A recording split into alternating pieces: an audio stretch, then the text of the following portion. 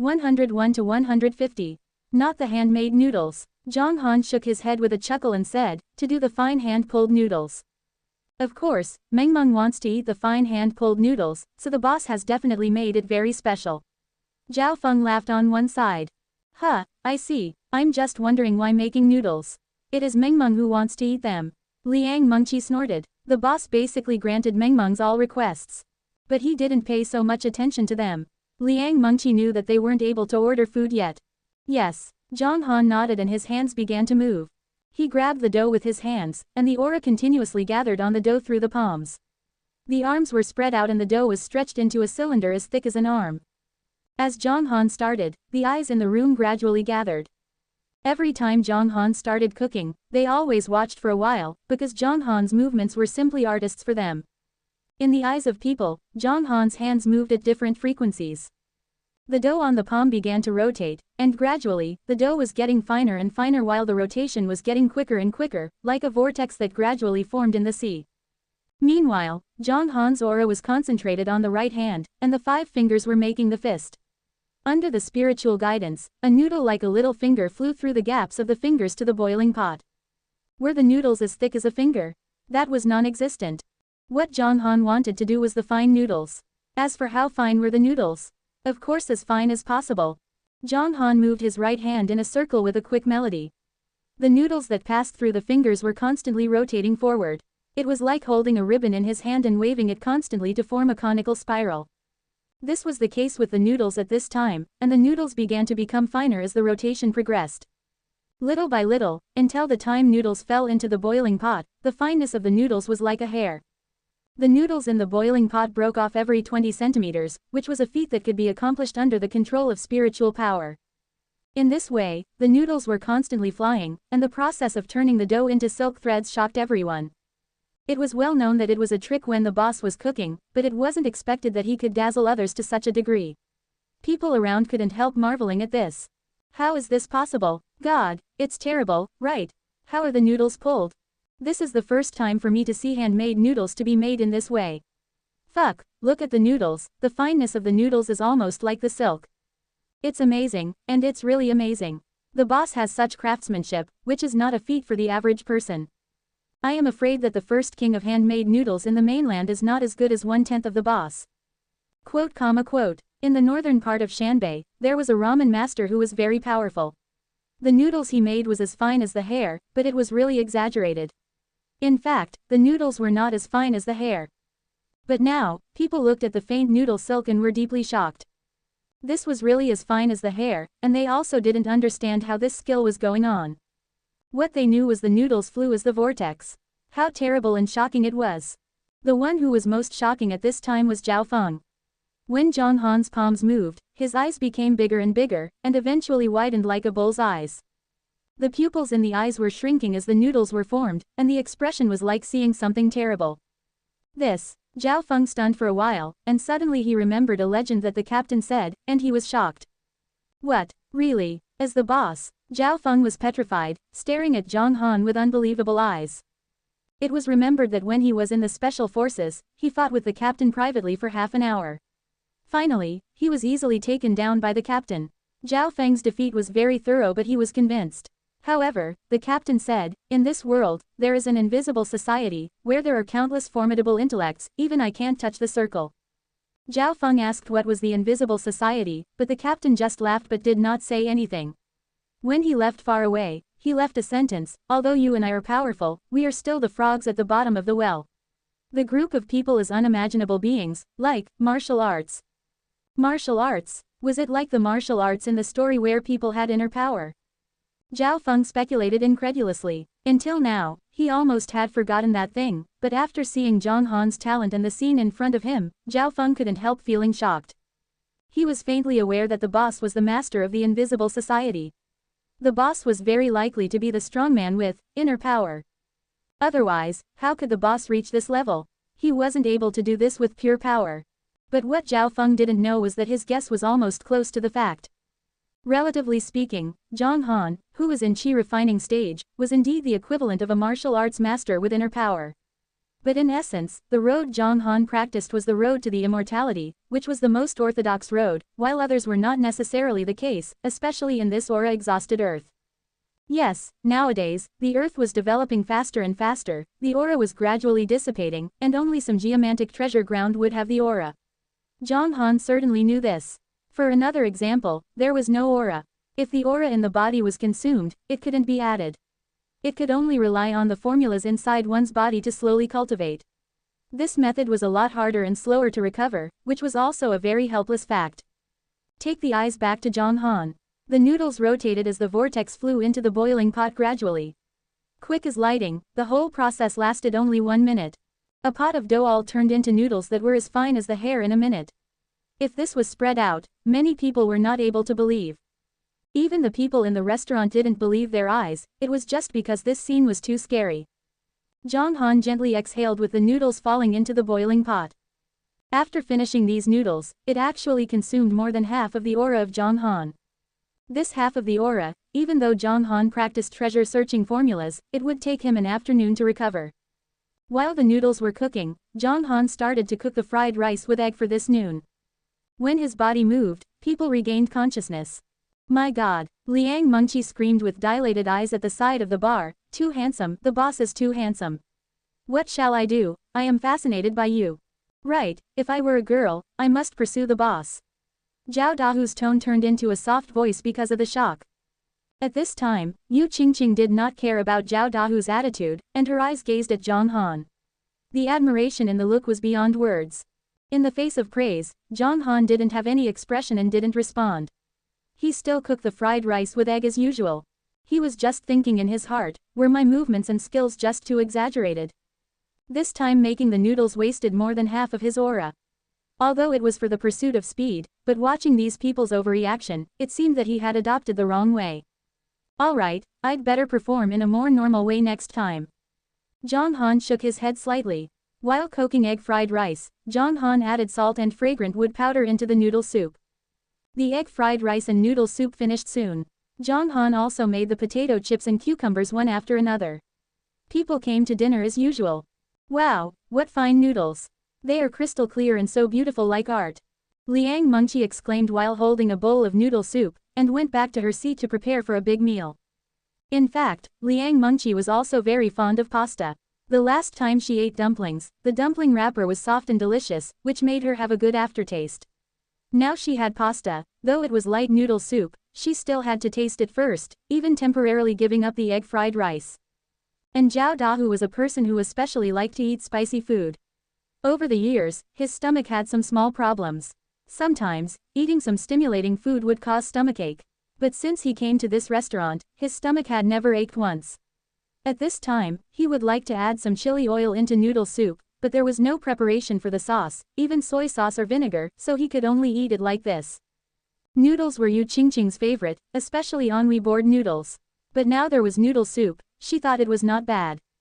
The three who first served noodles started to take action and enjoy lunch.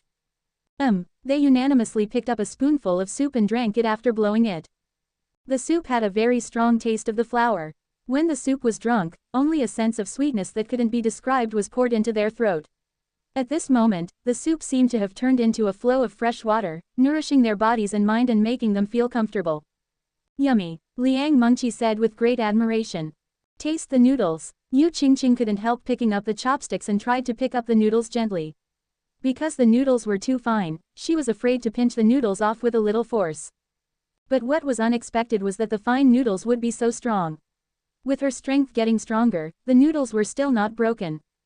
Yu Qingqing ate a big mouthful of noodles, and the noodles entered the mouth, making the mouth full of the noodles, smell. Such fine noodles were not like a batter in her mouth, but made her feel that every noodle was flexible and strong. This taste was really a wonderful experience. It's the first time for me to know that the taste of noodle soup is like this. This is the real noodle soup. Yu Qingqing commented with eyes blurred, and then her movements accelerated. The people at the members' tables ate seriously even regardless of their images, causing the sound of eating noodles a little loud, which led people on the other side who ate egg fried rice to watch over. Smells good, one of the men couldn't help swallowing and whispered, the noodles seem delicious. Yes. The manager of the next shop shook his head gently and said, They usually eat very elegantly, and this kind of eating manner is enough to explain everything. Ah, unfortunately, I am not a member.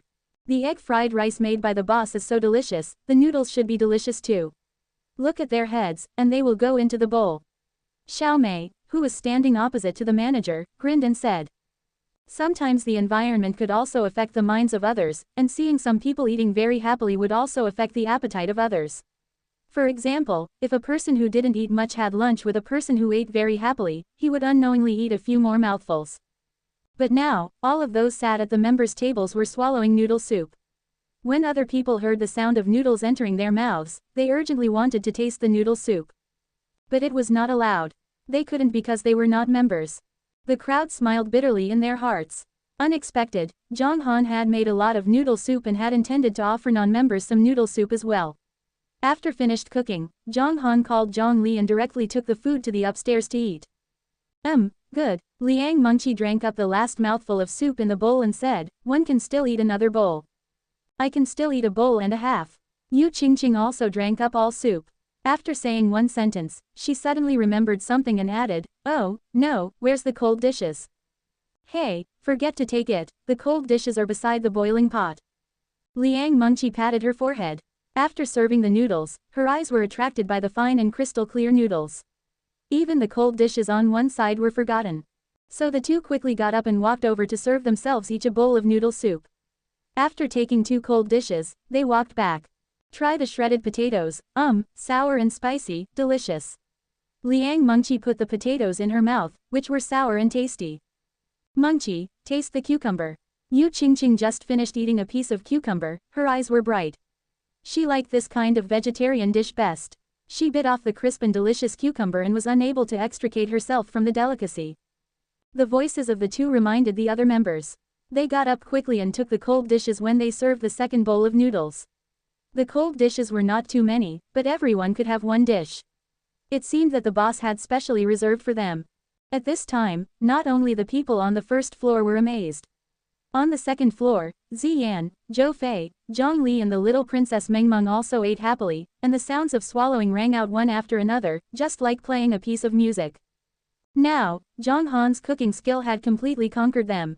If the first meal was accidentally delicious, then the second and the third meal was inevitably tasty. As the saying went, to conquer his heart, conquer his stomach first. This sentence could reflect the artistic conception that food was the paramount necessity of the people. At this time, Zhang Han had completely conquered the stomachs of the diners and Ziyan and company. At the same time, the international friend with blonde hair waited for a moment at the door and entered the restaurant. He stood at the door and waited for the reception of the waiter, but after waiting for 2 minutes, no one paid attention to him. Hello, the blonde man asked tentatively. What's the matter? Liang Mengqi was eating the 1/3 of the noodles remaining in the bowl. Her stomach was about to swell, so the frequency of her eating noodles went down. She planned to taste the noodles slowly. Then she heard a cry behind her, that was why she turned her head to answer the man. Where are the attendants of the restaurant? The blonde man asked hesitantly. His Chinese was a bit bad, but it could also make people understand clearly. After hearing the words, Liang Mengqi directly answered him using smooth English without further ado. There are no attendants. There is a vacancy at the white dining table over there. Go to the counter and serve yourself. Liang Mengqi introduced it briefly, but she did not know that her words caused a huge wave in the blonde man's heart. Is this also called a restaurant? What the hell are the service and attitude? How did the owner open this restaurant? Why? The blonde man was already a little unhappy. The service was uppermost. This was especially true for the catering industry, but the rules of this restaurant had caused a little discontentment in the blonde man's heart. Bad service. Anyhow, he had lined up and already come in. He was going to taste the food here and see if it was worth so many people lining up. It turned out that when the blonde man ate the first mouthful of egg fried rice, he had already been shocked. For a moment, 10,000 bullet screams drifted through his heart, with the feeling of disbelief, suspicion, and exclamation mixing together. Finally, the only 2 kinds of feeling left were admiration and enjoyment. The blonde man ate very embarrassedly and even had some rice on his face. When others saw it, they smiled and shook their heads, understanding this kind of behavior. Because when they first came here, they also ate like this. A plate of egg fried rice was finished quickly. The blonde man looked at the empty plate, feeling a sense of loss. Have I eaten all the food in my plate? Didn't I just start eating? Did I have an illusion? His suspicion eventually turned into a sigh. Hey, how can the egg fried rice be so delicious? Magical China, magical restaurant. After saying that, he stood up and walked to the kitchen counter because he had just seen a great deal of noodle soup in the boiling pot next to the egg fried rice. After tasting the egg fried rice, although he wanted to eat another portion, he still planned to taste the noodles. Liang Mengqi, who was originally on one side, shook her head after hearing the murmurings of the blonde man. But when she saw the man serving noodles, she quickly interrupted, Hey. What are you doing? What's wrong? The blonde man stopped and said confusedly. Do you have a membership card? Liang Mengqi asked strictly. No, now non-members only have egg fried rice and milk, and others are served for members. This restaurant is much disciplined, so, Liang Mengqi reminded him. But there is still a great deal of noodle soup here. The blonde man's mouth twitched slightly. At the same time, he thought, oh, what restaurant rules? If the boss knows who I am, then he will be expected to ask me to taste his meal. No more buts. The rule is, Liang Mengqi just answered. Suddenly a voice came from the upstairs. What happened? Looking around, she saw Zhang Han slowly walking down. Boss. Liang Mengqi changed her expression, looking at Zhang Han with a smile, and said, this friend wants to eat noodle soup. I told him the rules of the restaurant. Do I behave well? Is there any reward? Reward. Zhang Han laughed and said, there is no reward, but for the noodle soup, everyone can eat. What? Liang Mengqi's expression became stiff. Swish. For a moment, those non-members looked towards them like hungry wolves. Can everyone eat? Liang Mengqi asked again. Yes. Receiving Zhang Han's affirmation, those people couldn't take care of the egg fried rice that they hadn't finished yet and went straight to the counter. They planned to serve a bowl of noodles first, even if they didn't eat first, it felt cool to put the noodles aside. Having heard the sound of swallowing for a long while, they had been envious for a long time. Now hearing that they could also taste the noodle soup, the surprise and excitement in their hearts made them feel like they had won the lottery. It was the blonde man who served himself a bowl of noodle soup after hearing the words. Meanwhile, he began to size the boss up. There were some doubts in his heart. No one had tasted that before, but the rules were changed as soon as I came. Did he know my identity and want to please me? However, he would not speak his doubts out loud. His work was born to be secretive. Everyone served the noodle soup and returned to the table. After they had the first bite of the noodles, they couldn't help continuing eating. The sound of eating noodles kept ringing in the restaurant. Even the blonde man was immersed in the feast of the noodle soup. Delicious, very delicious, how could it be so delicious? This was also the only thought in people's minds. After the blonde man finished eating, he only felt the endless aftertaste. After seeing Zhang Han in the kitchen, he walked straight to the kitchen counter. Hello, boss. The blonde man greeted him first. Yeah, Zhang Han responded without looking back. The meal here is delicious. Why are egg fried rice and noodle soup so delicious? Is there any secret spice additive? The blonde man asked doubtfully. This meal was the most delicious he had ever eaten. The deliciousness was somewhat outrageous. Where there was an anomaly, there was a devil, so he had some doubts in his heart. Because the ingredients here are the best. At this time, Liang Mengqi answered. Ingredients. The blonde man's expression was stiff. Obviously, this reason did not convince him. He said, excuse me, when I was traveling, I have also eaten a few meals in the Michelin restaurant. They used the world's top koshihikari as well as the top quality rice, etc., but there was no such fragrance. Oh, don't compare the common things to our boss's rice. The rice of our boss is the best in the world. Zhao Dahu smiled and glanced at the man and replied with a disdain for the rice. The blonde man said. Impossible. Those are recognized by the people of the world. The blonde man questioned. What is the use of recognition? Have you just tasted it? Liang Mengqi frowned slightly and said. Was this person still questioning after eating? Was he looking for trouble? Besides, she had also eaten in many Michelin 3-star restaurants. The food there was much better than that in ordinary restaurants, but it was just so compared with the food in the restaurant of her boss. Seeing Liang Mengqi's expression, the blonde man didn't say anything more. He looked at Zhang Han and said, hello boss, let me ask one more question. I have also eaten Michelin's royal flour, but it seems not as delicious as the flour of your noodle soup. I just want to know if this is because of the ingredients, the seasonings, or the handcraft. At this time, Zhang Han smiled faintly. He turned and looked at the blonde man, saying, whether it's because of ingredients, seasonings or handcraft, it's the best here. The best, but I have eaten in a lot of Michelin restaurants. Why do you always mention Michelin? Liang Mengqi snorted and said, I will tell you that, Michelin is just a joke in the eyes of this restaurant. The two cannot be compared. You should not talk nonsense. Although the blonde man's words were not malicious, it felt that he was complimenting Michelin. The question in his tone seemed to be saying that this restaurant was not comparable to others, which made Liang Mengqi unhappy, so she directly retorted. That's okay. The blonde man smiled and took a cup of milk and walked back to the table. When he was sitting, he took out his mobile phone and recorded on the notebook. Mengmeng's Leisure Restaurant. Food, 100. Dining environment, 60. Service, 30. Wine, 0. This was the comment on this restaurant, 100 points was the full score, and 60 points was the passing score. It could be seen from this that this person was a gourmet critic. He was the Michelin's food agent. The Michelin restaurant was the restaurant of the Michelin Red Collection for restaurants around the world. It was also a very authoritative restaurant in the world with high honors, and countless restaurants wanted to receive this honor. Because of the star level, it represented both fame and wealth. The Michelin restaurant was judged by getting at least one representative of Michelin's knife and fork mark. This mark was the basic standard for the Michelin guide to the restaurant, ranging from the highest 5 sets of knives and forks to a set. This was to show the comfort of the restaurant. 5 sets represented a luxurious traditional style, 4 sets for supreme comfort, 3 sets for very comfort, 2 sets for comfort and 1 set for basic comfort. The Michelin star level was judged by a group of screened food agents, who were called inspectors.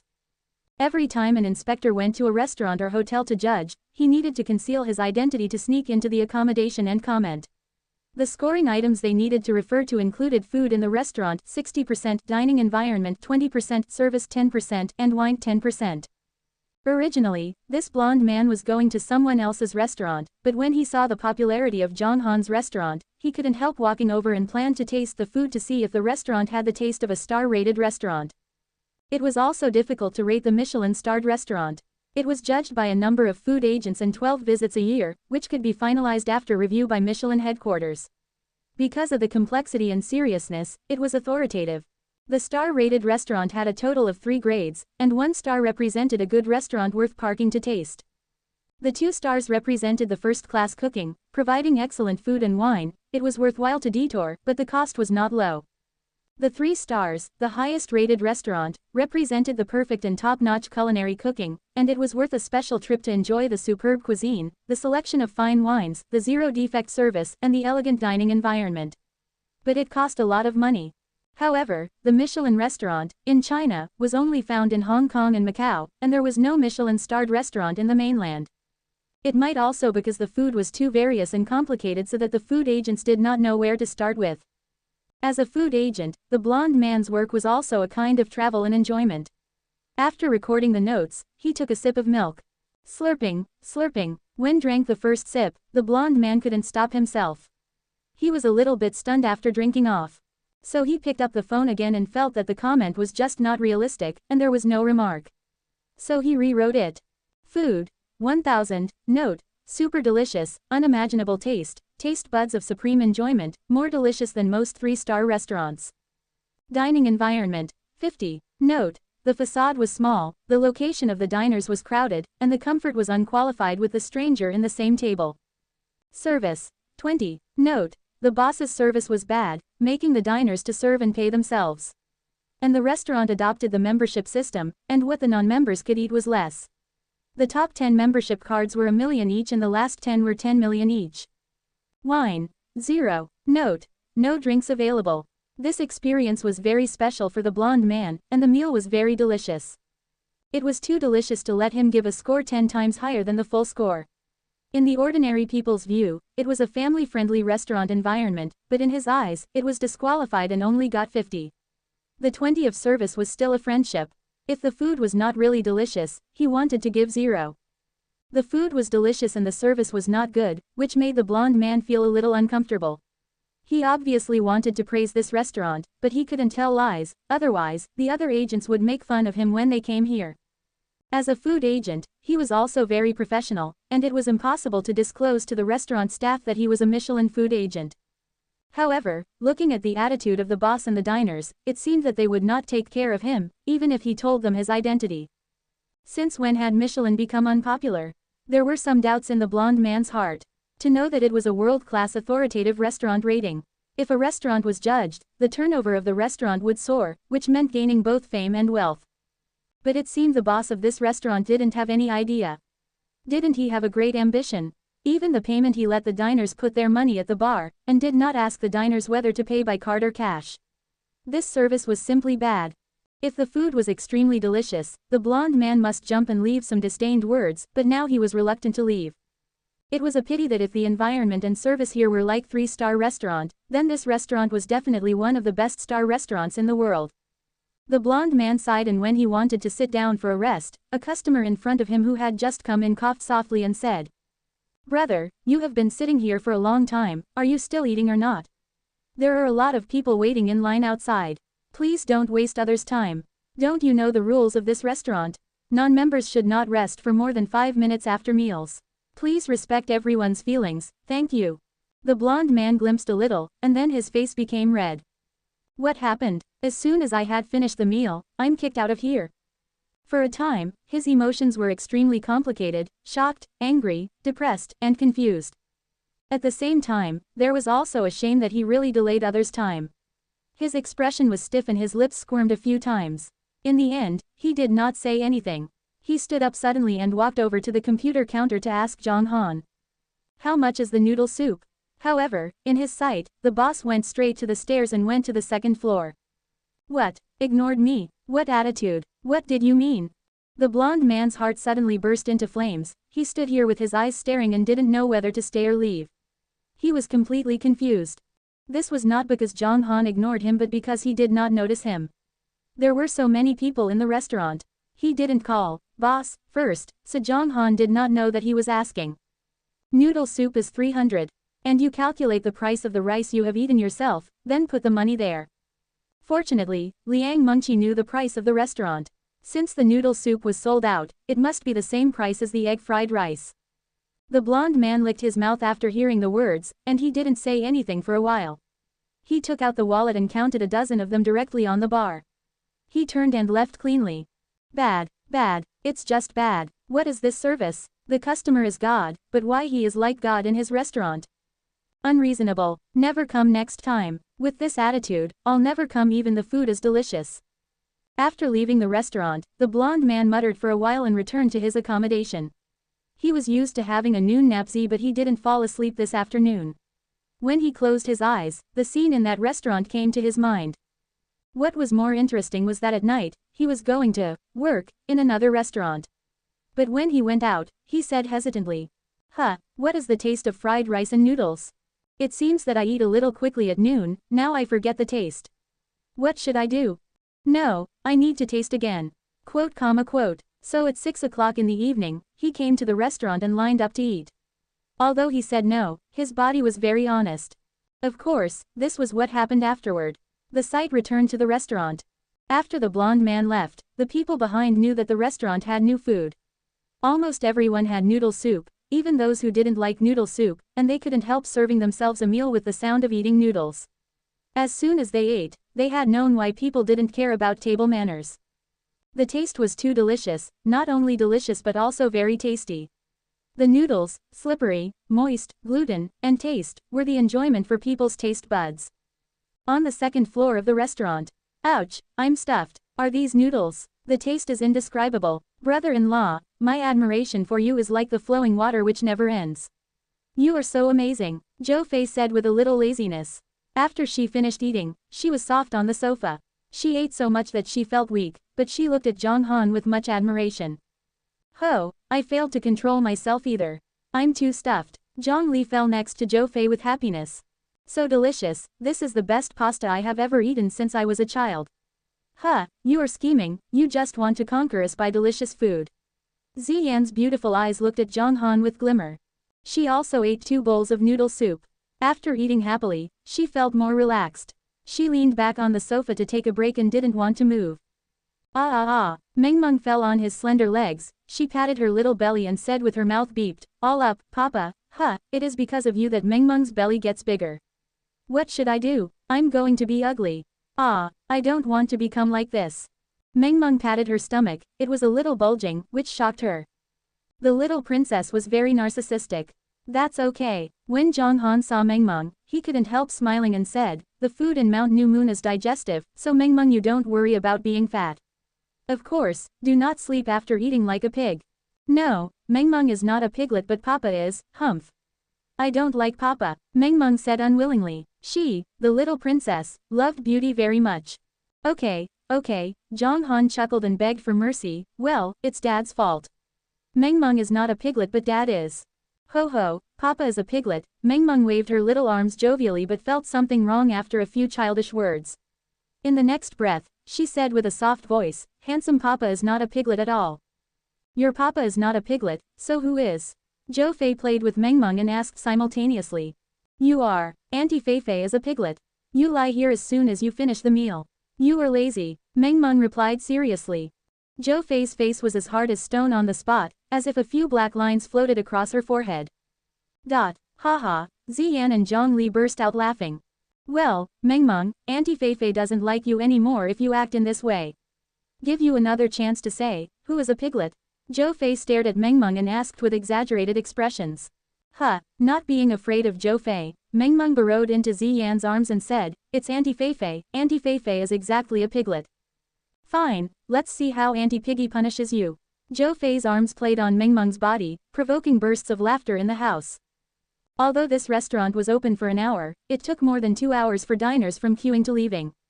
What was more, after several days' preparation, people who came to eat almost have their own circles nowadays, which were set up for the establishment of Zhang Han's restaurant.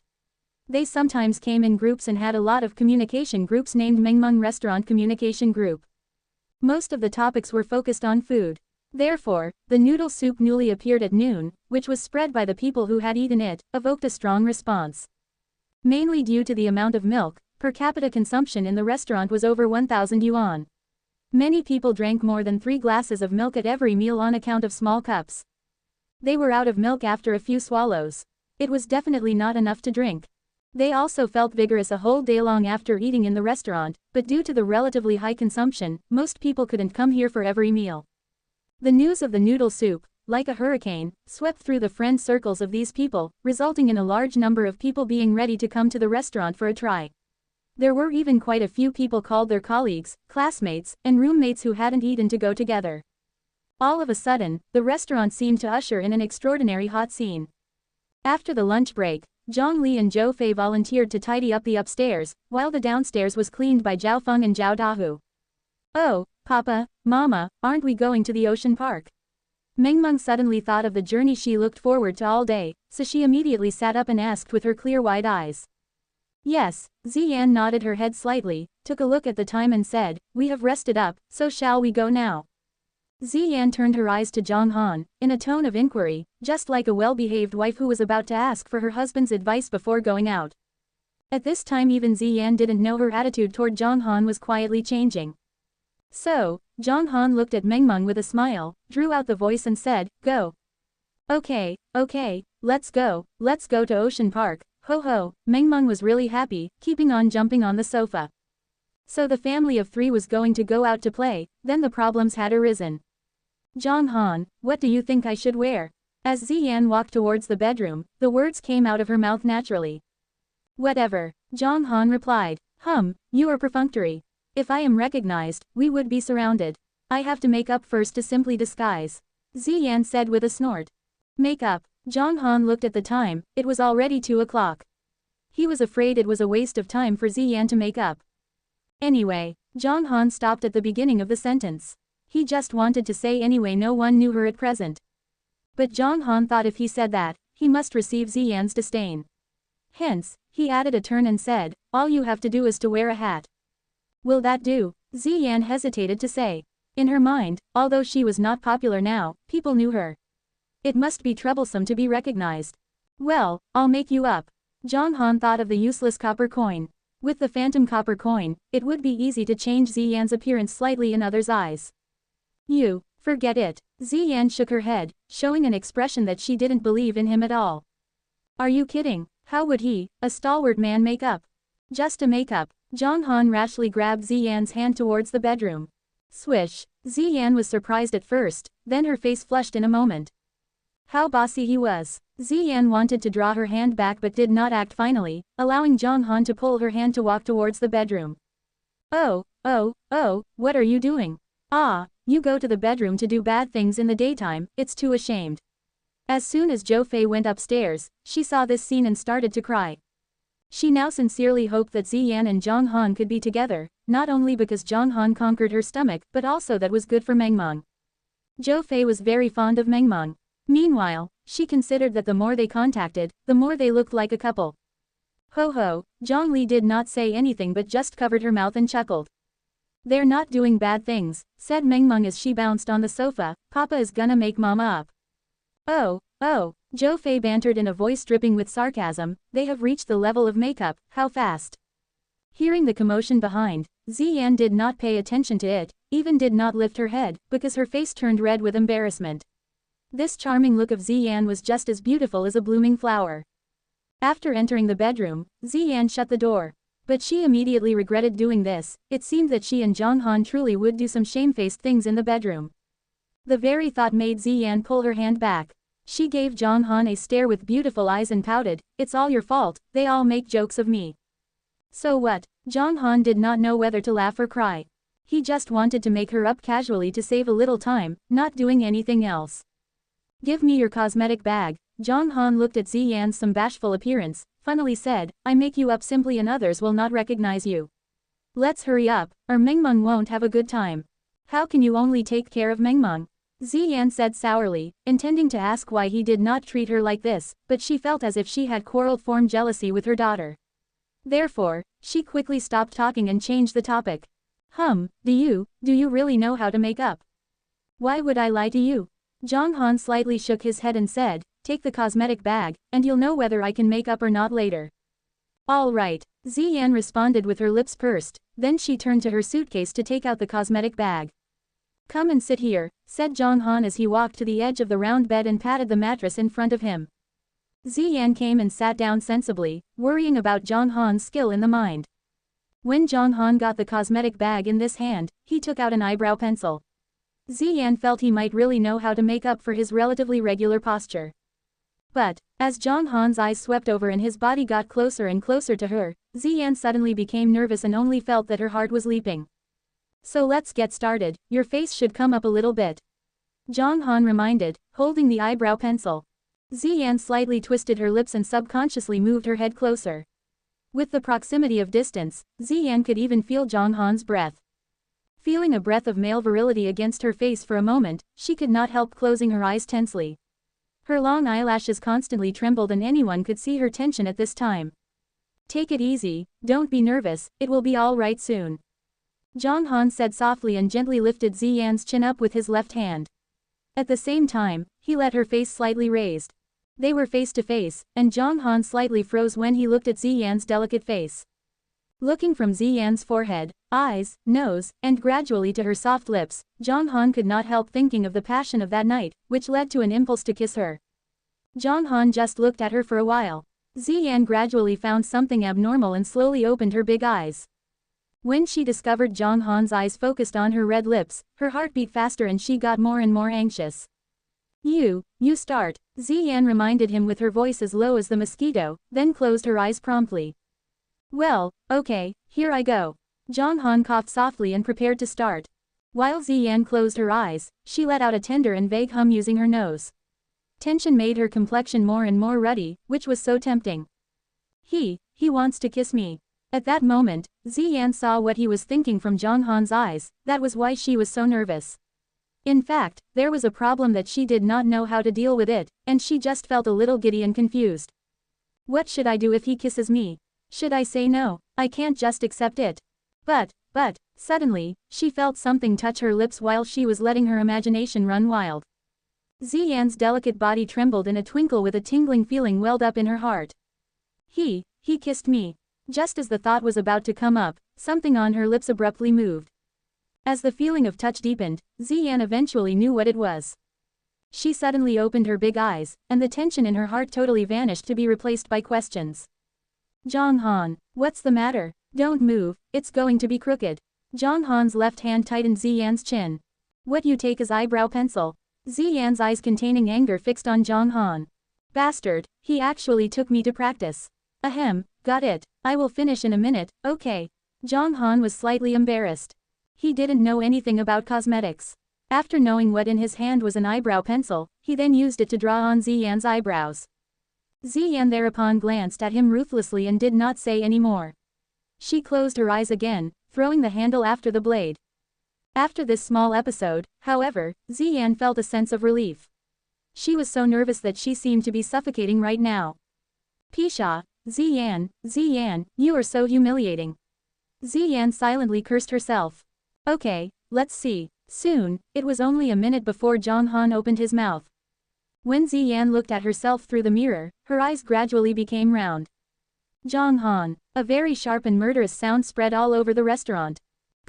When driving to the ocean park, Zhang Han always inadvertently put on a smile.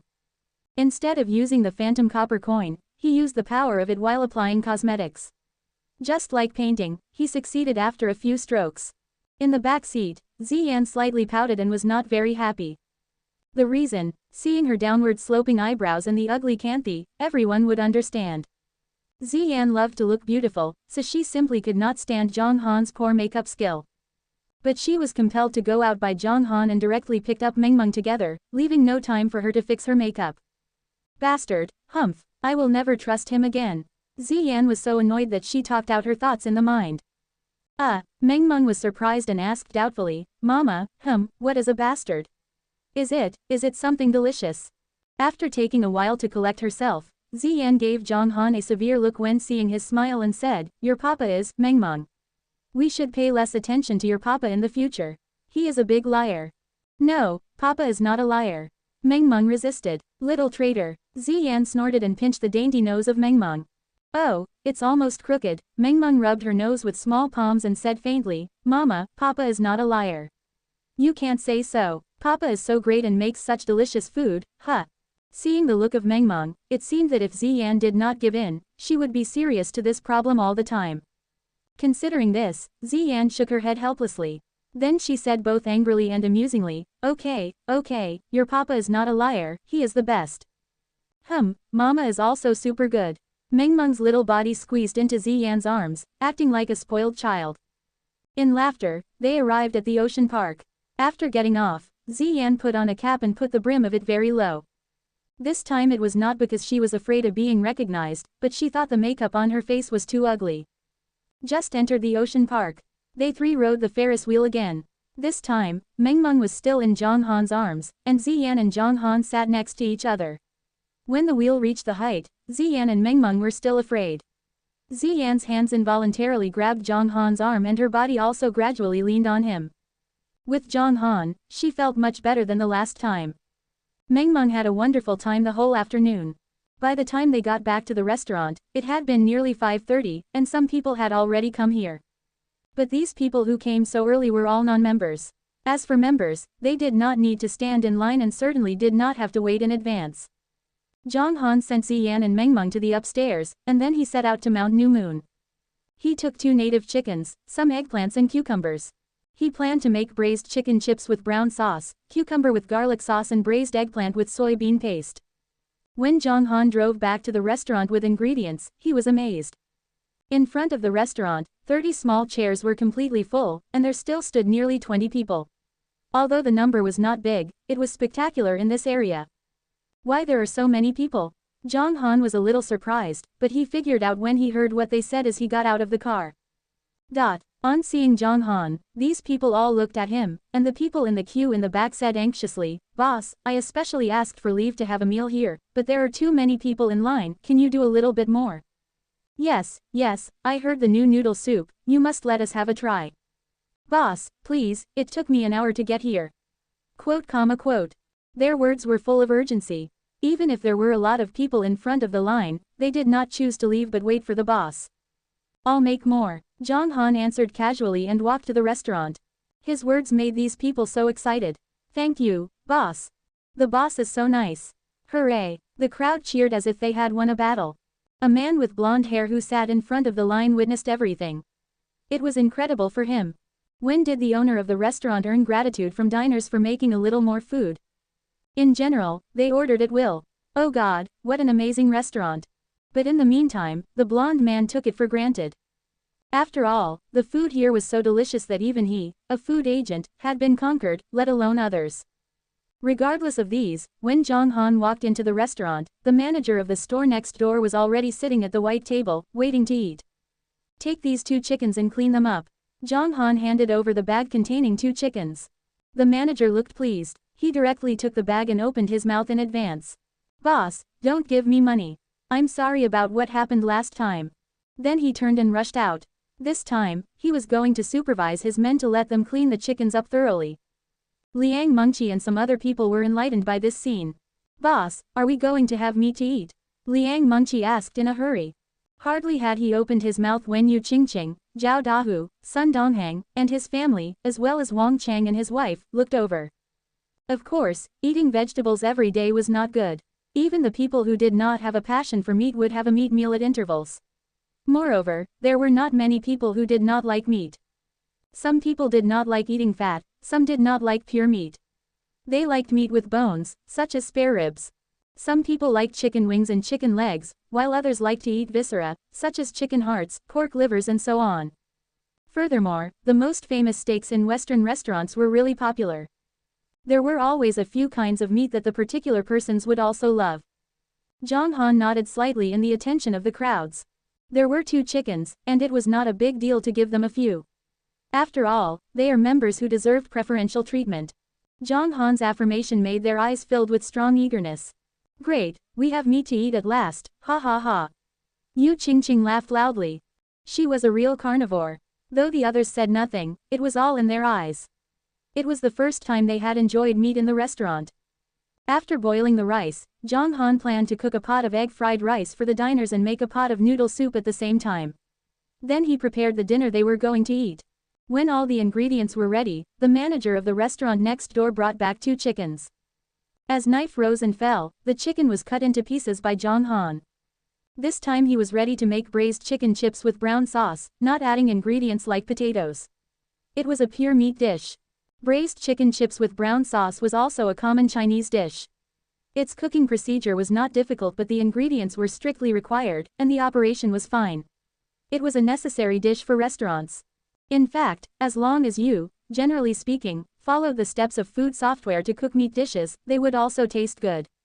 But in order to taste better, as mentioned above, whether the process, the ingredients, or the technologies, such as heat control, should be mastered by experienced people. Braised eggplant with soybean paste, which was similar to braised eggplant, was simple to make and suitable for all ages. It was also a common dish with good taste. Let alone cucumber with garlic sauce. It was crisp and delicious, and they, including Liang Mengqi, had tasted at noon. Zhang Han was ready to cook. He finished egg fried rice at first, put it on the counter, and began to boil noodle soup. Look, the boss picked up the dough, and the show is about to begin, Liang Mengqi said with expectation. At this time, people in the restaurant all concentrated on Zhang Han, and even 2 guests who had seen at noon prepared to take out their mobile phones to record the fantastic skill. Soon, under the crowd's gazes, Zhang Han held the dough in his hands. It was time to start. The people gradually held their breath. However, Zhang Han calmly put the dough on the panel. What, boss, why don't you act? Liang Mengqi asked. Take your time, Zhang Han replied calmly. Oh, Liang Mengqi nodded. Actually, she still wanted to see the boss's handsome look when he cooked, but it didn't matter. Good taste was enough. Zhang Han cut the dough into strips with a knife, pulled them into threads carefully and threw them into the pot. Soon, a pot of noodle soup was ready as well. Non-members prepared for dinner in succession. The people such as Liang Mengqi also filled their bowls with egg fried rice and noodle soup. When they put the bowls on the table, there was no one to eat, though the mixed savory smell of egg fried rice and noodle soup let them feel hungry. But for the sake of more food, they endured. As the rice was about to be cooked, a pot of voluptuous braised chicken was finished. Although the amount of the 2 chickens was quite large, there was no need to use the last tureen. Instead, he put them in a big basin. Without a range hood, the mellow smell of chicken quickly lingered in the air. This smell, the fragrance gradually made them stop eating. All their eyes were fixed on the appetizing chicken. The oily meat, as well as its attractive fragrance, made their mouths water. Even one of them, who was eating noodle soup, slobbered along the noodles with a greedy look. Oh, my God, the smell is too alluring for me to bear. Yu Qingqing stared and looked upset. Why was she upset? Because she wanted to eat chicken immediately and even tensed herself, intending to run at tremendous speed at the moment the boss asked them to eat. Liang Mengqi, generally speaking, was the first member. But now, whatever, Yu Qingqing had forgotten everything because of this chicken. She was in a state of bewilderment and even did not know who was she and where was she. The others, however, were no better than her. They kept eyes on the braised chicken placed on the counter like hungry wolves. All waited for the moment when they could taste it. The other two dishes were ready soon. At last, Zhang Han calmly picked up a pair of chopsticks and flipped over the chicken in the views of the crowds. What's the boss doing? All the people were puzzled, but they understood the next moment. They saw Zhang Han calmly picking a wing, then a wingtip, a drumstick out from the chicken. He put them in a small bowl. For a moment all the people went crazy. People were keen on chicken drumstick and wings. These two parts of chicken were the best, for the two parts moved more normally and were softer. Furthermore, the chicken wings were still a kind of mussels, which were resilient and tasted good. Cola chicken wings, for instance, was popular and loved by the mass of people. Soon, under the crowd's eyes, 1 wing, 2 wings, 3 wings, 1 drumstick, 2 drumsticks, 3 drumsticks. Boss! Yu Qingqing saw Zhang Han picking up the last drumstick, letting out a cry all of a sudden. Zhang Han looked towards her with puzzlement. Although others understood her more or less, they did not know what she was going to say. Boss, brother, I want to eat a chicken drumstick, Yu Qingqing flushed, feeling a little embarrassed to ask for food. But she couldn't help it. The thought of having no chance to eat a drumstick made her very uncomfortable. Oh, Zhang Han nodded. Under several people's gazes, he was still very calm to put the last chicken drumstick into the small bowl. How indifferent he was. Damn it, an evil capitalist. Yu Qingqing was somewhat disappointed, while Zhang Han considered it was necessary to be better for these members. So, he turned to Yu Qingqing and said with a chuckle. Next time, I'll make you a whole chicken next time. Yu Qingqing cheered up the instant she heard these words. This feeling of loss and gain was too stimulating to her heart. Boss, chicken drumsticks are not available, so can you leave me a wing? I want to eat. Seeing Zhang Han picking up the last chicken wing, Liang Mengqi called out anxiously. The boss and she shared joys and sorrows, that was to say, she had gone to Mount New Moon with Zhang Han to play with Mengmeng. She deemed that her relationship with Zhang Hank was the best of these present and she was the first member. Besides, she adored him. By right of this intention, he should leave her a chicken wing. It was happy to imagine. But the reality was so cruel. This time, Zhang Han did not even lift his head but directly took the chicken wing and said, no way. Chicken wings are all Mengmeng's. Ho ho, Yu Qingqing sobered down, looking at Liang Mengqi who was dumbfounded, giggling. Wretched boss, I don't love you anymore. Liang Mengqi bit her lip and snorted dramatically. However, she did not dwell on it.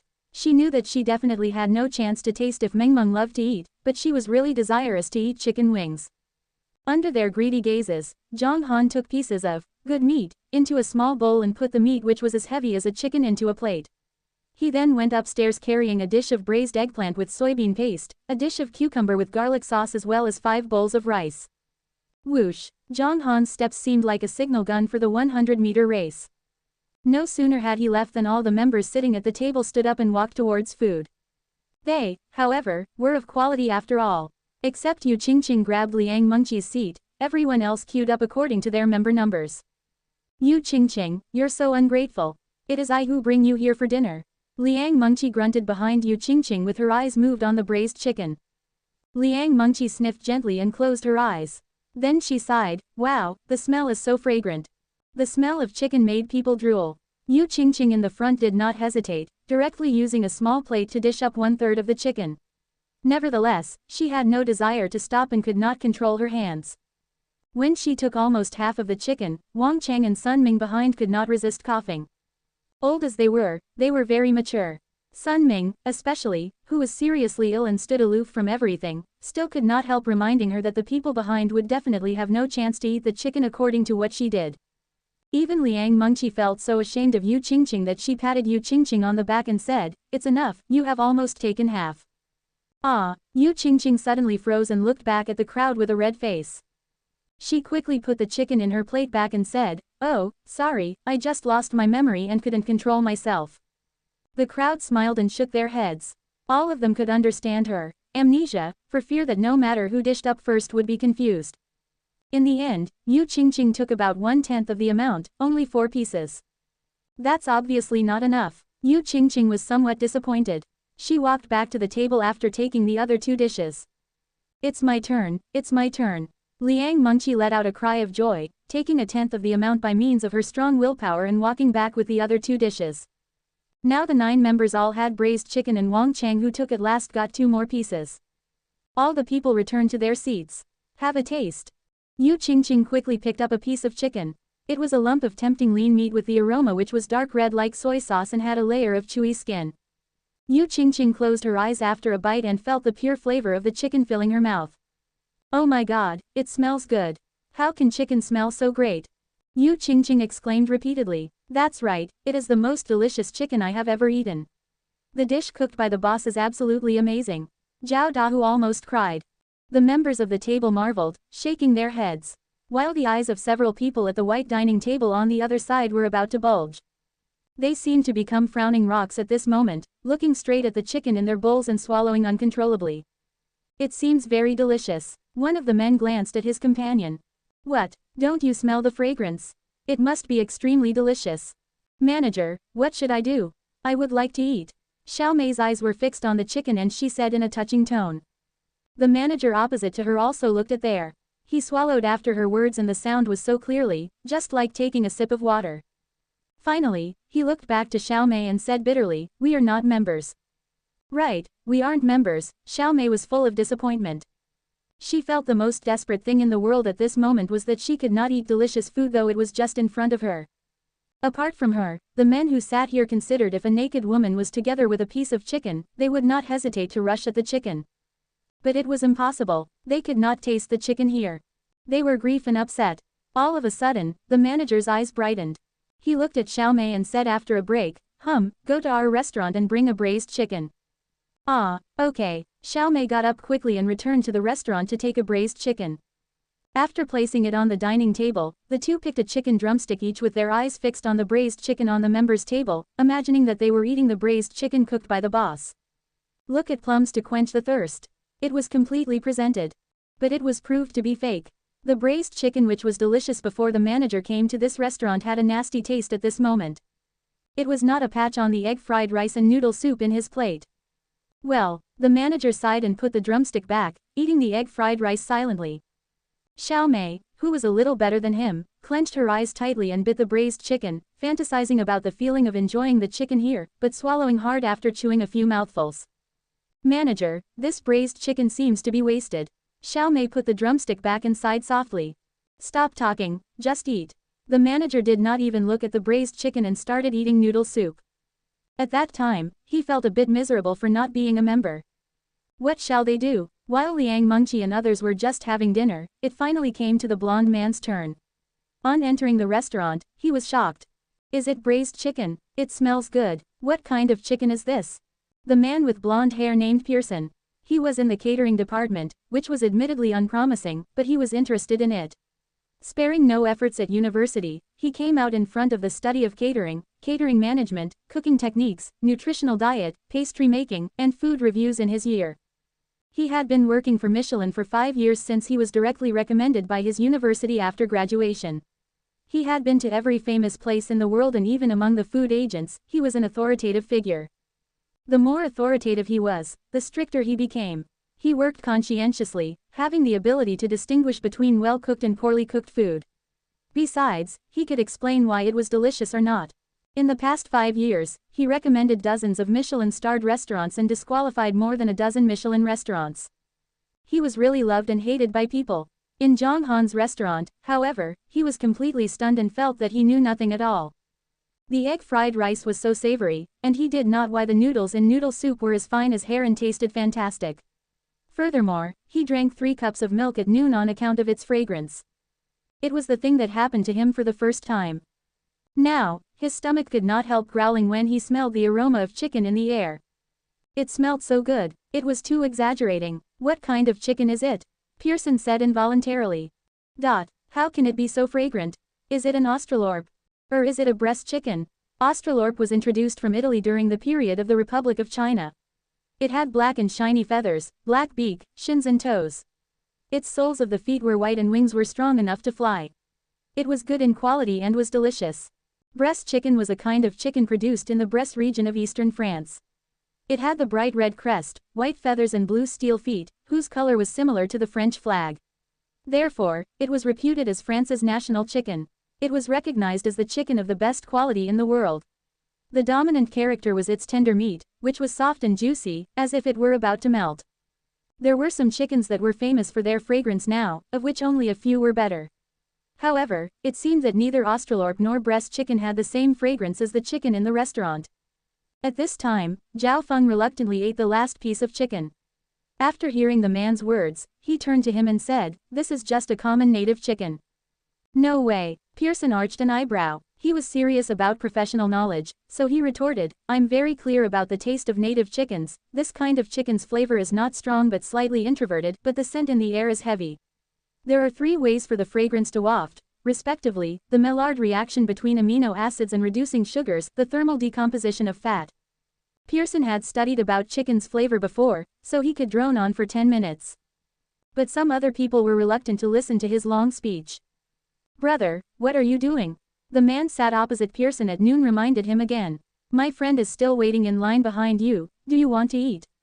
If not, let my friend sit here first," the man said rudely, pointing to the unoccupied seat on his opposite side.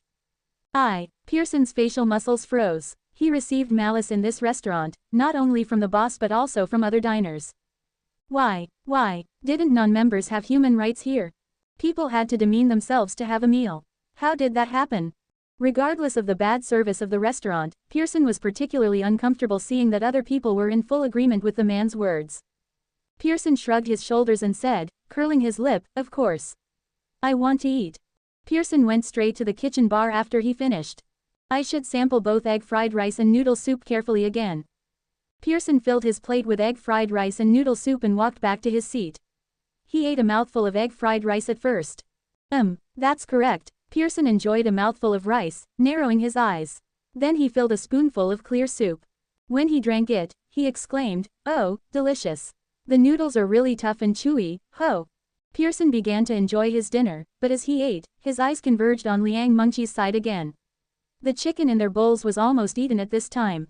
Even Zhao Dahu, who ate slower, was robbed of 2 pieces of chicken, one by Yu Qingqing and the other one by Liang Mengqi. "I don't know what the chicken tastes like, if I could sample one, so." An idea suddenly hit Pearson, which was getting stronger and stronger. Finally, Pearson couldn't resist standing up and walking over to the members' table. "Excuse me, is this chicken and other dishes only for members?" Pearson was slightly incoherent and could not find a good starting point to ask. "Isn't the rule written on the door?" Zhao Feng frowned slightly and said, glancing at him. It seemed that the man had a lot of things to do in the restaurant.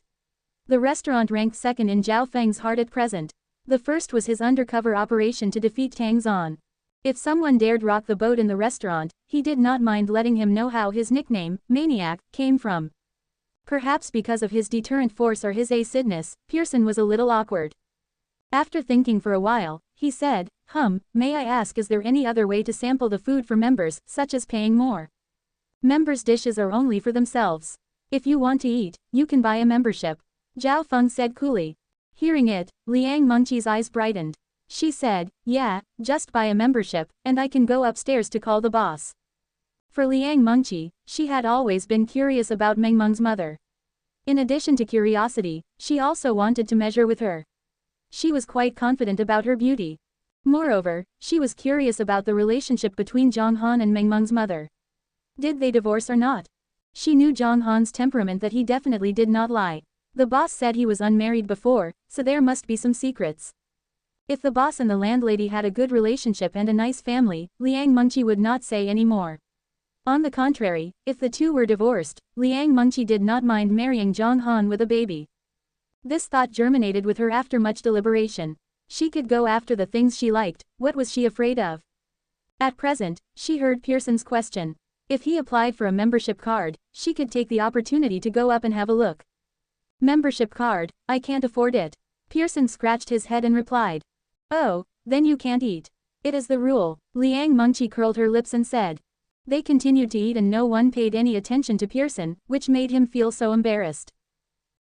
Pearson hesitated for a while, finally gritted his teeth and said, I am a gourmet.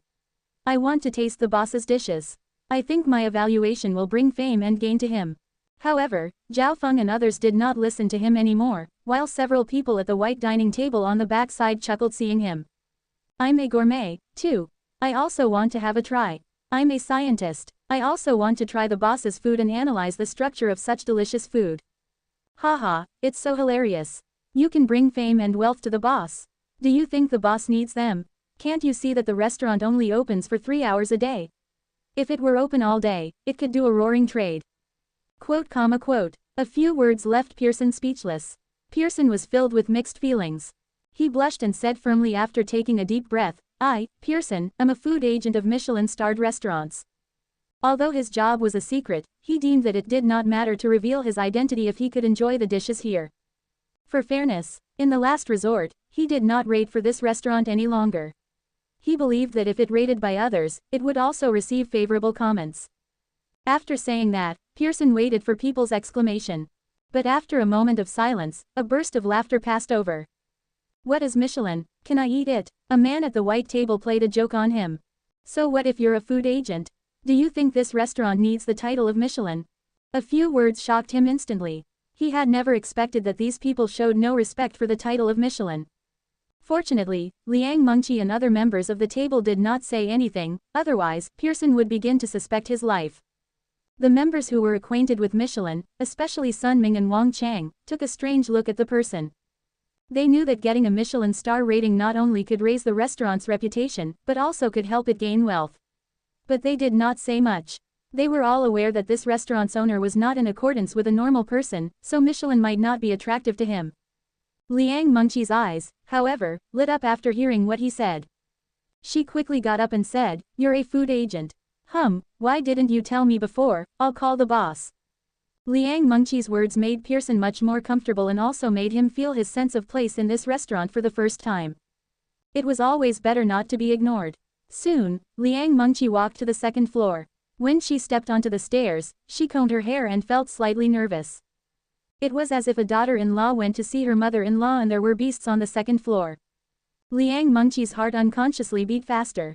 She seemed to have heard the laughter upstairs and a crisp female voice except for Zhou Fei and Zhang Li as she went up.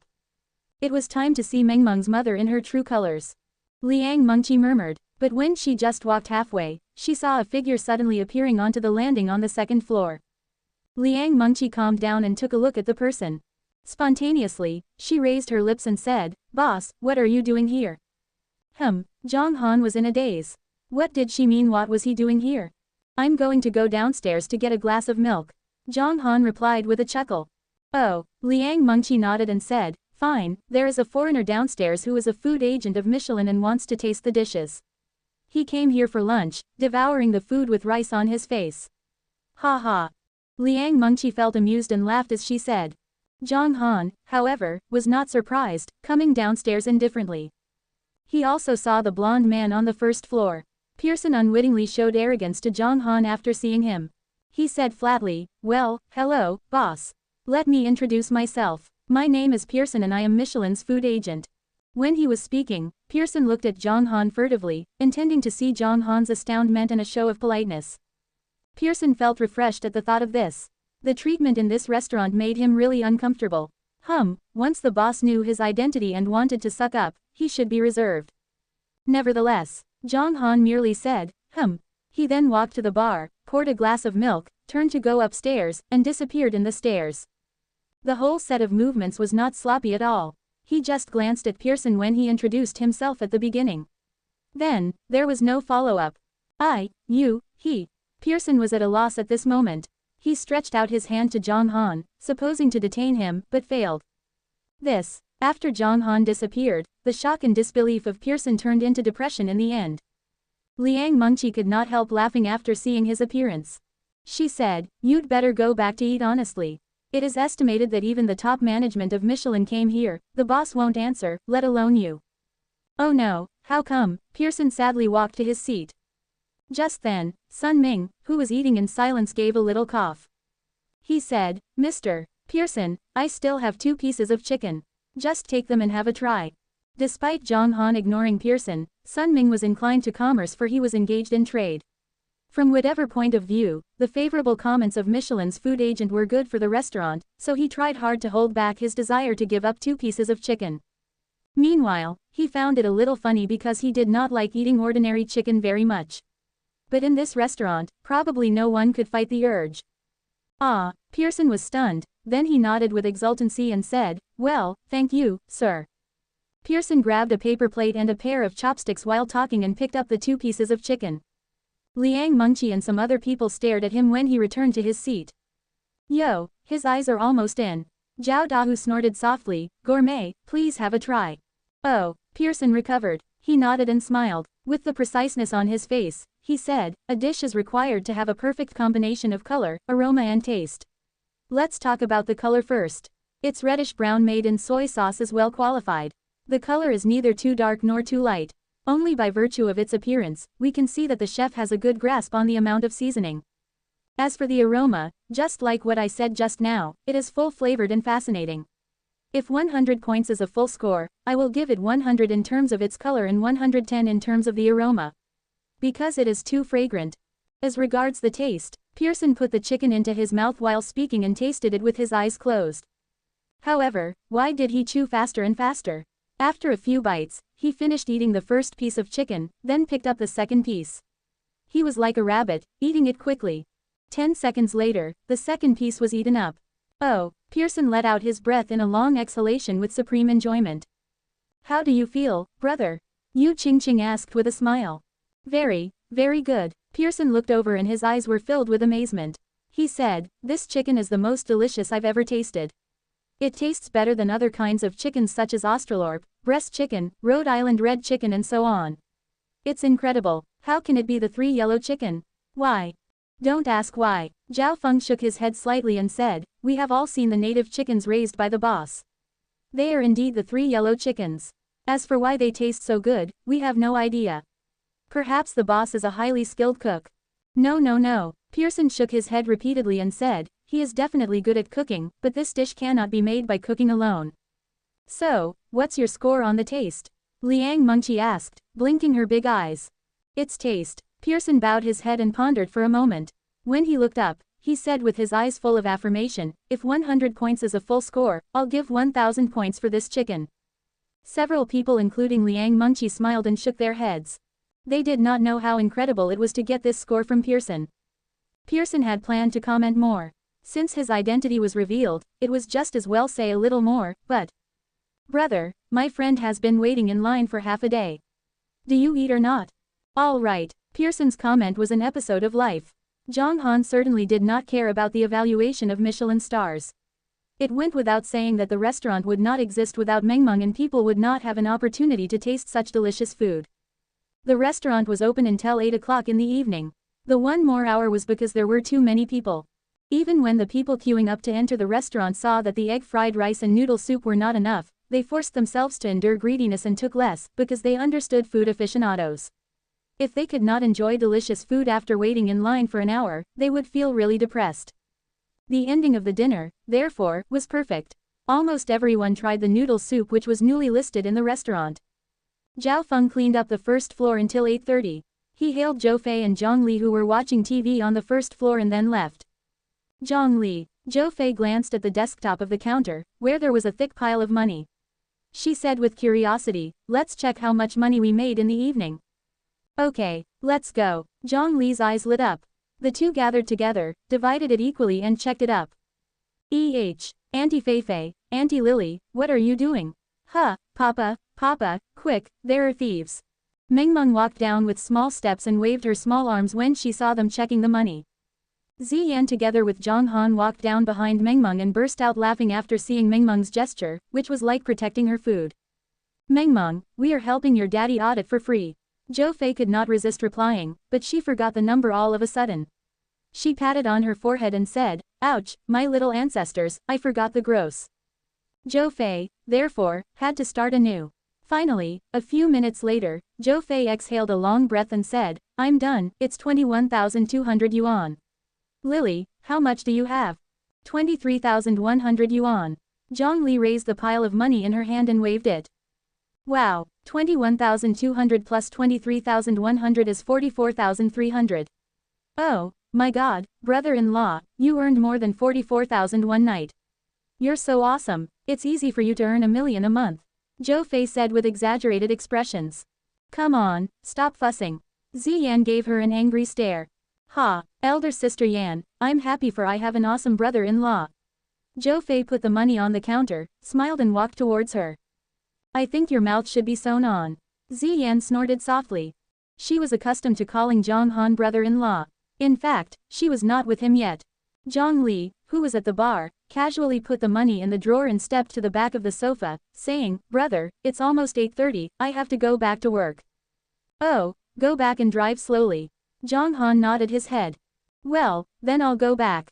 Fei Fei, sister-in-law, Mengmeng, bye-bye. Zhang Li said goodbye to everyone. Wait, I'll go too. You can give me a ride. Zhou Fei quickly stood up and said, Elder sister Yan, you just live here on your own. I'm too tired to sleep beside you. Zhou Fei was also used to sleeping alone. She could toss and turn casually. It was uncomfortable to share a bed with others. Live here on my own. Ziyan froze for a while. Then she felt bashful with a coy expression. Sleep here on my own. How can this work? How can I live here with no clear reason? No way. Zhang Han has not pursued me yet. Ziyan looked at Zhang Han secretly, thinking for a moment, then said hesitantly, we'll have to work tomorrow morning, so, I may as well go back too. In general, it was Ziyan who decided what to do, such as where to eat and what to eat at night. But now, Ziyan could not make up her mind with awkwardness climbing up on her cheek. She did not know what to do. Should she stay or leave? No, Mama, I won't let you go, you should be here with me. Mengmeng immediately adopted a delicate and touching look. Her big eyes were full of unwillingness. The little princess did not want her mama to leave. Well, your mother will stay here to accompany you. Zhou Fei chuckled and said, Elder sister Yan, don't refuse it. It's not a big deal to live here. Zhou Fei now genuinely considered that it was good for Ziyan to live here, because she hoped that Ziyan and Zhang Han could be together, which was totally different from her previous thought. At one time Zhou Fei spoke ill of Zhang Han in presence of Ziyan. No way. Ziyan blushed slightly. Her delicate cheeks were charming at this time. As soon as Zhou Fei saw her expression, she knew that Ziyan was shy. Considering there was nothing more to say, she said after a while, Oh, elder sister Yan, you can sleep with Mengmeng in the master bedroom and brother-in-law sleep in the secondary bedroom. There is nothing inconvenient, besides. No way, Ziyan said, shaking her head, we'd better all go back to Union Garden today. I'm just going to bring Mengmeng some clothes for her clothes are not enough here. I think Mengmeng can stay here for the time being. She wondered now that Zhang Han not only was willing to make Mengmeng good meals but also took care of Mengmeng carefully, she may as well not stop him. Moreover, putting Mengmeng in charge of a babysitter made her more anxious, comparing to her daddy's care. As for herself, the relationship with Zhang Han was still unclear. So she could not persuade herself to live here in a dazed state. While Zhang Han, on hearing her words, nodded directly and said, it's okay. For him, as long as Ziyan promised to let Mengmeng stay here, he was satisfied. He did not think of anything else. They all, therefore, left the restaurant together. Zhang Han drove Ziyan, Mengmeng, and Zhou Fei, while Zhang Li led the way ahead, driving his Maserati. One of the destinations was Causeway Bay and another was Eastern. So the two cars drove into separate ways after pulling out of New Moon Bay. Zhang Li was playing popular electric music in the car. Following the dynamic rhythm, her head nodded slightly. Driving the car bought by her brother and listening to the moving engine noise made her very happy. She happened to meet with Liana carrying a bag filled with fruits when she returned to the residential area. Suddenly catching sight of a brand new Maserati GT downstairs, Liana was a little curious about it. It was normal for luxury cars to attract attention wherever they were. But when she saw Zhang Li calmly got off and gracefully walked to the door to the flat, she was a little amazed. Lily, Liana called Zhang Li promptly. Ah, she smiled after seeing Liana and said, Anna, did you go to buy fruits? Liana walked towards her quickly and said hesitantly, Lily, your car. My brother bought it for me. Zhang Li was so proud. Although she had luxury cars which were worth tens of millions and many other cars in those days, none of them made her so amused, for it was the car her brother brought for her. Brother Zhang Han, Liana stuck out her tongue and said, Brother Zhang Han is so rich. Hey, my brother is gifted to make money. This car was bought with the money he earned these days. Zhang Li replied with a smile. Ah, Li Anna was stunned. To buy a multi-million-dollar car with the money earned in several days. It made her, an outstanding student, feel rather surprised and bewildered. After graduation, she earned more than 50,000 yuan a month and 600,000 yuan a year. It took her 5 years to buy this car. Moreover, it excluded living expenses. It was acknowledged that the living expenses in Hong Kong were not low. What does your brother do? How does he earn so much in a couple of days? Li Anna asked curiously. He is the owner of a restaurant. Zhang Li's spirits lifted on this subject. She said with her eyes aglow, Anna, you can't imagine how delicious the dishes cooked by my brother are, beyond description. They're better than the food made by other famous chefs anyway. But a restaurant also can't make millions of dollars in a few days. Li Anna said. Why not? The top 10 membership cards, costing 1 million yuan each, were sold in a few days. These 10 helped him earn 10 million, while the following cards counted for 10 million yuan each. In addition, my brother's restaurant has a turnover of 30,000 to 40,000 yuan for a meal and the net income can reach at least 1 million in a month. Zhang Li said proudly. She, being his younger sister, was also proud of her awesome brother. Ah, how expensive it is. The news somewhat frightened her. After giving her a crooked grin, Li Anna asked again, what kind of restaurant is your brother's? What cuisines does it offer? Egg fried rice and noodle soup are on sale now. By the way, is the milk we have drunk delicious?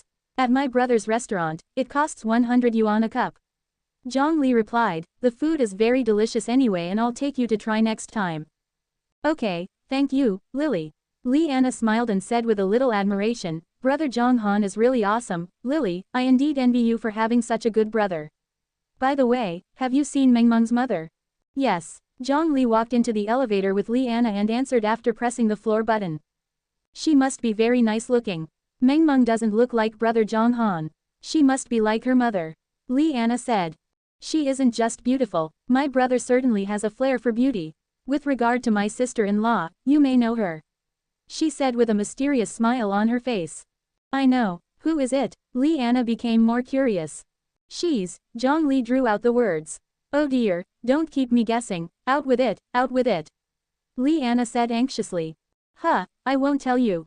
Zhang Li rolled her eyes, ran out of the elevator, opened the door, and went back to the bedroom to change clothes. Li Anna, however, first placed the fruits on the tea table casually, then quickly ran to Zhang Li's bedroom and threw Zhang Li down and frolicked with her on the bed. If you don't tell me, I won't let you go. Oh, come on, I'm late for work. Well, I tell you. Who's she? Li Anna looked straight at Zhang Li. She's, Zhang Li did not keep her guessing this time. She brought out 2 words directly after a short break, Ziyan. Who? Ziyan. Li Anna suddenly felt surprised. She was very familiar with this name but could not remember for a moment. Seeing her face, Zhang Li reminded, a few years ago.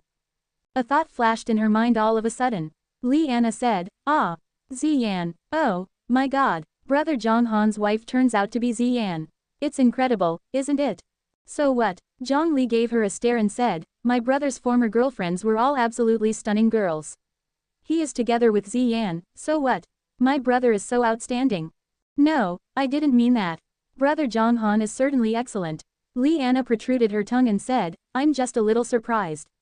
I haven't thought it is Ziyan and she even has a child with Brother Zhang Han. Ah, stop fussing. Zhang Li curled her lips and put on her clothes. Then she stood up and said, I'm going to work and you just stay amazed here. Oh, okay. Li Anna nodded in puzzlement. Her mind was imbued with the things about Ziyan. She remembered that 5 or 6 years ago, when Ziyan was about to reach the peak of her career, she secluded herself from the entertainment circle. It was difficult for people to understand. Since there was no news about Ziyan afterwards, people gradually paid attention to other people.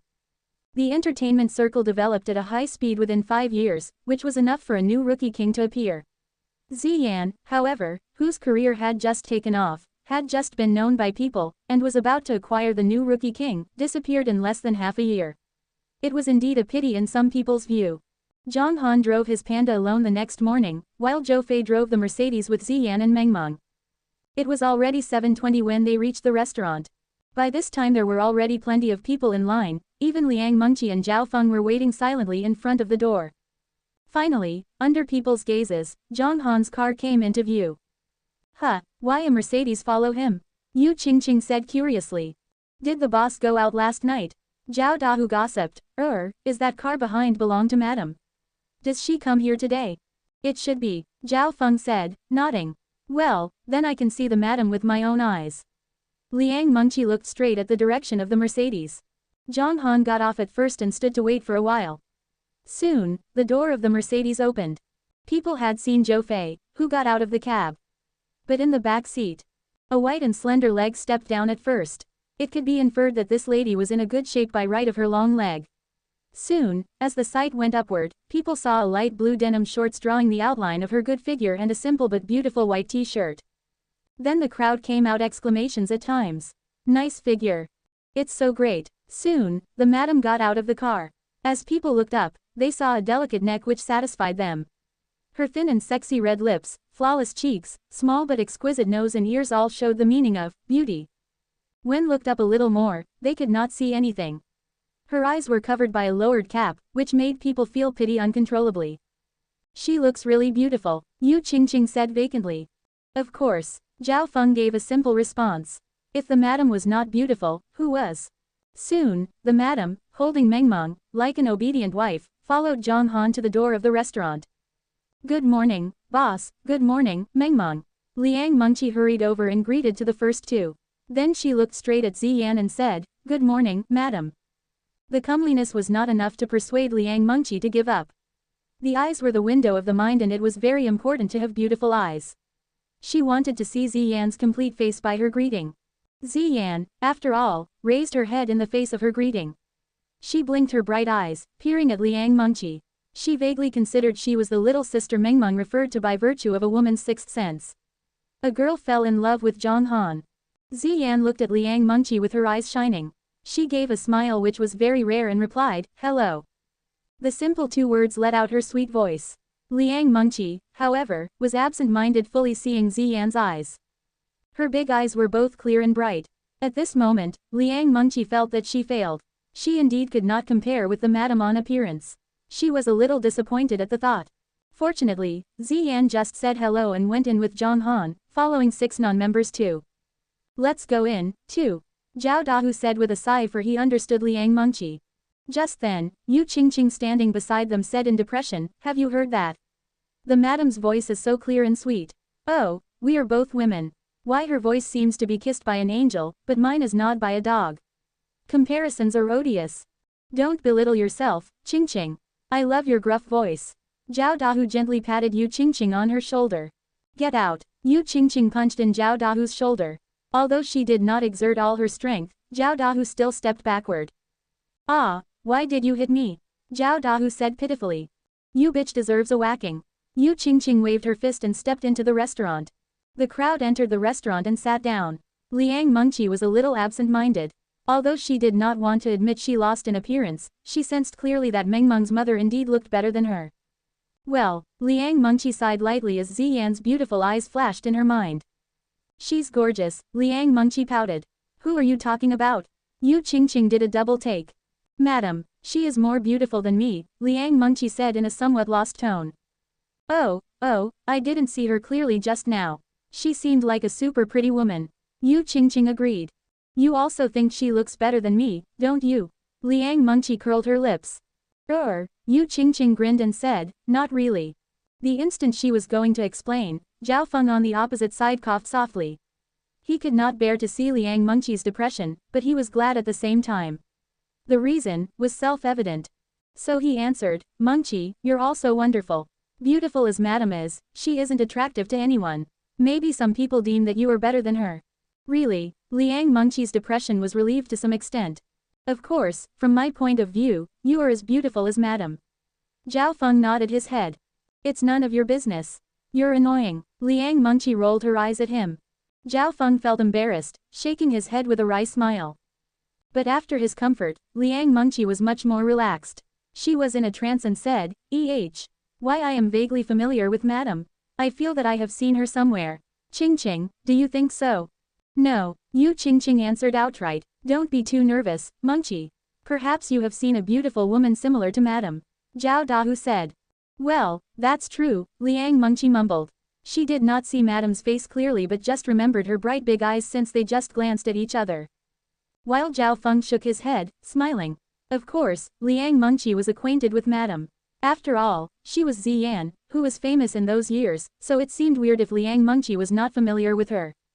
Breakfast in the restaurant was as usual. People lined up one after another and Zhang Han was making breakfast in the kitchen. Moreover, Sun Ming also brought gifts to Meng Meng every day, which made Meng Meng have a certain fondness for this affable uncle.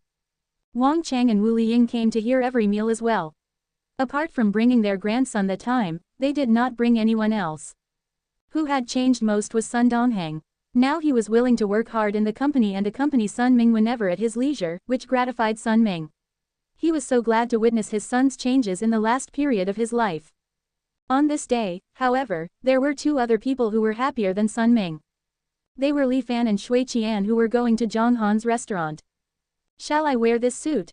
Is it formal?" Shui Qian asked, dressed in a black leisure suit. "Fine, it's quite good." Li Fan answered casually, and then said, "Is my newly bought suit okay? Do you think this blue tie matches?" "It's okay. It's almost 9 o'clock. Let's go now." "Let's go." The two dressed up seriously as if they had gone to a blind date.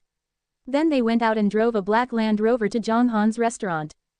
"We are almost there. The restaurant is right ahead. Look, that restaurant is there. Meng Meng's casual restaurant. That is it." Li Fan drove the car into the parking space in front of the restaurant. My God. When they were about to get off the car, Shui Qian patted his forehead vigorously. "What's the matter?" Li Fan stunned for a moment. "It's the first time we come here, do we need to buy some presents?" "Ah, well, but, we don't know what Mr. Zhang likes and how to send them." Li Fan hesitated, wincing, and said, "Why don't we buy some fruit? I don't think Mr. Zhang is short of money. Sending other gifts may not catch his fancy, so just buy some fruit to show our kindness." "I think so, let's go there and buy some fruit." The two muttered for a moment and drove out. Li Fan bought 2 bags of fruit in the supermarket on the front side of the street. Since he did not know how to select, he brought whatever at a high price under the introduction of the staff, such as imported bananas and imported apples. After getting into the car, Li Fan drove to the restaurant again. He parked the car and the two headed for the restaurant. They looked a little anxious when they were about to enter the restaurant. At 8:30, the diners in the restaurant left in succession. Ziyan and Zhou Fei left earlier under people's gazes at 8 o'clock when they finished eating. In the meantime, they had an appointment to come over at night. They had no time at noon, for the album was about to be released and they would be really busy these days. While Zhao Feng, who was free in the morning, stayed in the restaurant and sat in his chair playing with his mobile phone. In fact, he was pondering how to deal with Tang Zan. From the beauty kept by Tang Zan, he knew there was a back room in the study of Tang Zan's number 78 mansion on New Moon Bay Road, which contained a lot of important things. She discovered it at the risk of life, so the news was very valuable. However, it is difficult to get into Tang Zan's well-protected mansion. Furthermore, Tang Zan hardly invited people to visit his mansion. Even if there was something important, it would be handled in the head office. Tang Zan had begun to suspect his identity recently, which seemed like a dangerous signal.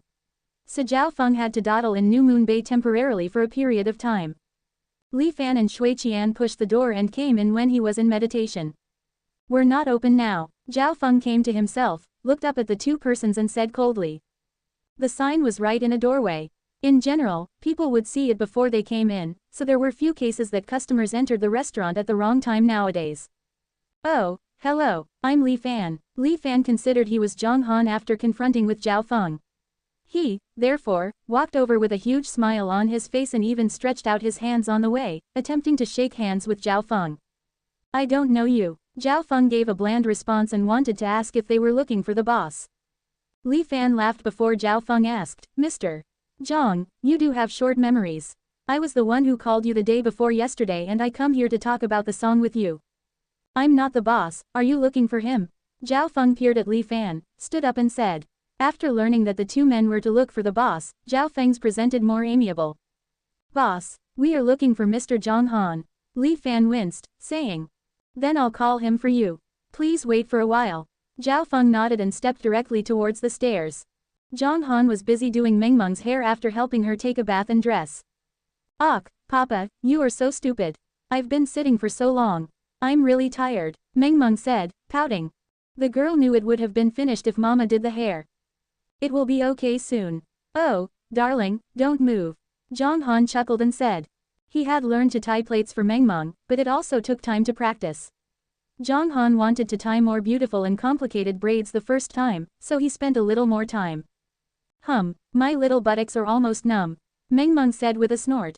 All right, it's almost done, the last step. Zhang Han changed his position, sat in front of Meng Meng, combed her fringe and hooked her hair with a small flower pin. Come on, how's this hairdo?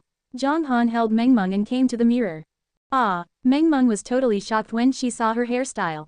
The hairstyle was still similar to Mickey Mouse's, except that 2 balls of hair were looser, with larger circles, and her hair was divided at the side, which fully showed Meng Meng's lovely and beautiful cheeks.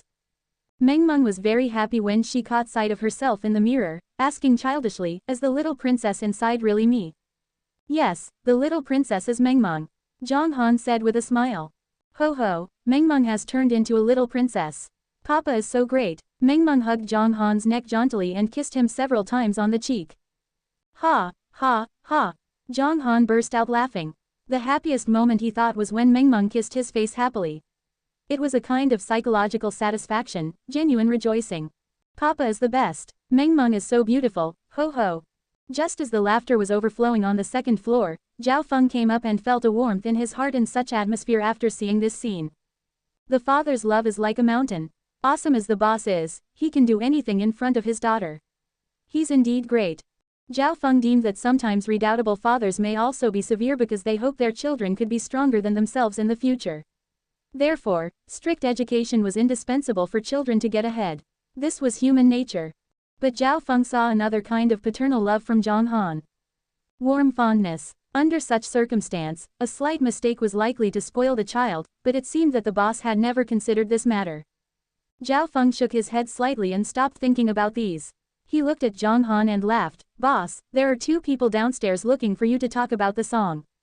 Oh, Zhang Han nodded, holding Meng Meng, and went to the first floor with Zhao Feng. When Li Fan saw Zhang Han, with Meng Meng in his arms on the first floor, he walked towards him excitedly.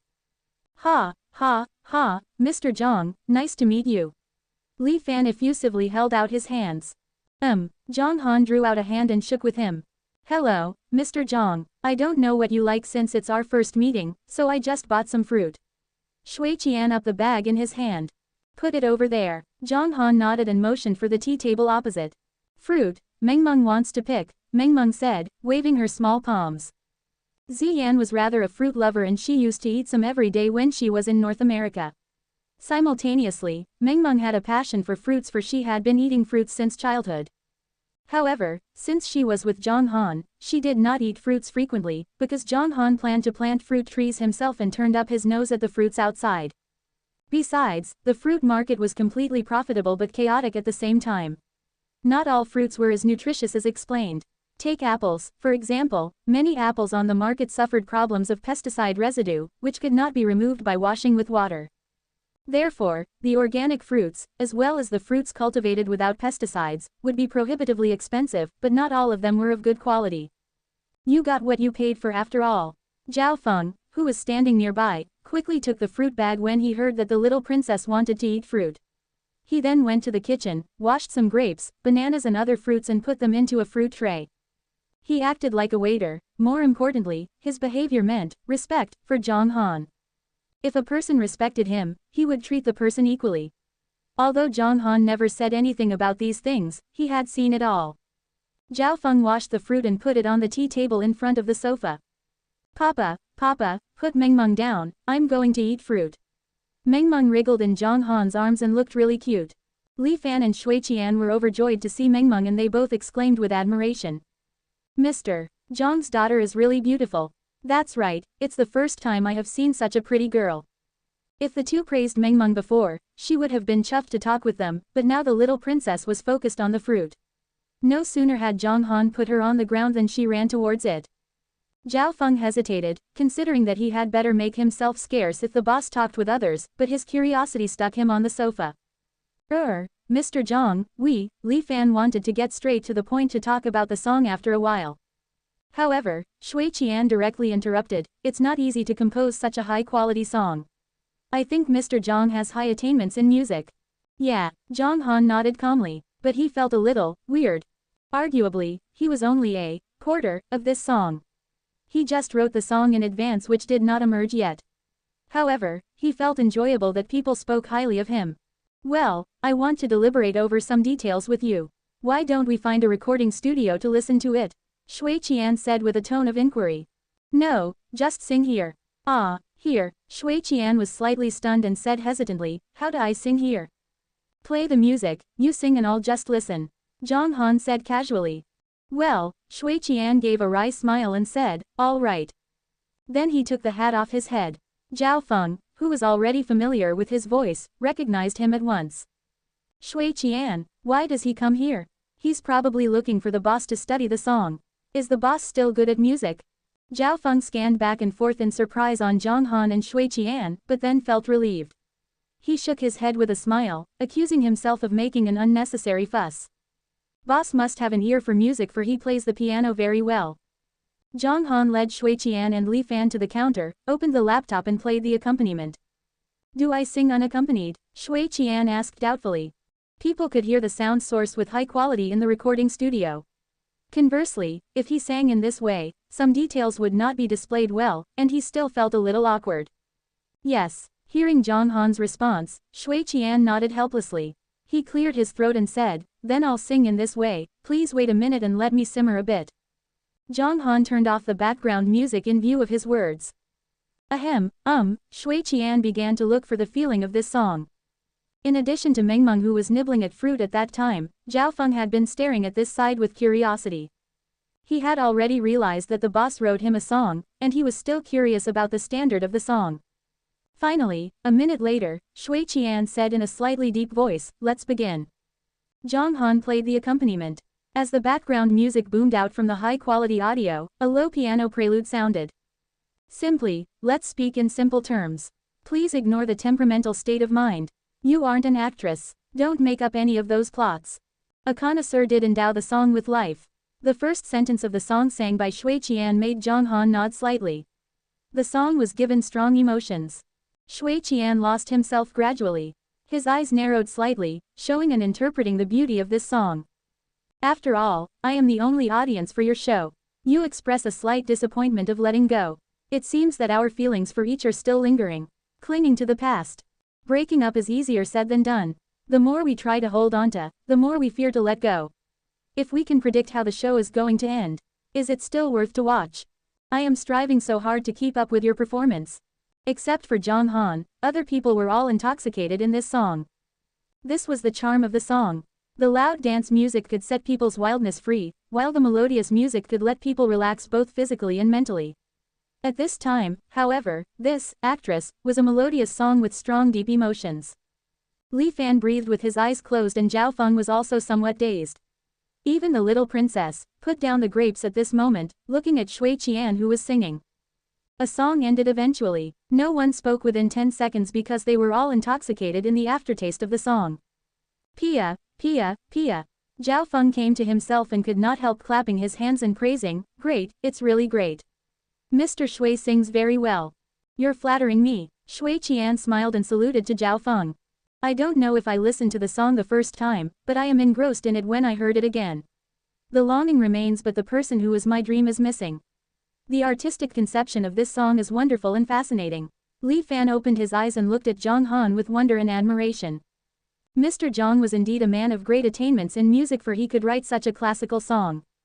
Even Li Fan became more respectful. He thought Mr. Zhang deserved his respect. It sounds great, you're so awesome. Meng Meng could not resist praising him. Thank you for your compliment. Shui Qian smiled kindly at Meng Meng.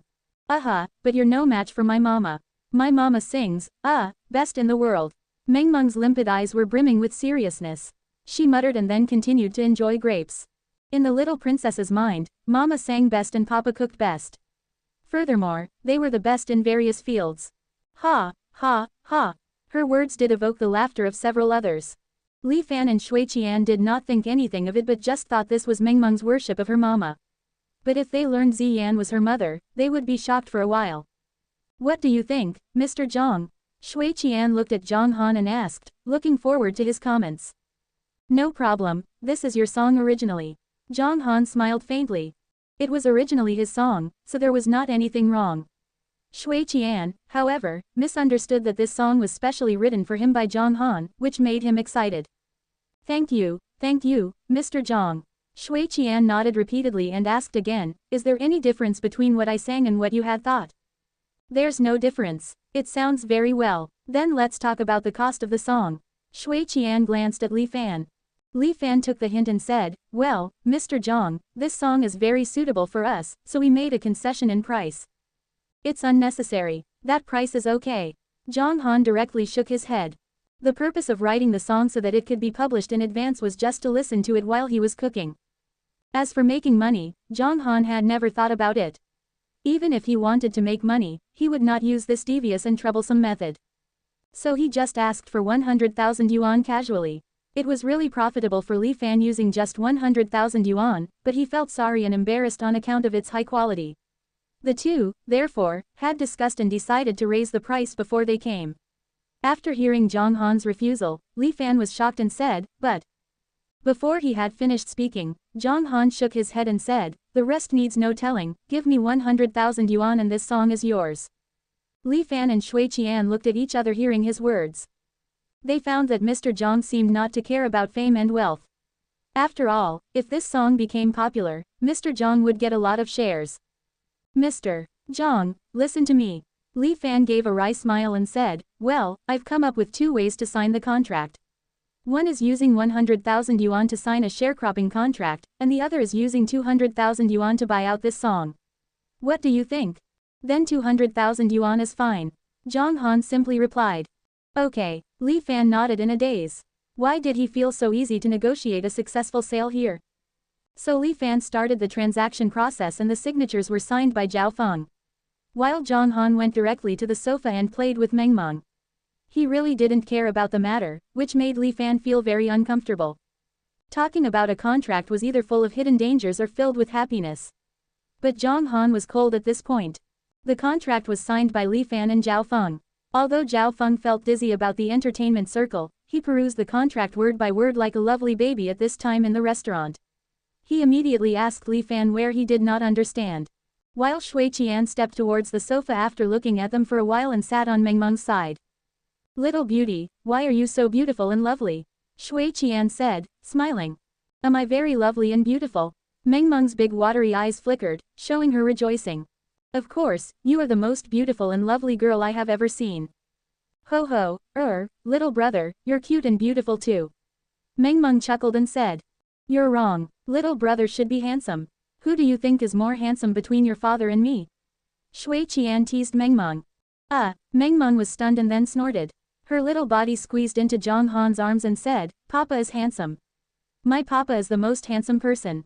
You're not pretty anymore, hum. Ha, ha, ha, Shui Qian laughed loudly. Zhang Han also stood by, chuckling and shaking his head. For him, as long as Meng Meng was happy, nothing else mattered. Brother Zhang, it's very kind of your daughter.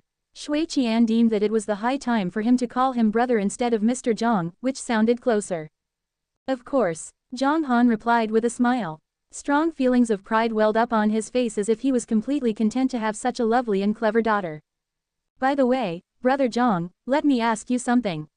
Shui Qian thought for a while and said. Okay, under what circumstances did you write this, actress? I think you're an excellent musician. He felt this song really penetrated in his heart. Therefore, seeing Zhang Han at this time, he did agree that great minds think alike. Zhang Han smiled without saying any words. Under what circumstances did he write it? It was written in the case of rebirth. You could also write this song if you were reborn.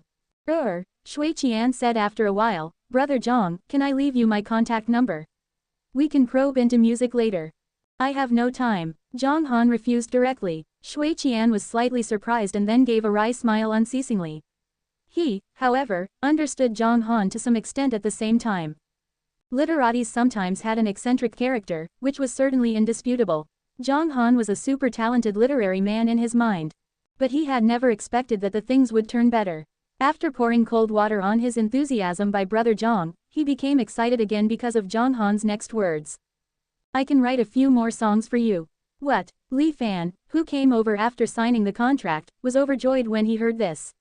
He said vexedly, "That's great, Mr. Zhang is a man of great talent. The songs written by him are definitely good. Then we'll just wait for Mr. Zhang's good news." In fact, Li Fan did not say genuinely. Because classical songs were rare and hard to compose. Even those famous songwriters, songs were not always or very few classical. Nevertheless, Li Fan would say some words of courtesy. After all, this actress was truly presented before them. However, to their surprise, Zhang Han said casually after looking at the clock, "Let's make it now." What? Now? These people were all shocked. Yeah, Zhang Han nodded and held Mengmeng in his arms, saying, "Shall we go to the recording studio, Mengmeng?" There was no doubt that Zhang Han would not go if Mengmeng refused. Unfortunately, Mengmeng nodded after speculation and said, "Okay, go to the recording studio to play. Mengmeng also wants to sing." "Well, let Mengmeng sing first then." Zhang Han smiled and said. As the words fell, he took the lead to go out, holding Mengmeng in his arms. Li Fan and Shui Qian followed him. Zhao Feng kept up with them on second thoughts, for it was convenient for him to have lunch later. So Zhao Feng drove his car and followed last. In the meantime, on the opposite side of the street, in a black Mercedes, a brush-cut man with a scorpion tattoo on his neck smiled sardonically after he saw this scene. "Zhao Feng, I just haven't seen you for a few days, why did you stoop to the condition where you work for a restaurant owner?" he said in a cold tone, full of sarcasm. Then he started the engine and turned to leave. During this period, he picked up his cell phone and dialed. "Lord Tang, the previous news that Zhao Feng works as a waiter in a restaurant can be confirmed. In my view, if he really has a problem, this restaurant."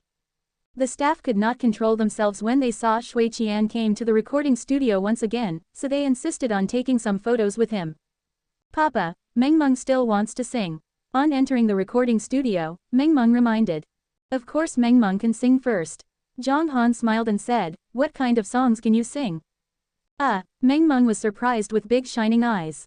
Then she pouted, stretched out her small palms, counted the fingers of her left hand using her right hand and said, Mengmeng can sing 1, 2, 3, several English songs."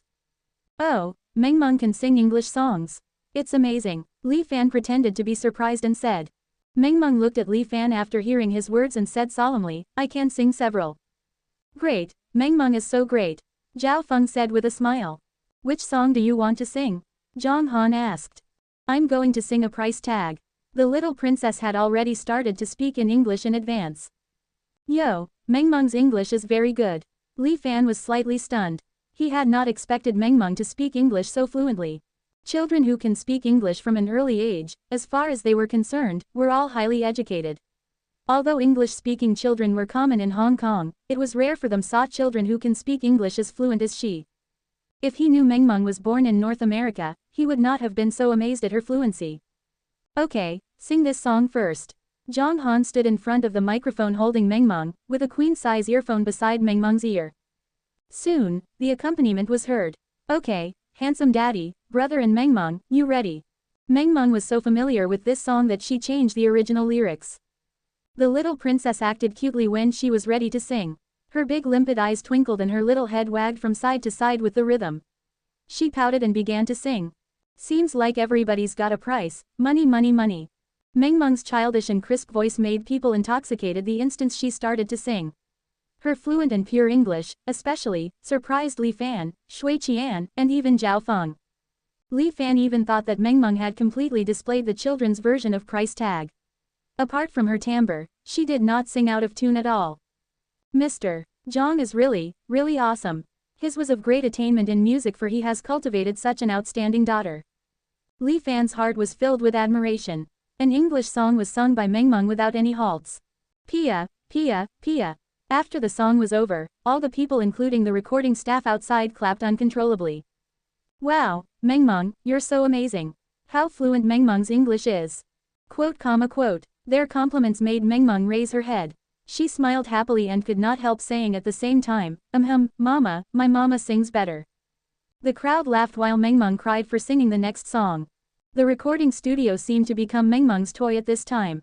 She sang one by one and Zhang Han held Mengmeng all the time. It took about half an hour for Mengmeng to sing. "Mengmeng, just sit over there and rest for a while. Papa is going to make the song for them." Zhang Han took out a piece of tissue to wipe the sweat from Meng Meng's forehead and then said with a smile. Well, okay, Papa, hurry up. Meng Meng is hungry. Okay, I'll finish it soon. Zhang Han nodded his head. Li Fan curled his lips hearing what he said. How can it be so easy to make a song? No matter how accomplished you were in music, you could not make it whenever you wanted to. Moreover, it was not a song but a scream if it was done at such a fast speed. And it seemed that Zhang Han had not prepared. Even if he was freaking awesome, he was impossible to make a song in a short period of time. However, it proved that Zhang Han did not make a song in this short period of time. Because he did too directly. Li Fan's expressions during this period could also make up an image type. At first, he was indifferent and did not believe it. But after witnessing Zhang Han produce a very good musical accompaniment for half an hour, Li Fan's eyes already contained surprises. Meanwhile, he saw Zhang Han fill out the lyrics in 2 minutes. Li Fan's eyes had gradually widened. Soon, the first song was auditioned by Shui Qian, while Li Fan's mouth could already be stuffed with an egg when he listened to the demo. More exaggeratedly, people could almost saw his stomach. Shui Qian performed much better than him because he was completely absorbed in the world of the song and could not extricate himself. After finished making the first song, Zhang Han began to produce the accompaniment of the second, while Shui Qian sang several more times. Now our relationship is ambiguous anyway, so you don't have to feel embarrassed to find a match. The accompaniment of the second song came out soon and its lyrics were completed in less than 2 minutes. Like the waves crashed into the hills. How long can you hold on? He may only praise you and then return. How long can the delicate and charming flowers last before you come? Or was broken by the poet and sad to change the song. At the end of the second song, Li Fan was completely muddled. His eyes were about to fall out and his body was like an old man, quivering, shaking hands, pointing to Zhang Han. His lips trembled and wanted to say something, only to find that his tongue did not work. So he had a red face and tried his best to speak. Eventually, he yelled at the top of his voice. How can it be so fast? It's impossible, it's out of the question. Meng Meng, who was playing nearby, looked at Li Fan strangely. She felt a little scared and said in a low voice, What happened to that brother? He goes soft. Zhao Feng gently patted Meng Meng on her back and said. Go soft. Meng Meng's big clear eyes were full of curiosity, asking in a childish tone, well, what's the meaning of going soft? It's just like him. Yes, his crazy expression means he goes soft. Zhao Feng glanced at Li Fan, who looked insane once again and gave a firm answer. Meng Meng's twitched her small mouth and showed sympathy. She said childishly, it's really dreadful to go soft. That's all right, don't be afraid, I'm here to protect you. Zhao Feng saw the little princess's lovely face and smiled softly. In general, children's expressions and occasional utterances were very cute, but there were also many children who were naughty, who were self-centered and made noises regardless of others. Sometimes such children would be looked down upon by other people. Meng Meng, however, who lived with only one parent, was much more cleverer than children of the same age on account of Ziyan's guidance. Of course, Ziyan played an important role, for she was not an ordinary person but had a strong background. However, Zhang Han's strong education and doting had quietly changed Meng Meng since they lived together for less than a month. This change was nothing more than being more outgoing. Furthermore, she was gentle, generous and beloved. Even Zhao Feng, a callous man, always showed his gentleness in front of her. Not to mention how Meng Meng played here, Shui Qian was so excited on the other side that he faltered. Brother Zhang, you're so amazing. These 2 songs are after my own heart and how do you name them? The first song is called Ambiguity, and the second is called Tyro. Zhang Han said calmly. Ambiguity, Tyro, good names. Shui Qian's eyes brightened and considered these songs were particularly suited to himself. Ha, brother Zhang. Li Fan's acted a little exaggerated, saying loudly, I wouldn't hesitate to die the cruelest death and my admiration for you is like the vast ocean. Well, Li Fan, Shui Qian said, feeling a little embarrassed. Oh, my god, 3 songs, 3 new songs, 3 classic new songs. Li Fan said excitedly, Old Shui, the concert on the 15th will be out of question absolutely. Right, it'll be okay depending on these 3 songs. Shui Qian's face became animated. Then he looked at Zhang Han gratefully and said, Brother Zhang, thanks to your help. Thank you very much. These 2 songs. The same price, but I have a favor to ask, Zhang Han said in a mysterious tone. By virtue of these 2 songs, Zhang Han succeeded in earning 400,000 yuan. After going outside the recording studio, Li Fan and Shui Qian could not help expressing their thanks until Zhang Han left. These songs are yours originally. Zhang Han gave Shui Qian a meaningful smile and turned to get on the car to leave, holding Meng Meng in his arms. When Li Fan lost sight of the panda, he still stood at the side of the car, absent-minded. What kind of person is Brother Zhang? Knowledgeable and versatile, just like an enchanter. Shui Qian spoke highly of him. It was almost 12 o'clock when they finished all the things. Zhang Han had planned to go to Mount New Moon to catch 2 chickens for lunch, for the quantity of pure yang water increased to 20 liters, which could feed a lot of livestock. Therefore, there was no need to save the livestock's number. He would like to offer better food to members, but time did not permit. So Zhang Han only made egg fried rice and noodle soup at noon. The little princess was especially fond of noodle soup and could eat up a small bowl every time. At 2 o'clock in the afternoon, diners almost left. After cleaning up the restaurant, Zhao Feng walked to the front of the sofa.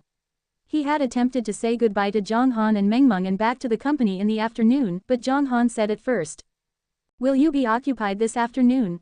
"No," Zhao Feng replied after a while. "Then buy me some livestock," Zhang Han said casually. Zhang Han was not interested in such trivial matters. Actually, he paid great attention to Meng Meng and he felt convenient to order Zhao Feng, the free labor force, around. "Okay, what kind of livestock do you want?" Zhao Feng nodded his head. "Japanese black cattle, Thai lake black swine, and Ujimkan sheep. All I want should be adult and 50 for each type. Meanwhile, I need 50 native chickens, 50 ducks and 50 geese. Take my bank card which was in the drawer and the password is XXXXXX." Zhang Han said casually. Zhao Feng froze after hearing what he said and could not help but sigh for Zhang Han's mightiness. Boss had the demeanor of an expert. He did things at casual and regarded money as dirt. He even spoke out the password of the bank card casually. Zhao Feng was delighted while sighing. The boss told him the password, which meant he had accepted him from the heart.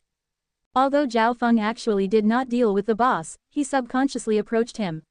There were 3 reasons. One was that he thought Zhang Han was an ace he admired, the second was because the lovely little princess Meng Meng, the third was because of the love between Zhang Han and Meng Meng. All these reasons let Zhao Feng take the initiative to close him. His gloomy mood had been relieved since he worked in this restaurant, so he was willing to be a waiter at a disadvantage. However, he hardly realized that all these actions gave him good luck. He seized an opportunity which was few in life. The sky high allows birds to fly, the sea wide let fish jump. It would not be long before he knew that his original vision was so narrow. Back to return, Meng Meng immediately put down her toys after she heard Zhang Han's words. She said with eyes sparkling, "Papa, why don't we go shopping? Meng Meng wants to go shopping with Papa." The little princess liked shopping very much. "Meng Meng wants to go." Zhang Han smiled and said, "I'm going to take Meng Meng to Mount New Moon to go sightseeing. Shall we go shopping or go to Mount New Moon?" "Go to Mount New Moon and play with little Hay." No, go shopping, buy a lot of things." "Oh, go to Mount New Moon, I miss little Hay." But, Meng Meng could not make up her mind, saying, "But Meng Meng still wants to go shopping. What shall we do, Papa? Meng Meng can't decide it." Ha, ha, ha. Zhang Han burst out laughing and said, "It's simple. Let's go shopping first and then go to Mount New Moon." Great, great. Meng Meng stood on the sofa with bare feet and jumped up. So Zhang Han went there with Meng Meng. He and Zhao Feng were divided into 2 groups. Zhao Feng still went to buy the livestock, while Zhang Han drove to the planting base in Eastern and planned to buy some rice and wheat seeds and other vegetables again. In the past few days, the rice in the restaurant was used up. There remained some wheat, but according to the speed of 1 basin at a time, it was estimated that it would be run out before long. Fortunately, Mount New Moon could fully meet the demand. After buying another big heap of stuff, it was almost 4 o'clock in the afternoon and Mount New Moon began to hum. It was a blockbuster that 150 adult cattle, sheep and pigs walked together. However, under Little Hay's guard, they all honestly came to the Thunder Yang tree and drank some pure yang water in the basin which was prepared in advance. With chickens, ducks, and geese, the 300 livestock consumed 10 liters of pure yang water. On account of their large quantity, 10 liters was enough for each to lick 1 mouthful, so Zhang Han blended it with spirit water, which had a poor effect. But if let them live in Mount New Moon for a few days, the effect of water would relatively equal to absorbing the pure yang water directly. After drinking the water, the livestock was driven to their respective areas by Little Hay. Little Hay bustled about for half a day and finally made these new arrivals familiar with the environment. After finishing doing, Zhang Han asked Zhao Feng to send the harvested rice and wheat back to the restaurant for processing. Zhao Feng was naturally willing to run errands and returned them to the restaurant after being processed. When Zhao Feng came to Mount New Moon again, he saw Zhang Han doing manual labor, so he rolled up his sleeves, directly took off his shoes and socks, rolled up his trouser legs and stepped into the rice fields to work together. Meng Meng was playing with the dogs at this point. After a few days of growth, the size of these dogs had obviously increased. At the same time, they became more cleverer, learning to flatter shamelessly. While Little Hay was elated to see so many animals, its eyes went round and walked close to the chicken slowly when Meng Meng did not pay attention to. Whoosh! Little Hay snapped at a chicken in an instant. His sharp fangs suddenly deprived the chicken of its breath. This scene frightened the other chickens, who kept jumping away from Little Hay. Little Hay glanced at Zhang Han secretly. Realizing that Zhang Han did not look this way, Little Hay walked quietly to the side of the dense jungle. Aha, Little Hay, where are you going? When Little Hay was about to reach the edge of the jungle, Meng Meng noticed it from a distance. She stood up with a cry and running in small steps. Ow! Little Hay was shocked. It looked at Meng Meng who running over here with an embarrassed face. It was at a loss at this moment and did not know what to do with the chicken in his mouth. On second thoughts, Little Hay lay on the ground as if it had acknowledged its mistake. Ah, Little Hay, why did you eat the chicken? Meng Meng ran closer and saw the chicken in Xiao Hei's mouth. Then she stared at Little Hay with big shiny eyes and asked. OWW. Little Hay shook its head repeatedly. You stole the chicken, I'll tell my papa, Meng Meng said and was going to turn around to find her papa, which scared Little Hay. It quickly threw the chicken on the ground, whose embarrassed face showed grievances and mouth pointed to the jungle. Well, Little Hay, what are you going to do? Where are you going? Meng Meng pointed to the jungle and said in a childish voice. Woo-hoo-hoo. Little Hay protruded its big tongue and nodded. Then, shall we adventure? Meng Meng's eyes brightened. Seeing that the opportunity was coming, Little Hay quickly picked up the chicken and headed for the jungle. The jungle was relatively dense, so the light inside was not bright, even dim. But Meng Meng was not afraid, for the little princess knew Little Hay could protect her. Following Little Hay to walk for 2 minutes, she came to an open space which was several square meters. There stood a megalith. After rounding the megalith, the picture jumped into her sight and Meng Meng's eyes widened. What came into their views was a chimpanzee. Exactly, it was a chimpanzee. It lay on the back side of the megalith, like a slope, which could be used as a bed for it to lie on. The chimpanzee looked young and was obviously injured, with a little blood beneath its body. It was somewhat weak, whose breathing was short and rapid. Besides, it was rather confusing. However, it looked sharp-featured and 80% similar to Kaiser in Rise of the Planet of the Apes. It was definitely a chimpanzee with a good look in its race. Meng Meng's shiny big eyes stared at it for a few seconds and considered it looked like Kaiser. So the little princess said with timidity. Are you Kaiser? The chimpanzee opened its eyes hearing the sound of Meng Meng. When it saw a human in front, its eyes narrowed. Human. It hurt so badly and was injured by humans. Abominable humans. The chimpanzee's eyes obviously had violence. Ow. Little Hay felt its hostility and its eyes suddenly became hideous. Its nose and face wrinkled up, showing a fierce expression. The fangs in its mouth, which reflected cold light, seemed to say that if the chimpanzee dared to have any connection with the little master, it would let the chimpanzee be aware of its force. In the meantime, Little Hay was a little angry. He took care of it to get several chickens for the chimpanzee to eat and let it stay in the territory. Now, how dared it to show its horns to his little master? The chimpanzee came to itself. Seeing Little Hay's manner, it showed fear. Are you Kaiser? Meng Meng asked again. The little princess also thought it was Kaiser. After all, this handsome chimpanzee only existed in the movie. Who? The chimpanzee ignored Meng Meng and leaned its head back again. It felt weaker and weaker, knowing that it would not last long. The reason was abominable humans. It still remembered those ferocious human beings holding something like long sticks, shot small stones into its body. Who? The chimpanzee exhaled a long breath again. Why do you ignore Meng Meng? Meng Meng said, pouting. Her big eyes were full of suspicion because she did not see the blood hidden under its black hair. Meng Meng stepped forward with curiosity, stretched out her small palm to pat on the chimpanzee's hair and said in a childish tone at the same time. Well, what's the matter with you? When Meng Meng touched the chimpanzee's hair with her hand, it gave a violent shudder. Out of self-protection, its body moved in a confusional state. It stared at Meng Meng, opened its mouth, letting out a cry and raised his arm to push Meng Meng. Ow ow! Little Hay, which had been very cautious, became angry at this time.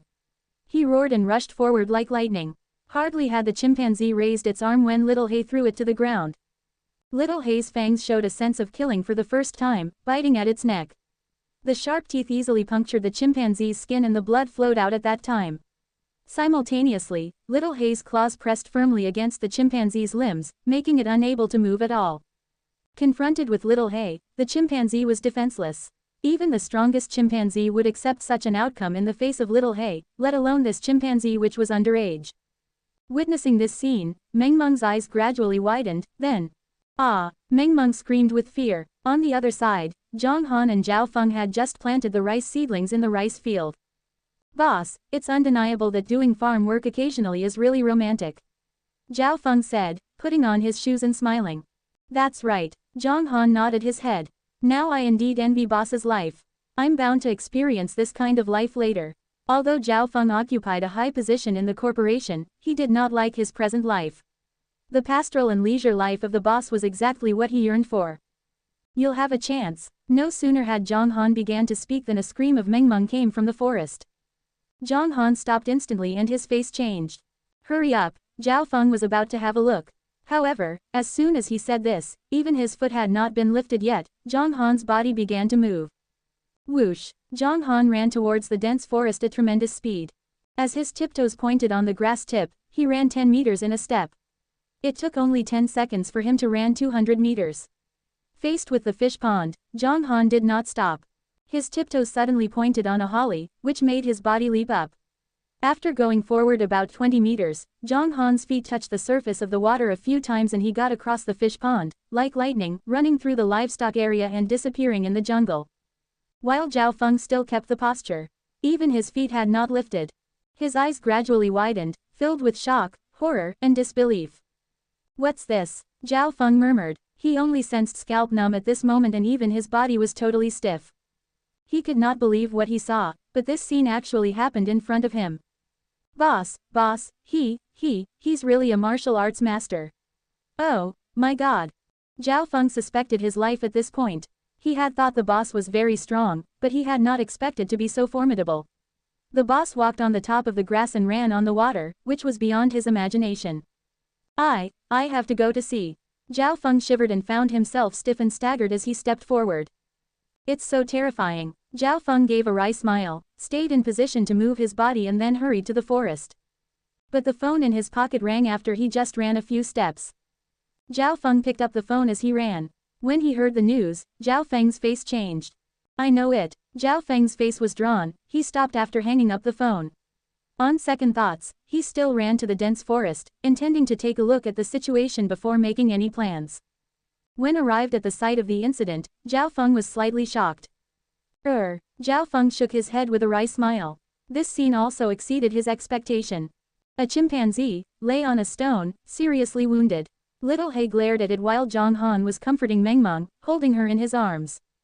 Meng Meng was not afraid in the arms of Papa. She stared at the chimpanzee with tears. How did the chimpanzee get here? Zhao Feng asked doubtfully. However, he still had something urgent to deal with. So after he made sure nothing happened, Zhao Feng said to Zhang Han, Boss, I have something to deal with. I'll go back first. Okay. Zhang Han nodded his head. Zhao Feng hurried away. All right. Zhang Han stroked Meng Meng's back with his right hand and whispered, Don't be afraid, it's all right. Zhang Han reproached himself when he appeased Meng Meng. Subconsciously, he thought Mount New Moon was absolutely safe, but he did not expect a chimpanzee would come here. Fortunately, Meng Meng was not frightened, otherwise, Zhang Han would have blamed himself more. Papa, seemingly, it doesn't like Meng Meng. Meng Meng felt aggrieved, pouting. She still remembered the chimpanzee frightened her just now. Papa loves you, don't worry about other things.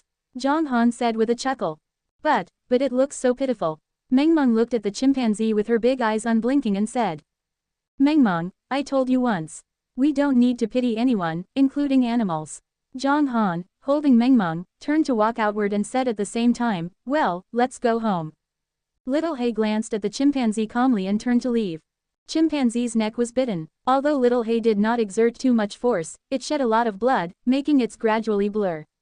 He stared at the sky, remembering its parents and other relatives. In order to protect him, its parents were killed under the gun of human beings. He came here after twists and turns and managed to find a chance to escape, but he was shot and failed to escape at last.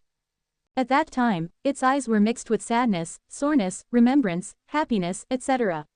It subconsciously looked at Mengmeng and shook its head slightly at her with regret gleamed in its eyes. Papa, it's so poor, what's wrong with it? Is it going to die? Mengmeng doesn't want it to die. Mengmeng wriggled constantly in the arms of Zhang Han after seeing this. Zhang Han stopped walking and touched Mengmeng's head helplessly, sighing slightly, Mengmeng is really kind. Then he turned around, glanced at the chimpanzee and said coldly, if you can walk to the top of the mountain from here, then I'll give you a chance. When the words fell, Zhang Han stepped away directly. Little He and the chimpanzee were both stunned. Little He could understand it and it was a little excited, while the chimpanzee was in a daze. It could only figure out some simple sign language rather than what he said. Little He pointed to the top of the mountain and made some gestures. After a while, the chimpanzee finally realized that it would be saved as long as it reached the top of the mountain. Therefore, the chimpanzee roused itself, spared no efforts to stand up and staggered to the outside. It was seriously injured. When it came out of the dense forest, it was too tired to climb. However, after a few seconds, it stood up firmly again. While Zhang Han had already stood under the thunder yang tree holding Mengmeng at this time. Papa, it's too poor, let's help it, okay? Mengmeng murmured. It'll come up, Zhang Han replied in a low voice. Meanwhile, he sized up the chimpanzee, squinting his eyes. If you want beauty, you have to go through hardships. Only those who are tough can achieve their goals. Zhang Han lightly pulled a line. Papa, what are you talking about? What do you mean by tough goals? Mengmeng asked, confused. That is to say, only those who are tenacious can realize their dreams.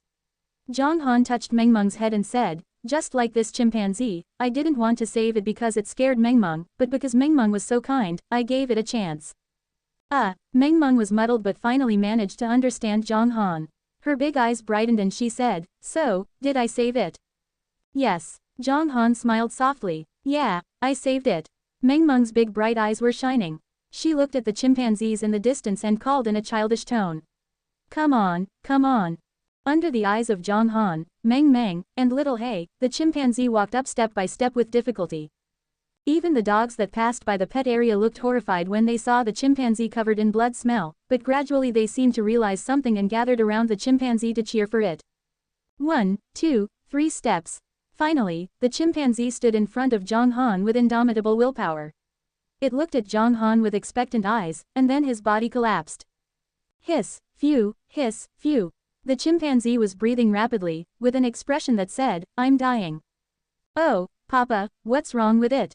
Papa, please save it. Mengmeng said in an anxious tone. The chimpanzee squinted slightly at Mengmeng. It knew that the little princess in front of it was trying to save itself. Zhang Han, on the other hand, pondered on it nearby. I can give it some pure yang water to save it. And let it leave Mount New Moon afterward. Or, it can also stay as a senior butler. But as a senior butler, consuming pure yang water is not enough. One must know that the junior butler, Little He, has absorbed a trace of the origin of Thunder Yang Tree. So Jade Fire do. Zhang Han shook his head slightly and said, well, lucky you.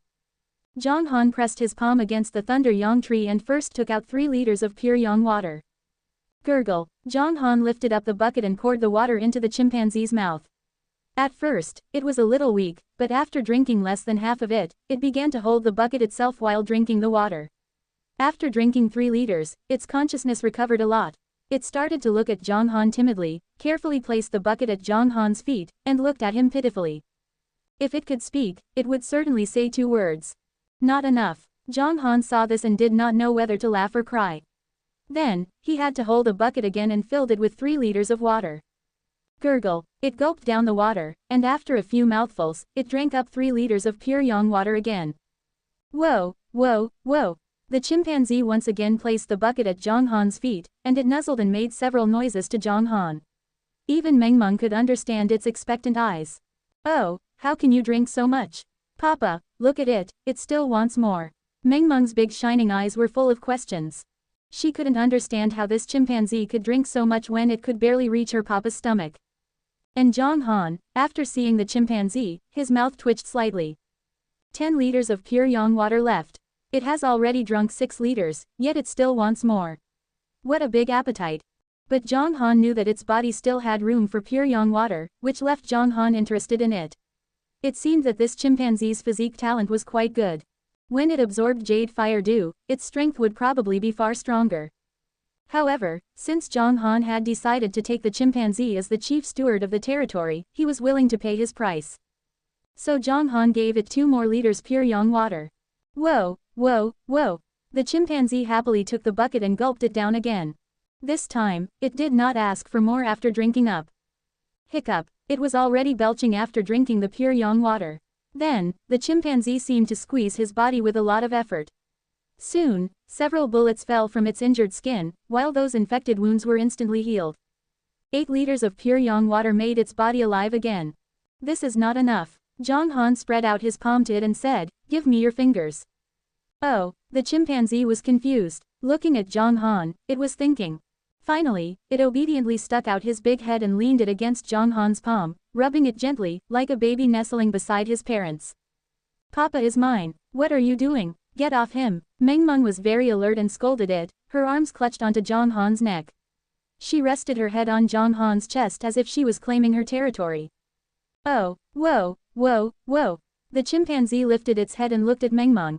It spread out its arms and made an innocent expression. Shaking its head repeatedly, it was saying that it was not trying to steal her papa. Ha ha ha. Zhang Han was a little helpless and at the same time found them amusing. He pointed to the chimpanzee's hand and said, "Give me your hand." Oh. The chimpanzee thought for a while and pointed to the right hand with his left hand. After seeing Zhang Han nodding, it quickly handed over its right hand. Zhang Han grabbed its hand and walked to the thunder yang tree. He exerted his spiritual force to his fingers and made his fingernails as sharp as a knife. Then he struck at the chimpanzee's fingertip. Immediately plumes of blood flowed from the chimpanzee's fingertips. Whoa. The chimpanzee's lips twisted and it cried. Its face said, "I was hurt," but it did not withdraw its hand. Although its consciousness was not high, it knew that the man in front of it saved its life. Zhang Han directly pressed the chimpanzee's hand on the thunder yang tree, and the spiritual force communicated with the thunder yang tree. The thunder yang tree absorbed the chimpanzee's blood, which was gradually assimilated by the thunder yang tree. In the end, the spiritual force transformed into strands of energy and flew to the jade fire dew. After reaching the position of jade fire dew, the energy encircled it, continuously refining jade fire dew. Then, the energy withdrew the dew bit by bit and entering through the chimpanzee's fingers into its body. This energy assimilation and refining could make the chimpanzee absorb jade fire dew very efficiently. If it directly drank the dew like the pure yang water, the jade fire dew would be only half effective. However, in this way, it could at least absorb more than 80% of the dew's energy. Any kind of spiritual herbs, if eaten directly, would waste its energy. Therefore, the ancient immortals came up with a method that not only could keep the energy of spiritual herbs from losing, but also could improve the effect several times. This method was called alchemy. Alchemy was great science. There were many ways to practice it. Different people would end up with quite different outcomes even with the same spiritual herbs. Well, that was enough to talk about alchemy. Now, the chimpanzee had absorbed nearly 70% of the jade fire dew. When its body was full and stopped absorbing jade fire dew, the energy that controlled its body also dissipated, and the chimpanzee leaned backward with closed eyes and fell like a zombie. Bang! Its body crashed on the lawn. Ah! Meng Meng was frightened, her big shining eyes full of tension, and she said, "Papa, what's the matter with it? Is it dead?" "No, it's going to sleep. It'll feel refreshed when it wakes up." Zhang Han chuckled and said, "Let's go to the back mountain and let it stay here by itself." "Well, we don't need to look after it." Meng Meng's curious eyes were all over the chimpanzee on the ground. No, Zhang Han could not help but smile. Meng Meng was too kind after all, but even so, Zhang Han was not going to let Meng Meng see the social phenomena like the last time. All he wanted was to let the little princess grow up smoothly and happily. "Okay, little Hey, we'll go on an expedition." Meng Meng twisted in Zhang Han's arms. When she was put on the ground, she looked at the chimpanzee one last time, and then ran to the pet area with little Hey. Zhang Han picked up agricultural tools and went to wheat areas to grow wheat and some vegetables. During the time of Zhang Han's gardening, the chimpanzee lying on the ground had quietly undergone earth-shaking changes. A layer of glittering and translucent light covered it and surrounded it. At the same time, the inside of its body rang with subtle muffled noises. Boom. If you listened carefully beside it, you would surely find that its body was letting out thunderous sounds. At the same time, its head, neck, arms, legs, and hair were all gradually getting bigger. It was originally 1.4 meters high, gradually, it expanded to 1.5 meters and 1.6 meters. At the end of the day, it reached a little over 2 meters high. At the same time, its thick arms and legs, its imposing pectoral muscles, and smooth silky hair all revealed its extraordinary physique. At this moment, it rose from the ashes. At that moment, it was reborn. Finally, when Zhang Han finished his work, he was walking back with Mengmeng, and the chimpanzee on the ground suddenly opened its eyes. In its eyes, there was a sharp flash and then it was gone. Putting beside the changes in its body, its bright eyes said that he was still young. It sat up immediately and looked at its own body. Ow! It was startled. With a slight push on the buttocks, it leapt up by more than 5 meters high. Oh! Under its own goofy eyes, it crashed to the ground with a bang, forming a slight dent with his clear body shape. Whoa! Whoa! Whoa! The chimpanzee was already stunned. It looked at its body, which was 3 times bigger. It didn't know what was going on, but it knew that its strength had increased a lot. Ha ha ha! It stood up and danced happily. At last, it smashed its football-sized fist on its chest. Thump! Thump! It sounded like a drum. This scene was seen by Zhang Han, Mengmeng, and Little He. Mengmeng was also frightened at the scene. She immediately cried out.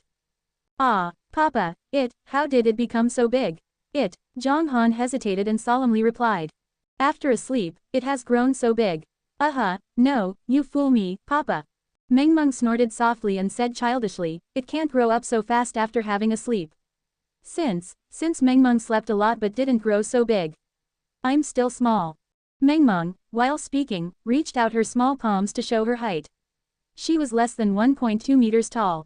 Zhang Han didn't know whether to laugh or cry, saying, owing to the water it absorbed in sleep. Is it the water that makes people get diarrhea? Mengmeng said with big eyes blinking. Yes, and there are a few other things. Zhang Han nodded his head. That's wrong. Mengmeng said doubtfully, I also drank the water. Why haven't I become bigger? And why didn't it lose bowels after drinking so much? Because the impurities in its body come out of the pores. Zhang Han answered, shaking his head. What's the pore? The pore. Zhang Han did not know how to answer this question, as if everyone knew that 1 + 1 = 2, but they could not explain why. Fortunately, Zhang Han walked up to the chimpanzee. Before Zhang Han replied, Mengmeng took notice of the chimpanzee. Hey, you were just so small, only to the height of Papa's abdomen. But now you're higher than my Papa. Mengmeng stared at the chimpanzee, unblinking. The chimpanzee came to itself after hearing Mengmeng's words at that time. It turned around and its eyes were mingled with tenderness and gratitude. It stepped forward and came up to Zhang Han. Bang! Chimpanzee's knees fell to the ground and kowtowed to Zhang Han 3 times. After kowtowing, the chimpanzee still knelt on the ground, looking at Zhang Han sincerely. Its right hand turned into a giant fist and pounded on his left chest several times. Then he lowered his head to Zhang Han. Papa, why is it hitting itself? Will it feel sore? Mengmeng said curiously, not knowing what was going on.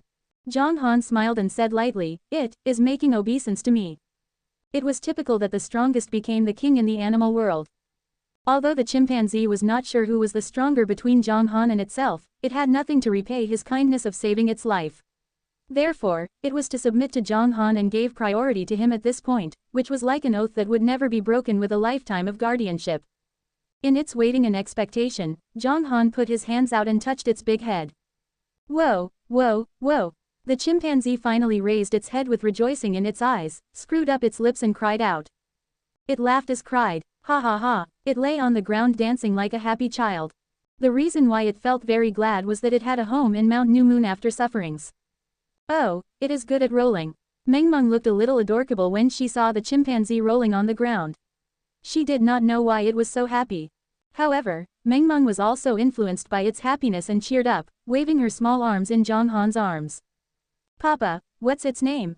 Mengmeng wanted to play with it but did not know its name, so she asked Zhang Han. Its name. Zhang Han thought for a while the chimpanzee sat up immediately after hearing what Mengmeng said. Its eyeballs went round, seeming to be thinking about its name.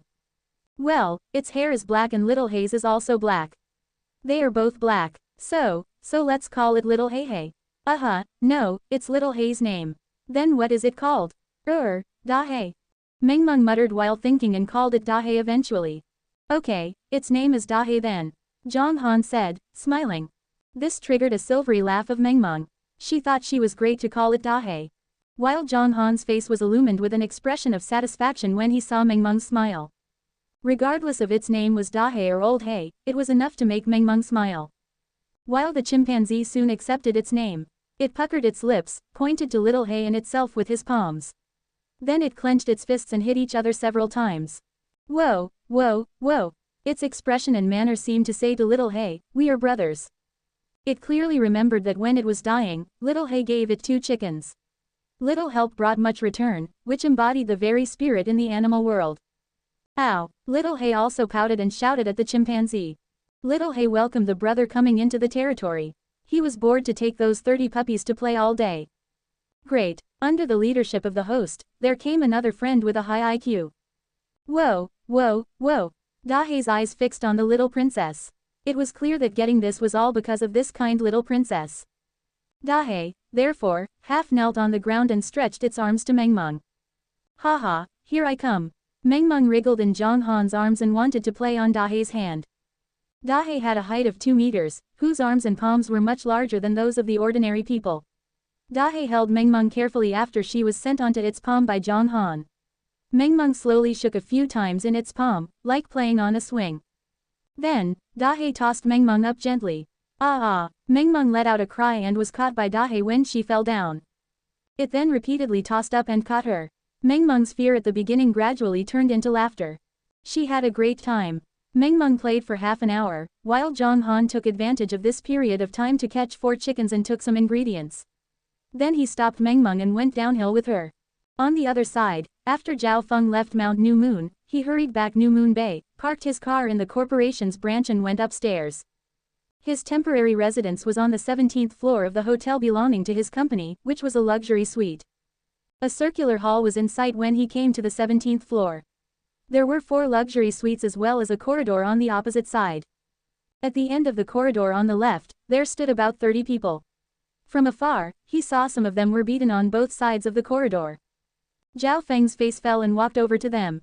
On the side of the corridor, a man dressed in a black suit rushed to Zhao Feng after seeing him. His eyes were filled with anger and he said, Brother Feng, Scorpion came and insisted on breaking into your room and saying that he had something to check. We refused him, then fought with him.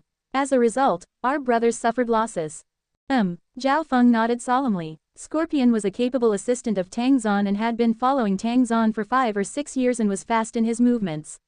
People say he was once a mercenary overseas. Before Zhao Feng came, Tang Zan had 7 powerful men, among whom 3 were well versed in civil virtues while the other 4 were endowed with martial arts. 3 people were intellectual-type criminals. 1 was in charge of pornography, of KTVs in Southern District, 1 was responsible for gambling, and the other was the cleverest among the 3, who was in his 40s and once a brilliant student studying abroad. He took charge of the most complex drug abuse, and made plans for purchasing routes, calculating the risk and so on. The 4 who were adept with martial arts were truly remarkable and had strong backgrounds. Scorpion was the most ferocious person among them. He would never leave his opponent alive. His cruel level was even higher than Zhao Feng's. Zhao Feng's cruel bearing madness, while Scorpion was atrocious. He was even more horrifying among the underground forces. Brother Feng, people who could stand here were all Zhao Feng's men. They gathered together and greeted Zhao Feng after they saw him. Zhao Feng nodded his head and walked into the room with vigorous strides. However, just arrived at the door. There stood 2 men of great statures who crossed their arms and said haughtily, Sorry, Brother Scorpion is working inside. No other people are allowed in. The door of the room was open. He could see clearly that Scorpion was sitting leisurely in a chair. Scorpion glanced at Zhao Feng coldly with a sneer in his eyes obviously. Seeing this, a smile climbed up on his face. All of a sudden, he reached out his hands, grabbed the heads of the 2 men at a fast speed and smashed them on the marble wall on the backside. Bang bang. As 2 dull thuds, the 2 tall and sturdy thugs fell to the ground with their heads bleeding. Zhao Feng came in with a cold expression. You're so furious. Scorpion stood up and hissed, saying. He was the man with a scorpion tattoo on his neck who had kept watching on Zhao Feng outside Zhang Han's restaurant. About a dozen people were rummaging through things at random in the room, making the whole room a mess. Gosh, stop. After Zhao Feng came in, His men rushed in and shouted angrily at those who were turning things over. The dozen people stopped at that time, gathered together behind Scorpion, glaring at Zhao Feng and his men. This also made the atmosphere on the court tense at that time. Do you think about the consequences of rummaging through my room without my permission? Zhao Feng was calm, but his eyes were shining with a cold. Your room, Scorpion sneered and said, sorry, this company belongs to Lord Tang, so does this room. Why can't I come? While speaking, Scorpion stared at Zhao Feng coldly, as if to see something in his eyes. While Zhao Feng calmed down and kept thinking at the same time. He should have been sent by Tang Zan. What's his purpose? To probe? No, it can almost turn nasty. There must be some reasons. Does she really know some Tang Zan's secrets? What I get threatens him. Zhao Feng pondered and did not figure out the reason. After all, he did not get any evidence about Tang Zan. But, in the face of Scorpion's provocation, Zhao Feng's eyes were completely filled with cruelty. Zhao Feng, I don't care who you were. In Forever Harmony Association, however, whether you are a dragon or a tiger, you'd better keep your nose clean. Do you really think you are the first of experts of the club? I tell you, as long as I, Scorpion, is here, you'll never be in the top position. Scorpion sneered and taunted. Oh, do you want to try? Zhao Feng lifted his eyebrows, staring at Scorpion chillily. Do you think you are qualified? Scorpion put on a false smile and said. In an instant, Zhao Feng's and Scorpion's men stepped back. They all felt that their masters were going to fight with each other. As expected, Zhao Feng's right hand moved at the next moment. His palm turned into a fist, heading for Scorpion's face with an overwhelming momentum. Scorpion's eyes flashed with a beam of cold light. Moreover, he was extremely calm, turning his head to the left side and succeeding in evading the fist. However, Zhao Feng's fist came in an arc and hit Scorpion in the face side on. Scorpion squatted down quickly and punched Zhao Feng in the chest with a hook at the same time. Scorpion used all his strength. If someone was hit, it was estimated that he would faint in an instant. However, Zhao Feng was not a pushover after all. He retreated half a step and his left hand clenched aimed at his fist simultaneously. A head-to-head battle. A cold glint came into Scorpion's eyes and he added his strength. Bang! With a dull thud, Zhao Feng took 2 steps backward while Scorpion stepped backward 2.5 paces. This move gave a slight edge to Zhao Feng. The two looked at each other, and then their bodies rushed to each other again. They fought with hands and knees in this room. Scorpion was indeed something. In the first 3 minutes, he and Zhao Feng were so well matched, engaged in an all-out fight. But Zhao Feng's fist became more and more sharp gradually. He used shrewd moves, which made Scorpion feel fatigued and retreat. This also made Scorpion feel appalled. He had fought against Zhao Feng once a few months ago and gained the upper hand at that time. Did he hide his strength? Scorpion continually retreated. How shameful he was, for he was overtaken by Zhao Feng in public. Consequently, Scorpion's eyes flashed a hint of maliciousness. He brewed a full-body counterattack and made a series of deadly moves, which delayed Zhao Feng's first round of offensive. Scorpion made a determined effort and attacked head-on, drawing Zhao Feng back. This battle between the two totally shocked their men, who shook their heads and marveled. You're indeed Brother Scorpion, whose moves are swift and fierce. Brother Scorpion is the first of experts in the association. But the madman is also quite fierce and he draw equal with Brother Scorpion. While on the other side, Zhao Feng's men also marveled. Brother Feng is as formidable as always. This is a battle between superior players. But Scorpion is so vicious, who is not as magnanimous as Brother Feng? That's right, although Brother Feng is ruthless, he's a man of strong principles. Quote. All eyes were fixed on the two men who were fighting, but they whispered. Zhao Feng's and Scorpion's factions had always been hostile to each other. As a matter of fact, not only Zhao Feng's faction, but many other people in the association also hated Scorpion's faction, because they committed all kinds of atrocities and done things without any bottom line. But on account of the benefits they brought to the association by their extreme methods, Tang Zan allowed Scorpion to develop freely. The two people were fighting in full swing on the spot. They had consumed most of their strength in the violent battle after a few minutes. Gradually, Scorpion felt a little exhausted, while Zhao Feng's strength was still mighty. A thrill went through him spontaneously. He clearly remembered Zhao Feng's and his continuous fighting capacity were about the same in the last fight. Even Zhao Feng was weaker than himself. How his strength became so mighty this time? Scorpion knew that if he continued to fight in this way, he would definitely be defeated. So taking advantage of the time when Zhao Feng swept across his legs, Scorpion's hand touched his lower back secretly. His left shoulder abruptly resisted Zhao Feng's blow. Bang! Scorpion took 2 steps backward side on. While Zhao Feng continued to attack, hitting Scorpion in the chest with 1 punch. However, at this point, Scorpion's right hand faced upward, with a cold light shining in his hand. Zhao Feng's pupils contracted and quickly took his fist back. But it was somewhat late after all. Swish! Zhao Feng only felt the back of his hand cold, and blood flowed out. He just saw that Scorpion's right hand was holding an awl, whose tip was gleaming with a cold light. Damn it! Use the weapon! A man with short yellow hair behind Zhao Feng glared at Scorpion. He looked at him with great anger and took out a pistol from his lower back, pointing at Scorpion. Scorpion was not afraid confronted with the gun, slightly narrowing his eyes and looking at the man. His men were not afraid of getting into trouble, for he did not commit himself, some of whom also pulled out the gun from their lower backs, pointed at the man with yellow hair and growled. *T. Put it down. Damn it, who are you scolding? Believe it or not, I'll kill you. Seeing them with guns, other Zhao Feng's confidants also took out their guns one after another, pointing at and glaring at them. The atmosphere became tense all of a sudden.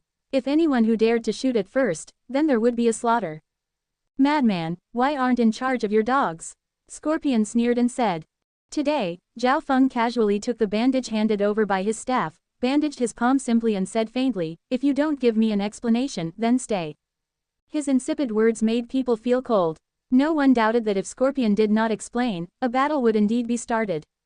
An explanation? Ha, ha, ha, well, then I'll tell you. Scorpion calmed down and stared at Zhao Feng, saying, everyone knows what happened to Xiaoyu, right? She stole Lord Tang's things and now Lord Tang wants to investigate. I'm responsible for this matter. And you are Xiaoyu's closest friend, right? You think, is there any reason for me to come and check? Oh, have you finished the investigation? Zhao Feng stayed calm, pondering more things. Xiaoyu took Tang's on stuff. She was bound to inform him if she took something.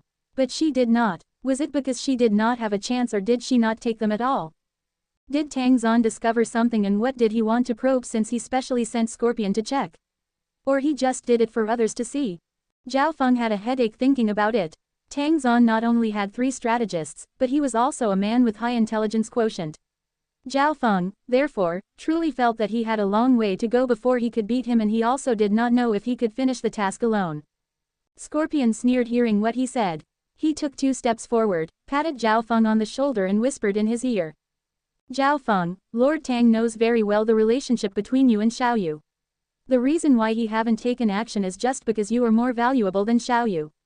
But I warn you, I don't care what purpose you have, I'll keep an eye on you. If you once give the show away, you'll be more than injured. I think you know what I mean, ha ha ha. In the end, Scorpion chuckled and his laughter made others feel cold. I don't understand what a dog wants to convey, Zhao Feng said coldly. Now that you have finished, get out of my room. Scorpion's eyes flashed a beam of cold light. He looked at Zhao Feng with a meaningful smile and stepped toward the door. After a few steps, he stopped and said without looking back, oh, by the way, I have to remind that as a senior member of an association, you really degrade yourself to go to a small restaurant to help.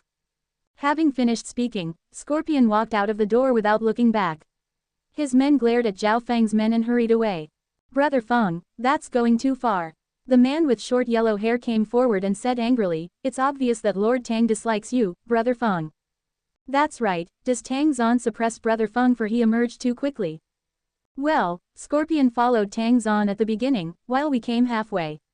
We're not his true sons. Can we be treated as same as Scorpion? I think it's better for us to set up our organization.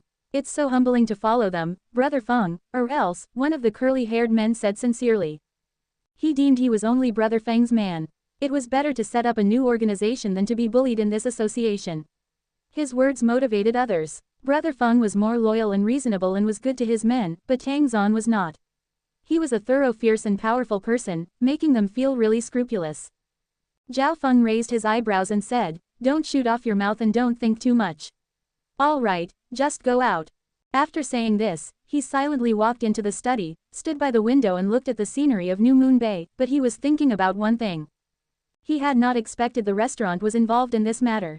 He did go there too frequently recently and was afraid that Tang Zan had noticed the restaurant, for he was busy working as a waiter.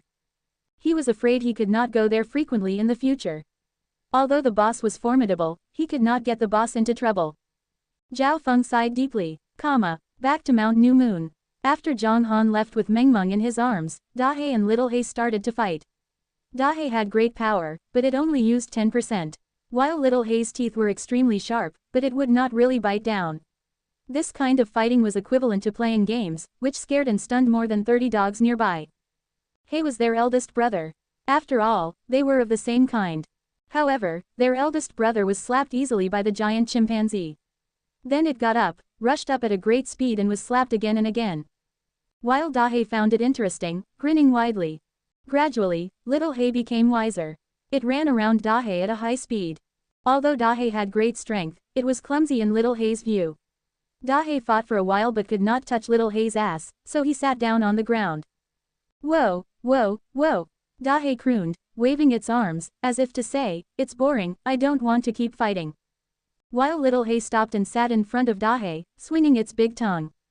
Whoa, all of a sudden, Dahe slinkingly looked at the chickens on the opposite side.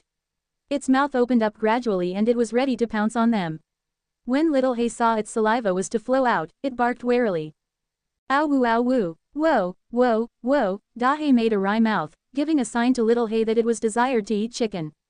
Ow ow, Little He shook its head at once and moved its front paws from side to side, which meant that they could not eat anymore for the owner had found out the truth. After figuring out what it said, Dahe beat its breast in anguish. Whoa whoa, Dahe kept gesticulating with its hands, which meant that with so many chickens, it didn't matter to eat some more. Ow, Little He looked at the chickens and deemed that it was right after consideration. Since there were large quantities of chickens, it did not matter to steal too. Little He, therefore, nodded to Dahe. Hum, Dahe laughed, stretching out its enormous fist in front of Little He's head. After a pause, Little He reached out its claw to the fist. Suddenly, the two brothers sneaked to the chickens. Because of Dahe's large size, chickens were all in a mess when they came close. Ow woo, Little He let out a cry to Dahe in a low voice. Its head leaned aside and motioned for it to stand aside. Whoa, Dahe stepped aside. At this time, Little He moved. Whoosh, Little He came running with a chicken in its mouth after a few seconds and placed it in front of Dahe. Then it ran to the chickens again. Whoosh, a few seconds later, another chicken was caught. Little He was somewhat complacent at this point. Although Dahe had awesome strength, it was still awkward. Ow ow, Little He shook its head and headed for the dense forest, picking up a chicken. Whoa, whoa, whoa. Dahe promptly stopped Little He and expressed its meaning by gesticulating with big palms. Whoa, ow. Having gesticulated for a long time, Little He finally understood what Dahe meant.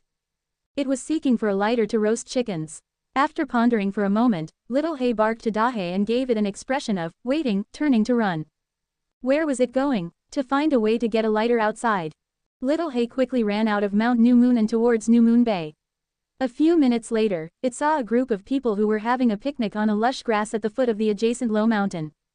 There were 6 people in all, with 3 cars nearby and a large barbecue grill beside, which was around by a folding table and 6 plastic chairs. These 6 people, 3 of whom were males, were all with their girlfriends. One of them was having a barbecue nearby while the others were drinking beer, eating and chatting. Little He ran over here just because it saw the smoke. As Little He approached, a plump man who was in charge of barbecuing discovered it first. When he saw the big and powerful dog, his eyes suddenly widened and all the freshly baked kebabs in his hands fell to the ground. Hey, hey, hey, he whispered to his companions behind him with his face changing greatly. When the other 5 persons looked over, 3 women among them turned pale and almost screamed out. Don't cry, don't panic, calm down. A emaciated man said in a low voice and swallowed at the same time. Obviously, he was also very nervous. It was normal for anyone to shudder with fear when he saw a dog as big as a bear. Everybody, get up quickly and move back slowly. Don't run, slow down, slow down. It probably means no harm. Let's slow down. The thin man got up and reminded others simultaneously. With a conductor, others seemed to have a tower of strength. They all stood up and retreated slowly, looking at Little He with great vigilance. These 3 men did have responsibility. They were all in front of their girlfriends in the face of this dangerous situation. Little He walked forward calmly under their gazes. When he reached the table, these people were thrown into panic. However, to their surprise, Little He picked up the 2 lighters on the table directly in its mouth, glanced at them and then left quickly. The crowd exhaled a long breath deeply. The plump man wiped his sweat away and said with fear, "It's really frightening. Fortunately, it's not hostile, or we may be bitten." "That's right. What kind of dog is it? Why is it so big?" "It looks like a black and tan dog, but its size is so amazing, isn't it?" "No, how can a rural dog be so giant? Judging from its appearance, it may be fiercer than a wolf." Quote, quote. They vied with each other. Perhaps they would never forget this scene. Many years later, they might remember that they met a big majestic dog during a picnic on a certain day. Little Hay held the 2 lighters in its mouth, running quickly with 4 legs, and soon returned to Mount New Moon. When Dahe saw the lighters in Little Hay's mouth, hum, Dahe patted itself on the leg a few times and gave Little Hay a thumbs up sign. "Ow ow," Little Hay responded drawlingly, as if to say that it was a cinch. So the 2 brothers sneaked into the thick forest. Dahe set up a support with some branches behind the stone they first met. Recalling the way the people who grabbed it barbecued, it set up several brackets and bunched the chickens and roasted them. A few moments later, when the chickens were cooked, the smell made their mouths water. So the 2 started their own dinner. Seconds later, on the edge of the thick forest, Little Hay's mouth was full of oil. It rolled eyes and rushed into the flock again and went back with 2 chickens in its mouth. The animals shuddered with fear at this time, as if there were some wild animals in the dense forest. However, there were indeed 2 wild animals, which were especially fond of eating meat. When the 2 brothers were enjoying their meat meal, on the other side, in Zhang Han's restaurant. Since Ziyan called in advance, saying she had to work overtime at night and would come later, Zhang Han postponed their dinner time. Today was a very nice day for members. "Wow, 2 chickens. That's great. The boss is so kind. I love you so much." Liang Mengqi and Yu Qingqing stood in front of the bar with expectation and aspiration. Fortunately, Mengmeng was playing with Zhong Li on the 2nd floor at this point. Otherwise, if the little princess heard these words, she might be dissatisfied with Liang Mengqi. "I can eat drumsticks today.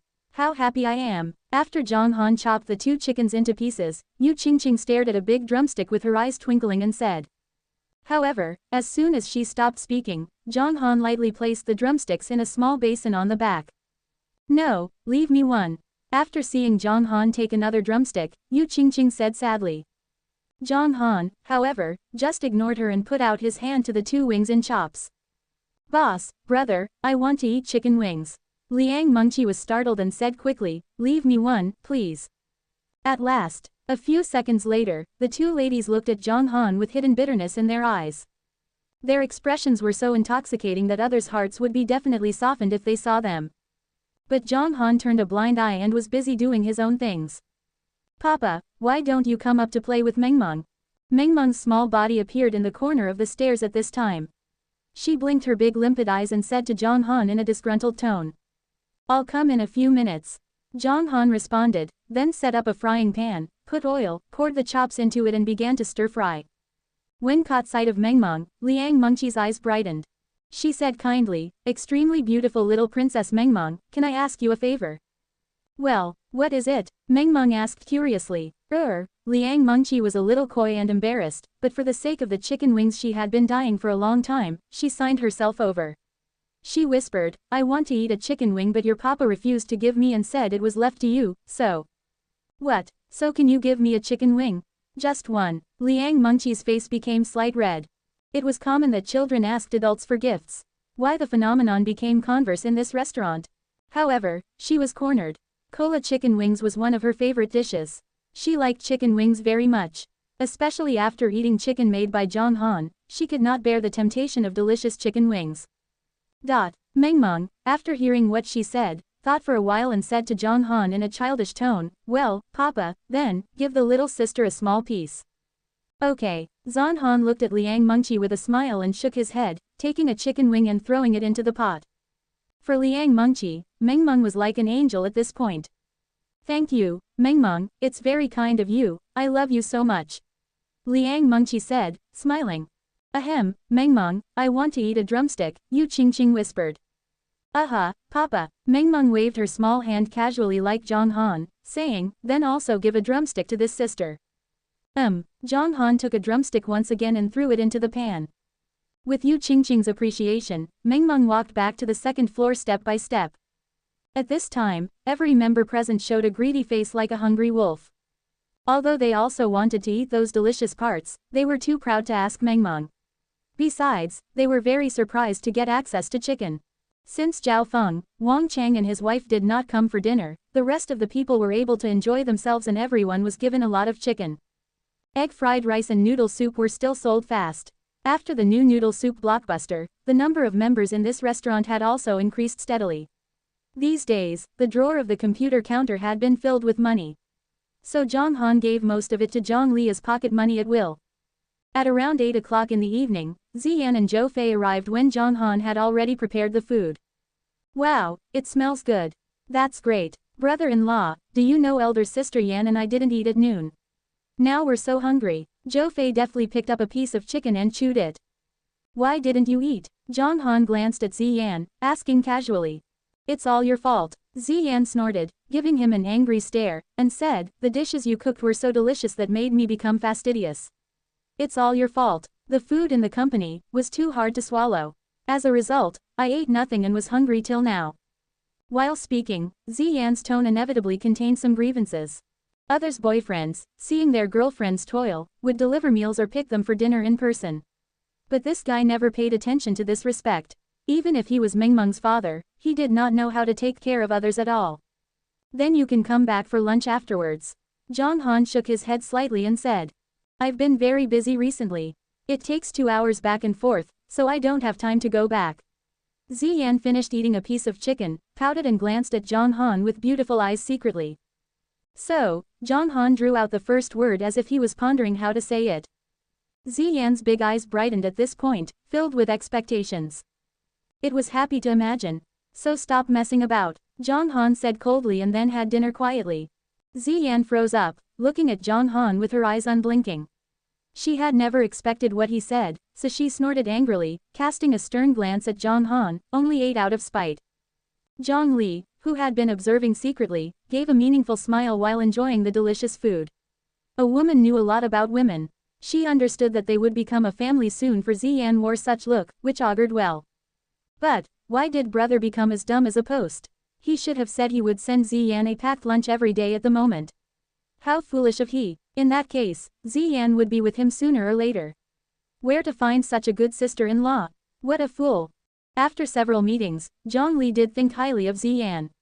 She was extremely good-looking and had the right disposition, who was absolutely a match for her brother.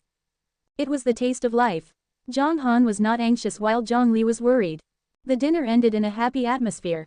It was already over 9 o'clock after the meal. Ziyan planned to go to Union Garden as she did yesterday and came to the restaurant early the next day. While Zhang Li and Zhou Fei were clearing the table, Zhang Han sat beside Ziyan and said, why don't you stay here at night? It was inconvenient not only for you but also for Mengmeng if you make the round trip every day. Mengmeng ignored what Zhang Han said, playing with toys. For she, as long as Papa and Mama could accompany her, it did not matter where they were. While Ziyan snorted softly, no. But she kept thinking though she refused Zhang Han. You wanted me to come to live here without sending me a meal. Nice try. Zhang Han shook his head slightly seeing this and said no more. In fact, it was not a big deal to say that making round trips was inconvenient. It just took more than half an hour to drive in the morning and evening. After Zhou Fei and Zhang Li cleaned up, they left the restaurant. They were speechless all night. Early in the morning the next day, they gathered in the restaurant again and had breakfast. Ziyan went to work, while Zhang Han took Mengmeng to Mount New Moon to play. Mengmeng was concerned about Dahe. A big friend came, which meant she had another playmate. Furthermore, Dahe could play the interesting game to throw Mengmeng about. Not to mention they enjoyed playing on this side. On this day, just after midnight, Shui Qian's microblog, which had not sent a message for a long time, eventually updated. The brand new actress was quietly released. At night, many people who surfed the internet and paid attention to Shui Qian simultaneously found the song shortly after the news was released. In an internet bar, a college couple were surfing the internet and the innocent horsetail girl was watching the TV play while casually browsing the microblog. A new song. When she saw Shui Qian's announcement, she clicked in it with curiosity, suspending the popular TV play she had watched before and played the song. A piano prelude sounded, followed by a deep and fair-sounding voice, simply, let's speak in simple terms.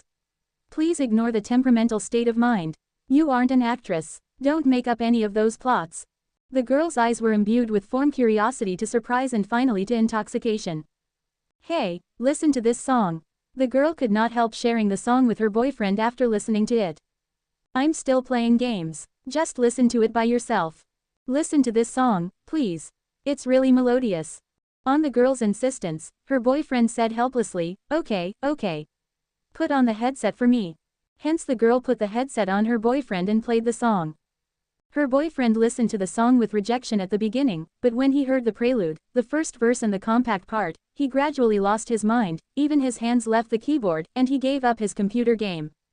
What song is this? After listening, her boyfriend looked at the girl in surprise. Does it sound great? Yes, please tell me what song it is. It's a new song from Kyeonchin, called Actress. So the boyfriend could not wait to switch the game interface and played it again. After finishing listening, he quickly looked up and yelled at several roommates. Brothers, I found a great song called Actress. You should also listen to it. A few minutes later, the internet bar's song ordering system played this music, making the people in all attracted by the song and began to search for its name. It was really simple to listen to the song and shared with others. Not only in the internet bar, but also in people's home, dormitories of universities and many other places, this song was discovered by them and fascinated them. This song, like a hurricane, had been sweeping the network until over 9 o'clock in the next morning. Although not all the people were listening to this song, but it would be played several times in the internet bars, restaurants, leisure clubs, cafes and other places. This deep and charming song roused people's tender emotions, which spread rapidly from mouth to mouth. It took only half a day to become popular. Of course, its success also attributed to Shui Qian's tremendous popularity. In the meantime, multifarious comments were out. It sounds great and affectionate, striking a chord in my heart. The lyrics are excellent, carrying me back. It's a very pleasant song, giving people deep feelings. Life is a performance that will never fall down. Each of us is an actor, but some people obey themselves, while others try to please the audience. One should walk step by step and throw rubbish bit by bit. Life is not easy at all. You don't need to be eager for others' understanding and approval. Just live your own life quietly. If your heart couldn't be shaken, the wind will do nothing. I just want to find a boyfriend who is not an actor. The actress sounds so great because it depicted the most real, most unbearable and most innocent side of love. Quote. In addition to the comments of ordinary netizens, this song had caused strong responses in various music studios and media companies. At this time in Royal Entertainment Company, dozens of artists such as Zian, Zhou Fei, Xu Ruiyu and a few specified songwriters were all sitting in the conference room to have a meeting. Meiki was talking about the following development policy on the front side. Suddenly a young man knocked at the door and came in. He walked to Meiki's side and leaned down to say a few words softly in her ear. Meiki nodded and let him out. I've just heard a news that Shui Qian released a microblog after the midnight and he will release 3 new songs in the concert on the 15th this month. He'll release the songs on the internet today, tomorrow and the day after tomorrow. The first one has come out and received good repercussion. Let's listen to it first. Meiki controlled the projector system while speaking. She searched for the song and played it. A simple and fair-sounding prelude came out, followed by the deep voice. Simply, let's speak in simple terms. Please ignore the temperamental state of mind. The people in the meeting room was indifferent at the beginning, then fully surprised and finally serious and dignified. Even the songwriters had closed their eyes and listened carefully. After the song was played, all the people were in silence. Can you play it again? One of the songwriters said in a deep tone. Meiki nodded and played it again. After listening to it 3 times, the people in the conference room looked at each other and all saw a bit of horror in each other's eyes. This song is highly as the cream of good songs. In the end, the most qualified songwriter in the company firmly decided to comment. Yes, this song has several quintessence.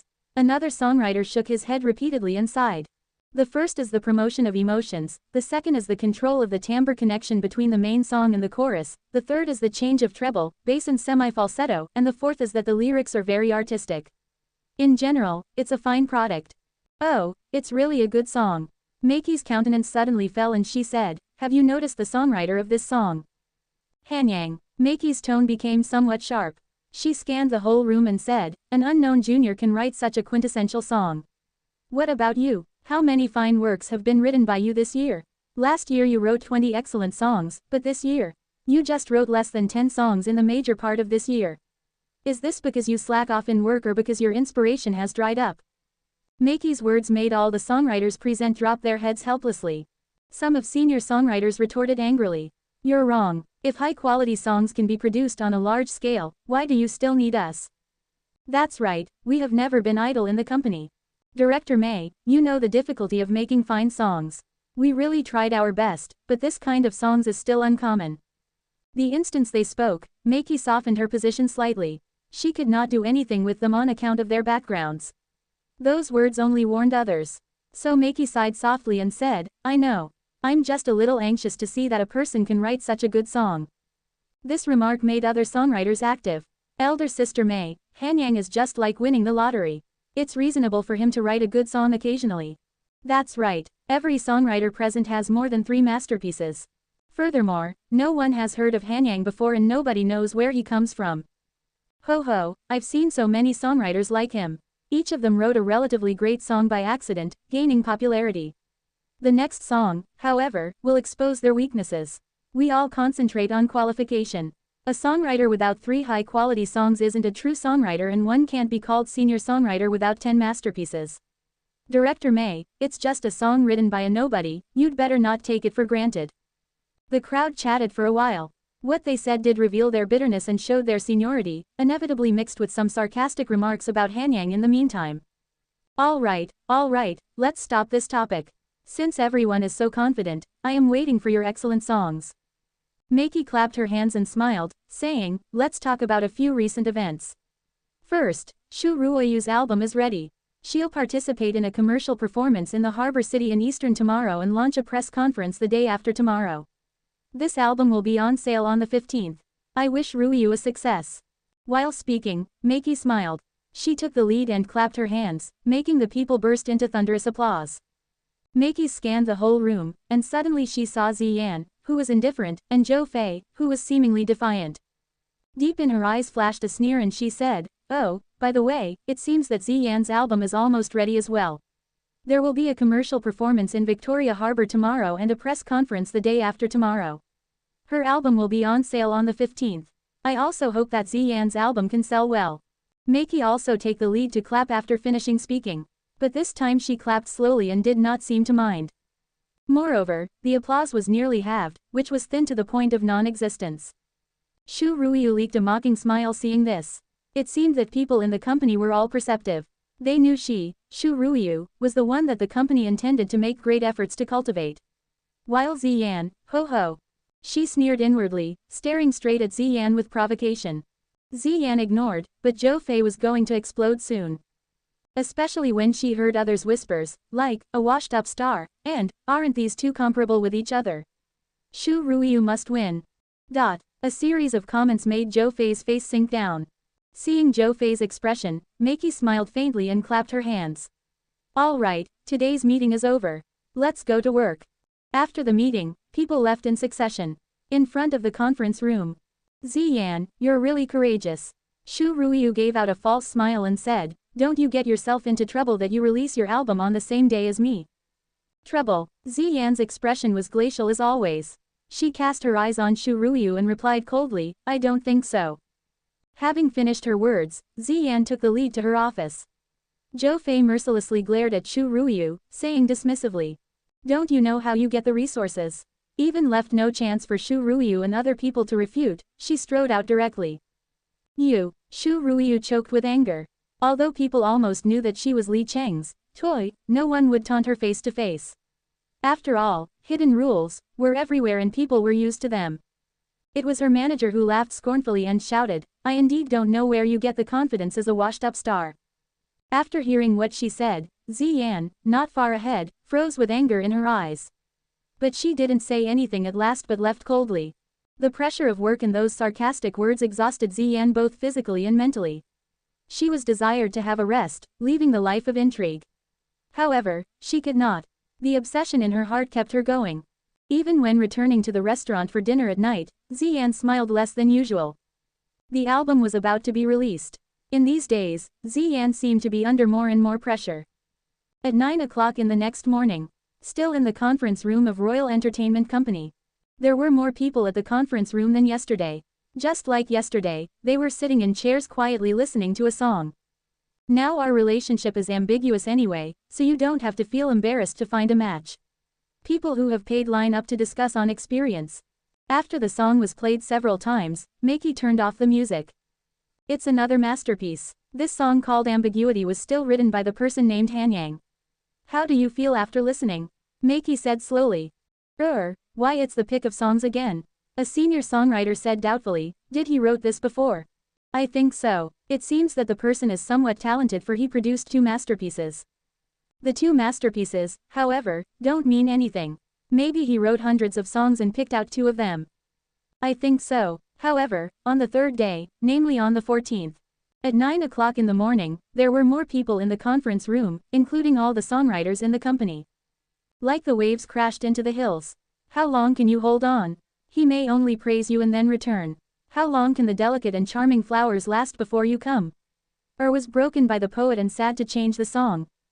It's another fine song. Maki was solemn, frowning slightly and saying, there appeared 3 masterpieces in 3 days. I can imagine how popular his concert will be tomorrow.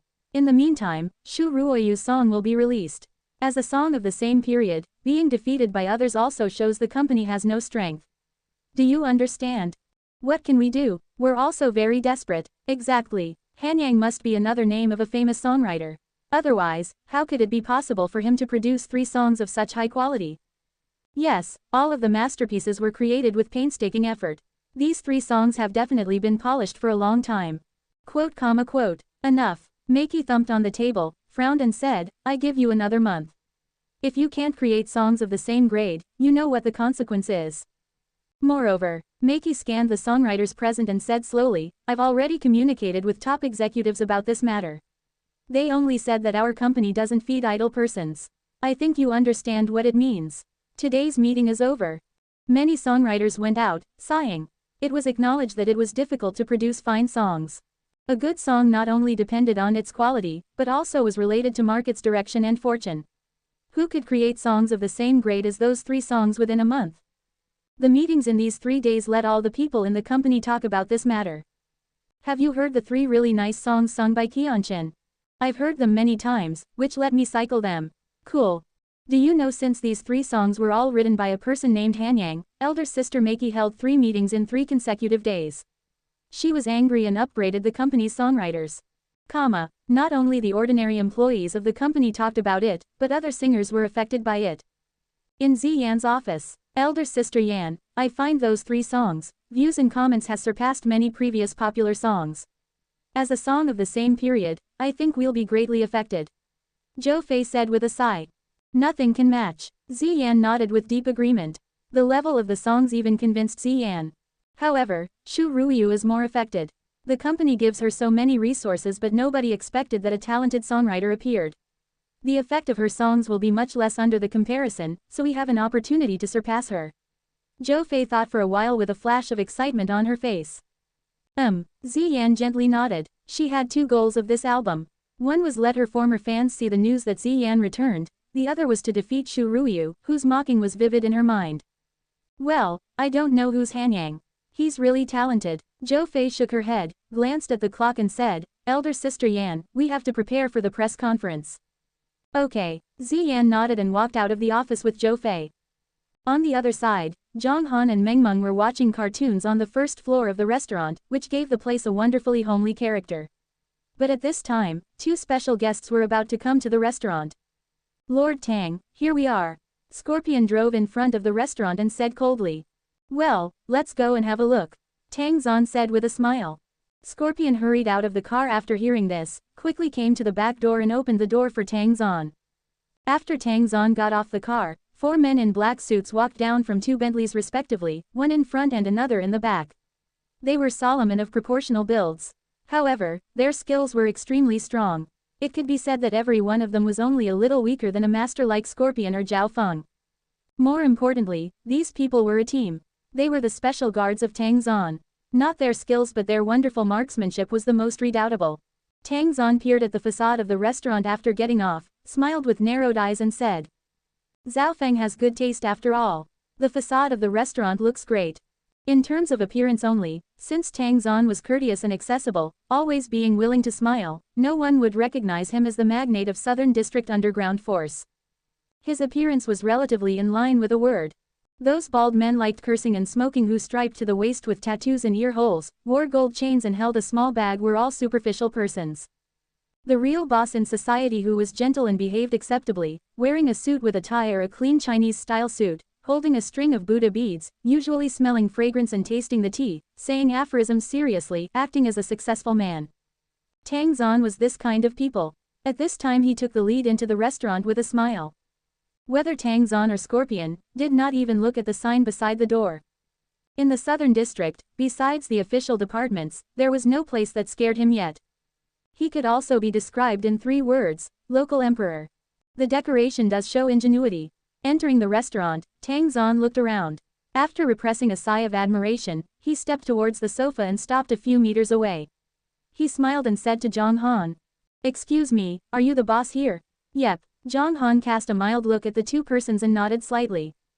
His indifference instantly made Scorpion frown, whose eyes stared at Zhang Han with hostility. "Hello, boss." Tang Zan kept smiling. He glanced at Meng, who was playing with a remote control car in high spirits, saying, "Your daughter is so cute and beautiful." But Zhang Han totally ignored him this time. Ignored Tang Zan. Scorpion frowned again. "Ha ha ha." Tang Zan chuckled and asked, "What kind of food do you offer?" "The restaurant isn't open now. If you want to see the menu, go out and look at the sign." Zhang Han replied coldly without even turning his head. The sign at the door was placed very close to the door. As long as you did not lower your head to play with your mobile phone, everyone probably could see it. Besides, there had not been a customer who accidentally came to the restaurant at the wrong time for several days. What Zhang Han answered at this point was quite honorific. But Zhang Han's attitude made Scorpion's face fall. He was about to rebuke angrily. "You." His words were interrupted. Tang Zan patted him on the shoulder and said with a smile, looking at Zhang Han. "Since the restaurant isn't open now, let's come here next time." After speaking, Tang Zan turned to the door, while Scorpion stared at Zhang Han fiercely. He dared to refuse Lord Tang. He was courting death. Just then, Meng was playing with the remote control car in high spirits, which drove to Scorpion standing not far from the right side of the sofa. "Didi, be careful, the car is coming." "Didi, it's going to hit." However, no sooner had the remote control car arrived at Scorpion's foot than he sneered and lifted his food, stepping on it. Kaka. The remote control car was crushed by his foot. Meng suddenly froze. She blinked her big eyes, took a look at Scorpion who was sneering and then at the remote control car that shattered under his foot. In an instant, tears filled her eyes. "OWWW." Meng began to cry all of a sudden, whose voice was permeated with grievance and sadness. At this moment, Zhang Han's eyes were completely full of inexorability. It was the first time he had leaked this cold and murderous look since his rebirth. Zhang Han's body was just about to move when the little princess stumbled into Zhang Han's arms and wailed loudly. "Papa, the car broke down, OWWW, the car broke down, OWW. It's okay, Meng, don't cry. Just wait a minute and Dad will buy you a new one, okay? Stop crying, Meng, you're so well behaved." Zhang Han quickly comforted Meng. While Tang Zan stopped walking and looked back at this point, still smiling. He said with blame, "Why did you ruin her car? Apologize." "Fine, Lord Tang." Scorpion nodded and said, simpering, "Oh, man, I'm sorry. Next time when you play with this kind of things, please be careful not to drive it to other people's foot. As for this car, haha, I'll send a bigger one later." While speaking, Scorpion's eyes were tinged with contempt. Send a car? Well, it would be great to send a truck and hit the restaurant directly. After finished speaking, Scorpion went out, following Tang Zan. At that time, Zhang Han was still comforting the little princess, but when the 2 men walked to the door to go out, Zhang Han suddenly said to them with a grimness that could be felt. Zhang Han said slowly, "Leave your name." Both Tang Zan and Scorpion stopped upon hearing his words. Tang Zan turned around, still smiling at Zhang Han. He had thought that Zhang Han was talking to him, but only found he was staring at Scorpion, so he shook his head and said nothing. While Scorpion said coldly with a stare, "Are you fucking asking me?" However, Zhang Han just stared at him and did not answer. "Ha, ha, ha," Scorpion laughed. His face suddenly fell, looking at Zhang Han coldly, and slowly said, My name is Scorpion, Scorpion of Forever Harmony Association. If you want to find me, I'm waiting for you. After leaving his name, Scorpion followed Tang Zhan out of the restaurant. Although they could see Zhang Han's faint expression clearly, it seemed that neither of them caught sight of the indifference in Zhang Han's eyes. That was the indifference to life. The indifference, though was calm, was indeed like the temporary tranquility before the volcanic eruption. Outside the restaurant, Tang Zhan and Zhao Feng went straight back to the Rolls-Royce Phantom. They had no interest in seeing the sign of a small restaurant. Lord Tang, this restaurant, Scorpion's sight was suffused with inhospitality. The first thought after getting in the car was to ask Tang Zhan's idea. This restaurant, Tang Zhan looked at the plaque of the restaurant with a smile, showing a harmless expression and saying, let Zhao Feng handle it. Okay, Scorpion uttered a snorting laugh, took out his mobile phone directly, dialed Zhao Feng and switched on speakerphone so that Tang Zhan could hear.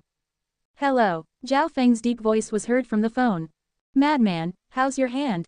Was it crippled? Scorpion said with a hint of disdain. Cut out all this nonsense. Ha ha, Scorpion chuckled and said, you're honest these days and haven't been to Mengmeng's restaurant. But today I went there, accompanying Lord Tang. What did you say? Zhao Feng's tone obviously changed at the moment. His ragged breathing made Tang Zhan's eyes flash. I accompanied Lord Tang to the restaurant today. But, the boss was very interesting and humiliated Lord Tang. I heard that this restaurant was under your, Zhao Feng's, protection. I think you should know how to deal with it. Scorpion sneered. Zhao Feng suddenly fell into silence. A few minutes later, Zhao Feng's slightly hoarse voice came out from the phone. I know what to do. Finishing those words, Zhao Feng directly hung up. Ho ho, Scorpion sneered, putting the car in gear and leaving. Tang Zhan in the back seat, squinting slightly, looked out of the window at the street and nobody knew what he was thinking. On the other side, Zhao Feng was in his own residence, standing by the bed, looking out of the window with his face screwed up. What does he do? All the emotions were mixed. Zhao Feng felt the precious warmth in the restaurant these days. The restaurant, the boss, Mengmeng, Liang Mengqi, Zhao Dahu, Yu Qingqing, etc. all gave Zhao Feng different feelings. The ordinary daily life was very common, but let Zhao Feng yearn for. He was very tired and exhausted both physically and mentally when he worked for Tang Zhan, which attributed to Tang Zhan's cunning. At this time, however, Tang Zhan wanted to fight against the restaurant, which made Zhao Feng be confused. What should I do? Zhao Feng gritted his teeth secretly. He did not want the restaurant to have any accidents. But disobeying Tang Zhan's orders would get himself into trouble. This was too difficult to make a decision. Back to Zhang Han's restaurant. All right, Mengmeng, just stop crying. Zhang Han stroked Mengmeng's back fondly. Mengmeng was so sad because her car was trampled and even could not stop crying. Hearing Papa's comfort at this point, Mengmeng cried. OWW, Papa, my car was trampled, totally crushed. So we just go to buy a new one, okay? Zhang Han said softly. OWW, no, Mengmeng only wants my own car. Mengmeng almost lost her voice and she coughed while speaking. Let Papa fix this car. Sounds good. The car was trampled, totally crushed. After he coaxed her for more than half an hour, Mengmeng eased down. Zhang Han promised her to buy a new remote control car immediately, so he helped Mengmeng to change the clothes on the second floor. They went out to buy a bigger remote control car and went back to the restaurant again. Only when Mengmeng played with the new remote control car did her feel better. The little princess was fine, but Zhang Han not. He stepped to the window of the restaurant, took out his mobile phone, and looked out of the window. He was completely indifferent and his face was terrible. He made a phone call. Ziyan, return to the restaurant at noon. I have to go out. What's up? Are you in a hurry? Ziyan was a little undecided and said. I'm going to hold an album release conference later. It will be ended until nearly 12 o'clock and I still have many things to do in the afternoon. There's even little time for lunch. Zhang Han gave a pause on hearing that and said, so just come back earlier in the evening. Well, then I'll go to work and see you in the evening. Ziyan did not probe and hastily hung up the phone. After hanging up the phone, Ziyan adjusted her expression. Being about to walk into the conference site, she was a little nervous for a moment. It seemed that she had not experienced the press conference for a long time. After taking a deep breath, Ziyan and Zhou Fei stepped into the scene. Under normal circumstances, the company would be only one artist to hold this kind of conference in a large meeting room. But today, for some reasons, she and Shu Ruiyu held the conferences at the same time in the conference room so that Zhou Fei kept saying, this is a covert scheme. Although the leadership gave an explanation that they had not enough time to make arrangements, Zhou Fei, as a veteran, actually did not believe it.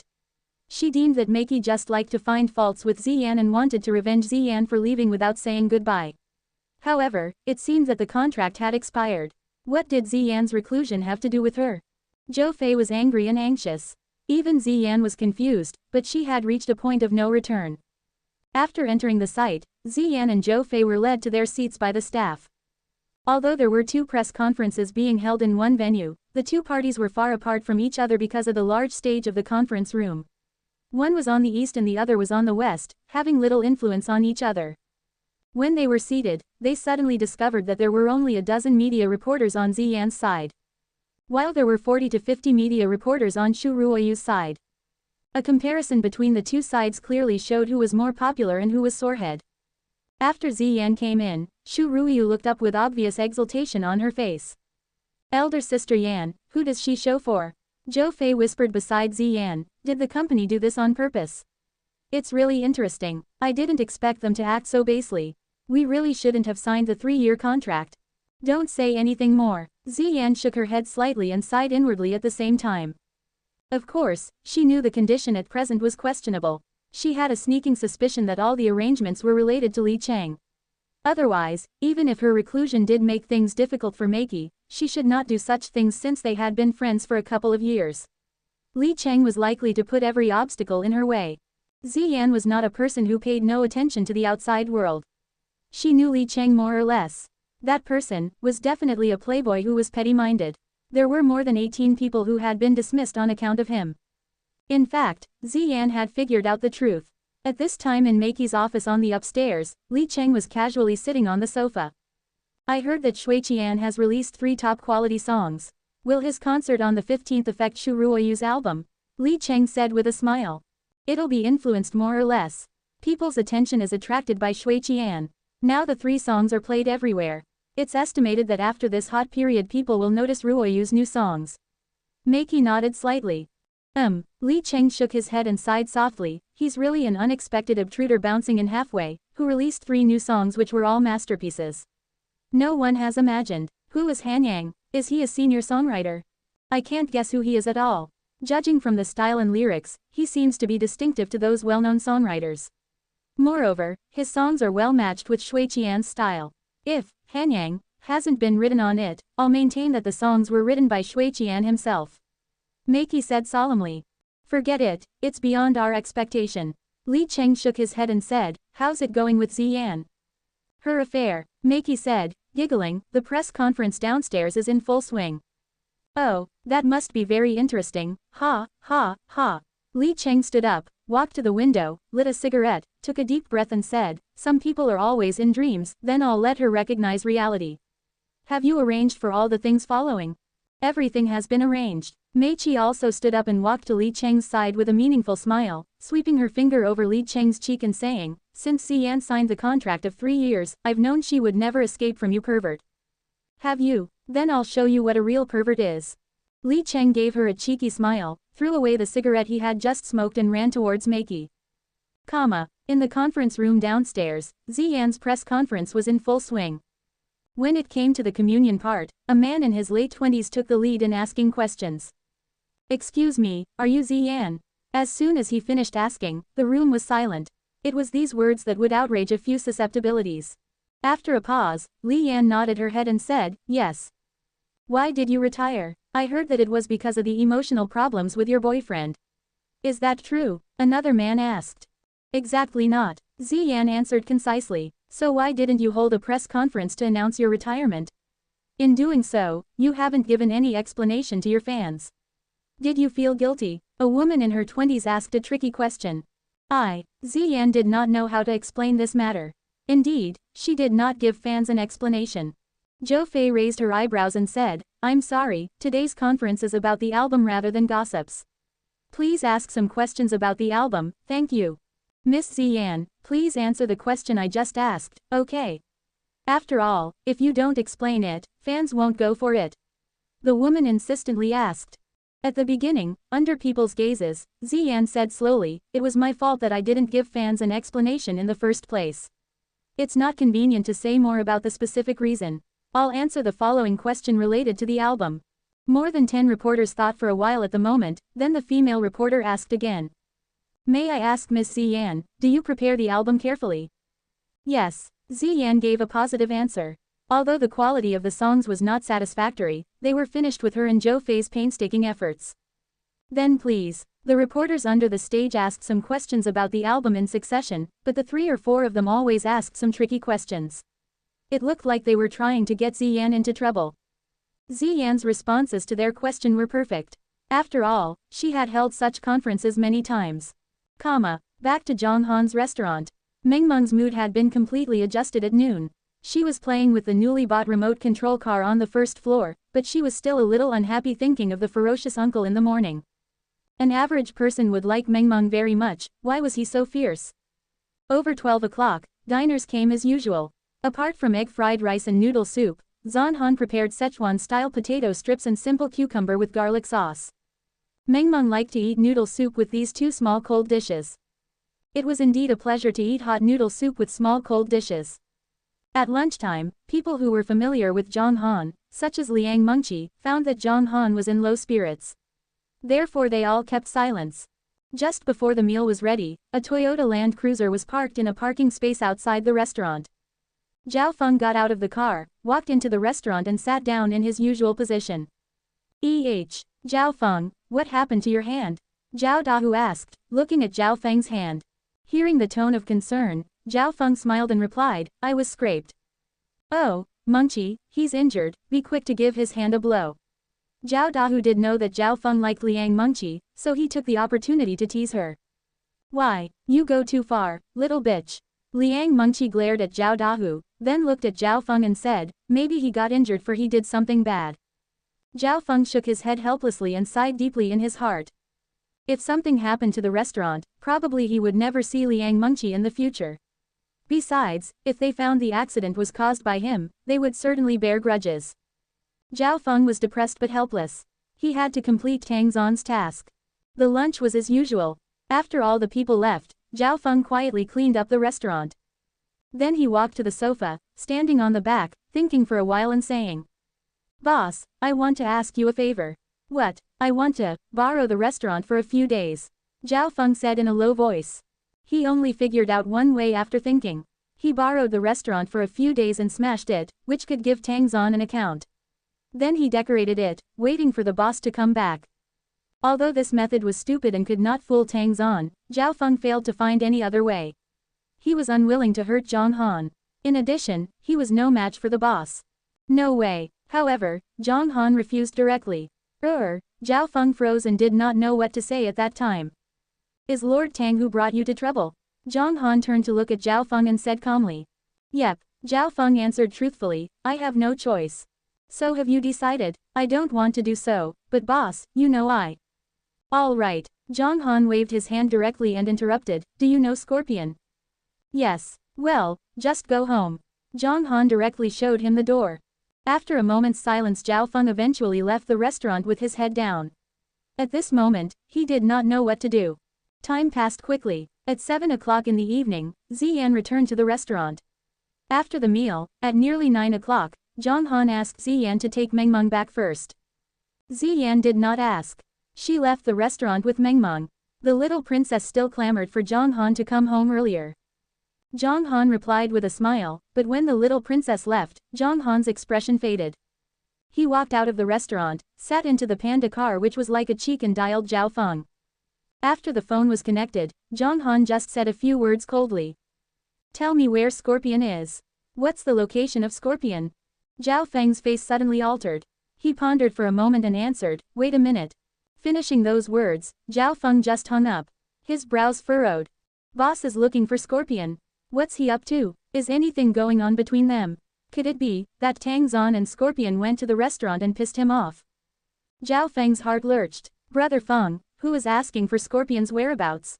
The young man with short yellow hair asked curiously. Nowadays, there are still people who want to do business with Scorpion. With his crooked heart, anyone who does so will strike a bad patch. It's not like that. Zhao Feng shook his head and said, Tiger, check Scorpion's whereabouts right now. Okay. Tiger did not ask more questions but started to make phone calls in front of Zhao Feng. After a few calls, Tiger looked at Zhao Feng and said, got it.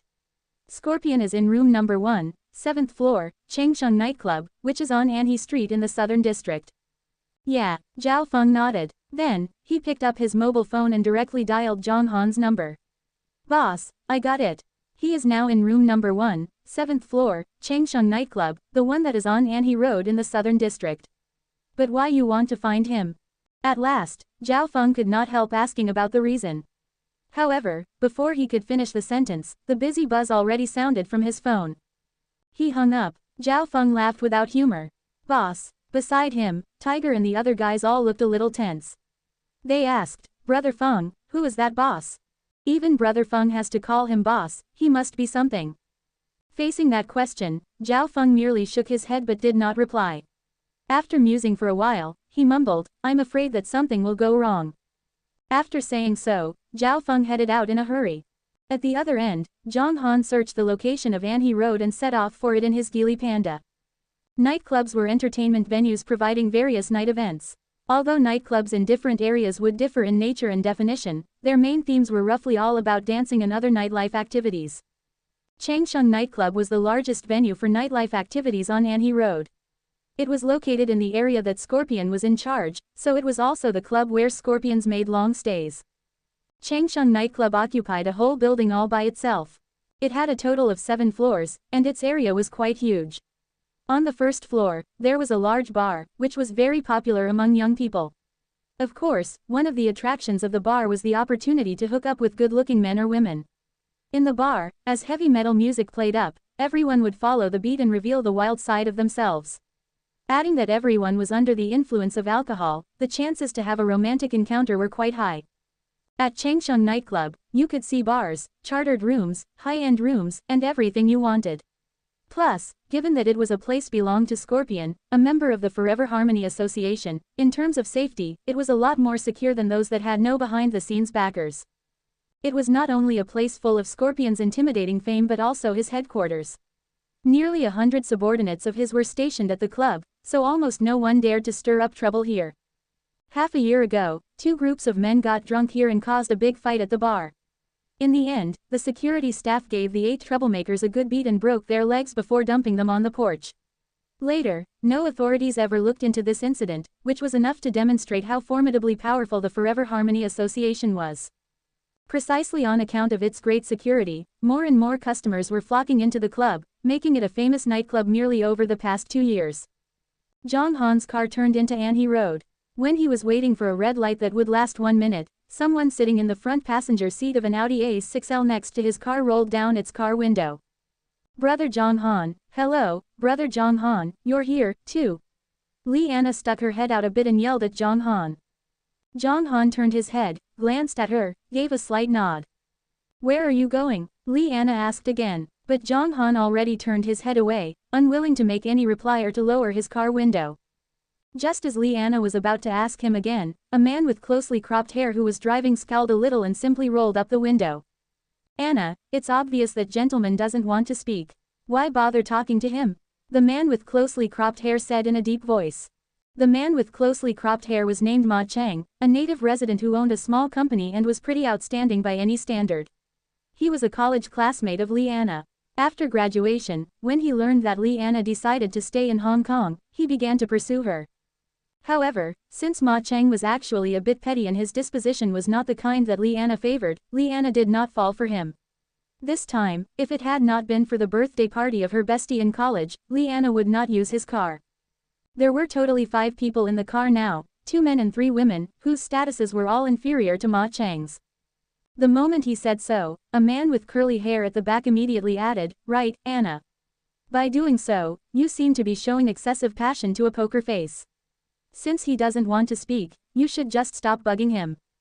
Exactly, Li Anna's bestie Wang Qin said. Anna, back then, you were our class belle. When had you ever hastened to strike up a conversation with a guy? Humph, what do you know? Li Anna snorted. She leaned against the sofa, feeling rather down. Why did Brother Zhang Han ignore me? When the red light changed to green, the line of traffic flowed forward.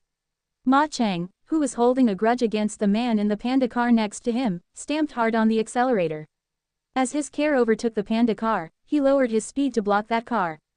But unexpectedly, the panda car showed no sign of slowing down, which gave Ma Cheng quite a turn and forced him to speed up hastily and keep going forward. Fu Ke, is he mad? Ma Cheng cursed in his undertone. Soon, his car arrived at the parking lot in front of Changsheng nightclub. When he parked his car and was about to get off, to his surprise, that panda car came in as well. What? Li Anna's eyes gleamed, and she came in to a halt. When Zhang Han got off, Li Anna scuttled towards him. Standing in front of him, she spoke with a sweet smile, "Brother Zhang Han, you're here to have some fun, too." "I'm here to handle some business," Zhang Han answered flatly. Huh, Li Anna was a little dazed. What business needs to be handled here? She actually thought since Zhang Han already saw her come with her friends, she would not lie about being here for fun.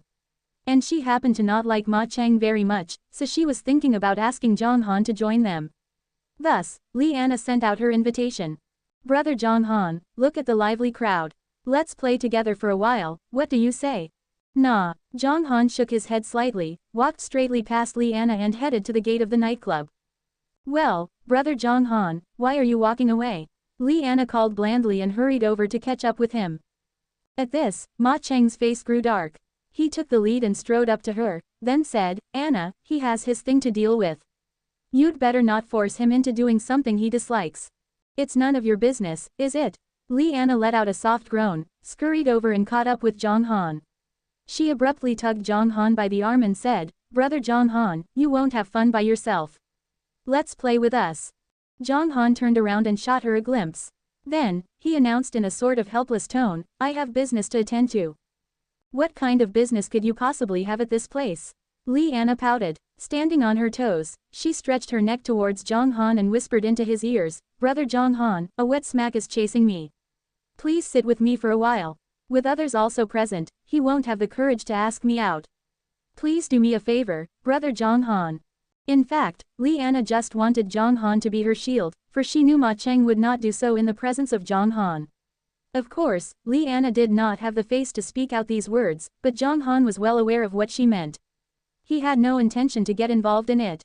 But considering the close relationship between Li Anna and Zhang Li, Zhang Han still had some scruples about turning down her request. Thus, after giving it a thought, Zhang Han finally nodded and said, "Okay. Hee, Brother Zhang Han, you're the best," Li Anna said, chuckling. She had no idea that the intimate interaction between her and Zhang Han was all captured by Ma Cheng standing next to them, which nearly blew Ma Cheng's top. With a glum face, he led others through the gate and into the bar. They first went through a security check, which was designed to confirm they did not bring in any dangerous objects like the controlled items. Generally, there were always some customers getting drunk at the bar. When alcohol got the best of them, they might pick up a fight or something.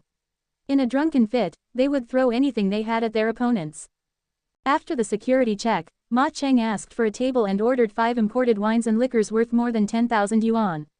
Then, a waiter ushered him into the nightlife area. Once he entered, a whirl of heavy metal music overwhelmed him. The rhythmical and dynamic music changed people's mood, making normally gentle and quiet guys reveal their wild side. On the dancing floor, lots of men and women were shaking their bodies as wildly as they liked. "Sir, here are the liquors you ordered. If you need anything, just tell me." After placing the liquors onto the table and said those words to Ma Cheng politely, the waiter grabbed a large bottle, put a lot of ice cubes in it, and then poured the alcohol and Sprite into the large bottle, gave it a few shakes, and poured a drink for each of them. After that, he turned around and walked to the front of the table. Zhang Han was sitting at the corner with his face straight and his eyes dim. He took a few glances at the bar. He had not visited a bar like this for many years. When he recalled that he used to frequent this kind of venues a lot, he could not help but sigh with emotions. "Brother Zhang Han, come on, have a drink with me."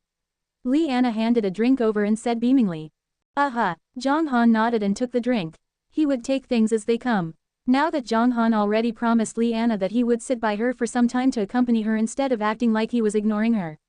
After all, he had to do this out of consideration for somebody else. In light of her friendship with Zhang Li, he would more or less try to save her face.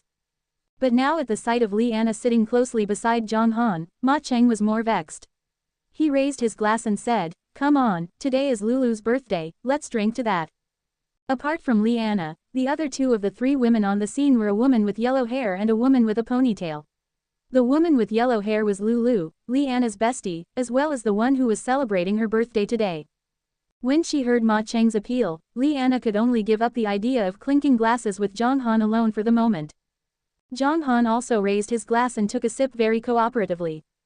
Anna, why didn't your friend introduce himself when joining others' party? Isn't he too arrogant? Just now, I saw the panda car he rode here, and it costs less than 50,000 yuan, am I right? Hey, why is he behaving like this? Does he despise us? After putting down his glass, Ma Cheng said cynically. Yep, Zhang Han cast a mild look at him, and then, simply nodded. Ma Cheng's face stiffened right off. He gawked at Zhang Han, a little baffled. Generally, regardless of the occasions, those who join others' party afterward will not say words like, I despise you. However, this guy just nodded and acknowledged it. You look upon us. Ma Cheng glowered at him and asked. His baffled feeling was replaced by a surge of anger. So what? Zhang Han said calmly. As he said so, the atmosphere directly went frozen. Even Lulu, the birthday girl, and her other friends looked quite disgruntled. Well, Ma Cheng cast a look at his companions with widened eyes, and then said incredulously, really great, Anna, this friend of yours is really something. A man attending others' birthday party says he looks upon on others at the party, huh? What do you mean? Why are you so arrogant? What's your background? Answer me, let me see why you are so confident. As he said the last few words, Ma Cheng glared at Zhang Han fumingly. Judging by Ma Cheng's attitude, if Zhang Han did not give him an answer, he would lose his temper. Don't fuss. Don't fuss. Actually, Zhang Han's words gave Liana quite a turn.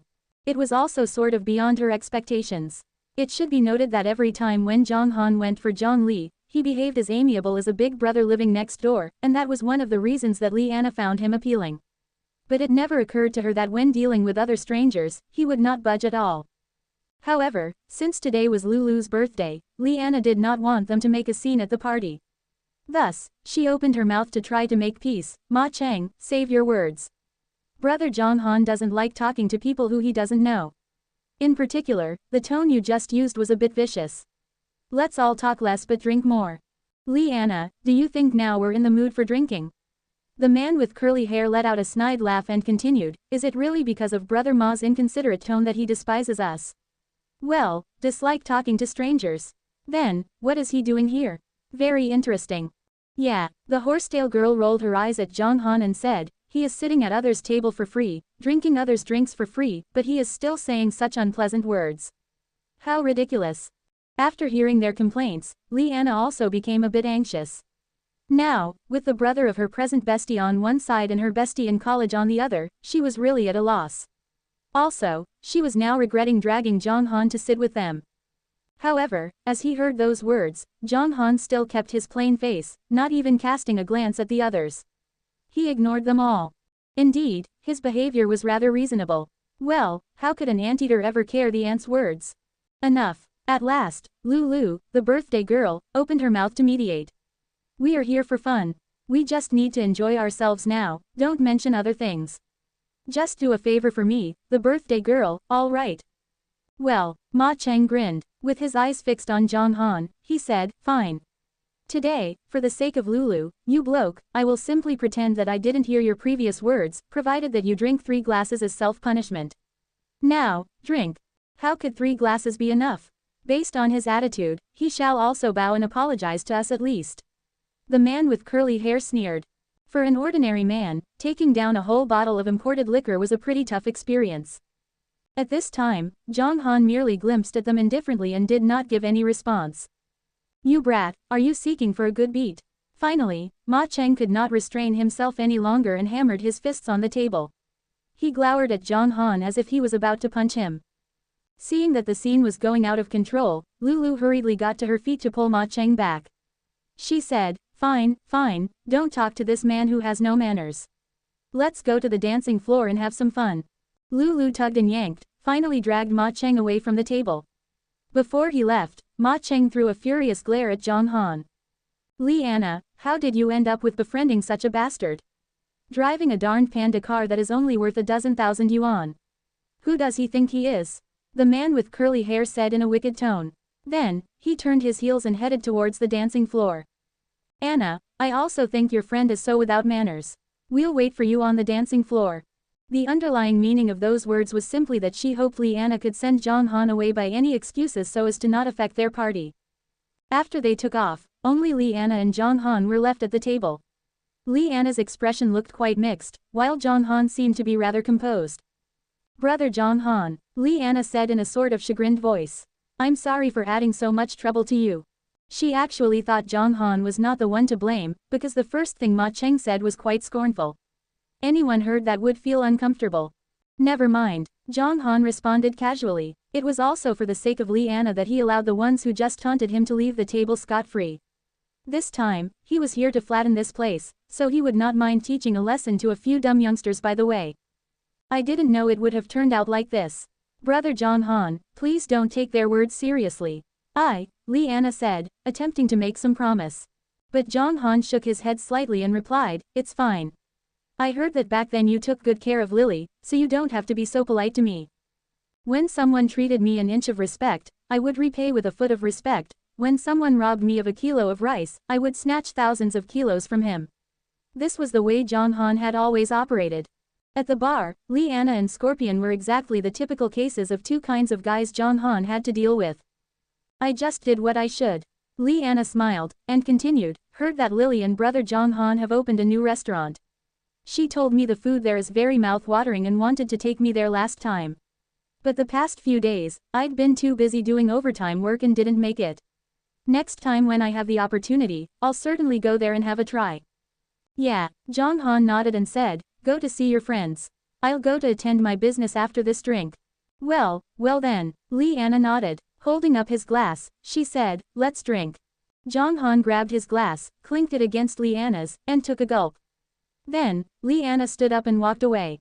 After she took off, Zhang Han's eyes landed on the dancing floor ahead of him, took another sip of the liquor that in his eyes was of poor quality and felt the atmosphere both strange and familiar.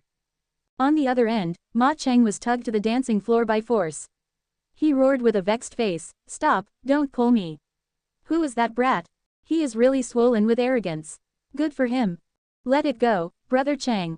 The man with curly hair hastened to comfort him, don't get angry because of that little scum. When we saw him driving that poor car, we knew he is an inferior man. He being without manners is also within expectations. Right, in my view, it's all because of Anna. We were just enjoying ourselves, but why did she ask another man to join us? The horsetail girl said, sort of annoyed. It was fine for him to join us. But he dared to get a haughty look as if we owed him money. He must have rocks in his head, loads of rocks. He is a lunatic. Just drop it, all of you. Lulu heaved a sigh, then said, let's stop being sulky. Look, isn't Anna coming to us? They all looked over their shoulders to see Anna wedge her way out of the crowds towards them. When she came near but had not said anything, all of a sudden, a gray-haired man beside her who had had too much to drink abruptly fell back, weighing down upon Anna and forcing her to fall onto the ground. The man shook his head and rolled sideways. Then, when he saw there was quite a beauty being pressed under him, he giggled and said, oops, you're a beauty as well. Come on, beauty, I'll hold you in my arms and help you up. After saying that, he was going to cuddle Anna. At this scene, Ma Cheng's rage burst out. He howled furiously, hold her in your arms. Fu Ku. When he finished those words, he kicked hard at the gray-haired man and let him land on the floor. **T. The gray-haired man jerked his spinning head. As he blurted out cursing words, he got to his feet and grappled with Ma Cheng. Seeing this, Ma Cheng's companions did not just stand by and watch. Instead, they landed their fists and kicks on the gray-haired man as well. After a moment, two male fellows of the gray-haired man noticed what was happening. They rushed over and began to wrestle with the others. Their conflict caused those onlookers to take a few steps backward so as to give them a clearing field. At the scene, a waiter working at the bar spoke something to his walkie-talkie. In less than a minute, about 7 or 8 security staff all wearing black t-shirts stalked to the scene and subdued those who were in the middle of fighting each other. When the leader of the security staff saw that Anna and 2 other women were quite pretty, he beamingly commanded his subordinates to take them upstairs and let Brother Scorpion handle them. Therefore, all of them were escorted out of the bar through the side door. This little fuss did not have much impact on the nightclub. Even Zhang Han, who was at the other side of the room, did not detect what just occurred. After finishing his glass, Zhang Han stood up and strolled towards the outside. His eyes were extremely cold and aloof. When he walked out of the bar and arrived at the round lobby, he saw the lobby was still hustling and bustling. There were 2 elevators at the far end of the round lobby, with 2 guards in black stationing in front of each of them. Zhang Han went for the elevators with a cool face. Before he approached, one of the guards, a brush-cut man, asked Zhang Han, "Do you have our membership card?" However, Zhang Han did not give him a damn but continued to head forward. Without the membership card, you cannot use the elevator. If you're going to play on the 2nd or 3rd floor, just use the stairway on the left side. The brush-cut man said, scowling. Changsheng nightclub had a total of 7 floors. The area from the 1st to the 3rd floor was open to casual customers. From the 4th to the 6th floor, it was exclusively available for club members, which was the paradise for men. They provided various services, including gambling. Although the gambling activities were not large-scale, being able to run such a gambling business here was sufficient evidence of the power of the Forever Harmony Association. Facing the second demand, Zhang Han still did not reply. With his expression utterly calm, he continued to walk toward the elevators. "Hold it." The other bald guard strode to him with a ferocious look. He asked coldly, "Are you a Fu-King deaf? Didn't you hear that the elevators are not open to outsiders?" After saying so, the bald guy shot him a nasty glare.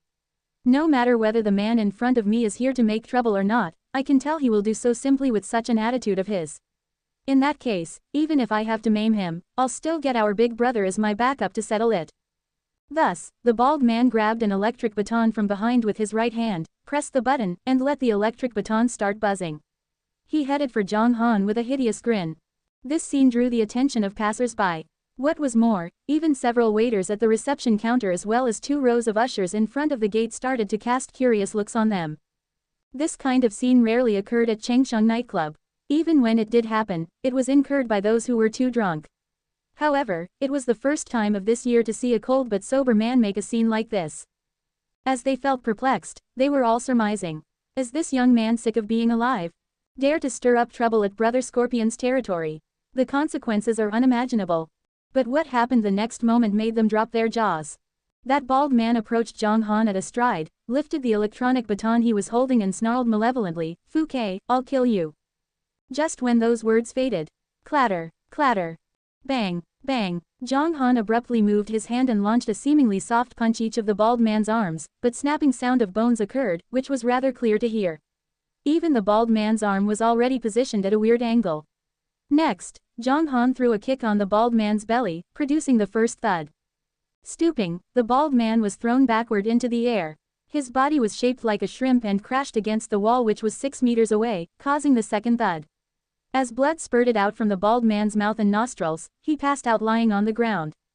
Judging by the thud that sounded just now, people could tell that the strength of Zhang Han's strike was definitely strong. At this point, everyone in the lobby was rooted to the spot. Silence wrapped up the hall. You might hear a pin drop down on the floor. Zhang Han kept on walking forward, his face still tranquil. But as the other guard saw him coming, he was shivering with fear. You, what are you going to do?" The man looked flustered. He tried to yell threateningly, "Do you know where this place is? This is Brother Scorpion's territory." But Zhang Han ignored his barks and went up to him.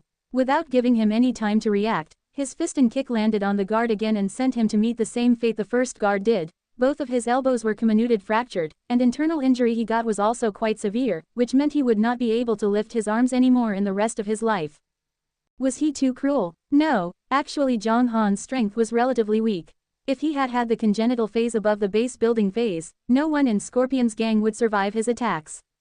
You should never believe any expert who had reached tribulation phase was good-tempered. After beating the guards up, Zhang Han calmly stepped into an elevator and pressed the button of the 7th floor. When he left, people in the lobby exchanged shocked looks with one another. All of their faces were written with conspicuous bafflement. Crap, someone is here for trouble. After coming to their senses, several waiters at the reception counter shrieked. They hastily yelled at the security personnel who carried a walkie-talkie standing sideways, "Quick, inform the upstairs." At those words, the security man hurriedly scooped up the walkie-talkie to notice guards upstairs. Other passers-by in the lobby all looked quite appalled. They cast a look at their companions and said incredulously, "He beat these guys like this with just 2 attacks. Crap, so relentless. He is absolutely a fierce guy. That man is so freaking powerful." Attacking without a word. How ruthless. I think in recent days no incident like this has occurred. However, this is Brother Scorpion's territory. Well, how could he barge in so easily? Now that he has got the guts to go upstairs, probably he will soon be thrown out with broken limbs. Quote. People shook their heads and sighed. As they were engrossed in discussing Zhang Han's behavior, suddenly a man sprinted into the lobby. At the sight of the man, all the waiters were dazed, then nodded at him to show respect. Brother Feng, they called in unison, but Zhao Feng did not answer them. He already caught the sight of the two men lying in front of the elevators. When he bustled over and glanced at them, his heart missed a beat. Gosh, boss must be infuriated. Zhao Feng scuttled towards the other elevator and pounded the button impatiently. When the elevator opened, he rushed in and pressed the button of the 7th floor.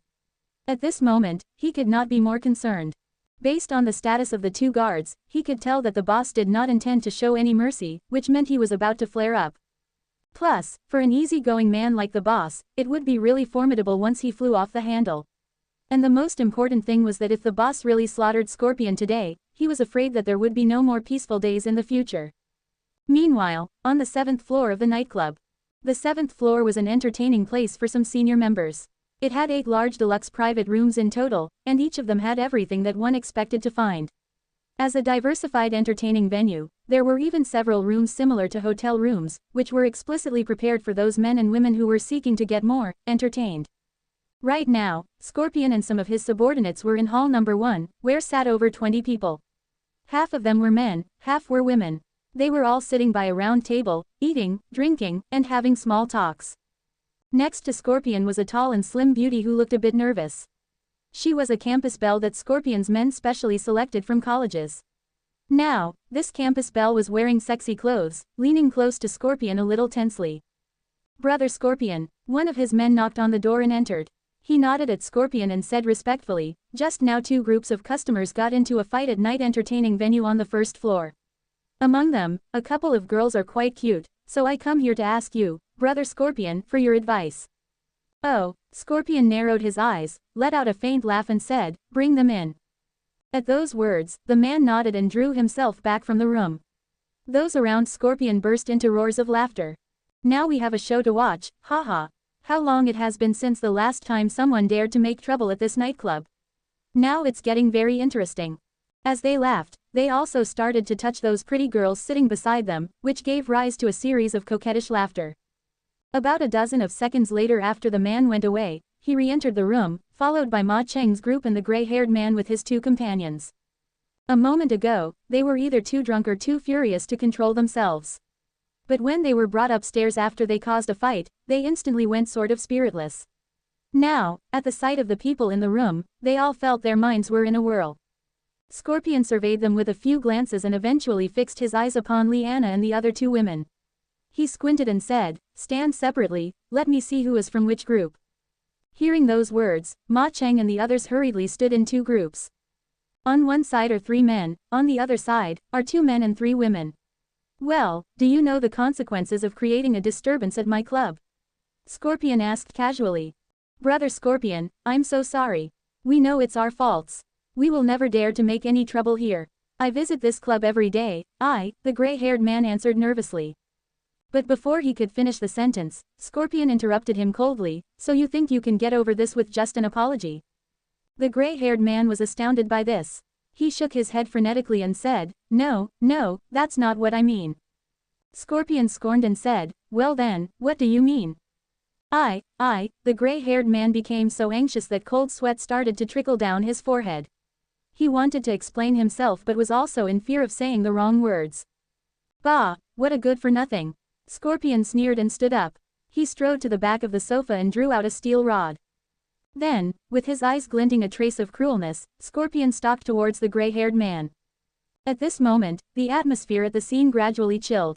Scorpion's subordinates were watching all this with interest, while Ma Cheng and others who were brought here were utterly frightened. They could only feel the numbness of their scalps for now. That gray-haired man, in particular, went pale as those horrible things Scorpion had done ran through his mind. Flurried and troubled, he accidentally glimpsed at Ma Cheng out of the corner of his eye, so he hastened to point at him and said with a trembling voice, Brother Scorpion, it's him who attacked first. I didn't want to fight at all. It's all him. I'm not the one to blame. At this, the two companions of the gray-haired man hastily echoed in agreement, right, right. They started the fight first. We're not at fault. Huh, really? Scorpion walked in front of them and stared at the terrified faces of the three. Then, he grinned before saying, so, you guys did nothing wrong at all. The face of the gray-haired man suddenly went wooden. Just as he attempted to give some reply, Scorpion did not allow him time to do so because the steel rod in his hand already whipped towards the arm of the gray-haired man. Crack! With a loud snap, the arm of the gray-haired man became bent. Ow! He collapsed onto the ground, holding the broken arm and screaming in pain. His companions gave a shudder. With their face pale, they wobblingly went down on their knees and cried bitterly, Big brother, now we know we are at fault. Please give us a second chance, please. I'm already giving you a second chance by only snapping one of your arms. Scorpion let out a vicious laugh. After saying so, the steel rod in his hand whipped up again. With two clear snaps, his two companions also met the same fate.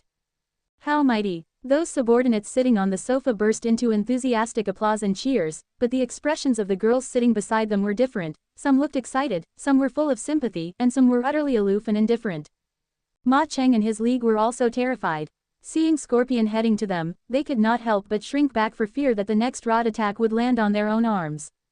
Even Liana began to want to kick herself hard for going to this birthday party. Brother Scorpion, please calm down first. Don't hit me, just listen to my explanation. At the scene, Ma Cheng began to tremble with fear. Explanation? Fine, give me an explanation. Anyway, I am a reasonable man. Scorpion shook his head and gave a smile, and then, casually threw the steel rod aside and went over to Ma Cheng, looking rather sheepish. Seeing that he had ditched the steel rod, Ma Cheng heaved a small sigh of relief in his mind. He put on a flattering face and said, Brother Scorpion, I admit it was my league that started this fight. I now apologize to you. Well, my name is Ma Cheng, a subordinate of Nan, who is also working for Brother Scorpion. In this way, we're actually in the same league. Clap. Before he finished his remarks, Scorpion landed a forceful slap on Ma Cheng's face, which sent him to rotate in a circle on the spot and felt dizzy and giddy. Who is in the same Fu King League with you? Bah, bringing up Nan with me.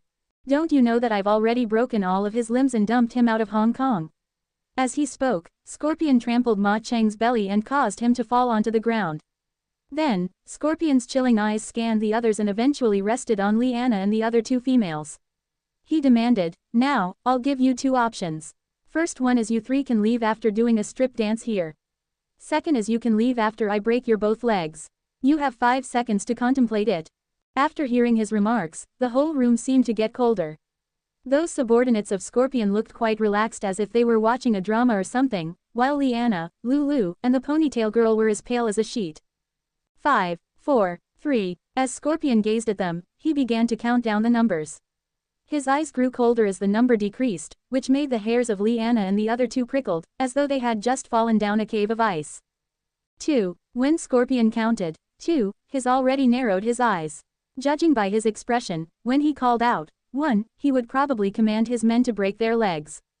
Standing at the storm center, Liana and the other two were all ashen-faced. As Scorpion was about to count the last number, Lulu could not bear the mounting pressure anymore. She feebly slumped the ground and shrieked, dance. We dance. Eek. Ha ha ha. Scorpion laughed grimly, turned back to the sofa and sat down, slowly said, go ahead. After he finished speaking, Lulu and other two persons did not move, so Scorpion's men cursed. Dance, come on, I tell you, if you don't dance well, none of you can leave here today. If you don't dance well, we won't mind training you on the bed and taking a video to let the vast number of netizens watch. Quote. Hearing the words, they all felt desperate. What shall they do? What shall they do? Liana was almost ready to cry. She regretted coming to such a chaotic place today, but it was no use crying over spilled milk. If they did not dance, their virginity could not be guaranteed. Liana felt a little better when she remembered the videos she had seen because all the strippers she had watched in the stripteases only took off their coats and showed sexy lingerie. In this way, she felt a little comforted and imagined she was wearing a bikini. However, she found that these people in front of her were too difficult to pack off.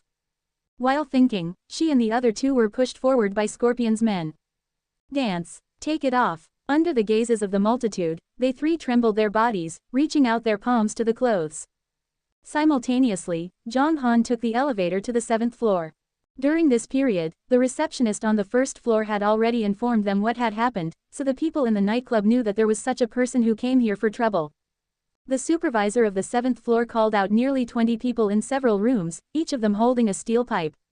Similarly, a glint of acridity and excitement flitted across everyone's face.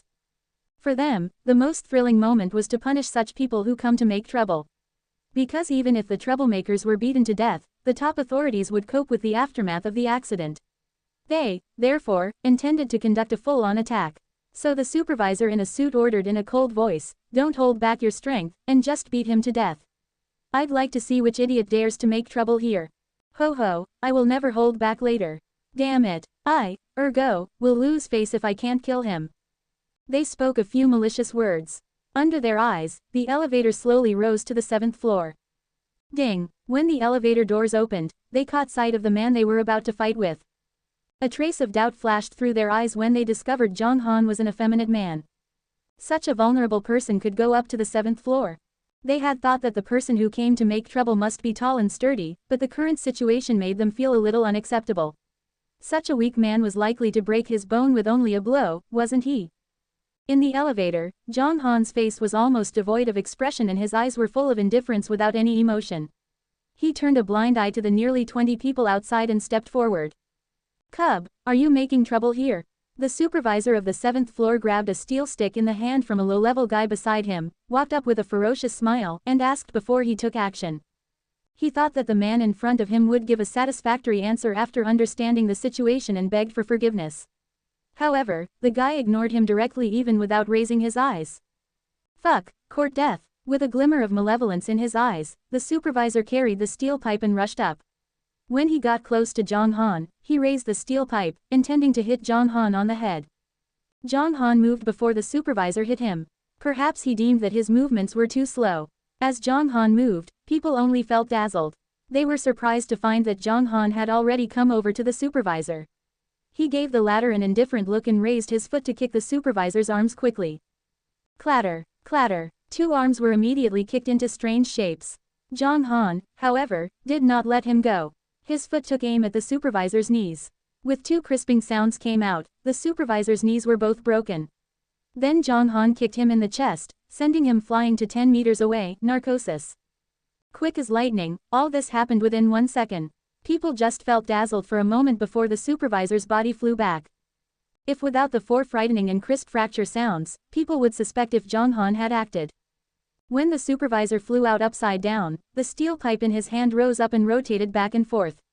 Zhang Han reached out his palm and grasped it in his hand when it fell down. This scene astonished all the men. Their eyes widened in surprise and did not react at first. But after they returned to Earth, they, nearly 20 people, were angry inwardly and rushed up at the same time with ferocious expressions. "Fuck, kill him, together up." All the people piled on, but they could not hit at the same time on account of the large number. As the first person rushed up, a steel stick mercilessly hit Zhang Han on the head. If the stick struck an ordinary person, he probably would bleed. What was more serious was that he might faint on the spot. However, confronted with this steel stick, Zhang Han looked calm. He raised his steel stick and hit the man with all his force. As the 2 crunches were heard, the man's arms were both broken. Then Zhang Han punched the man in the chest. Bang! The punch made him draw 6 or 7 steps back and scattered his companions. He felt unable to breathe and fell in a faint with a pale face. In the meantime, the other 4 people took up steel sticks and smashed him at different angles. Zhang Han did not avoid but used his steel stick to break their arms first and hit them with his foot, making them fly away in the shape of arches. Other people's faces changed greatly when they saw this. They had never expected that such a thin man would be a ruthless person. They looked at each other and knew that they were no match for him, so they stepped back. 4 or 5 of them on the back turned and ran to the staff's private room to call for help. They called out about 30 people again, which made loud noises. These people who came out later all held weapons of mass destruction like machetes, daggers and so on. "Cut him to death." They were emboldened in the crowd. As a man cried out, they rushed up and lifted their arms to Zhang Han. However, the 5 men who rushed up at the beginning were also the fastest to fall down. Zhang Han was calm, waving his steel stick mercilessly. The clicking sounds were heard all the time. At this point, Zhang Han was like a super hurricane. Everywhere he went, all the things were destroyed. With every advance, several people fell to the ground with their arms broken. Comminuted fractures made them fail to bear the pain and go faint. Only after over 10 seconds, more than 20 people were found lying on the ground. By the time others were so scared of being beaten, they drew their bodies back quickly. As every step Zhang Han took forward, they had to take 3 or 4 steps back. In this way, Zhang Han walked slowly to hall number 1 inside while the rest of the dozen people with weapons quickly retreated.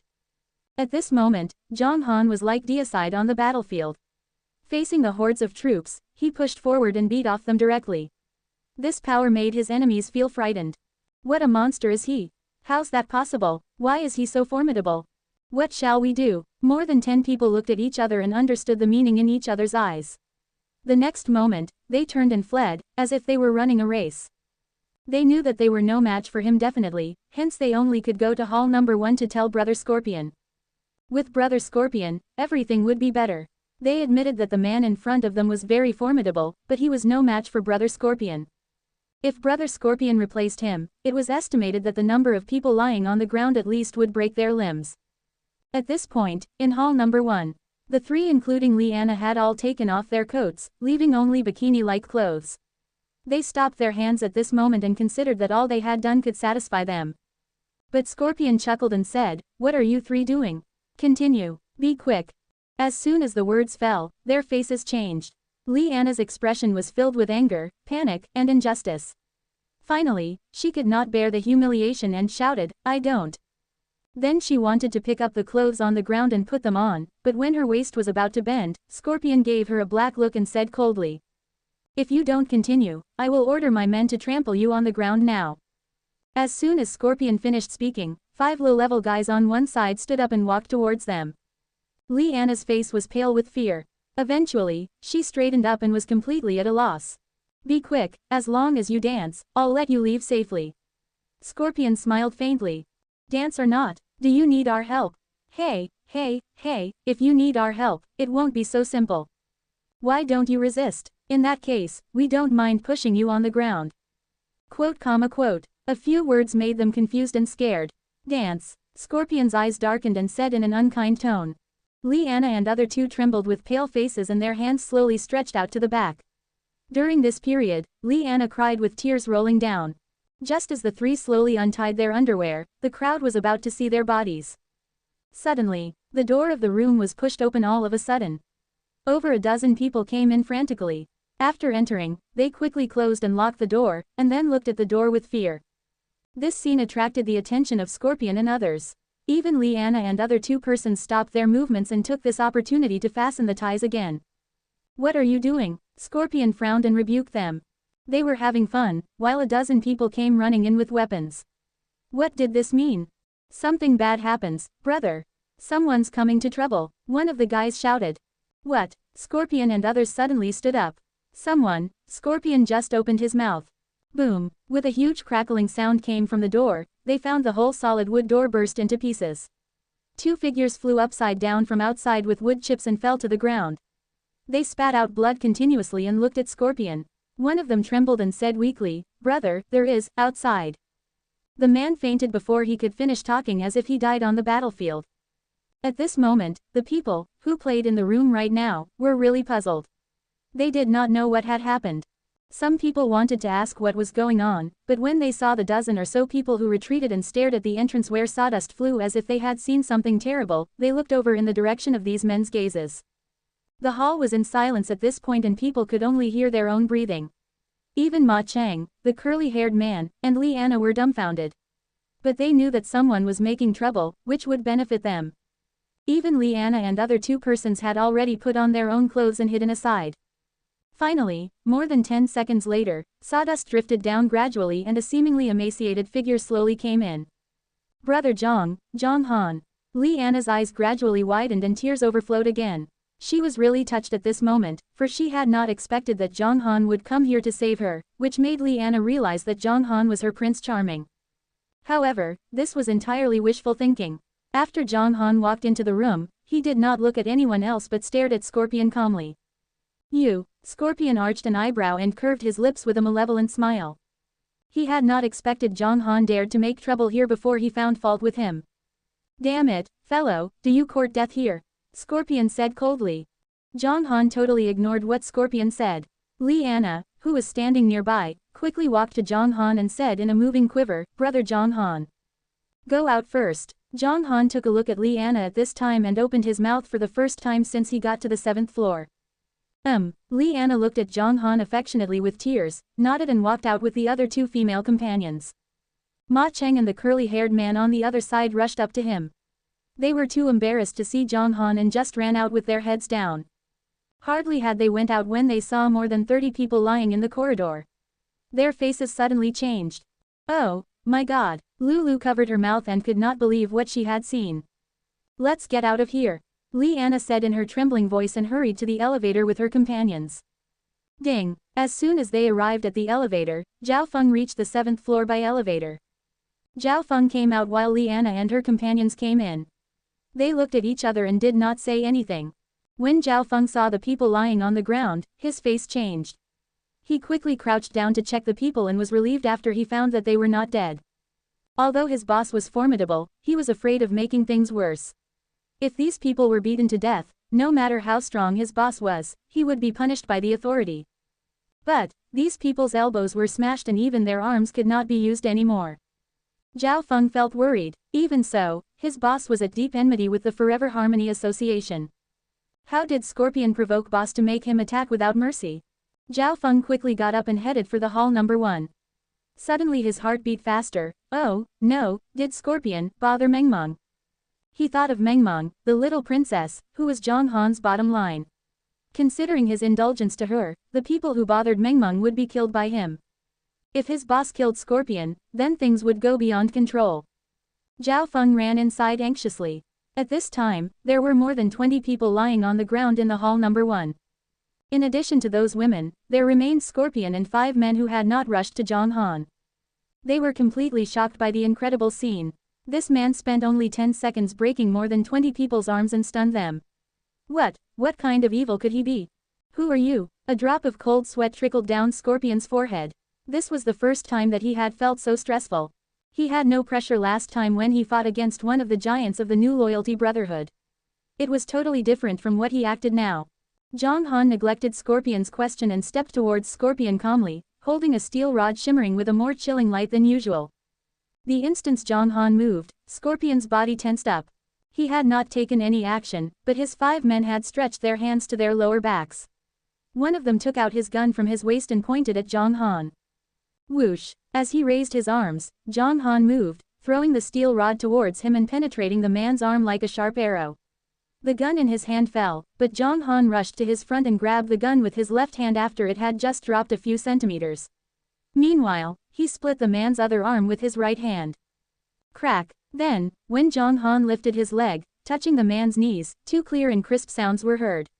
He knelt on the ground with his legs bending an angle of 90 degrees in the opposite direction and went faint. At this time, the other 4 men also took out their pistols. Just as they were about to make some moves, Zhang Han had already launched an offensive. Click, click, click, click. These people immediately followed the man's example.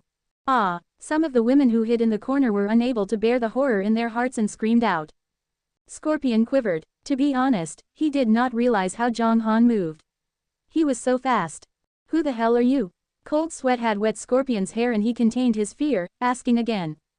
In Scorpion's view, how could a man as powerful as him be an owner of a restaurant? He must have strong background. If he could know his origins, coupled with Tang Xuan's force, perhaps this feud could be settled. He even did not want to revenge but to escape misfortune. However, Zhang Han still ignored him and turned to walk towards Scorpion step by step. The footsteps seemed to ring in Scorpion's heart, which made his heart beat faster involuntarily. He swallowed and said with difficulty, "Sir, there's no need to do this." When he found the indifference in Zhang Han's eyes, he could not continue. He realized that if Zhang Han wanted to make moves, no one else would be able to stop him. Seeing Zhang Han getting closer and closer, Scorpion's eyes were suffused with acridity. He was not a person who was allowing others to trample upon at will, so he pulled out a folded dagger from the lower back and unfolded it. From its blade, it could be seen that the dagger was extremely sharp. Go to hell! Scorpion thundered and rushed over quickly. Simultaneously, the dagger in his hand stabbed towards Zhang Han's head with all his strength. However, Zhang Han, facing his dagger, did not evade. He looked at Scorpion coldly without any emotion in his eyes, as if he was looking at a corpse. No, all of a sudden, outside the door came a scream and Zhao Feng arrived, following Zhang Han. He took the elevator a minute later than Zhang Han. However, in this 1 minute, Zhang Han had beat people all the way from the elevator to the hall number 1. At this point, Zhao Feng was shocked seeing the boss not hiding from the dagger. Ah, even the dozen women shivered in the corner screaming at the sight of this scene, as if they were going to see a horrible scene that Zhang Han's head was pierced the next moment. Under the gazes of the crowd, the dagger was getting closer and closer to Zhang Han. When it was only 10 centimeters away from Zhang Han's head, Zhang Han had not moved but stared at Scorpion all the time. Closer, closer. The dagger was only 3 centimeters away from Zhang Han. People seemed to feel its sharpness. Even Scorpion's face had lit up with pleasure. However, the next scene did widen people's eyes. When the dagger was only 1 centimeter away from Zhang Han, his right hand moved and held the dagger in place with only his index and middle fingers.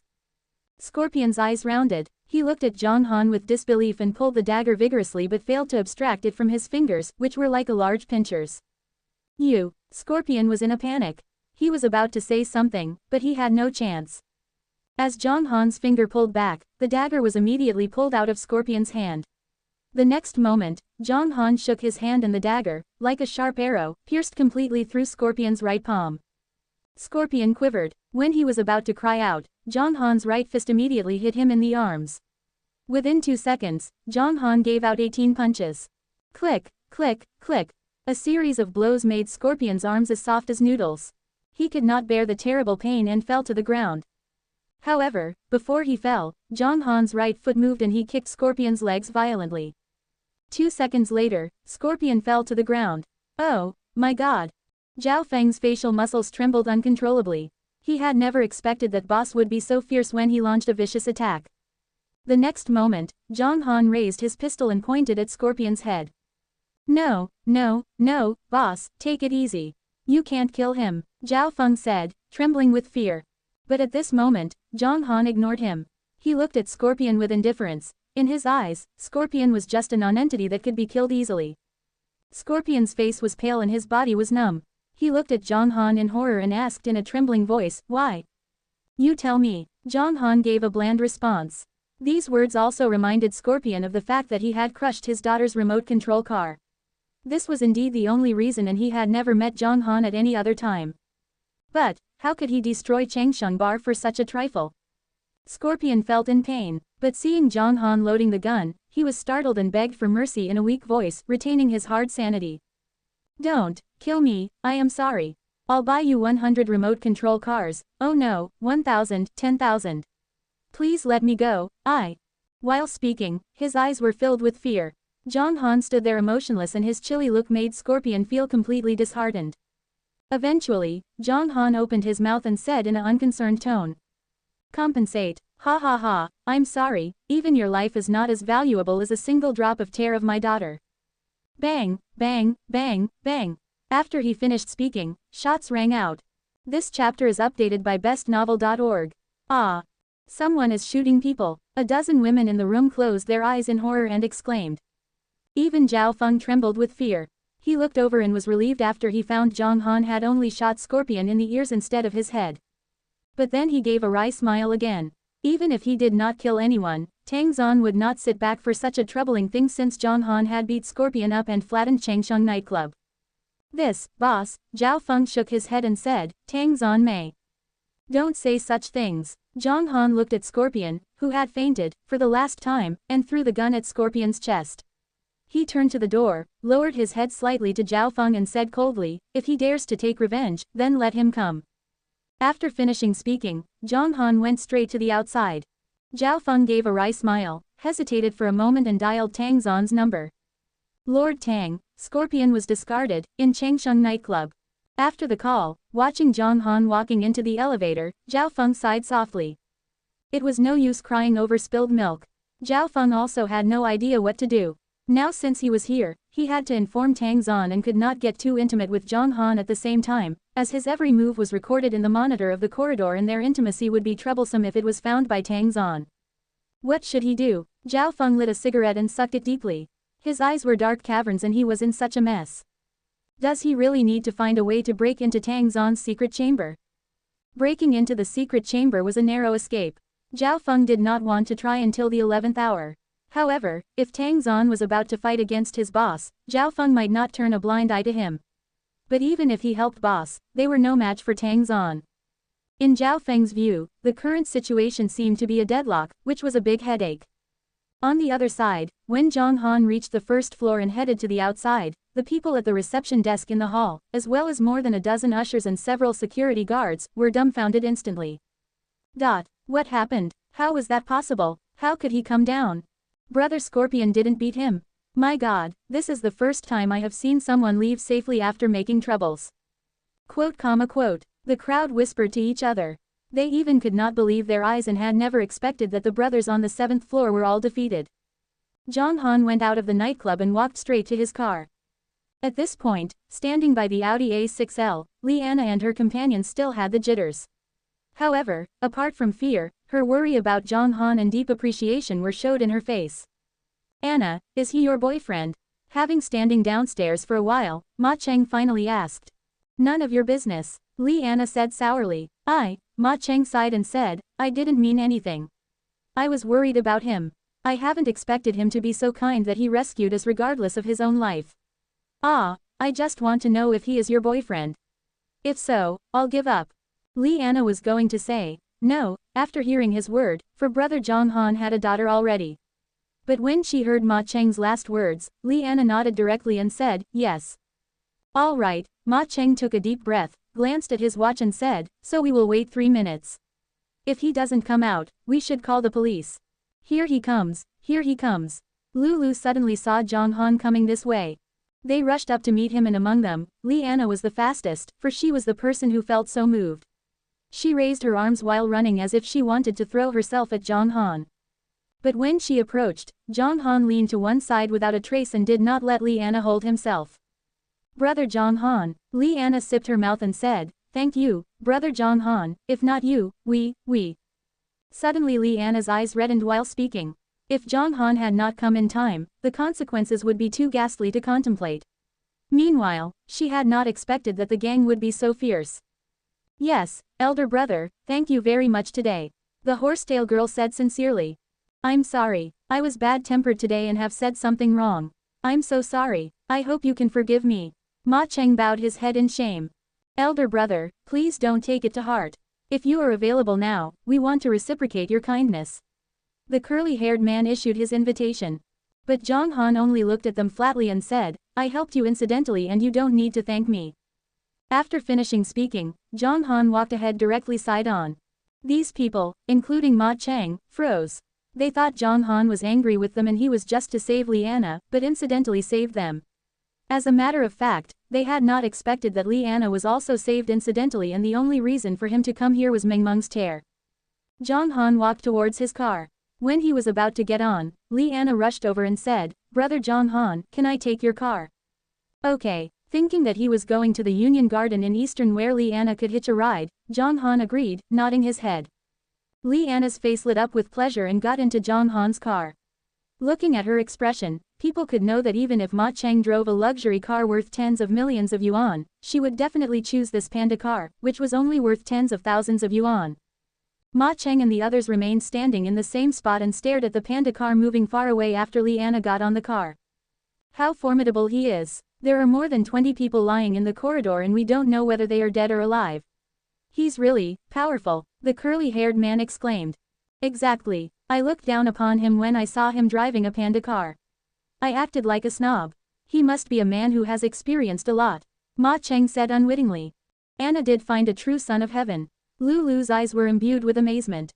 Today was definitely unforgettable for these people. In the panda car, as soon as Li Anna got in the car, she looked self-conscious. Glancing at Zhang Han secretly several times, she could not help but said. Brother Zhang Han, how did you know we were caught? I don't know, Zhang Han replied casually. So, Li Anna was slightly surprised and faltered. She thought Zhang Han fought for her in her heart, but she believed that Zhang Han was not the kind of persons who told lies at the same time. I was looking for Scorpion today. Zhang Han gave her a look and said. Oh, Leanna lowered her head and compressed her mouth into a thin line, feeling at a loss.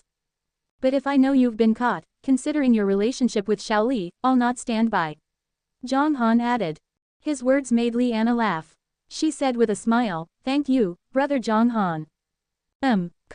Half an hour after Zhang Han left Changsheng nightclub, a line of more than a dozen black cars drove over at a high speed. In the center was a Rolls-Royce Phantom, accompanied by 2 Bentleys in front and behind. In addition to the 3 cars, the others were all Mercedes-Benz. The motorcade attracted many people's attention on both sides of the street while they were driving on the road. But people's eyes were more fixed on the entrance of Changsheng nightclub, where parked 5 ambulances and doctors were busy inside and outside. From a distance, a lot of people could see many casualties being carried out in a hurry.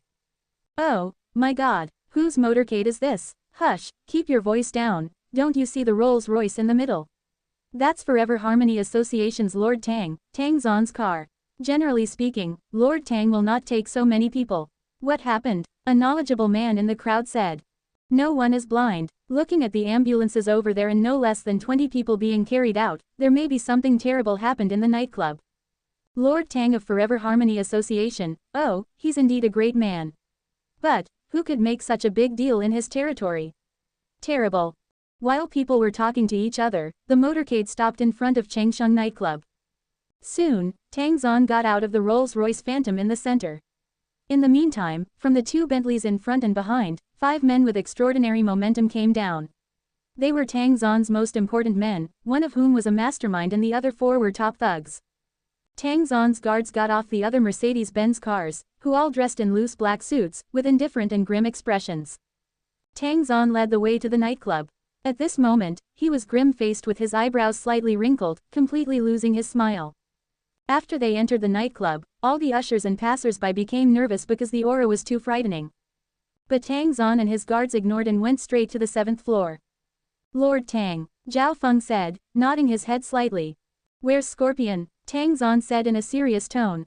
Everyone who was familiar with him realized he was angry now. Inside, Zhao Feng responded and took the lead to hall number 1. Nearly 20 people marched to hall number 1. When they saw the scene inside, their faces changed slightly. In addition to Scorpion, there were still 5 people waiting for the rescue personnel to carry them out. How serious his injury is? Looking at Scorpion's twisted noodle-shaped body, Tang Zon said in a low voice. 48 people were injured, 36 of whom suffered comminuted fractures of their elbows and arms, 11 of whom suffered comminuted fractures of their elbows and knees. As for Scorpion, all of his limbs and bones were comminuted, his left hand was pierced and his ears were smashed by bullets. I'm afraid that he has to live in bed in the future. Zhao Feng replied. Everyone, including the guards of Tang Zon, turned pale with horror after hearing what he said. Who did this? A trace of acridity flitted across Tang Zon's face. He's the owner of Mengmeng Causal Restaurant. Zhao Feng slightly lowered his head and answered truthfully. Oh, Tang Zon grinned and said, show me the camera footage. Although he was smiling, the coldness in his eyes could be seen by all present. Zhao Feng gestured the manager of the nightclub over. One of the young men took a laptop and showed the scene just had happened, with some fear on his face. At this time, all the people present were looking at the camera footage. The monitor recorded the whole process from Zhang Han's entrance into the nightclub, then into the night bar and into the elevator after he came out to his moves against the 2 elevator guards. The monitor even did not clearly capture the way of Zhang Han's first move on account of its incredible speed, leaving only traces of afterimage. What? Impossible. How can he be so fast? The other top thugs of Tang Zon all changed their faces. They could not believe that people could move so fast. Not only them but also the guards of Tang Zon had changed their faces. They reckoned that if the speed of his body was as quick as the real-time speed of his arm, they had to waste many prejudgment bullets before touched him even if they were holding guns. The coldness in Tang Zon's eyes suddenly turned into dismay. The boss's sharp moves were also beyond his expectation. However, the pictures of the first floor were just a beginning. The monitor was debugged by the staff and started to show the scene of the 7th floor. When people saw Zhang Han send more than 10 people into the air in 10 seconds, fight against lots of people with himself and burst into the hall number 1 in less than 1 minute, their eyes rounded with astonishment. Until Zhang Han entered the hall number 1, the footage was less than 1 minute. A lot of people ran out of the hall, and Zhao Feng arrived. Then Zhang Han came out calmly and looked at the monitor when he walked to the elevator. His glance was so frigid that as if it could shoot through the screen, making people feel cold. At this moment, people, including Tang Zan, in the hall were silent. Although Tang Zan was still looking at the screen, his blurred look revealed that he was thinking about something. Xiaolong, Amin, are you confident to defeat him? Tang Zan turned and said, looking at the two men. Xiaolong and Amin were the two most powerful men under Tang Zan's charge, who had learned kung fu and had a good knowledge of something deeper, but their faces obviously changed at this point. After hearing Tang Zan's question, Amin's facial muscles quivered, his lips moved for a while and finally spat out a few words, it's totally out of the question. He's right. Xiaolong took a deep breath and gave a more direct and straightforward statement, even if all the people here gathered to fight against him, we're no match for him, let alone Amin and me. Tang Zan closed his eyes after hearing his words, and took a deep breath before he said. I know. A moment later, Tang Zan opened his eyes and said, did the man say anything when he came up? Tang Zan also did not know why the boss came here to make trouble, just because of a remote control car. He denied this statement, suspecting that it was Scorpion who had provoked him. After hearing this, the man who was operating the computer honestly replied, there were more than a dozen girls in the hall, and that man did not beat them. I heard that after the man knocked down Scorpion, he said a few words, which meant, Scorpion's life was no match for a single tear of her daughter. Tang Zan suddenly froze hearing his words and his eyes were full of consternation. Actually he did that for such a trivial reason. He ruined a nightclub just because of a remote control car. Nearly 50 people were beaten and got injured. He's indeed an interesting person. Tang Zan compressed his lips and said in a low voice, send Scorpion to the private hospital, contact the best orthopedic hospital in North America and make every effort to treat him until he gets better. Transfer 50 million to his card and let him settle in North America in the future. Fine. Several men rushed forward and carried Scorpion and others out. Tang Zan glanced around at the people at present and finally fixed his eyes on Zhao Feng. He shook his head with a chuckle and turned to the window, lit a cigarette and took a deep breath. Zhao Feng, I heard you have a good relationship with the boss. So why you didn't stop him when you came? He hid dangers in his words and Zhao Feng knew no matter how he answered, it was useless. Since Scorpion had been disabled and the nightclub was destroyed, he realized that Tang Zan must be in a bad mood. He thought for a while and replied, as a diner, I just like the food there. Moreover, I'm sure I was no match for him when I saw his moves. No match for him, Tang Zan sighed slightly and said, you're indeed no match for him, so how can I deal with him? Mu, what do you say? Mu was a thin man behind Tang Zan who had not opened his mouth. Wearing a pair of 400-degree glasses, he was a mastermind in charge of the drug business. At this time, Mu pondered after hearing this and finally looked at Zhao Feng, saying, since we're going to fight against him and Zhao Feng is familiar with that man, I think he is the best person to deal with him. Oh, isn't he? Tang Zan slowly turned around, stared at Zhao Feng and said slowly, can you defeat him, Zhao Feng? After hearing what he said, Zhao Feng lowered his head slightly and got lost in thought. He knew that if he refused this time, he would be cut out by Tang Zan. However, it was not the right time to offend him openly. Zhao Feng forced himself to say, Lord Tang. I know, I'll try my best. Great. Tang Zan stepped forward, patted Zhao Feng on the shoulder and said with a smile, I believe you won't let me down. I'll give you 2 weeks. Having finished speaking, Tang Zan took the lead to the outside. At the same time, the news that Changsheng nightclub was ruined and Scorpion was disabled spread like wildfire. Some people of Forever Harmony Association who were in connection with other forces also spread the shocking news in the first place. The new Moon Bay where Zhang Han lived belonged to the South Island of Hong Kong. It was relatively the smallest area in Hong Kong but was fully equipped. From the perspective of underground forces alone, the South Island was divided into 4 parts. One was Forever Harmony Association headed by Tang Zan in the Southern District, the second was New Loyalty Brotherhood led by Sha Shanhao in the North District, the third was Union Garden Zone where Ziyan lived and the fourth was a force headed by Dong Tianpeng in the West Ring Road Zone. The primary strength of the 4 forces was almost the same, but relatively speaking, Tang Zan led the most potent force. Because he had a wide range of sphere of influence and contacts, even he was on good terms with a general in the Golden Triangle. Most importantly, his means had always been extreme. At this time, one of Tang Zan's right-hand man was beaten down. The news was like a hurricane that swept across the entire South Island. New Loyalty Brotherhood was the most hostile to Tang Zan. Sha Shanhao and a dozen of his men were in the study. As the news grew, one of the bald men stood up and looked at the man who had just run in to notify them and asked, it's possible to beat Scorpion in some retired places, but in Changsheng nightclub, as Scorpion's headquarters, how could it be destroyed? It's absolutely true, the man quickly replied. Even quite a few passers-by saw dozens of people being carried out from Changsheng, and I have already got the inside video of Changsheng nightclub. Then what are you waiting for? Play it quickly, the bald man said immediately. So this man took a projector and projected the video on the wall. All the people in the room looked over at this moment and saw Zhang Han came out of the bar in the video. There was a red circle in the video suggested that Zhang Han was the main character. He walked to the elevator, took action, came to the 7th floor, defeated dozens of people with his enormous power, then walked into the hall number 1 and left calmly more than a minute later. More than 10 minutes later, the injured men were carried away and then Scorpion was carried out by Tang Xuan's men. With the screen, everyone could see that Scorpion's body was as soft as noodles, and of course, they realized Scorpion was seriously hurt. After watching this video, a dozen people present changed their faces completely. It turned out to be true. The bald man suddenly stood, aghast. Oh, my god, this man is too formidable. It's incredible for him to beat Scorpion and his men alone. Quote. People were shocked. Even Sha Shanhao, who was sitting at the back of his desk, changed his face after watching the video. He stood up and paced back and forth. After a while, he stopped, looked at some of his best men and said, Xiaodong, what do you think of that man? After hearing this, Xiaodong, who was sitting on the lower side, nodded his head and said slowly with a dignified look, he is the most powerful one I have ever seen. Even if I join hands with a Tai, we're no match for him. Both his speed and strength are terrible. I can use 4 words to describe him, he is so horrible. Sha Shanhao's face changed, he thought for a moment and burst out laughing. Ha, great, the more powerful he is, the more interested I am. Do you know the specific identity of that person? I don't know yet, but we got his license plate number and I have already sent someone to look it up. The man nodded and answered. Well, Sha Shanhao's eyes brightened and he said with a smile, try your best and meet all his demands. Be sure to let him join in New Loyalty Brotherhood.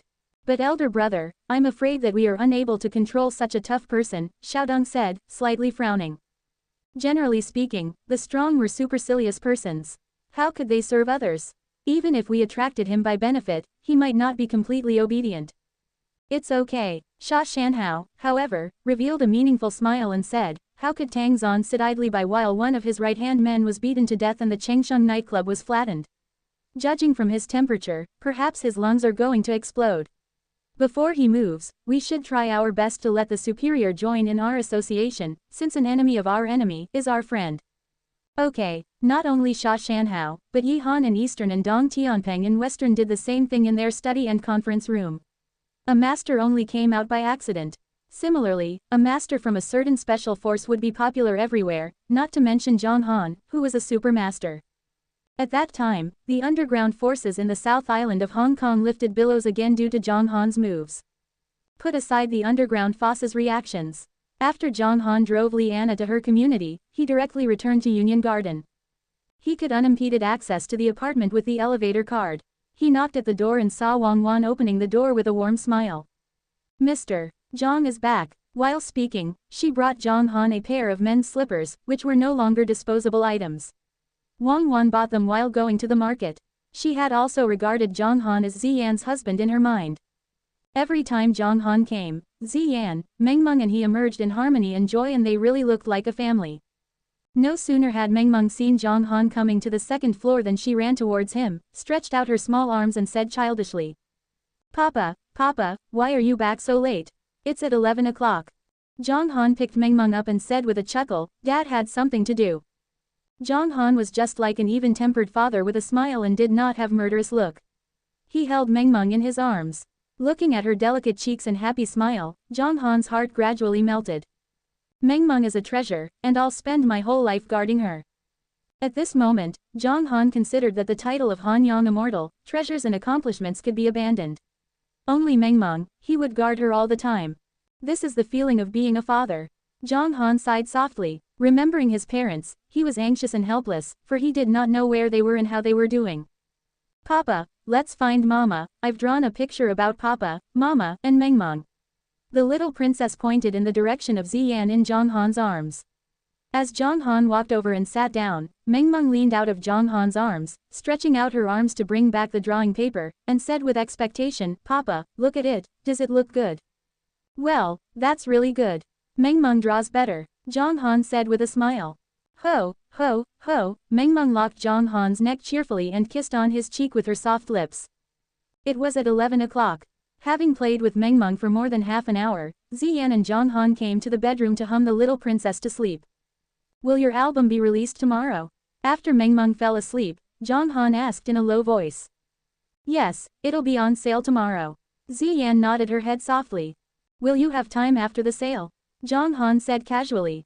Impossible. Ziyan gave Zhang Han an angry stare with her beautiful eyes and said, the release is only the beginning. There are still lots of things to do and I have to be on the shows. Furthermore, I probably have to travel. In short, I'll have no leisure. Since this work is so busy, just give it up. You can record your songs at home and send them to the internet. Zhang Han could not help saying. In his opinion, being a singer or a movie star did not mean that she had to be so busy. Virtually, Ziyan could promote her popularity if he wrote some famous songs whose singers had not emerged yet at will. Oh, gentlemen, it's not as simple as you think. After hearing this, Ziyan twisted her lips into a smile. Her pressure for the release which would begin tomorrow was also relieved owing to Zhang Han's concern. She snorted softly and said, all in all, you don't understand. Sometimes stars who are at the prime of their careers have experienced a lot and taken painstaking efforts. Everyone's success is not readily available. Oh, then just let Meng Meng live there tomorrow. It's inconvenient for you to spend a lot of time on your commute. Zhang Han said. What about me? Ziyan looked at Zhang Han unblinkingly and her heart beat somehow faster after saying this.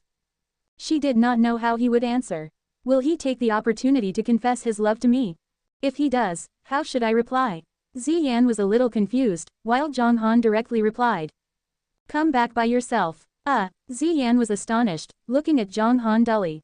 You can stay in the restaurant, for there is enough room. Zhang Han added. Ziyan gawked at Zhang Han. After a while, she widened her eyes and said angrily, no way. I like making round trips. Get out, I want to rest. Zhang Han gave Ziyan a puzzling look and turned to leave the bedroom. Ziyan sat on the bed with a snort and pouted unhappily, saying, he is an idiot. What an asshole, he doesn't know how to care about others. He's indeed a male chauvinist. Lying on the bed and looking at Meng Meng who slept soundly, Li Yan smiled and gradually fell asleep. Nothing happened during the night. The next day, the 15th, was a very important day for some people. In the morning, Zhang Han returned to the restaurant. Due to the time, he only made egg fried rice and noodle soup for breakfast. After eating noodle soup for several days, people's enthusiasm towards it gradually dissipated and the situation that noodle soup sold out earlier than egg fried rice also changed. They were sold at the same speed. Ziyan ate a small bowl of egg fried rice and a bowl of noodle soup, while Zhou Fei finished a large bowl of egg fried rice and noodle soup. Then she took Ziyan to work, burping. At 9:30, a group of guests came to the restaurant. 5 supercars approached the restaurant, among which the most valuable was an $8 million brilliant red Lamborghini Aventador and the cheapest was a BMW i8 costing nearly $1 million. 8 people got out of the cars. A blue-haired and thin-faced man from Lamborghini led the way to the entrance of the restaurant. Brother Liang, this is the restaurant my friends talked about. They said that the egg fried rice in this restaurant was so delicious that as if they had been to heaven. One of them said to the blue-haired man. Okay. Huo Liang nodded and said calmly, so let's enjoy the feeling of going to heaven. All the people were the members of the second-generation circle of the South Island. Although they were not the richest young men, they were also famous.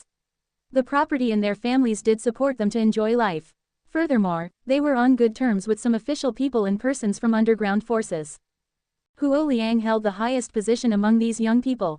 His family ran a financial company and his father had business contacts with many bigwigs in Hong Kong.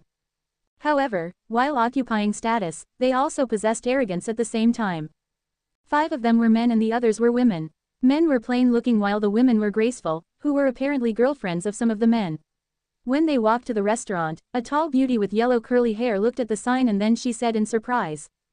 Oh, look at this. Egg fried rice and noodle soup cost 300 yuan each, the first 10 membership cards cost 10 million each and the following cards cost 100 million each. Oh. My God, so expensive. Even a glass of milk costs 100 yuan. Ha ha, a brush-cut man smiled and said, don't make a fuss. Without the high price, we wouldn't have come to this restaurant. Let's go in and have a look. If the food is not delicious, I can close the restaurant for its high price. Huo Liang hissed and led the way in. Entering the restaurant, they found no one in the lobby on the first floor. Is there anyone, boss? What are they doing? They shouted a few times, but no one responded to them except the faint music in the stereo. How can they run a restaurant like this? The brush-cut man lifted his eyebrows and said in a disgruntled tone. Who knows? Not a single person is in the restaurant. The woman with curly hair said, curling her lips, I'm afraid we came to a joint. Hello. The brush-cut man clapped the table and cried, are all dead? Is there anyone here? The owner of this restaurant is really interesting. I don't even see a single person, what a fart. Another long-haired man sneered. In general, the restaurant's service personnel were uninterrupted, especially in such a fast-paced city like Hong Kong, where service was paramount. It was the first time they were waiting as guests. How could the arrogant guys stand waiting without getting things clear? No matter how delicious the food was, they were already very dissatisfied with the restaurant. Damn it, how can the owner run this restaurant with such bad service? Let us send someone to check it out. Then brush-cut man sneered. His name was Song Ying, a second-generation rich, whose uncle was a cadre at the official departmental level and was in charge of the food and beverage supervision. Therefore, he had a lot of pull in the food and beverage field. Apart from Huo Liang, he held the highest position. I think it should be checked. There's a problem with the price. That's right, the restaurant has no waiters and sells expensive membership cards. This is a big problem. Exactly, this is the first time I have seen such a restaurant. If the food can't satisfy me, we don't need to treat them friendly. Huo Liang said, frowning slightly. He hated waiting for others most. Every time, no matter who he was waiting for, the longer he waited, the more violent he would be. If he was in a bad mood, he would not let the people he waited for feel good. Don't ask why, since he held the highest position in his circle, he was indeed bad-tempered. Although there were a lot of people who were more powerful than him in Hong Kong, he usually played with the people whose statuses were inferior to his. An arbitrary feeling did make him comfortable. What are you yelling for? All of a sudden, a light voice came from the corner of the stairs. Under these people's gazes, Zhang Han walked to the first floor while wiping his palm with a towel, looking at the crowd blandly.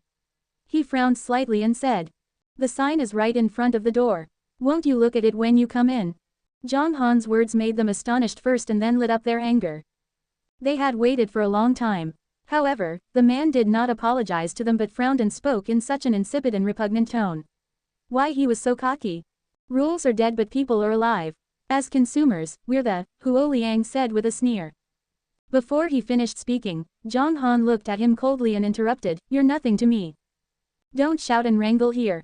If you want to eat, wait until noon and queue up. Zhang Han said a word and went to the second floor. He had just bathed the little princess and was about to braid a beautiful hairstyle for Mengmeng when he heard these people shouting downstairs. Thus Zhang Han came to remind them personally, and at the same time, he missed Zhao Feng a little. That guy liked to stay in the restaurant at ordinary times. He would handle it when he met such a situation without taking Zhang Han's time. Unexpectedly, in a few days, Zhang Han felt Zhao Feng was helpful. Zhang Han knew the reason why Zhao Feng didn't come. But he wouldn't ask about it. What he cared right now were things like how to take good care of Mengmeng, how to be a good stay-home dad, what kind of delicacies he could make for his little princess. Zhang Han's indifferent appearance thoroughly enraged the emotion of Huo Liang and other people. You ignore me. Huo Liang was simmering with rage. Huo family's companies had a market value of nearly 1 billion yuan. I, Huo Liang, had 20 million yuan as a year's allowance. How dare you, an owner of an sh*t restaurant, look so calm? Why? Huo Liang took a deep breath and his eyes grew cool. He said angrily, don't you think it's rude not to apologize for keeping us waiting for a long time? Don't you think it's an honor to come to your restaurant in our capacity? However, Zhang Han just glanced at him slightly and went straight to the second floor. Such a disregard made Huo Liang's anger soar.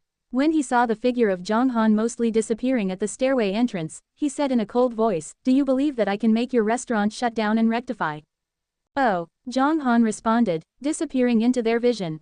FCK, he's going too far, FC King far. This is the first time I have seen such a fool. Quote. Several people said with a look of indignation.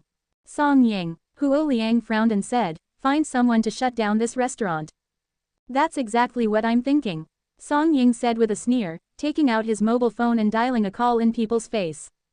Hello, Uncle Tian, this is Little Ying. Yes, I find a restaurant. After the phone call, they sat on the white table on one side and waited. They wanted to see the scene of the restaurant being inspected with their own eyes. It was a pleasure to see the panic face of the owner of the restaurant. They sat for about 10 minutes. A tender voice came from the corner of the stairs. Well, go to drive the little car. Then they saw a very dedicated little princess running down to the tea table in front of the sofa and pulling out the remote control car from the side to play. Meng Meng's appearance was loved by people. Even Huo Liang and others, who were unhappy, were half less irritable after they saw Meng Meng. What a beautiful little girl, the curly-haired woman couldn't help exclaiming. That's exactly. Look her tender face, such a nice pink. I really want to squeeze it to try the feeling, another woman said with a smile. Well, no matter how beautiful and lovely she is, it's nonsense to have an unreliable father, Song Ying said with a snort. When the restaurant had to be inspected after a while, Huo Liang murmured with his eyes fixed on Zhang Han, let me see how he could still pretend to be calm. Their murmur wasn't heard by Zhang Han. Although Zhang Han had known they might find someone, he didn't mind it. Several vigorous young men couldn't arouse Zhang Han's interest in coping with them. Speaking of youth and aggressiveness, Zhang Han was 100 times more arrogant than them. But what about that? He finally ended in a tragic end. The fact told people that no matter how arrogant a man was, he would have to pay the price one day. Papa, come on, sit next to Meng Meng said with a childish tone after jumping to sit on the sofa with the remote control and clapped her cute palm on the place beside her. Okay, Zhang Han said with a chuckle and sat beside Meng, looking at Meng kindly. Papa, please be seated. Meng is going to drive the car. Meng reminded him. Yes, I'm ready. Didi, hum, speed up. Having Papa beside her, Meng enjoyed herself the most. She played for about a few minutes. Hasn't anybody come yet? Huo Liang had been a little impatient to wait. It should be soon, Song Ying said and glanced at the phone to estimate the time. Then he answered, it's about 10 minutes to come. Huo Liang frowned and gave a huh. He just wanted to have a meal. The owner of the restaurant rankled him and wasted him so much time, so he must make the owner feel the same way as he did. At this time, the curly-haired woman was looking out of the window and suddenly put on a surprised look. She said immediately. Hey, look at this, oh my god, so many luxury cars. There must be a bigwig in this motorcade, isn't there?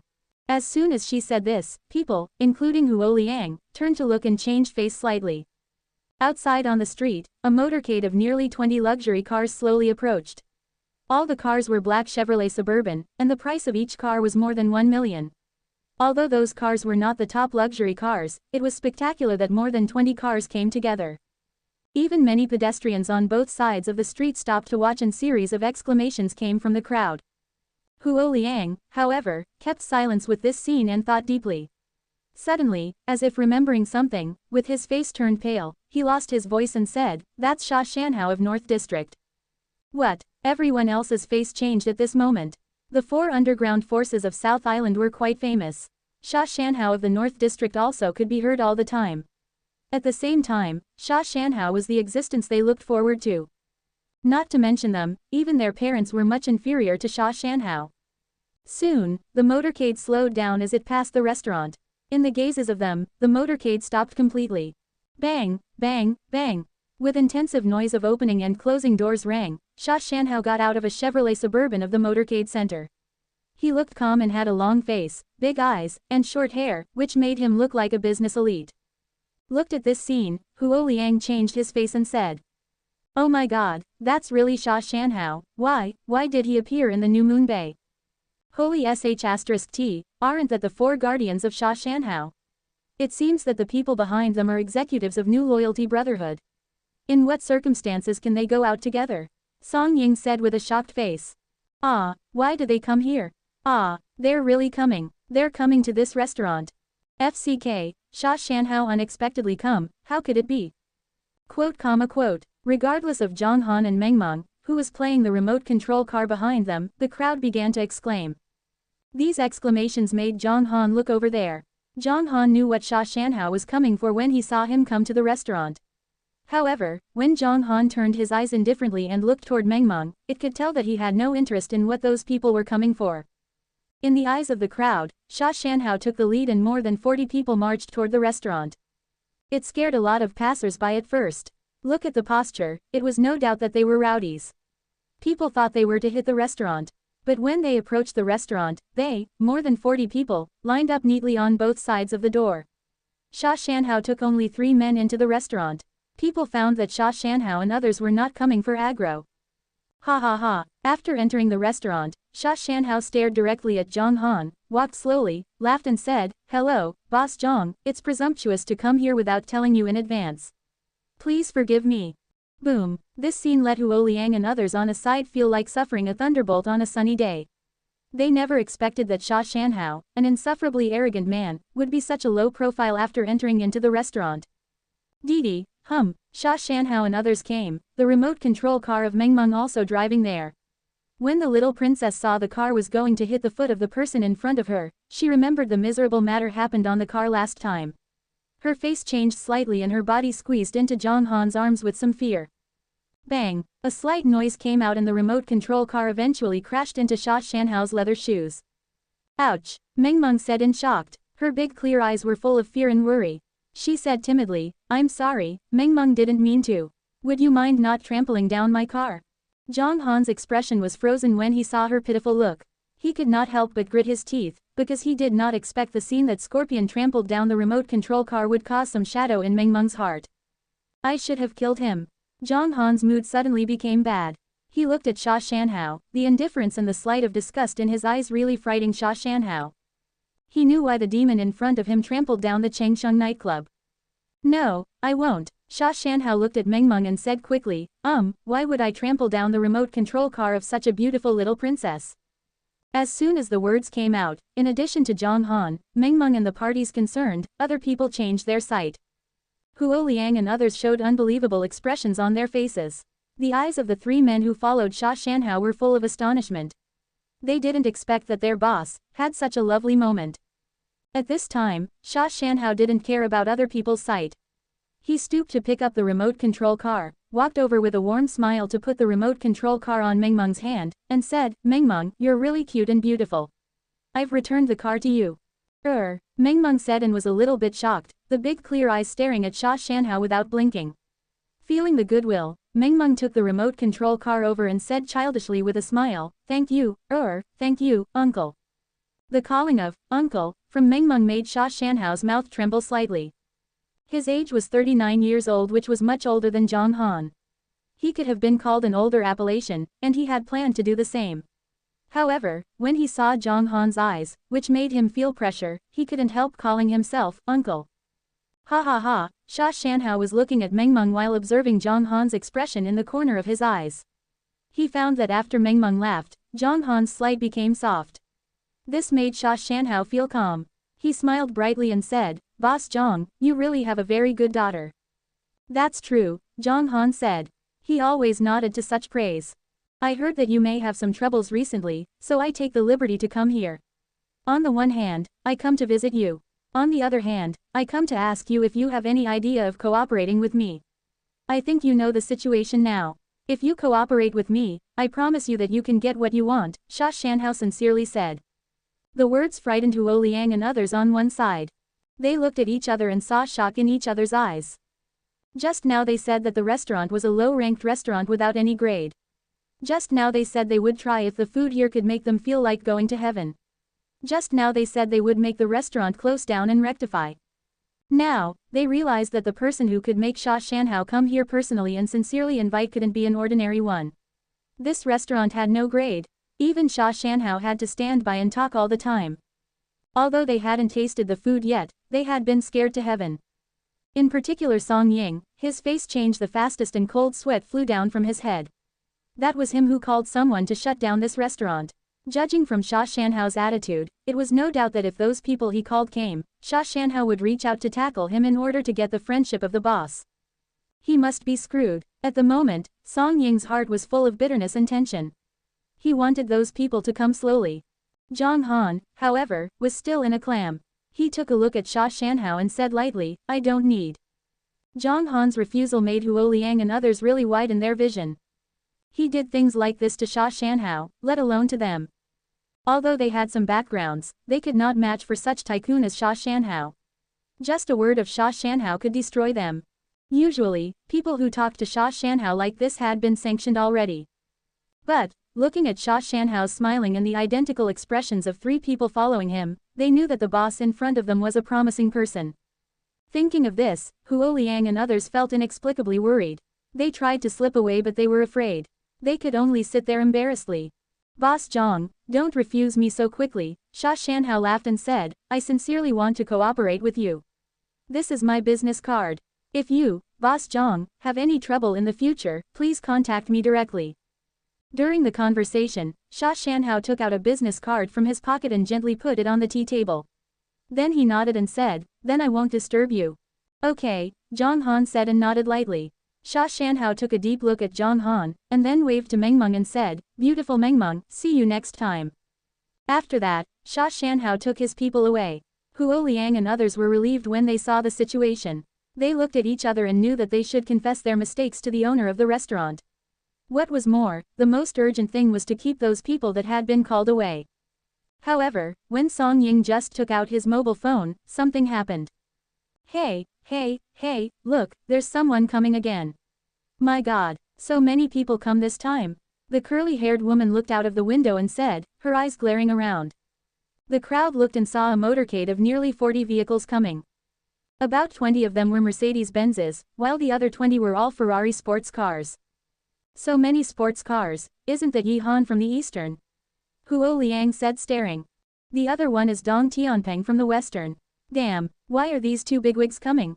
Song Ying said and took a cool breath when he saw the situation. Here, they are coming here. The curly-haired woman said with her mouth opened and looked dull. This scene scared those people.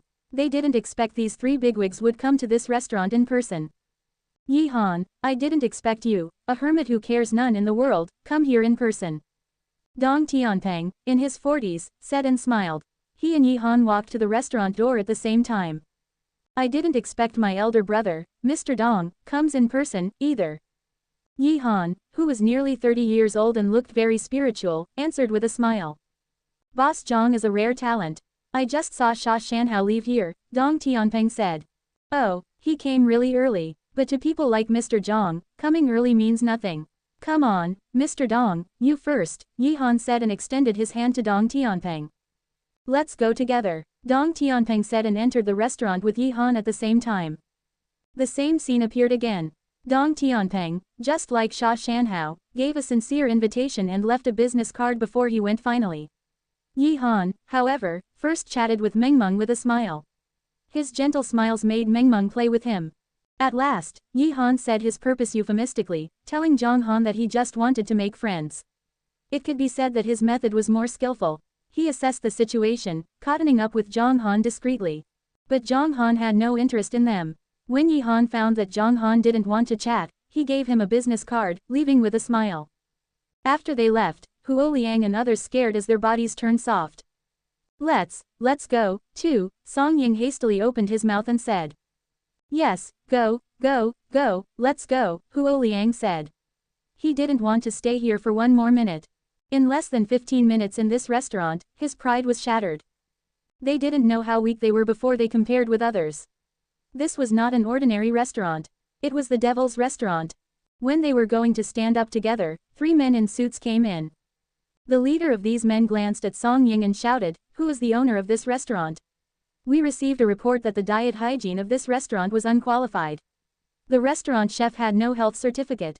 The prices of the restaurant were maliciously high, causing people to..." Song Ying was almost frightened in an instant while his heart was jumping over.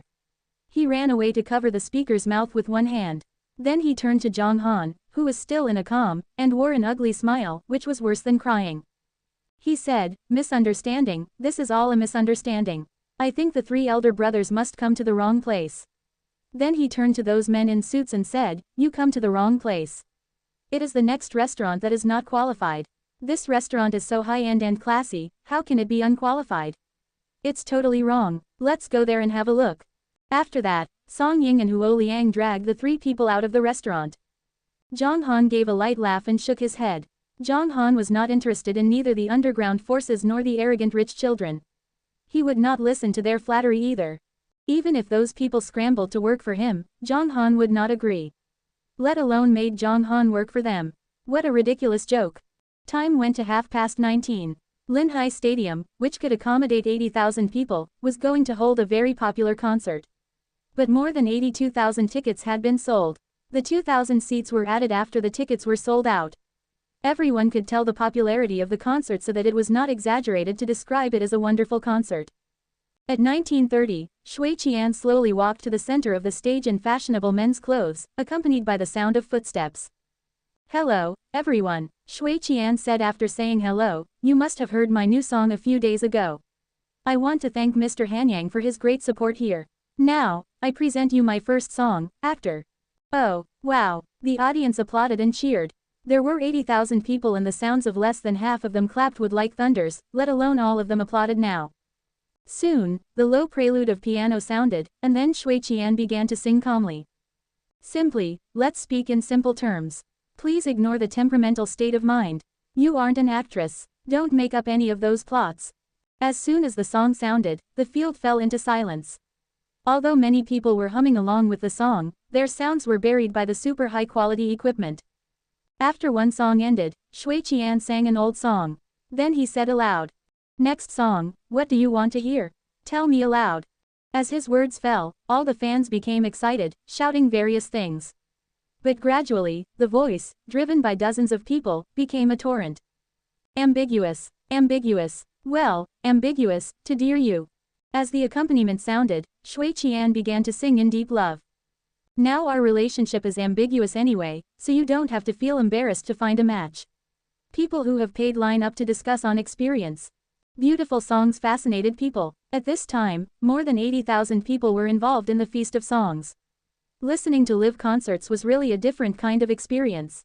After the song finished, fans shouted for another new song. "Tyro, Tyro," Shui Qian smiled and shook his head earnestly. "No, no, no, Tyro is the final song of the concert. Now, let's welcome mysterious guests to sing with me." Everybody applauds and welcomes. As his words fell, the famous singer Li Fengji slowly came out. When he appeared, applause and screams rang. After he and Shui Qian sang two songs together, Shui Qian returned to the backstage to change clothes and rest.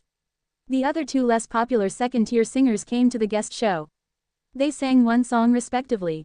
Then Shui Qian came on stage again and sang several songs. Finally, the last song, Tyro, began. Like the waves crashed into the hills. How long can you hold on? After singing the song, Shui Qian took a few deep breaths and said quietly, "Here, once again, thank you for your coming. Once again thank Mr. Hanyang for his support. There is another thing to tell you and this is a good thing for the singing world. I have to say, Mr. Hanyang, who is the songwriter of my 3 new songs, is really one of the most talented songwriters I have ever seen. These 3 new songs were produced in 2 days under my own witness. He is about to give a wave of welfare. For singers who want to ask for songs, you can leave a message on Mr. Hanyang's Weibo account, the name of which is Hanyang. By so doing, you may get a chance to get his songs. Alright, that's something very important I'd like you to know. Now, this is the end of my concert. Thank you." Shui Qian waved his hands and bowed to the crowded fans, putting an end to the unprecedented concert. That night, the information Shui Qian distributed at the concert spread out. The words Shui Qian said after he finished his last song, "Beginner," at that concert, were also known by people. Of course, besides some of Shui Qian's fans, some musicians or media companies also got the news. At this time, at the management department of Royal Entertainment Company, Meiki held an unscheduled video conference. "Have you heard about the Hanyang thing?" Meiki got straight to the point. In the video, there were 5 other people, 4 men and 1 woman. All of them were subordinate to Meiki. One of the men nodded and said, "I heard it and I went to take a look at his Weibo just now, finding it's a newly applied account, not even a big V." "I have seen it too," the woman in her late 20s replied. "There is only one post about music. Either the owner is a new Weibo user or it's a subsidiary account. Anyway, it can be confirmed that the owner is Hanyang because Shui Qian just posted a message, and he was the person being mentioned. Even if it's him, I think there is no need for us to rush. Let's take a look at the situation first. If we take actions whenever people say something casually, that would only make Royal Entertainment Company embarrassed," a middle-aged man said calmly. "Well, what you said is reasonable. It's enough as long as we get things clear. Since Hanyang has done something like this, let's see list singers of our company go to this Weibo account and leave some messages first. If Han Yang can still write excellent songs, let the A-list singers ask him for songs then. Let's play to the score tactically. This is not something to rush about. Meiki nodded with determination.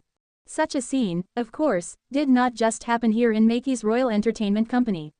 There were other media companies from all over the country having held interim meetings because of this piece of news. After all, in terms of quality, the 3 songs were excellent. Fine works were fine works, which could be shown from the enthusiastic reaction from the market. Meanwhile, their decisions were almost the same as that of Meiki. A-list singers naturally had their own brand names. Moreover, the emergence of Han Yang's Weibo account was like an attempted marketing in their eyes. If A-list singers of the company went to leave messages on the account, it was a free promotion for the account owner. And whoever the A-list singer was, being the first to leave a message would make the singer himself look a bit cheap. Although Han Yang had produced 3 excellent new songs, it seemed to people that producing these 3 songs in 2 days, as Shui Qian said, was absolutely untrue. For these large media and entertainment companies, famous and prominent as they were naturally unwilling to be a pioneer in this matter. And in their views, it was not worth doing anything special for a songwriter who wrote 3 songs, even if it was such a small thing as leaving a message. Of course, there was also a different picture. Independent artists not belonging to companies were reacting differently. At this time in Ice City of the mainland, a couple was watching the video of Shui Qian's concert from the internet. When they saw the end, there was some excitement on their faces. Seriously, leaving a message and you will have a chance to get fine songs. The couple was a music duo. The man's name was Wei Chengdong and the woman's name was Xu Lan. Their band was called Wex Group, named after the capital letters of their surnames. They would sometimes publish songs on the internet. Their fans on several music software added up to less than 10,000, which also put them under quite a lot of pressure. Now they were both attracted by the welfare of the songwriter who produced 3 high-quality songs for Shui Qian. Go and look at his Weibo. Xu Lan quickly opened her notebook computer and searched for the word, Han Yang. Hey, is it this one? Why doesn't it even include a profile picture? Wei Chengdong said with some confusion. That's it, look at Shui Qian's message below. Xu Lan looked down and pointed to the screen. That's true. Wei Chengdong looked at it carefully and said with some envious tone, the propaganda effect is different with the involvement of a top singer. Only 2 hours after the concert, it has more than 50,000 fans. Thinking that they only had a fan base of over 3,000, they couldn't help being somewhat depressed. There is no need to envy others. We just work hard for our dreams. Xu Lan comforted and said, let's leave a message below. Haha, okay. Wei Chengdong shook his head to refresh his mind, adding, what should we write? Write like this, Dear Han Yang. No, with more respect and seriousness. Wei Chengdong shook his head repeatedly. He felt uncomfortable with his girlfriend saying, dear, to other men. Meh, Xu Lan smiled, rolling her eyes at him and said, then call it, respected. Is that okay? Then Xu Lan wrote a sentence on Han Yang's Weibo, respected Mr. Han Yang, I am a member of the music duo, Wex Group, a group with very low popularity. Music is our dream. We watched Shui Qian's concert and had an idea of what you said. We desperately hope that we can get Mr. Han Yang's songs. However, regardless of whether the songs are available or not, we wish Mr. Han Yang a better career. When the message was sent, Wei Chengdong and Xu Lan looked at each other and smiled. In fact, they thought their possibility of getting a song was very low, because after all, they had little popularity, and they also believed that Mr. Han Yang's move was to make a name for himself. Undoubtedly, it was necessary for him to find some popular A-list and B-list singers, so it was very unlikely that such thing would fall on them. However, as long as there was a glimmer of hope, they would make a try. This feeling was like trying whether they could win the lottery. There were also many other cases like them. People left a message with the idea of taking a chance. On the other side, when Ziyan returned to the restaurant, there was some fatigue on her face, not only because of her work, but also because of the poor album sales performance on her first day, which could even be described as terrible. Although the album market was relatively stagnant at present, there was also a set of reference standards. Over 10,000 on the first day was considered as ordinary albums, and over 50,000 could be regarded as minor achievements. Over 100,000 was a top-quality album, and only some super popular A-list singers' albums would exceed 200,000 on the first day of album release. Then here came the point. Daily sales of Ziyan's album were just over 1,000. Although it was only 12 hours after release, the result could still be described as bad. Ziyan was a little irritated and feeling tired both physically and mentally. Unwilling to do other things, she stayed and got some sleep in the restaurant with Zhou Fei. Late at night, after lulling Meng Meng to sleep, Ziyan was lying in bed, feeling somewhat insomniac. Zhou Fei on the other side did not sleep either, watching Shui Qian's concert video with her personal mobile phone while checking Ziyan's album sales and other information from time to time with her office mobile phone. "How's the album selling?" Ziyan asked softly. "More than 1,700. Zhou Fei took off her headphones, sipping her mouth and replied in a low voice. "Oh," Ziyan responded with a loss in her voice. When she first entered the entertainment circle, her first album sold over 30,000 on the first day, but now it had not reached 2,000. This reminded Ziyan of an old Chinese saying, "Does old Lian Po still eat like a young man?" Lian Po was a general in ancient China who was very brave and manful when he was young. It's used to describe that things are changeable. Ziyan returned to the entertainment circle, hoping to make achievements again. She knew it was hard, but didn't expect it to be so hard. She originally thought that when she returned to Royal Entertainment Company, she would be greatly invested by the company, which would make she get twice the result with half the effort, but now it seemed that things were not as expected. "So, what about Shu Ruoyu's album sales?"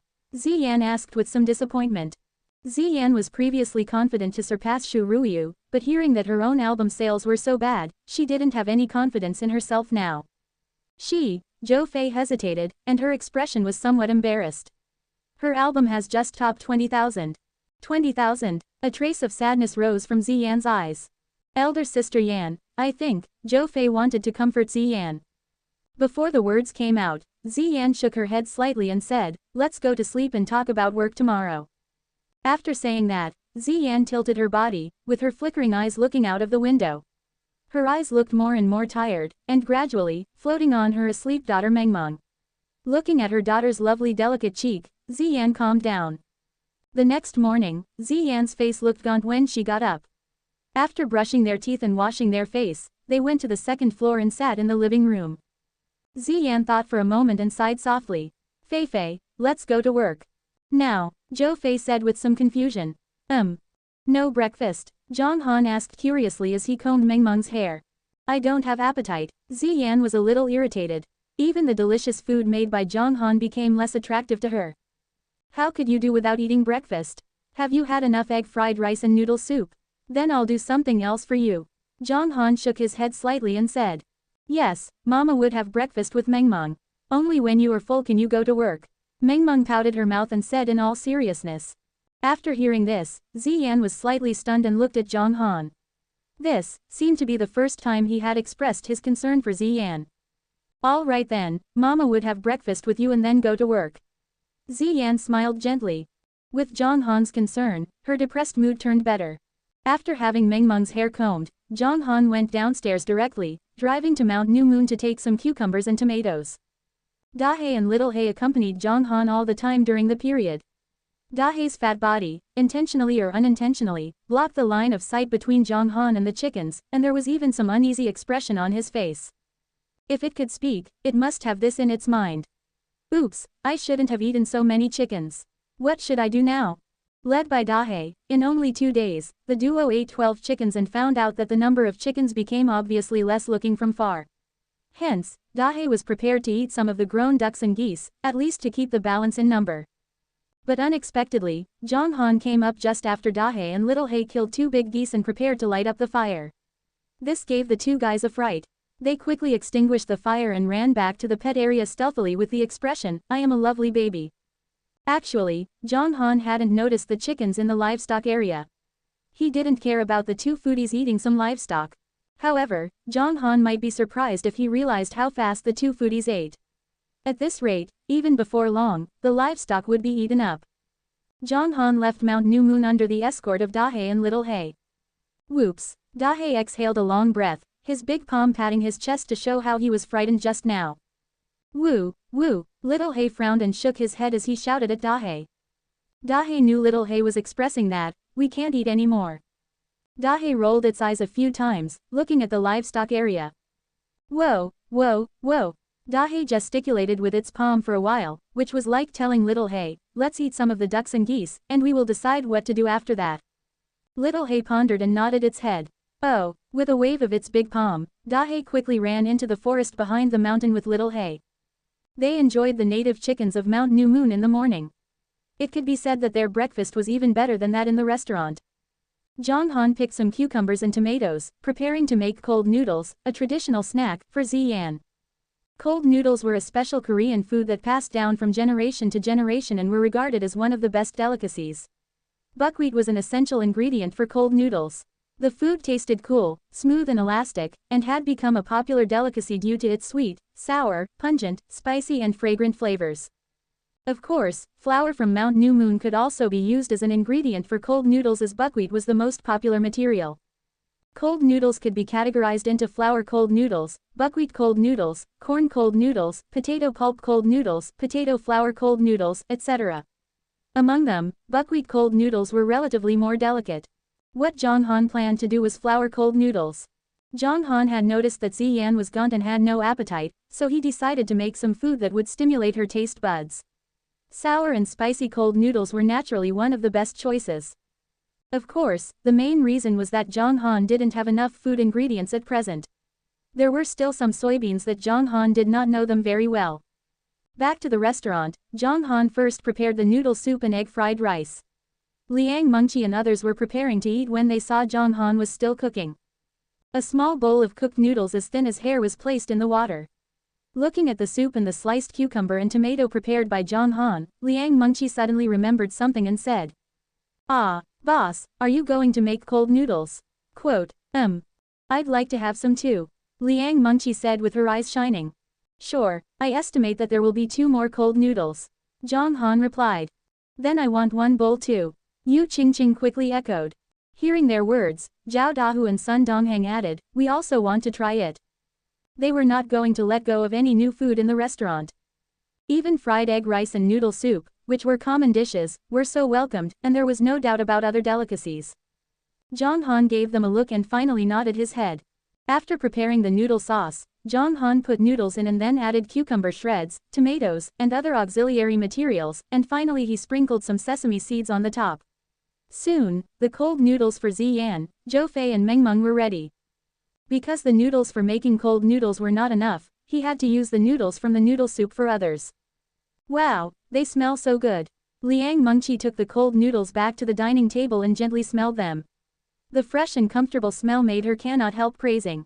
However, Yu Qingqing on the opposite side ate directly. The cold noodles were pliable, chewy, cool and light. The soup was smooth and could moisten the throat. The spicy and salty ingredients, accompanied by sweet and sour flavors, immediately hooked the saliva, which greatly stimulated her appetite. It's so yummy. I didn't know how cold noodles taste until now. It's sour and refreshing. Amazing. Yu Qingqing stopped after eating several mouthfuls of the noodles and praised. Cold noodles were sour, spicy and delicious, which were totally different from the very rich flavor of clear noodle soup. The new way of eating noodles made Liang Mengqi and others fall into a feast of taste enjoyment.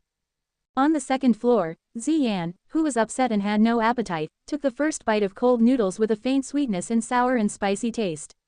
This combined with the pure fragrance of the noodles immediately conquered Ziyan's tongue. She even forgot all those worries, and all her body and mind had fallen into this breakfast. After eating up the cold noodles, Ziyan looked at Zhang Han with her beautiful sparkling eyes and said with a smile, it's delicious.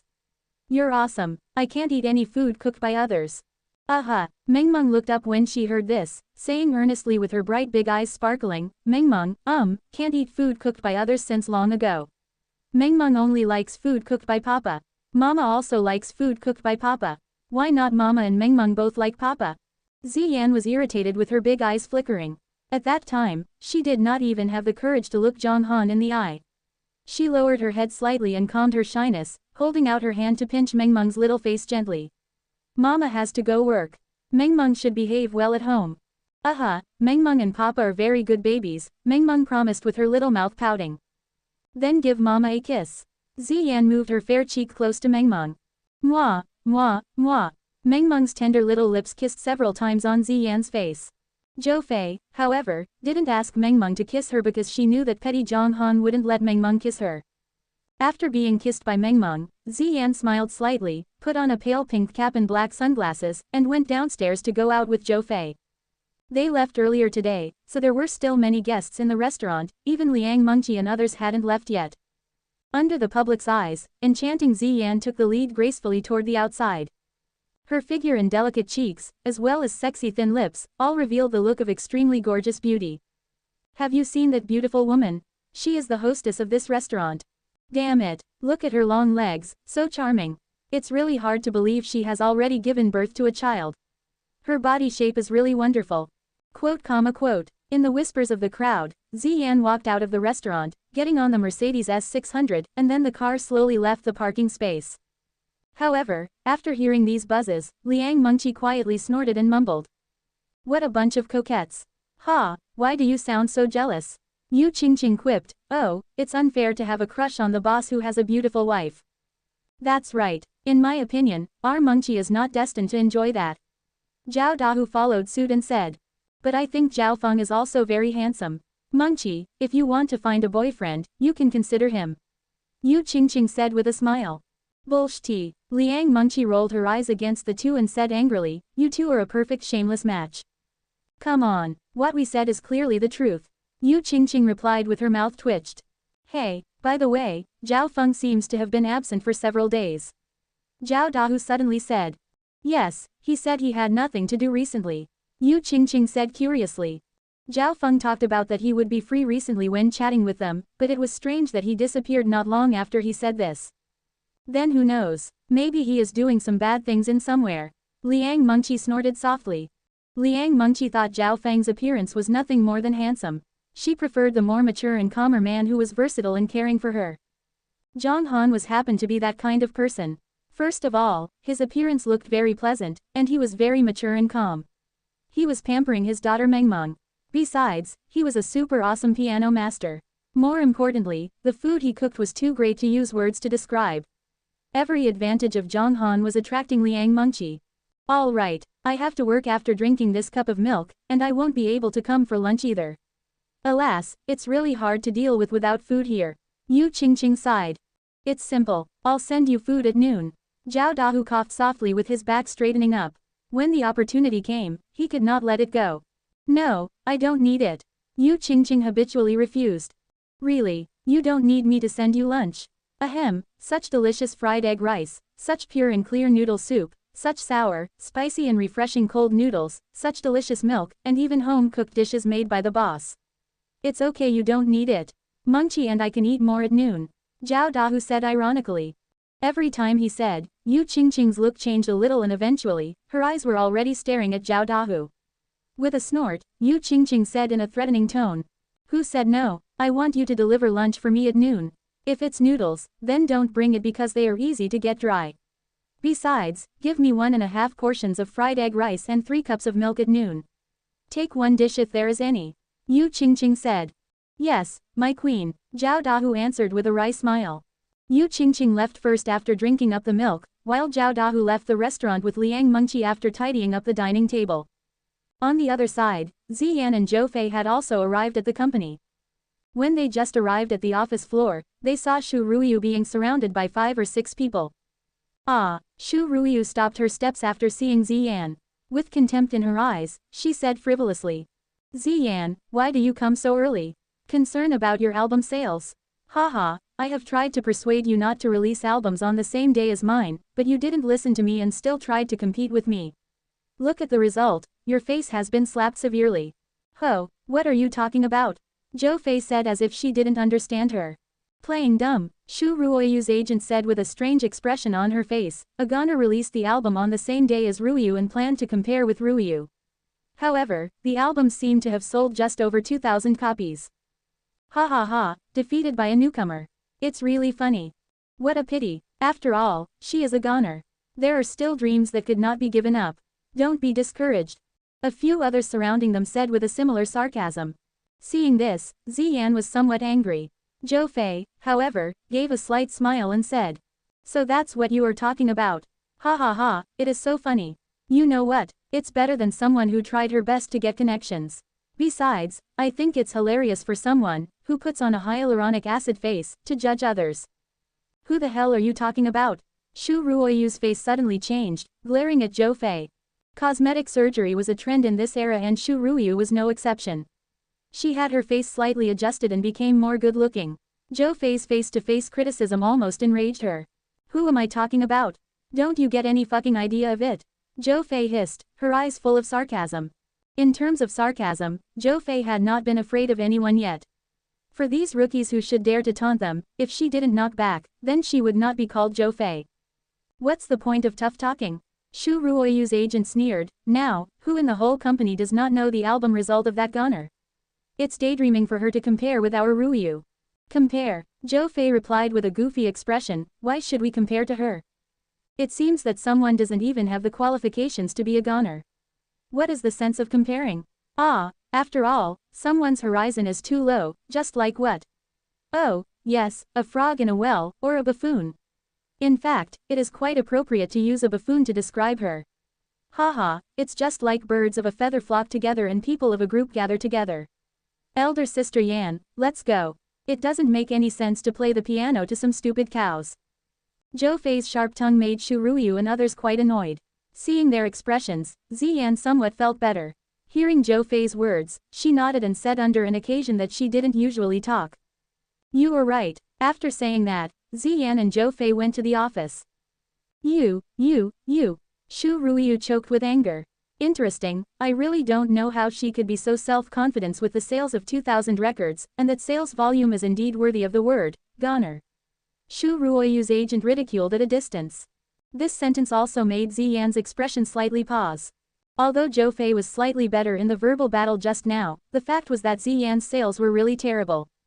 Returning to the office, Ziyan sat on the office chair, closing her eyes, and sighed softly. Elder sister Yan, don't be angry with those people. Who do they think they are? Who did not know that Shu Ruoyu gets these resources by sleeping with Li Chang? She's really a joke, Zhou Fei said with anger. Forget it, don't argue with them. Ziyan took a deep breath and said to both Zhou Fei and herself. Then she opened her eyes, still with a dim in them. She was not the type who liked to contend with others. She grew up in a honey pot. Her family was wealthy and strong. But because of that, Ziyan was prevented from becoming a star by her family at the beginning. Ziyan was the most beautiful girl in the family. How could she become a star? But this was Ziyan's dream. Despite their discouragements, she came to Hong Kong to mingle in the entertainment circle and even had a rift with her family. However, her parents still cared about her, but they couldn't help too much because there were too many family rules. Eventually, in the 4th year, Ziyan became a pop star, and her family's attitude towards her eased a little. After all, a large family took a career as its priority, and her father was only a senior executive, not a leader, so his voice didn't count so much. But who would have thought she met Zhang Han later? At present, Ziyan wanted to prove herself again, but she didn't expect to meet such a bad situation. Originally, she assumed that the album would break 10,000 on the first day, but the result was only 1/5 of her expectation. Amid Ziyan's meditation, the telephone on her office desk rang. After picking up the phone, Ziyan gave a positive answer, standing up and said, Elder sister May asked me to go over. Oh, then I'll accompany you there. The old witch may embarrass you. Zhou Fei said worriedly. No, I can go by myself. Ziyan shook her head slightly and went to Meiki's office alone. At this time, Meiki was still processing files on the computer. When she saw Ziyan, she casually said, sit down and wait a moment until I finish the files. Ziyan sat and waited in silence for nearly 20 minutes. Ziyan felt a little surprised because Meiki never asked her to wait back in those days when she was famous. In those days, she and Meiki were also good friends. Why she chose Royal Entertainment Company this time after she returned from abroad was also partly due to Meiki, but now things had changed, and everything was different from what it used to be. Ziyan. Finally, Meiki finished her documents. She looked up at Ziyan, smiled and said, do you know about the first day sales of your new album? Yes. How do you feel? Meiki leaned against the chair, asking in a relaxed and casual tone. Ziyan hesitated and said slowly, I am too impatient this time. The songs should be much well prepared. It was true that it should be well prepared, but the most important thing was they should have excellent songs to select. Of course, Meiki knew this. She stared at Ziyan, sighing softly after a moment and said, Ziyan, please don't blame me. I also want to help you, and I have also thought about asking for some songs for you as before, but now I am the director. The higher the position is, the more worries I have. Therefore, you should not be too concerned. I will fight for what you deserve in the future. Thank you, Elder Sister May. Ziyan nodded slightly. You're welcome. Maki smiled and said earnestly, Ziyan, the entertainment circle is different from the past. If you want to go further along this road, your contacts are crucial. Elder sister Mei thinks that you can try to talk to Mr. Li. Of course, I'm not talking about that kind of contact. Be friends. In short, one more friend means one more path. Although there are many rumors about Mr. Li in the company, and he has made several girlfriends, but they were all voluntary. He has no bad thoughts actually. I know, elder sister Mei. Alright, it's good to know. Don't be upset, this is only a try. It's also very important for people to know that you have come back. Later I'll arrange 2 programs for publicizing. I'll let Zhou Fei know the specifics then. Maki said with a smile on her face. Thank you. Well, fine then. Maki nodded and gave Ziyan an encouraging smile. Ziyan stood up and walked towards the outside.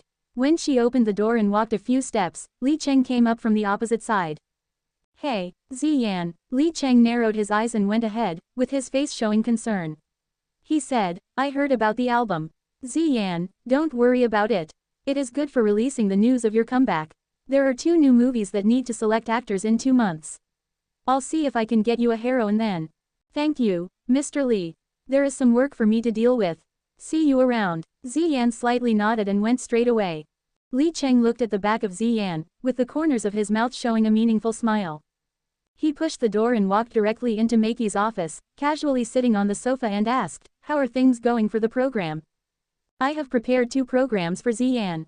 They will work. These 2 programs are enough to break her pride. Maki smiled lightly. That's good. I just encouraged her to associate with you, and when she realizes the reality, she will not be able to escape from the hand of you, little sex maniac. Maki said with laughter. This is very good. Li Cheng squinted and smiled, take her down, and I'll remember what you've done.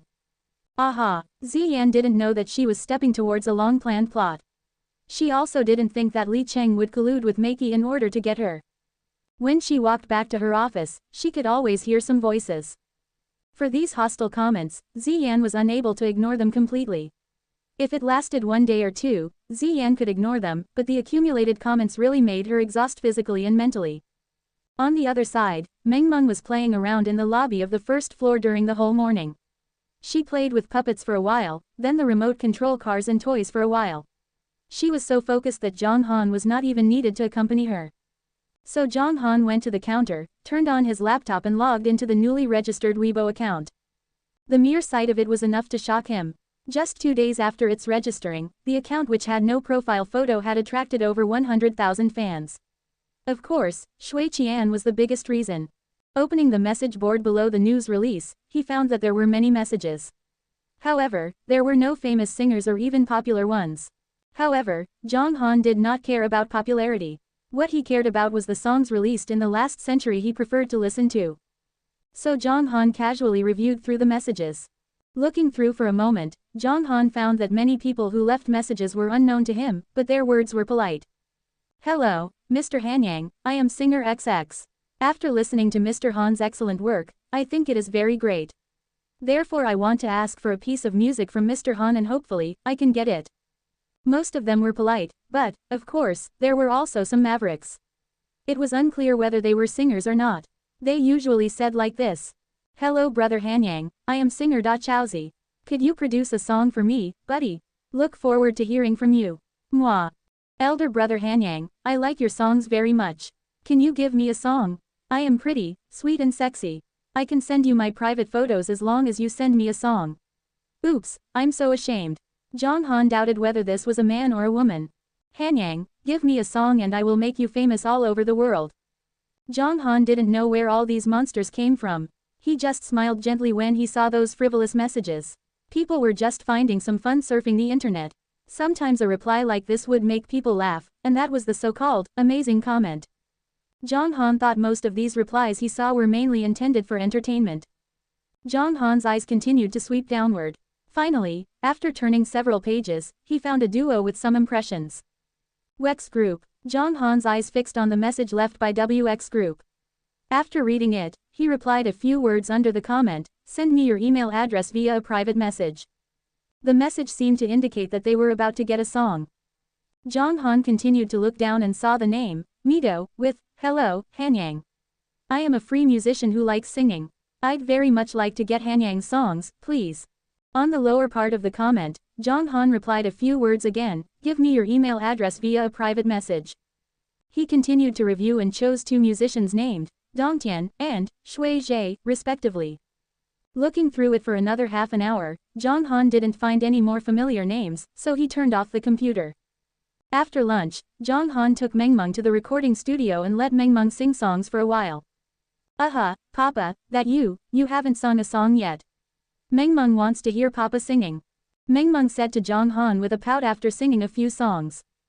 How could Zhang Han refuse his daughter's request? He narrowed his eyes and said with a smile, all right, then Dad will sing a song for Mengmeng. Wow, what are you going to sing? Mengmeng's bright big eyes were full of expectation. I will sing, A Kiss to My Baby. That was an old song, echoing Zhang Han's mind much very, so he chose this song. This scene made the staff outside the recording studio shake their heads and laugh. They liked Zhang Han from the bottom of their hearts. The love of a father could easily move people. Every time they saw Zhang Han, they thought of the word, father. Well, of course, it was not meaning that Zhang Han was their father. With the prelude sounding, Zhang Han began to sing. Full of feelings and depth, his voice made people indulge in it quickly. A kiss to my baby, I will cross the mountain to look for the missing sun and the missing moon. A kiss to my baby, I want to cross the ocean to look for the rainbow that has disappeared and catch the meteor that disappeared in an instant. I want to fly to the endless night sky to pick a star as your toy. I want to touch the moon with my own hands and write your name on it, lala hulala, hulalala. The lyrics, as well as the deep and emotional sound, exhibited Zhang Han's love for Mengmeng. Mengmeng, however, was slightly fascinated by the singing of her papa. She looked at her papa with special admiration. When she heard the lyrics, she hummed along with him, Papa will fly to the endless night sky. He will pick the stars and send them to Mengmeng as toys. Papa will also write Mengmeng's name on the moon. La la, hulala, oh hulalala. Seeing the lovely expression of Mengmeng, Zhang Han's eyes were filled with tenderness. He was still singing in a deep voice. I want to go to the end of the world and look for the snowman who has been a legend for a long time. I also want to use all my means to teach him your name, lala hulala, hulalala. Mengmeng listened to the first half and knew how to sing the following. She sang along with Zhang Han, and was not out of tune, lala hulala, hulalala. After the song was finished, Mengmeng put her tender little lips to Zhang Han's cheeks. Mwah, Papa is the best. Papa sings so well. Ha ha ha, Zhang Han laughed heartily. It was a burst of heartfelt laughter. Papa, would you pick stars for Mengmeng?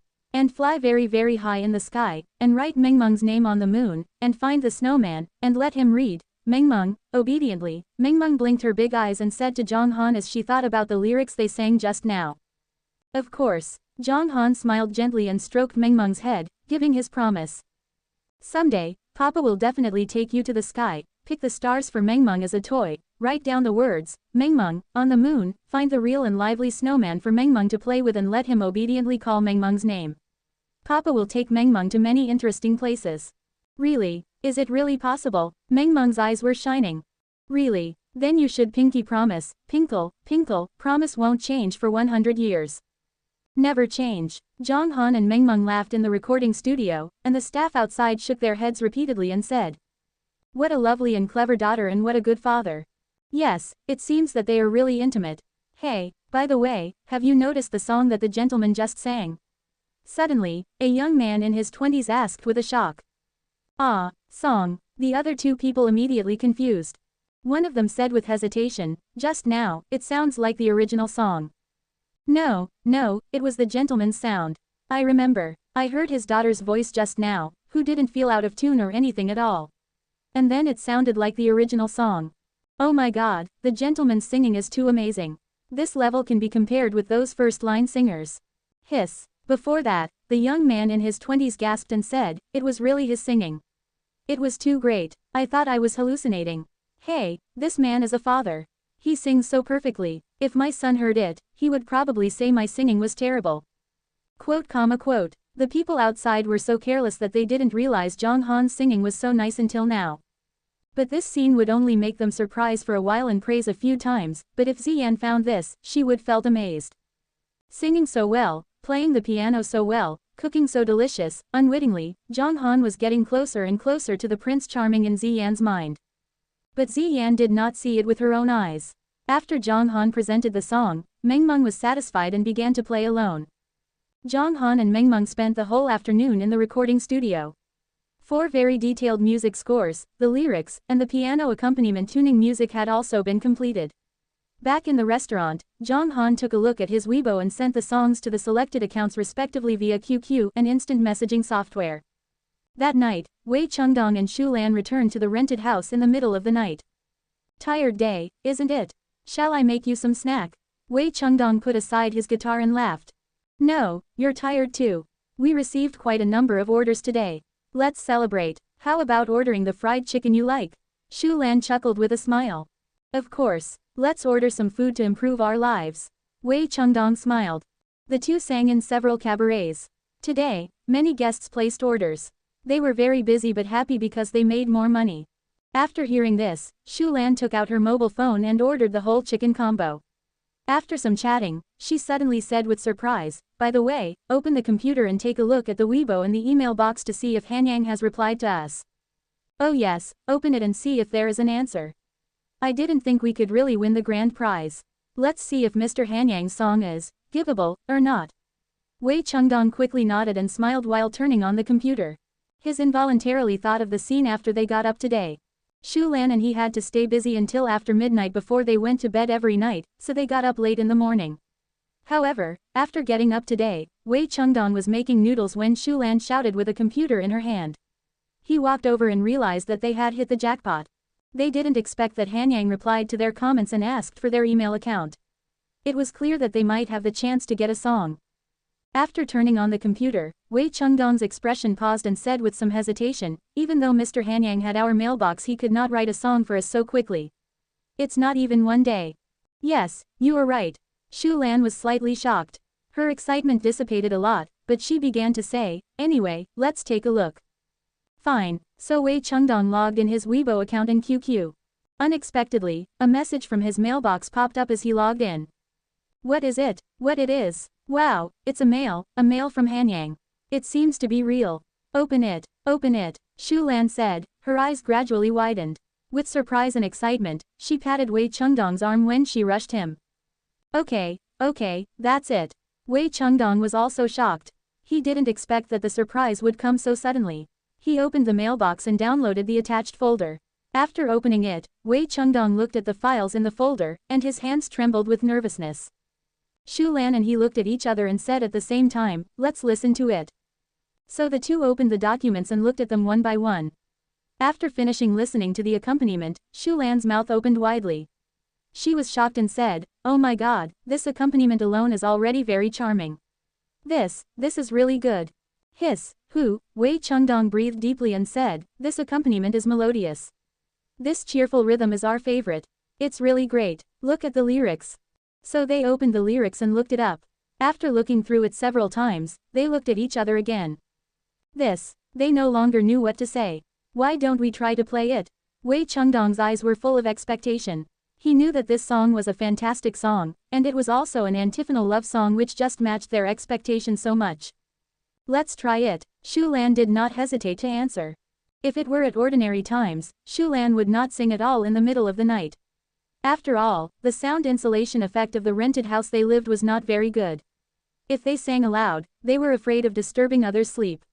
However, if they sang in low voices, they would felt deliberately suppressed, which was also very uncomfortable for them. But now, Shu Lan didn't want to worry about it anymore. She just wanted to sing this song and try how it felt. So they took out the stereo and microphone, plugged them in, and began to sing it with the accompaniment. Accompanied by cheerful music, Shu Lan started singing the words of the first verse. Knowing that loving you has no result, I'm still crazy for hoping you will give me sweetness.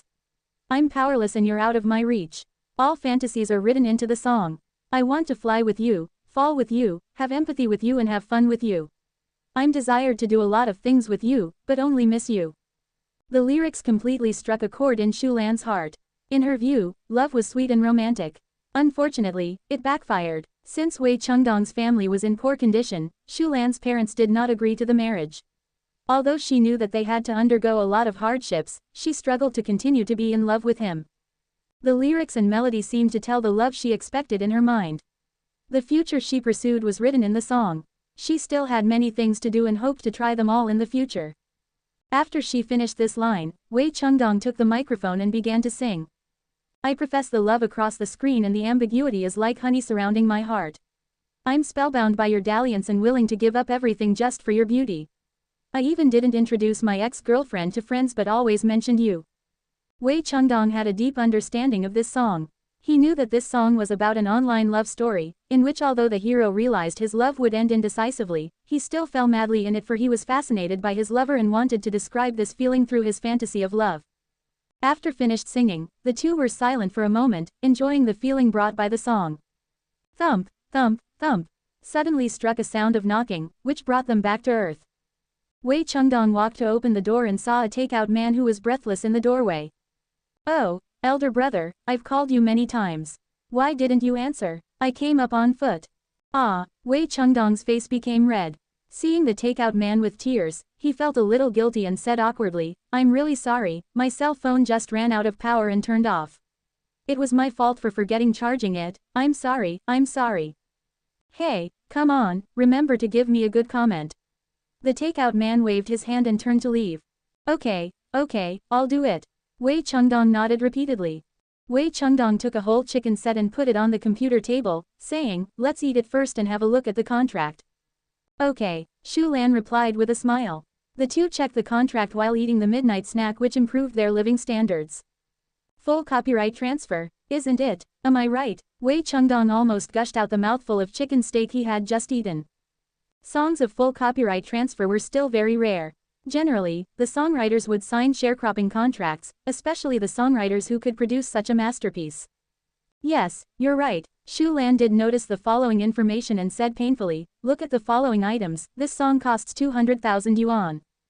Ah, 200,000 yuan. Wei Chengdong froze. Then his face was permeated with bitterness and he said, we don't have 200,000 yuan. They had only about 120,000 yuan in savings after struggling for several years. Although their monthly salary was relatively high, they could not make up their living expenses and music expenses. As known to all, living in a fast-paced city, earning 5,000 yuan a month was not enough to do anything at all. They only just managed to survive because food, clothing, housing, and transportation all cost money. Then what should we do? Why don't I borrow money from my friends? Wei Chengdong said hesitantly. He really didn't want to give up this song. Your friend? Forget it. Even if you borrow from them, we also don't have enough money, Shu Lan said, shaking her head. His friends were not affluent men and were all ordinary people, who could lend him 3 or 5,000 yuan. However, it was impossible for them to lend him about 100,000 yuan at once. Oh, my parents don't have much money either. They can give me some money but it's still not enough. Wei Chengdong stopped eating the chicken steak, wearing a sad look. My parents will definitely not give me money. Shu Lan made a wry mouth. Her parents did not like Wei Chengdong and it was absolutely impossible for her to ask for money. Definitely impossible. After thinking for a while, Shu Lan compressed her lips and said, why don't we contact Mr. Hanyang first? Ask him if he can make an exception for us. How can he make an expectation? Wei Chengdong said with a wry smile, the price was clearly marked. Moreover, in my opinion, this song is really worth it. I don't mean to bargain with him. Shu Lan sighed softly and said, I mean that we can contact him and ask if we can pay in installments, just like buying an apartment. We give the down payment and then pay him the rest within this year. Well, just ask him, I'll add him as friends. Wei Chengdong's eyes brightened. He found Hanyang's QQ account on the mailbox and added him as friends. He suspected that Mr. Hanyang might rest considering the time, but Hanyang passed his application after 2 minutes, which made Wei Chengdong's heart beat faster. He glanced at Shu Lan and opened the dialogue box under her gaze, typing a sentence. Hello, Mr. Hanyang. We have appreciated your song and it's really great. By the way, what's the name of this song? Wei Chengdong asked. The title of this song. Zhang Han was astonished, glancing at the email. He found that he had forgotten to change the file name to the title of this song, so he answered. Wasted Love. Wasted Love. This title also has an artistic conception. Mr. Hanyang is really talented. Thank you for your song and thank you for giving us this opportunity.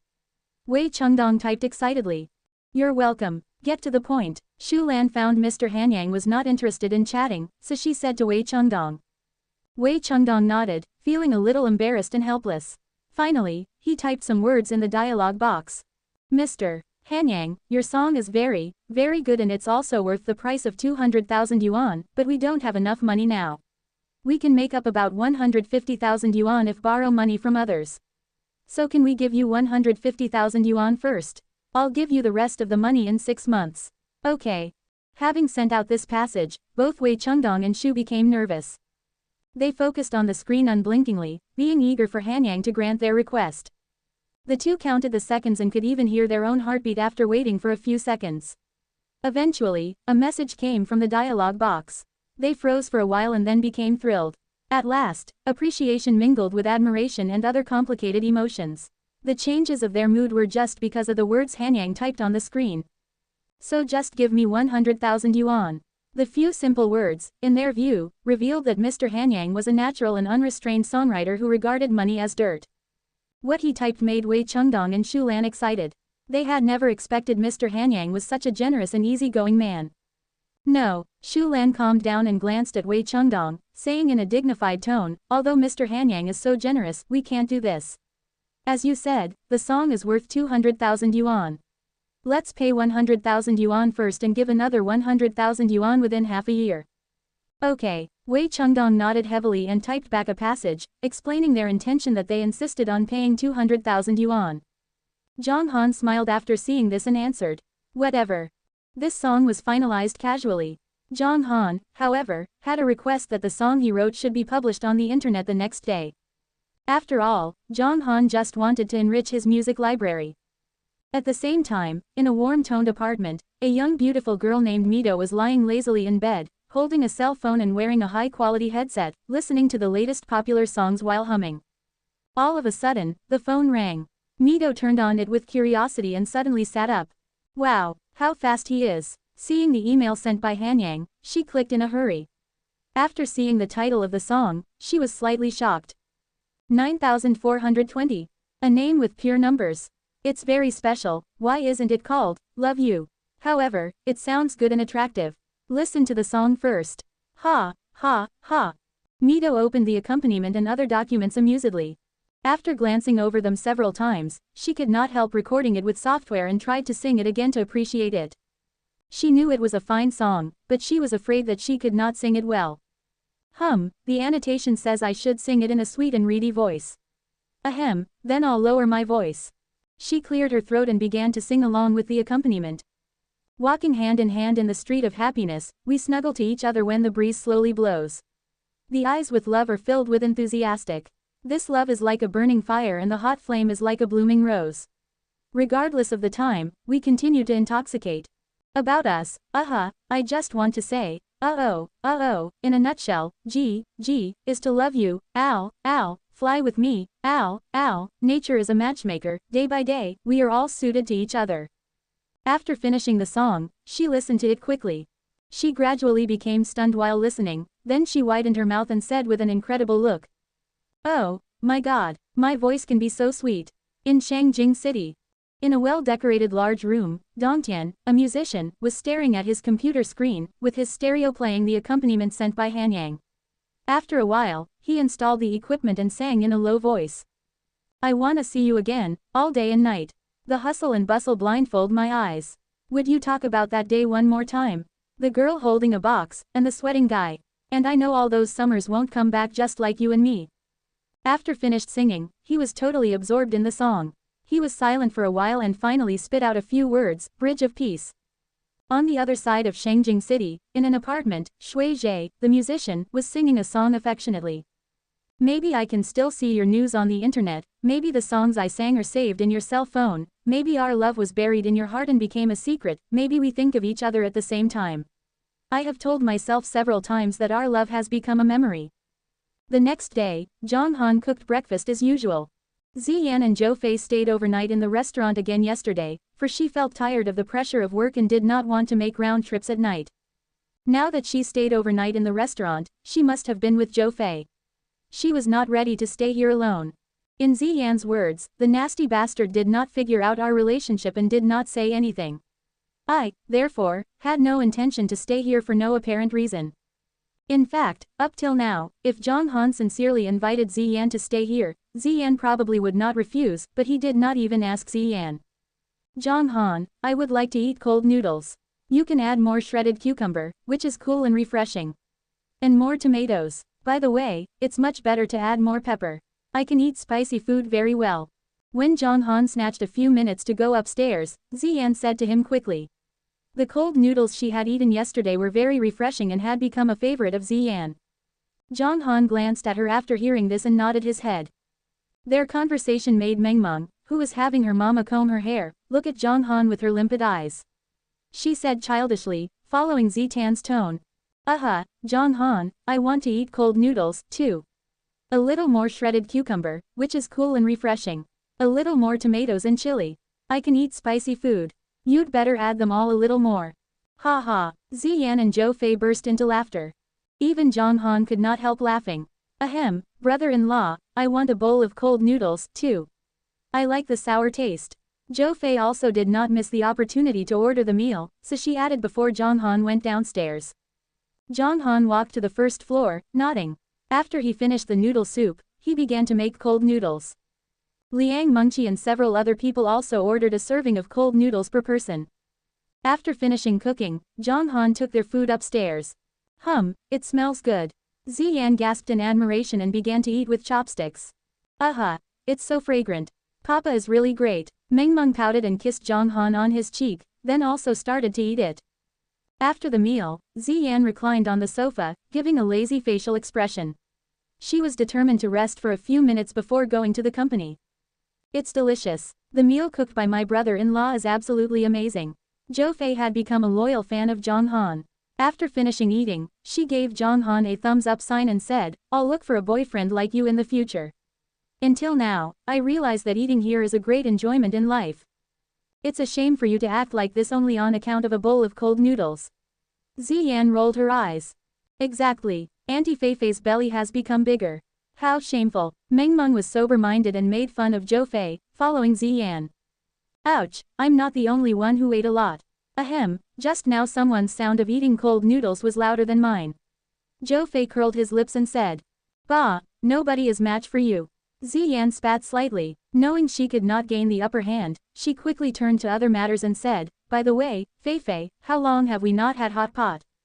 Hot pot. Zhou Fei's eye lit up and she knew that Ziyan was reminding Zhang Han, so she echoed, it's probably been a long time. I don't know when I can have delicious hot pot, I remember someone should have known that elder sister Yan loves hot pot very much.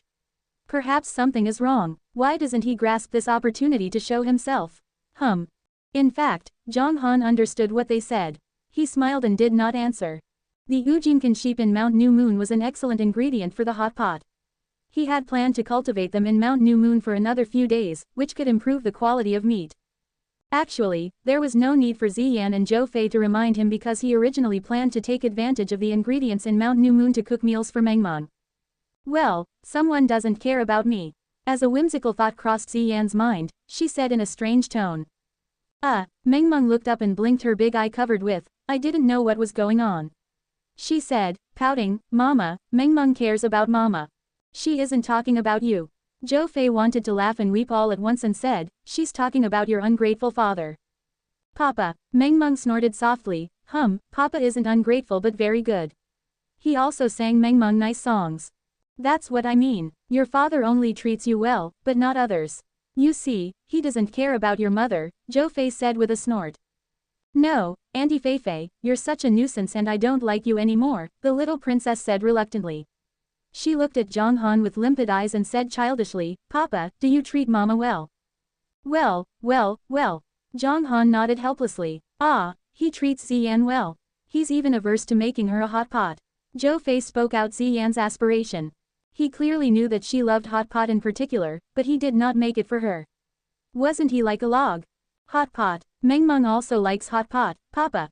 Okay, I'll make a hot pot for you in a few days. Zhang Han helplessly smiled.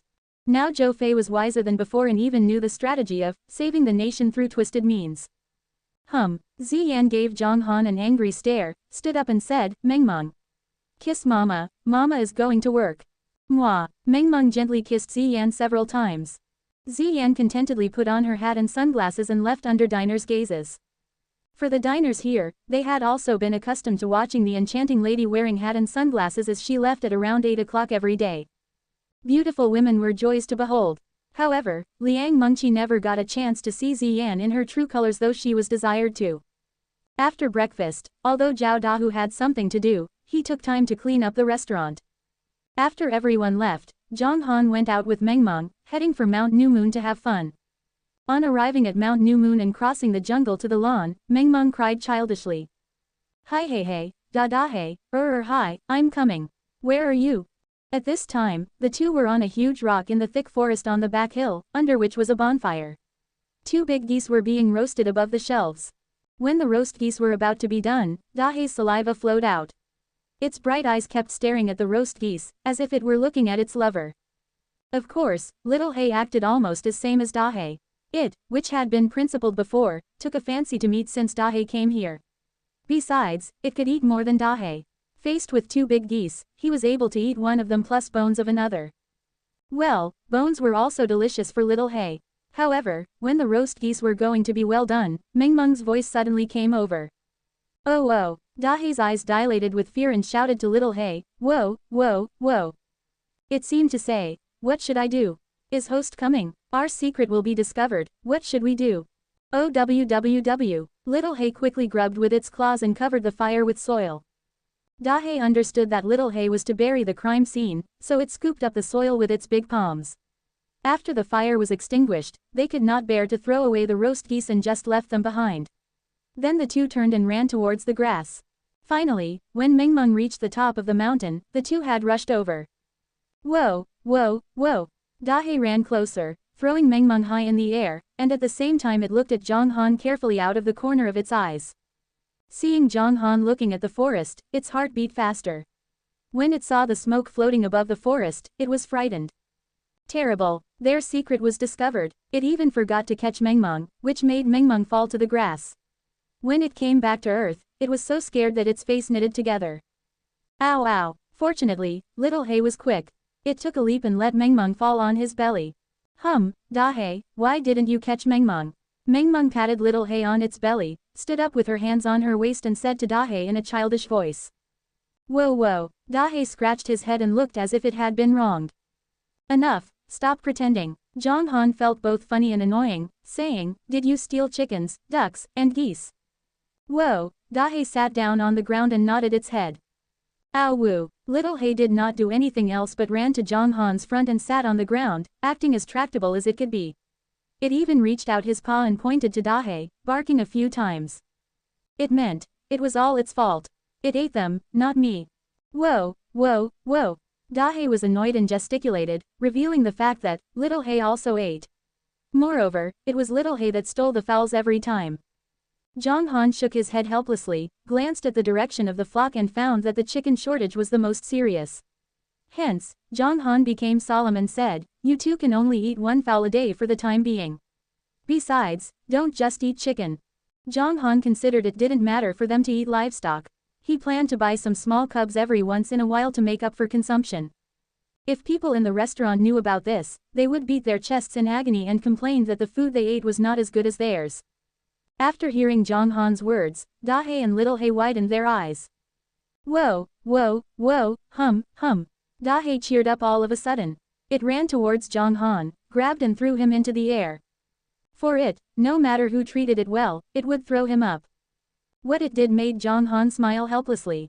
Ho, Papa is also flying up, Meng Meng laughed nearby.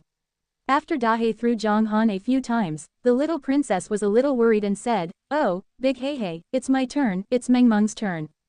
At that time, Dahei put Zhang Han down and played with Meng Meng. After playing for a while, Little Hay suddenly barked a few times to Dahei. Dahei stopped and put Meng Meng on the grass, looking at Little Hay with a confused look. After seeing Little Hay's signal, it also remembered that there were still 2 roast geese in the thick forest. The delicacies would be cold if they did not go to eat. Whoa! Then Dahei shouted at Zhang Han and gesticulated for a while, showing that there were still 2 roast geese in the thick forest. Zhang Han understood, waved his hand and said, go quickly. Hum. Dahei ran off with Little Hay, laughing. A moment later, they came back with 2 roast geese and wanted to share them with Mengmeng. Zhang Han, however, didn't let Mengmeng eat them. Although the fragrance of pure meat could send out, and adding some condiments, they were much better. Furthermore, the 2 were likely not to clean the geese carefully. Have you seen the wood over there? Adding a little powder on meat every time will make it better. Zhang Han said to Dahe. Relatively speaking, Dahe was quicker in uptake than Little He. Little He could find out the meaning of Zhang Han's expressions and gestures, while Dahe could understand what he said directly. After finishing speaking, Zhang Han's cell phone rang and he picked up Zhang Li's call. Elder brother, I'll arrive at the restaurant in about half an hour. Anna is off today, so I bring her together. Oh, I'm not at the restaurant. You'd better come directly to Mount New Moon. By the way, buy me a laptop and a network card. Zhang Han said casually. Okay, then I'll go and buy them when I pass by a mall. Just wait for me, Zhang Li replied and hung up the phone. Zhang Han decided on a whim to buy a laptop by which Dahe and Little He could see the movies and enrich their lives. Meanwhile, on the way from Causeway Bay to New Moon Bay, Zhang Li's Maserati was leaping forward. Anna, remind me when we pass by a mall. Zhang Li said casually. Okay, fine, I'll just buy some gifts for Mengmeng. Li Anna nodded. You'll know how delicious food my brother cooks by noon. But I should remind you of not falling in love with my brother. I have a sister-in-law. Zhang Li said with some vigilance. No, I merely admire brother Zhang Han. Li Anna's face was suddenly flushed. Judging from her countenance, Zhang Li was sure that she had become quite amorous. Lily, brother Zhang Han is really formidable. Can't you imagine that he could send a man into the air with one punch? Wow, he was like a Prince Charming at that time and saved me. He's so handsome, said Li Anna, with extraordinary splendors in her eyes. Come on, stop saying. I'm tired of listening to these words. Ah, what a flirt. I really shouldn't have brought you. Zhang Li said repentantly. Oh, Lily, don't worry. I know what to do. Li Anna said blushingly. Ah, Anna, I'm not kidding. It's impossible for you to be with my brother. Please don't have any illusions. Zhang Li could not help adding. Since Li Anna came back from the bar that day, she had asked about Zhang Han's previous deeds and extolled Zhang Han for many. Her behaviors like a fan totally frightened Zhang Li. In Zhang Li's mind, Ziyan was her sister-in-law, so she had to stop her best friend from falling in love with her brother. However, she could only warn Li Anna because she had no right to control others' thoughts. I have no illusions. Li Anna pursed her lips and her eyes shone again, saying, you can't imagine, brother Zhang Han was too handsome at that time. The scene was just like the picture in the movie. Ah, he was even more handsome than a Prince Charming in the movie. I think you are quite hopeless. Zhang Li helplessly shook her head. How troublesome, why her best friend suddenly became so crazy. I am not hopeless and I can find salvation. Brother Zhang Han can save me. Lily, if you witnessed what has happened, you would know how powerful brother Zhang Han was. Fine, he's awesome. Brother Zhang Han was very handsome at that time, just like a Prince Charming in the movie. Come on, Anna, stop talking about that. You've repeated it hundreds of times, madam. You can't imagine how handsome brother Zhang Han was even if you heard it 1,000 times. Wow. Quote. As the grievous conversation continued, the two arrived at New Moon Bay. Zhang Li bought a laptop in a mall while Li Anna bought some toys. After arriving at Mount New Moon and seeing the surroundings, Li Anna was astonished at first and then became intoxicated. For people who lived in metropolitan cities all year round, it was amazing for them to see a place with such a sound environment. They even regarded it as a fairyland on earth. Accompanied by Li Anna's admiration, the two came to the back mountain. Wow, brother Zhang Han, it's so cool. There are so many cows, sheep, pigs, chickens, ducks, geese and dogs. Oh, brother Zhang Han, why is a chimpanzee over there? Right, brother, where did the chimpanzee come from? Zhang Li rounded her eyes too. She looked at Zhang Han and said, why does a chimpanzee live here? Why is it so big? Is Ant coming? Dahe, carry me over there quickly. Mengmeng was picked up by Dahe and sat down on its shoulder. Dahe was over 2 meters high and naturally pressured people once he stood upright. Even Zhang Li and Li Anna were a little scared when they saw it coming. Fortunately, Zhang Han said, its name is Dahe, the housekeeper to look after Mount New Moon. Housekeeper, can a chimpanzee be a housekeeper? Li Anna was puzzled. However, a moment later, she believed that Dahe, which acted like a human, was the housekeeper. Especially under Zhang Li's guidance, Dahe succeeded in opening the laptop and getting into the video software. This did make Liana repeatedly admire Dahe's IQ. While they were playing in the pet area, Zhang Han snatched a few minutes to take 3 big geese, put them in bags, and take some cucumbers, tomatoes, potatoes, eggs and other ingredients for dinner. After taking all the ingredients, they went back to the restaurant. Zhang Han made egg fried rice and noodle soup at noon, serving cucumber with garlic sauce and Szechuan-style potato strips as side dishes. Still, Liana stuffed herself and praised brother Zhang Han for a long time. It came to the afternoon. After these days, the 3 new songs of Shui Qian had won the top 3 of every major music software. They directly occupied the top 3 of the new songs list, the clicking list, the scoring list and so on, having a commanding lead. Actress, in the first place, scored over 100 million, while Tyro and Ambiguity scored over 90 million. These 3 songs' scores were almost the same. However, the score of the 4th song decreased dramatically, which was only over 60 million. That song was also sung by a popular singer, who had been in the top position for 2 months. Considering its tendency, it could occupy the top place in the 3rd month. However, these unpredictable songs violently took over the top 3 positions.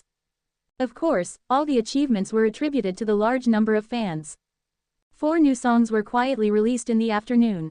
One was Wasted Love, one was Bridge of Peace, one was 9420 and the other was No Contact. Almost no one noticed these 4 songs. Sometimes although the songs were melodious, they probably would not become popular soon. Even some of them only became popular after 6 or 12 months. Therefore, speculation was a very significant part of a song. It was too absolute to say that no one had seen the 4 songs certainly.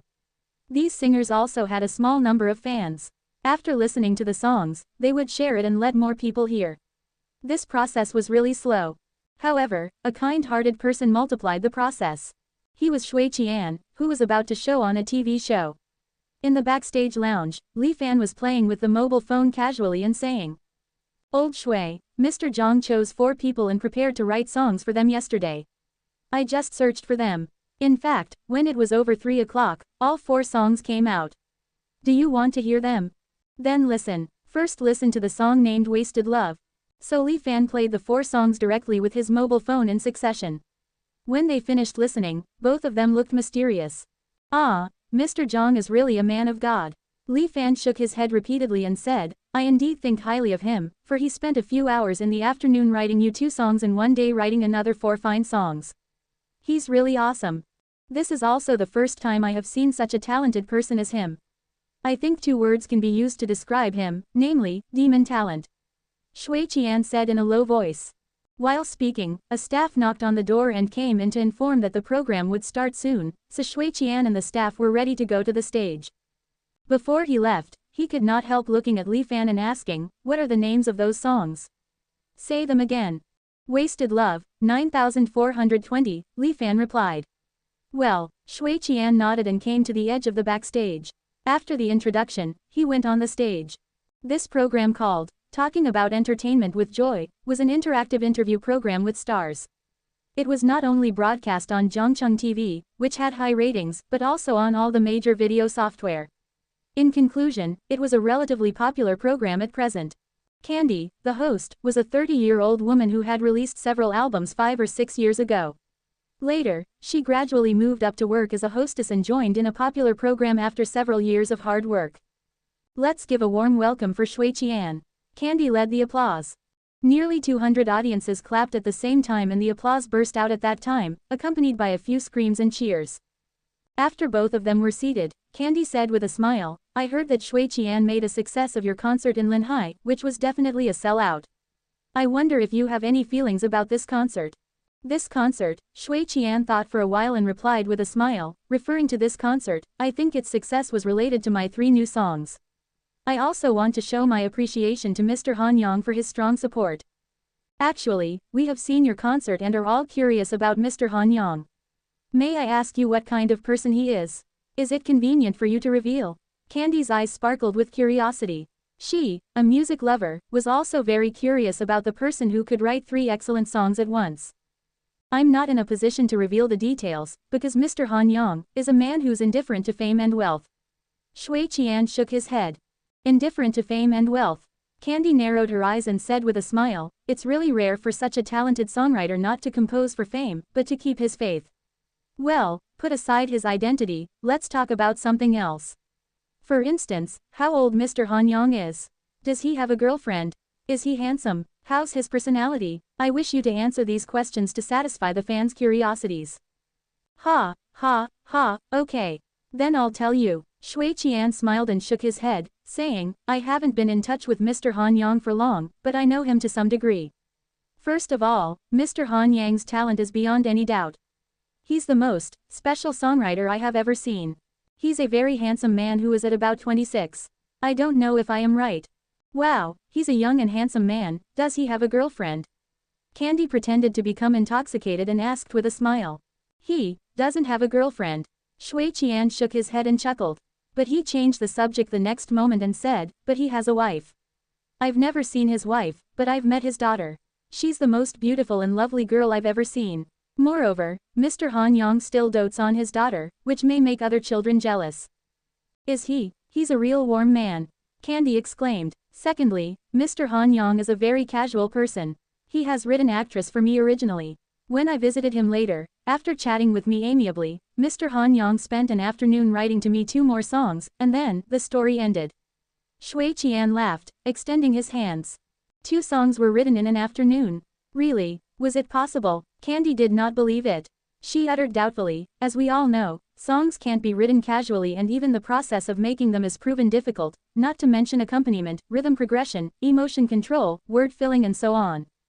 However, that's the truth. Shui Qian extended his hands with confusion and amazement in his eyes.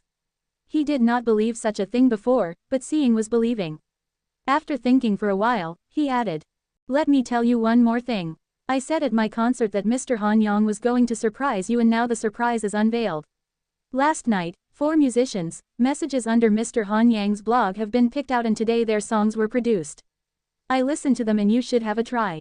The songs are called Wasted Love, 9420, No Contact and Bridge of Peace. Really? So, let's play one of them now. Console, please search for Wasted Love and we can listen to it first. Candy said. The program recording was different from what people watched on TV. The program could only be played after being made, so the recording was quite casual. After hearing what Candy said, the staff on the console directly searched for the song and played it. Knowing that loving you has no result, I'm still crazy for hoping you will give me sweetness. The cheerful rhythm and elegant lyrics intoxicated hundreds of people at the scene. After finishing listening, Candy's eyes widened. She said skeptically, really? Is this song made in one night? Are you sure it wasn't written before? Ha, ha, ha. Of course, I'm sure. If I haven't seen it with my eyes, I wouldn't have revealed the details with confidence. Besides, I don't have to lie, right? Yes. Candy nodded and looked at the audience before she said, I want to listen to the other 3 songs. What do you think? Listen. Okay. People cried out at the same time. They were besotted by the song they had heard. In fact, they were motivated by their beloved music to come here, so it was natural for them to be intoxicated when hearing good songs. Then it was time for playing the other 3 songs. After listening to the 3 songs, Candy sighed softly and said with a mixture of feeling, there are a small number of geniuses in the world and I think Mr. Han Yang is one of them. He could produce such excellent songs in such a short time. He's so powerful. I was also shocked for a long time. Then Candy talked with Shui Qian for a while. Finally, Shui Qian sang actress on the stage, ending today's interview. This program would be shown on Zhongcheng TV at 6 p.m. after being edited and the climax of the 4 songs were all included in the show after editing. As this program was broadcast, the search rates for the 4 songs increased dramatically. These songs ran from mouth to mouth and became popular all of a sudden. At first, the songs were ranked 500 or so on the music list. Only 10 minutes after the program was broadcast, these 4 songs were all into the top 500 at the same time. 1 hour later, they ranked the top 200. Soon after, the ranking of these songs soared up and eventually ranked the top 30. Back to the restaurant, Zhang Han got a call from Ziyan at about 5 o'clock. Zhang Han, I'll clock off and arrive home at 6 o'clock. After blurting out the word, home, Ziyan blushed and corrected herself, I'll arrive at the restaurant at 6 o'clock. Is there anything delicious for dinner? I haven't eaten at noon and I'm really hungry. Zhang Han thought for a while before he said, I'll cook spiced goose at night. Is that too greasy? Ziyan pursed her lips. She did not like to eat food which was too greasy. Although the native chicken she had eaten last time tasted great, the goose seemed too fatty. No, you can try it when you come back. Zhang Han answered with a smile. So I'll go back and try it. Ziyan said and then hung up the phone. At that time, Zhou Fei, who was driving, was unable to hold herself back. She asked in a hurry, "What shall we eat at night?" "I'm starving. Is brother-in-law going to make the hot pot?" "No, it's not hot pot. Is there any meat?" "I want to eat meat." "You just said it would be greasy, so he must be going to cook meat, right?" Remembering the braised chicken in soy sauce she had eaten last time, she started drooling. She swallowed a mouthful of saliva and then a loud voice came out. "What a glutton." Ziyan wanted to laugh and weep at once and said directly, "You will enjoy the dinner. He'll cook the spiced goose." "Ah, really? That's great. Ha, ha, ha. Brother-in-law is so awesome." Zhou Fei laughed uproariously. "It's enough. Zhang Han isn't here, so no one cares about what you're saying. Moreover, are you used to calling him brother-in-law now?" "I have nothing to do with him yet," Ziyan said angrily. "Elder sister Yan," Zhou Fei grinned and said, "have you not noticed that your tone has changed when you are talking to brother-in-law these days? And elder sister Yan, since you came in contact with brother-in-law, you smile more often and become more charming. In a word, you're still attractive." "That's incorrect. How can I describe you?" "Oh, I forget that word." "Don't blab. It has barely started." Ziyan gave her an angry stare and could not help asking after a while, "Do I smile more often?" "Yes, you haven't found it yourself." "Huh, I think it's a smile of love." "Elder sister Yan, you are going to fall in love." Zhou Fei laughed, playing a joke on her. "You're more and more naughty." Ziyan grunted, looking out of the window. When she calmed down, she remembered Zhang Han. "Do I smile more often? Do I fall in love with him? No, obviously I don't like him. But I feel quite at ease with him. In fact, he's a good man and isn't arrogant as others said. Perhaps Meng changed him. Probably, his change was because of me." Ziyan felt both entanglement and comfort in her heart. She did not realize that Zhang Han could affect her mood. If she had love experience, she would know that guesswork was the beginning of love. On the other side, Zhang Han had already started cooking in the restaurant. The first dish of dinner was spiced goose. The geese bred in Mount New Moon had brown feathers and wings. The color of the edges of their feathers and wings were relatively light, and their brown feathers from head to back of the neck were hard. They had white underparts, square bodies, large heads and necks, and slightly high forequarters. After Zhang Han took them back and searched on the internet, he found that this kind of geese was named lion-head goose. Lion-head goose was the largest fine breed of goose cultivated in the countryside in China and was also one of the large geese in the world. A special dish made of lion-head goose was the spiced goose of Chaoshan cuisine, which could also be called Chaoshan spiced goose, and was a traditional famous dish in Chaoshan, Guangdong. The spiced goose was in high quality, which was delicious, fragrant and smooth. Zhang Han, therefore, was intended to have a try. Zhang Han gave the 3 geese to the manager next door and asked him to clean up their feathers. Of course, Zhang Han would leave 100 yuan for manual work every time he requested him to clean poultry up. He only asked him to clean the feathers up because Zhang Han planned to dispose of the viscera by himself and make another world-famous dish. At 5:30 p.m., Zhang Han was going to tidy up the 3 geese. At this time, some guests had come to the restaurant and the 6 ordinary seats were full. Liang Mengqi and her companions also arrived early. After realizing that Zhang Han intended to make geese, they became extremely excited. Soon, Wang Chang, Wu Liying and Pearson came to the restaurant. Why Pearson came with these 2 people? That was obviously on account of Pearson's professionalism. He noticed that although 10 membership cards had been sold, only 9 members were coming here recently. So he inquired and learned that Wang Chang had 3 cards, one of which belonged to his granddaughter or grandson who came here for dinner occasionally. Pearson, therefore, came up with a new idea. After importuning, he succeeded in persuading Wang Chang to lend him the membership card when he did not bring his grandchild to dinner. However, it still required Zhang Han's approval. So Pearson went straight to Zhang Han after entering the restaurant and whispered with embarrassment. "Boss, I want to ask you a favor." Pearson did not have to say anything once he identified himself in other restaurants at other times. His identity did make him an honorable guest. But he knew that a food agent was similar to an idle agent in the boss's eyes, which he didn't care at all. "Go ahead," Zhang Han responded casually. I consulted with Uncle Wang, a member of the restaurant, who has 3 membership cards. Can I use his free membership card to have dinner when he came without relatives?" Pearson said with a very uneasy look. He begged Wang Chang for a long time to get this opportunity for the membership card. If the boss did not agree, his days of efforts would be brought to naught. Besides, Pearson's heart would ache if he could not enjoy the members' delicacies. Zhang Han stood emotionless under his gaze. He glanced at Wang Chang distantly and nodded his head, saying, "Okay." "Yes." Pearson laughed, seeming to have won a battle, and thanked Zhang Han repeatedly, "Thank you, boss." "Thank you." After finishing speaking, he walked back to the dining table with a smile and sat on the side of Wang Chang. He thanked Wang Chang and Wu Liying again, which provoked Wu Liying to laugh. She thought this foreigner was really interesting. In the kitchen, Zhang Han put 3 lion head geese on the chopping block and prepared to clean them.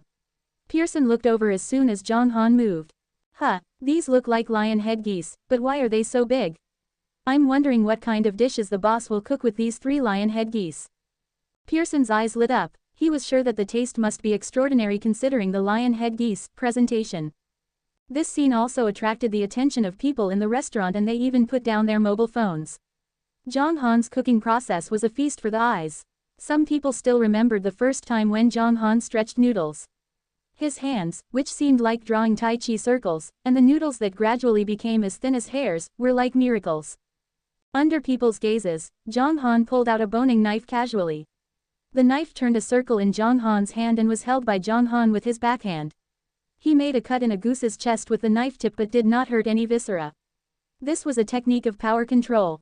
Then Zhang Han reached into the gap and carefully took out the goose liver which was bigger than his palm. "What did I see?" Pearson suddenly stood up. He attached his eyes on the goose liver and exclaimed, "How can it be so big? This goose liver is probably more than 1,000 grams, isn't it? Is the liver of a lion head goose so big? How's it possible? Hey, enough. What's there to be surprised at? How can you, a negligible agent, understand the ingredients brought out by our boss?" Zhao Dahu said with a snort. "That's right, that's not a big deal," Liang Mengqi said. "Well, you don't know what it means." Pearson sat back in his chair, exclaiming with a wry smile, "The world's top 3 great delicacies, goose liver, caviar, and truffles, are incomparable in taste and as valuable as gold in price. The goose liver mentioned as French goose liver, which has a reputation as the king of green food in the world. Each of French goose livers weighs between 700 grams and 900 grams in general and sometimes could be heavier or lighter. Apart from weight, their color is also significant. Some are light pink ivory, some are light gold, and others are light cyan yellow. They're not sanguine, so the goose livers in such a high-grade cuisine are not the ordinary ones. However, this goose liver should be more than 1,000 grams. Judging by its softness and color, it is obviously an ingredient in high quality. I've eaten Chaoshan lion head goose several times, but none of the goose livers I have eaten is as plump as this one." Pearson kept his eyes on the goose liver. He realized that the goose liver was unusual only by seeing this. "Well, our boss is good at raising everything. Hee, just watch, little agent." Liang Mengqi laughed and said. "That's right, it's just a goose liver," Yu Qingqing said, curling her lips. "It's indeed a surprise. Since you don't understand, I'll tell you." Pearson shook his head repeatedly when he heard this, saying, "French goose liver is world-renowned and its price is extremely high, between 200 and 300 euros. It enjoys great popularity among the noble because of its high cultivation cost and rich nutrition. There's saying goes, you haven't enjoyed the true French food until you eat French goose liver. In France, if you do not know French goose liver, you're not an authentic food lover. The status of French goose liver is evident. The cultivation of geese is also extremely cruel because every goose has only a few hours of normal life, and is forced to overeat in the rest of its life to make its liver grow bigger. Why French goose liver is world famous?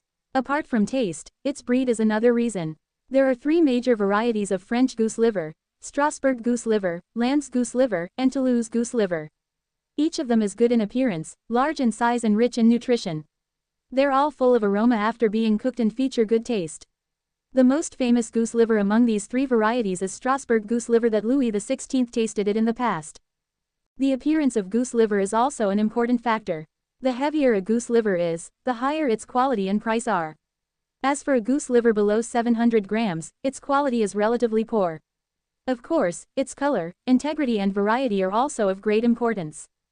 So, Pearson raised a finger and pointed to the goose liver on the chopping block, saying, "Now do you know how good this goose liver is? It weighs more than 1,000 grams and is absolutely authentic on account of its color. Moreover, the boss has a light hand and doesn't damage the goose liver at all. But this variety isn't fit to make a best quality dish, or this goose liver is the ultimate. Pearson's words made all the people in the restaurant quiet. Now they finally knew that this goose liver was worth a lot. After being astonished for a moment, people whispered, "I told you this restaurant is great. Trust me and just wait for a while to enjoy the godly egg fried rice and the godly noodle soup. I'm sure they taste good." The man who spoke just now is a Michelin food agent, who can rate the restaurant. He's a very formidable man. What, Michelin, or what do you think? You'll gradually find that the class of this restaurant is becoming higher and higher. Every new delicacy will lead the trend. I've already believed it now, for the price of a membership card explains all. Who dares to overcharge if the food is not delicious? Quote. Not only they but also Zhang Han listened to him with keen ears.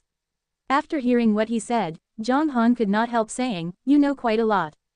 He knew that goose liver, caviar, and truffles were the world's 3 greatest delicacies. Furthermore, he had tasted French goose liver and caviar, finding them delicious. Zhang Han, however, was not acquainted with the stories behind these 3 delicacies. At this time, hearing Zhang Han's words, Pearson finally found that the boss seemed to respect him. So he said with pride, "Of course, just as a saying in China goes, surgery industry to specialize." That's my specialty." "Oh," Zhang Han responded distantly and began to make the spiced goose. What Zhang Han said made Pearson so anxious. That's all. Any other compliment? Pearson felt awkward for a while. But when he saw Zhang Han cooking, he was gradually attracted. A little while later, he eventually found out what Zhang Han was going to cook, so he said, "Boss, are you going to make spiced goose?" "Yes." "Ha, it seems that I have a sweet tooth today," Pearson said excitedly. "Do you know spiced goose very well?" Zhang Han asked casually. "Of course, I'm familiar with the world's delicacies. Generally speaking, spiced goose made of lion head geese is called Chaoshan spiced goose. I've had it twice before and I think it tastes great. However, restaurants in China cannot apply to star-rated restaurants now.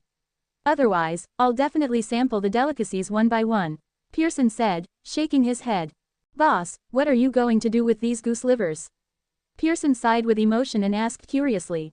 "Brine-soaked goose liver. Brine-soaked lion head goose liver is great, but considering its high quality, I think you can try the pan-fried goose liver, which is a traditional way to make French goose liver," advised Pearson. "Sounds fine." Zhang Han nodded. So after he finished spiced goose, he sliced one goose liver and fried it. It was the traditional way to cook. And he made brine-soaked goose liver with the other 2 goose livers. While making the lion head goose, he finished stewed potatoes with beans, tomato and egg soup, and cucumber with garlic sauce at the same time. When the dish removed from the pot, Liang Mengqi, Pearson and others all looked at the spiced goose and the goose liver. Pearson even could not control himself. It was in top quality. But he just did not know if it would be more delicious than French goose liver. However, under his gaze, Zhang Han directly took 2 plates of goose liver and stepped towards the second floor. No. Pearson's face changed. He quickly got up and said, "Boss, why did you take all? Don't you leave us some?" "Oh," Zhang Han gave him a look, joked him with a smile, "If you say a bit more, I'll take all the spiced goose." "No," Yu Qingqing cried out, stood up and gave Pearson an angry stare, saying, "You should be grateful that you can have a meal for members. How can you push your luck? Boss, leave him alone and just do your own things. You can't take the spiced goose away." Yu Qingqing, who liked meat best, could not accept the spiced goose slipping past her eyes. Pearson looked at Zhang Han painfully and said, "Boss, can I try a little, just a little?" "Boss, in fact, I also want to have a try." Liang Mengqi whispered.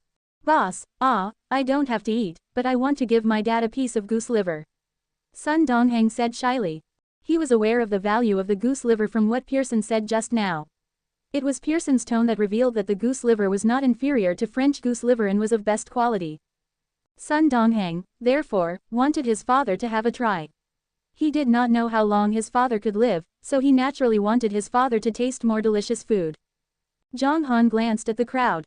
After seeing their eyes filled with eagerness, he smiled and said, "I'll leave you a piece of goose liver per person." These members were respectful to Zhang Han, and among them, Sun Ming, Liang Mengqi got along well with Meng Meng. Sun Ming would bring small gifts every time he came, while Liang Mengqi would take each opportunity to play with Meng Meng. So Zhang Han had to show due respect for them. However, Given that there was not much goose liver, Zhang Han gave each of them one piece, which was enough for people like Liang Mengqi to take a few mouthfuls. Thank you, boss. Thank you, boss. They repeatedly thanked Zhang Han. But this scene became the envy of the normal eaters on the other side.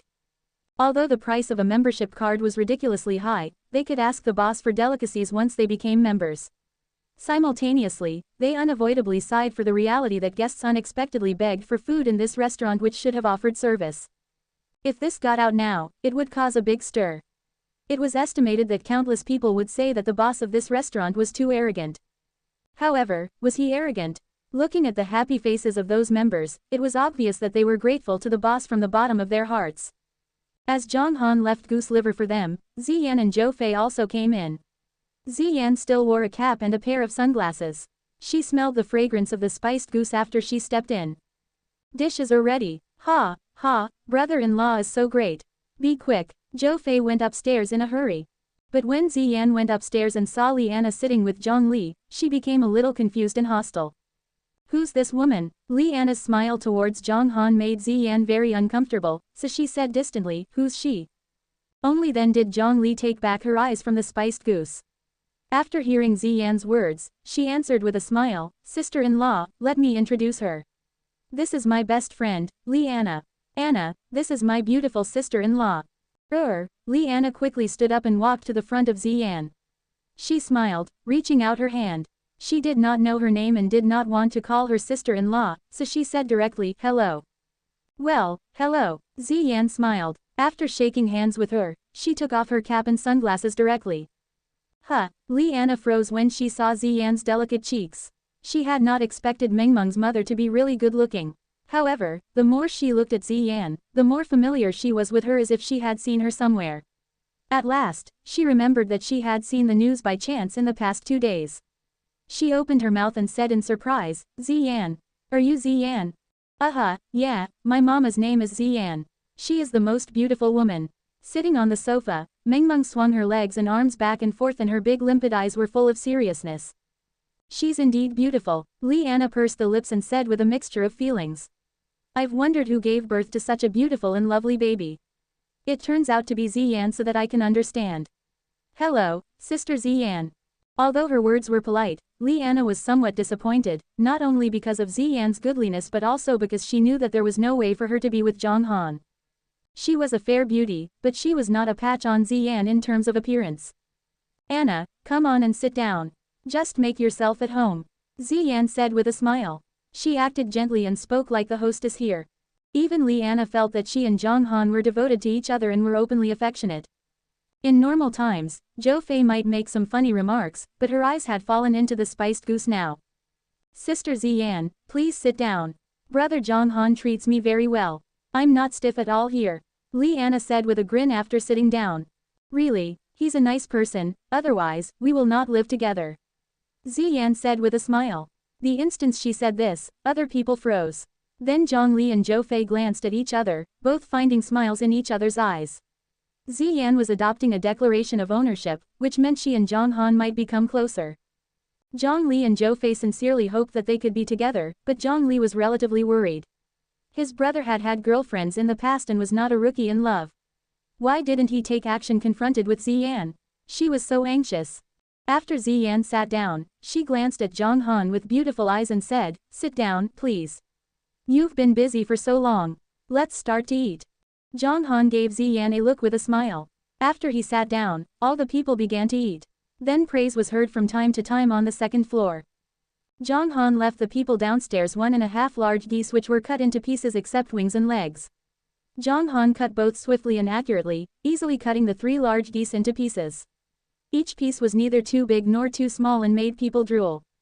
Because the lion head goose was not small in size, so only one spiced goose was enough for them. Zhang Han especially took wings and legs from another goose and left other parts to Mengmeng, but he also left Liang Mengqi and other members a whole goose with wings and legs. After Liang Mengqi and others all took their own dishes and sat at the table, Pearson first took a bite of the spiced goose and he suddenly became intoxicated. Ouch, ouch, ouch, Pearson looked serious. When he finished eating a mouthful of goose, he could not resist claiming his own evaluation. Oh my god, this goose meat is the best food I've ever eaten. It not only is in extremely high quality but also has a perfect combination of color, aroma, taste, and appearance. Although the goose's size is so big, it doesn't contain much fat. Its skin is soft and tender and its meat is both chewy and tender, fat but not greasy. Good meat, good meat. This is simply the best food in the world. Take another bite of goose liver. Pearson picked up a piece of brine-soaked goose liver and put it into his mouth. He tasted it with his eyes closed. After finishing eating, his eyes became glassy. He praised. It's tender, soft and smooth and its taste is beyond description. Oh, my God, it's even comparable to the top royal goose liver. It's just Louis Vuitton and Prada in goose liver. Unbelievable. Then try the pan-fried goose liver. Ho, this flavor, oh my God, is even better than the French Orthodox goose liver. How can it come from a lion head goose? How can it be the goose liver of a normally bred goose? It tastes so great and was the most delicious goose liver I've ever tasted. After tasting the lion head goose, Pearson did not continue to eat goose meat but tasted other dishes. I can finally eat food here. I only had to look at it a few days ago. Ah, let me try it first. Why is this home-cooked stewed potatoes with beans so delicious? The cucumber is pleasantly scented. This is the king of cucumbers. It's incredible that the tomato and egg soup, such a common soup, has such a pure fragrance. And this, when Liang Mengqi and others heard Pearson's professional comments, they did not say anything but enjoyed the dinner while the guests at the ordinary table on the other side were a little stunned. Their speeds of eating gradually slowed down. They stared at the food over there as Pearson said, and two of them even attempted to grab food with eager eyes. Although they did not know exactly what the taste was, they could not stand the fragrance of the spiced goose. For food aficionados, the most unbearable thing was that they could not eat delicious food in front of them. Therefore, at that time, they were in a bad mood. After hearing Pearson's words, a man could not help hitting on the table. He was going to cry seemingly and said sadly, "Elder brother, please stop mumbling. What are you doing? We're getting hungry as we eat. Elder brother, please shut up." As soon as he spoke, several other people reacted and echoed with extreme grief. "That's right, brother agent, please stop saying. Don't comment anymore. What you said made my saliva flow into the noodle soup. It's too cruel of you to comment like this, which badly affects our moods while eating the egg fried rice. Please stop talking about it, or we'll find the boss to complain about you." Hearing this, Pearson was shocked and he said quickly, "Okay, I know. I'm sorry, I'll stop." He did not dare to let these people complain about him. He took some effort to enjoy the delicious food in this restaurant. If he lost his qualification due to his comments, he would be very depressed.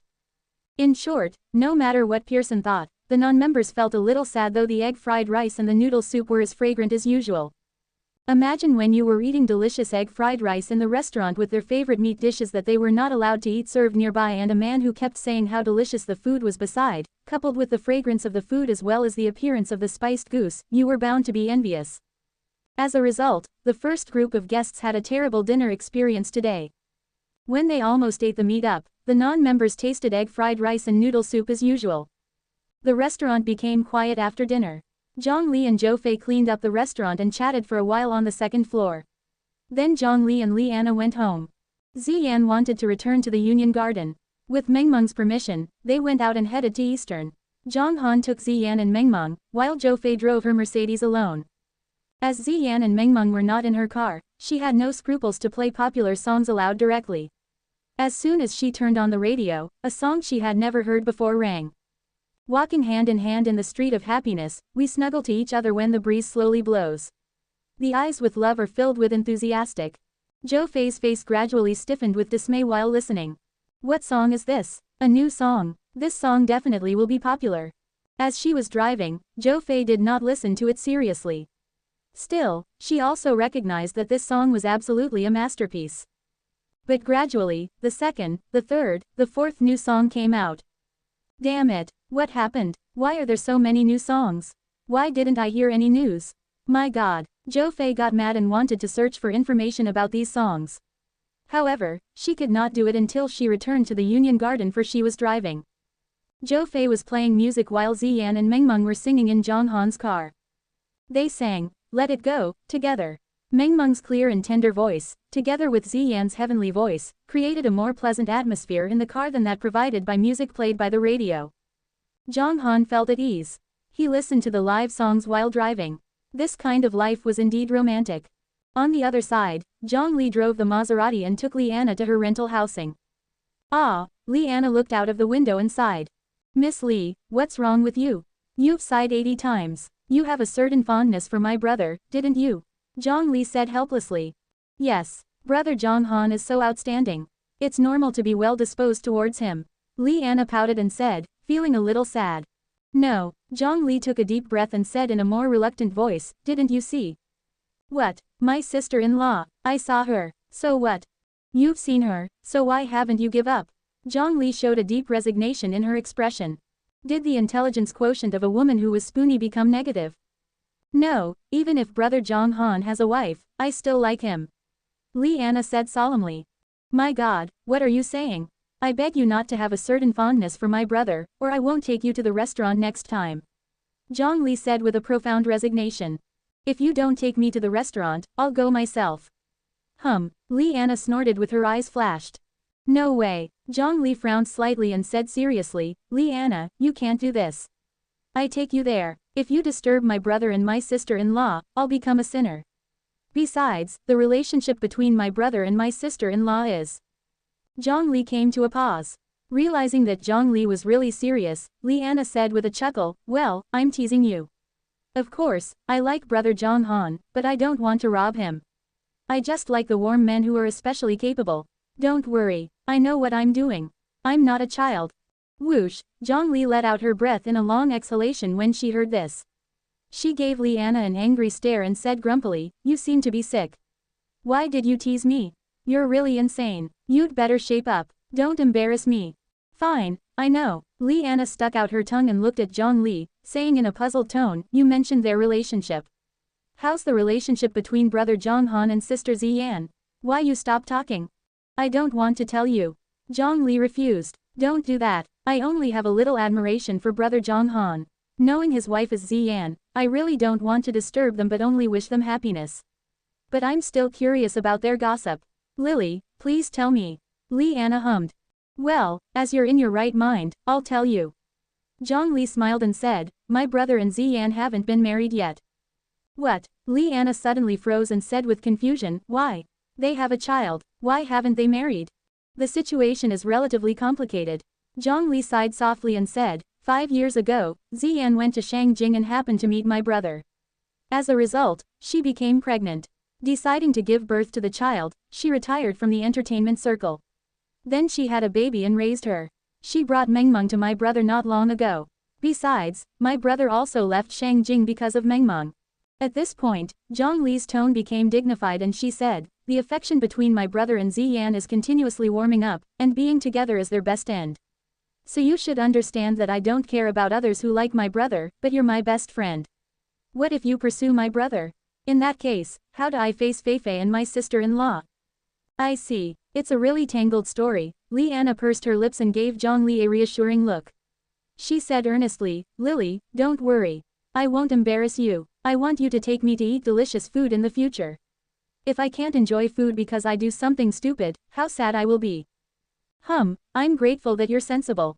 Zhang Li snorted softly. Zhang Li was worried that Liana fell in love with her brother. She had never doubted Zhang Han's attraction to women. Her elder brother was originally a captivator in Shangjing and had a lot of fans.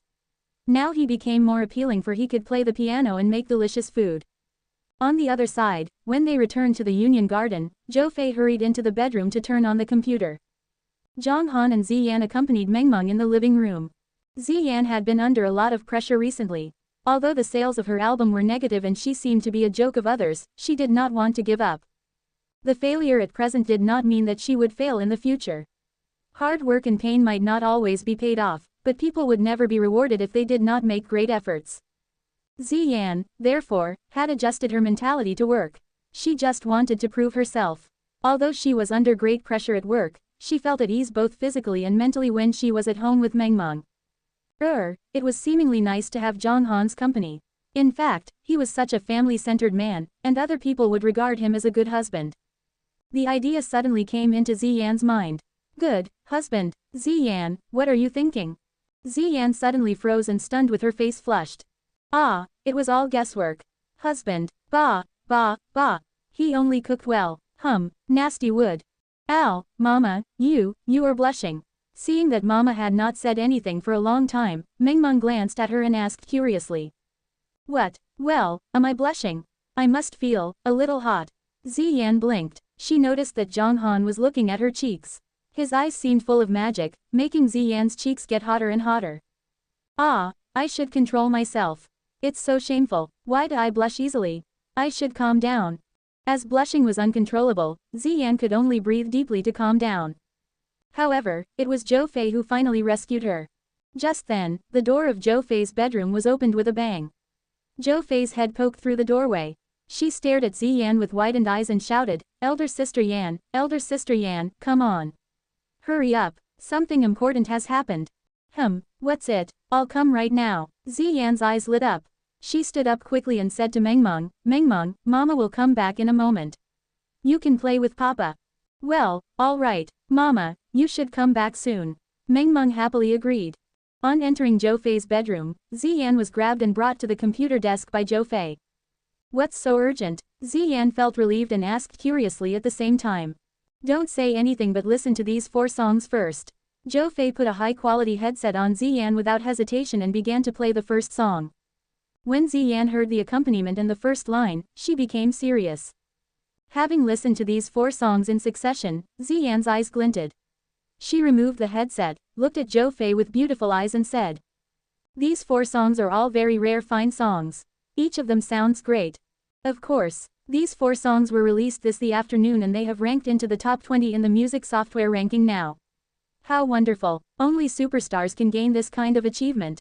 Zhou Fei took a deep breath and said, Elder Sister Yan, don't just pay attention to these songs. Look at their songwriters.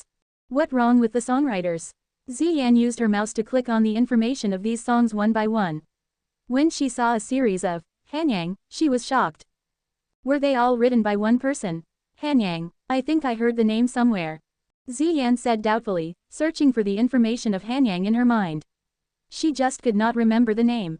Don't you remember Hanyang? The old witch referred to him on the meeting last time and even reprimanded our songwriters on account of him. Zhou Fei reminded her. Ah, Ziyan did a double take and covered her mouth with an outcry. She looked at Zhou Fei with eyes widened and said, Is that Hanyang who wrote 3 fine songs for Shui Qian? Yes, it's he. Oh, my God, never did I think he was a master of songwriters. He produced 4 excellent songs in one day. It's virtually beyond my imagination. Zhou Fei repeatedly exclaimed. It's amazing. Ziyan was surprised. She did appreciate such versatile people. I'll leave a message on his Weibo. If he can write you a fine song, it'll be great.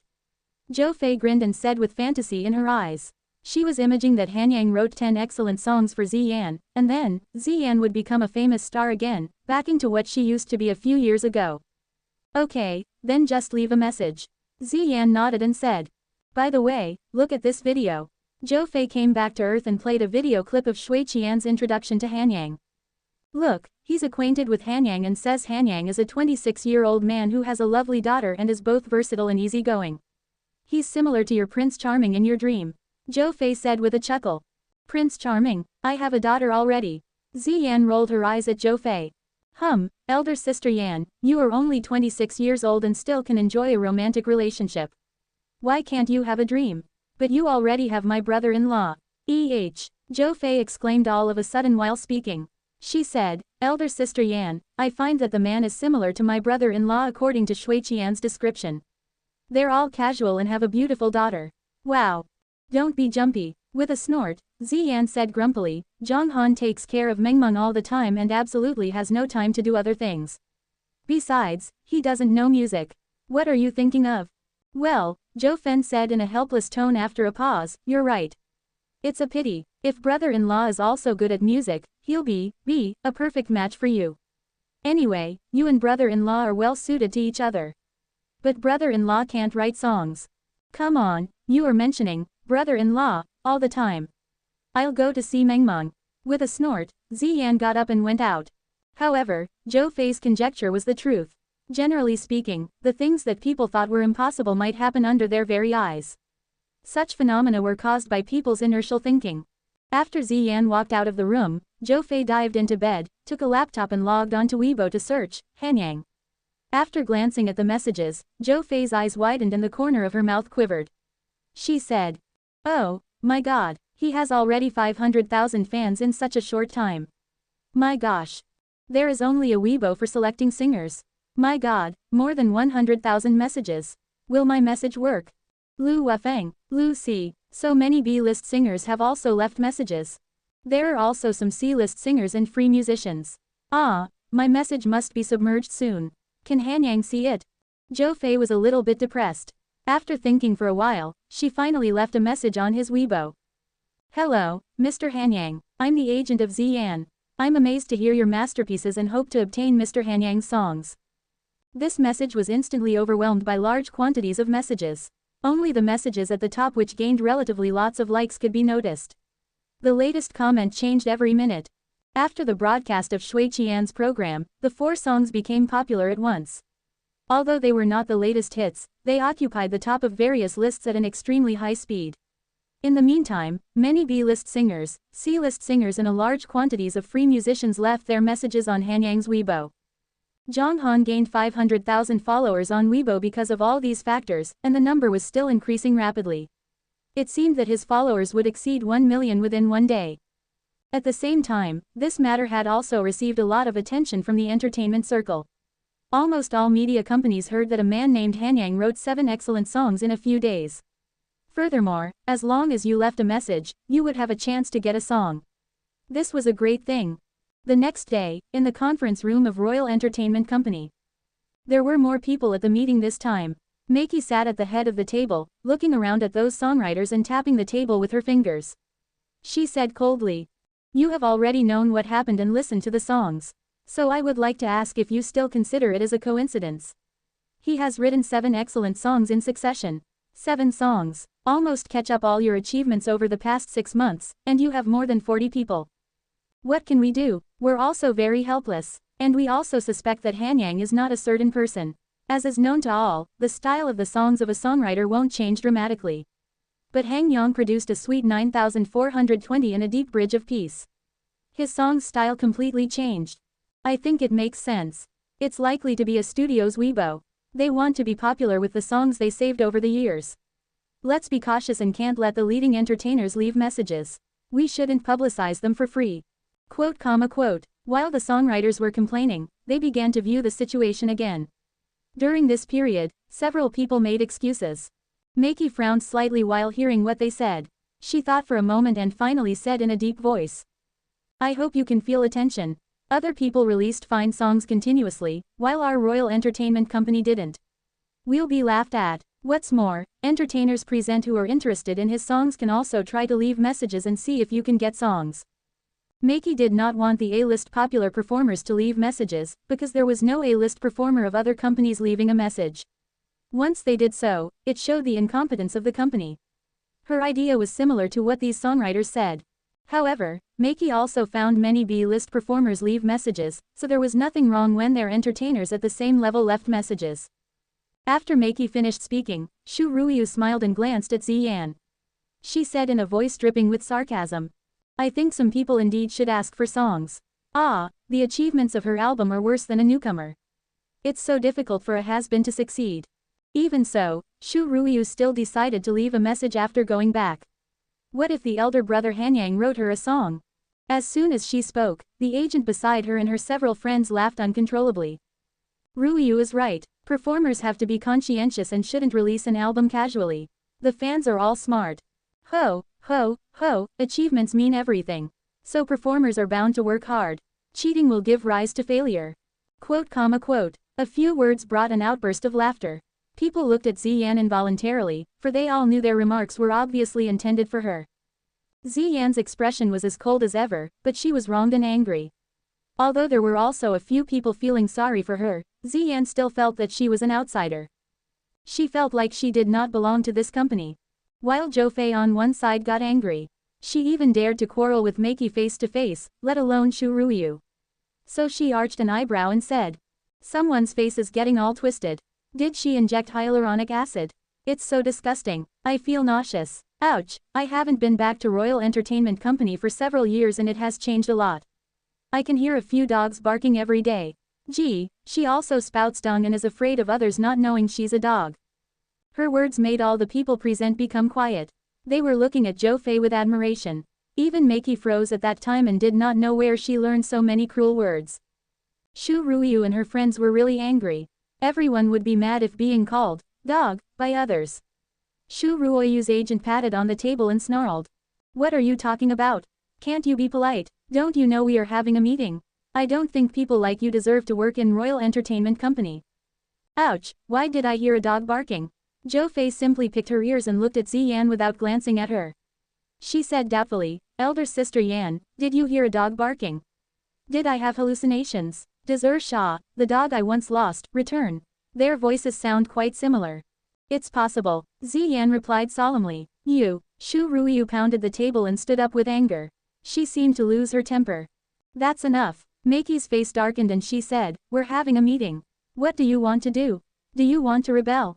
You're impudent. This is the company. If you want to quarrel, get out here. As soon as Maki spoke, people all quieted down. She fixed her eyes on Shu Ruiyu and Zi Yan and said with a snort, don't be proud of the small success. You aren't even an A-list performer, so what you are proud of? Without achievements, why are you so arrogant? Go back home and reflect yourself. The meeting is over. A meeting eventually broke up. Although this kind of meetings was common, every media company held much more meetings these days because of Hanyang. It was difficult to write fine songs, but Hanyang was like a base for producing excellent songs and released 7 masterpieces in succession. Therefore, no one would look down upon him. Zhang Han absolutely did not know how his excellent songs, which came out in advance, influenced the entertainment circle. However, this was just a beginning. At this time in the dining room, Meng Meng was watching cartoons, while Zhang Han was sitting in front of the computer since he was free and watching at Weibo to check messages one by one. Music anchor Ao Chang, Dear Mr. Hanyang, I'm Ao Chang, a free musician.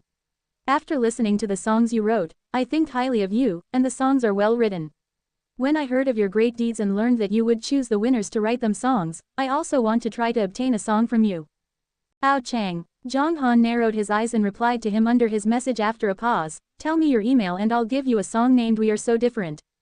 He continued to check the following messages. Nguyen Wen, hello, elder brother Hanyang. I'm Nguyen Wen, a musician. I love your songs, and your style and lyrics are amazing. I hope I can sing a song written by Mr. Hanyang, please. Zhang Han replied after seeing this message, give me your email address via a private message, and I'll give you a song called Go Away. ZY Group, hi, Mr. Hanyang. We are ZY Group belonging to Yudong Entertainment Company. We also hope to get Mr. Hanyang's songs. Zhang Han, give me your email address via a private message and a song named Chili will be sent. Zhang Han looked through the messages for more than half an hour and 9 people were chosen this time. Zhang Han, therefore, came to the recording studio again in the afternoon. This time he did not play with Meng Meng but produced those 9 songs directly. He did not leave the recording studio until 7:30 p.m. Returning to the restaurant at 8 o'clock, he found more than 30 people standing stunned in front of the restaurant as if they suffered indignities. Under their gazes, Zhang Han calmly opened the door and walked into the restaurant. As soon as he finished cooking, Ziyan and Zhou Fei were back.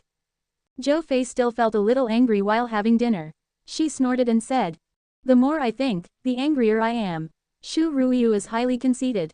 I really want to step on her face. Auntie Fei, you shouldn't bully others. It's wrong to beat others. Meng Meng reminded, pouting. Auntie Fei isn't a bully. In fact, someone bullied us. Facing Meng Meng, Zhou Fei's tone became gentler. Is there anyone who can bully you? Zhang Han said suspiciously. Having gotten along with her, Zhang Han knew Zhou Fei's temperament. She obviously refused to be bullied. Moreover, if someone bullied her, she would increasingly kick back to him. Ziyan, however, was phlegmatic and unwilling to contend with others. Zhang Han probably would believe that Ziyan was bullied in the company. But with Zhou Fei, she was not expected to be bullied. Brother-in-law, you have no idea that how the people in the company taunted elder sister Yan. As our last album failed to sell, they became intoxicated. How stupid they are, Zhou Fei said with a snort. Is the album difficult to sell? Zhang Han asked casually. Yes, but the low sales ascribed to the low-quality songs from the company. I'm angry that they became arrogant since they obtained high-quality songs and their albums sold a lot. They got carried away, Zhou Fei raged. Because of the songs, Zhang Han put down his chopsticks, looked at Ziyan and said, this is a minor problem. All right for you. Before he finished speaking, Ziyan frowned slightly and said, don't talk about this. Fei, did I tell you not to talk about work at home? Although her relationship with Zhang Han had eased somewhat, Ziyan was not willing to talk about her work with him. After all, he did not understand and might give an insane answer. Furthermore, Ziyan also did not want Zhang Han to find her weakness. She was still a bull of a woman. But her words made Zhang Han stop talking. He glanced at Ziyan and said no more. He had expected that the difficulties in Ziyan's work were hard to solve, but she only was short of fine songs. There were a lot of singers who did not show up. Their songs were enough for Ziyan to make several excellent albums. But it seemed that Ziyan did not want to ask him for help. Zhang Han shook his head with a smile and did not intend to talk about this matter anymore. He would help Ziyan when she needed help. In fact, being a singer was just an interest. After dinner, they returned to the Union Garden. Zhang Han emailed the 9 songs with his laptop at break time. Having witnessed the 4 songs, success yesterday, Ao Chang, ZY Group and others were waiting at the computer at midnight, refreshing the Weibo and email boxes from time to time. It was almost midnight and they received emails all of a sudden. They checked them quickly and were thrilled to see the songs. After hearing the accompaniments, they trembled with excitement. And after singing and listening to their recordings, they all deemed that these songs would definitely become popular. So they all left acknowledgements on Hanyang's Weibo. However, they could not release the songs which were recorded casually at home. They had to go to the recording studio with high-quality sound to record. At that time, the amount of Zhang Han's Weibo followers had already exceeded 1.3 million. The blog attracted more attention after those 9 people were selected, contributing to the quick dissemination of these 9 songs the next morning. While 9,420 and other previous 3 songs had all already ranked at the top of the list, surpassing many outstanding singers' songs, and ranked from the 4th to 7th places at last, only a little behind Shui Qian's 3 songs. The result made the singer who had won the first place in a row almost cry. He did not know who Hanyang was.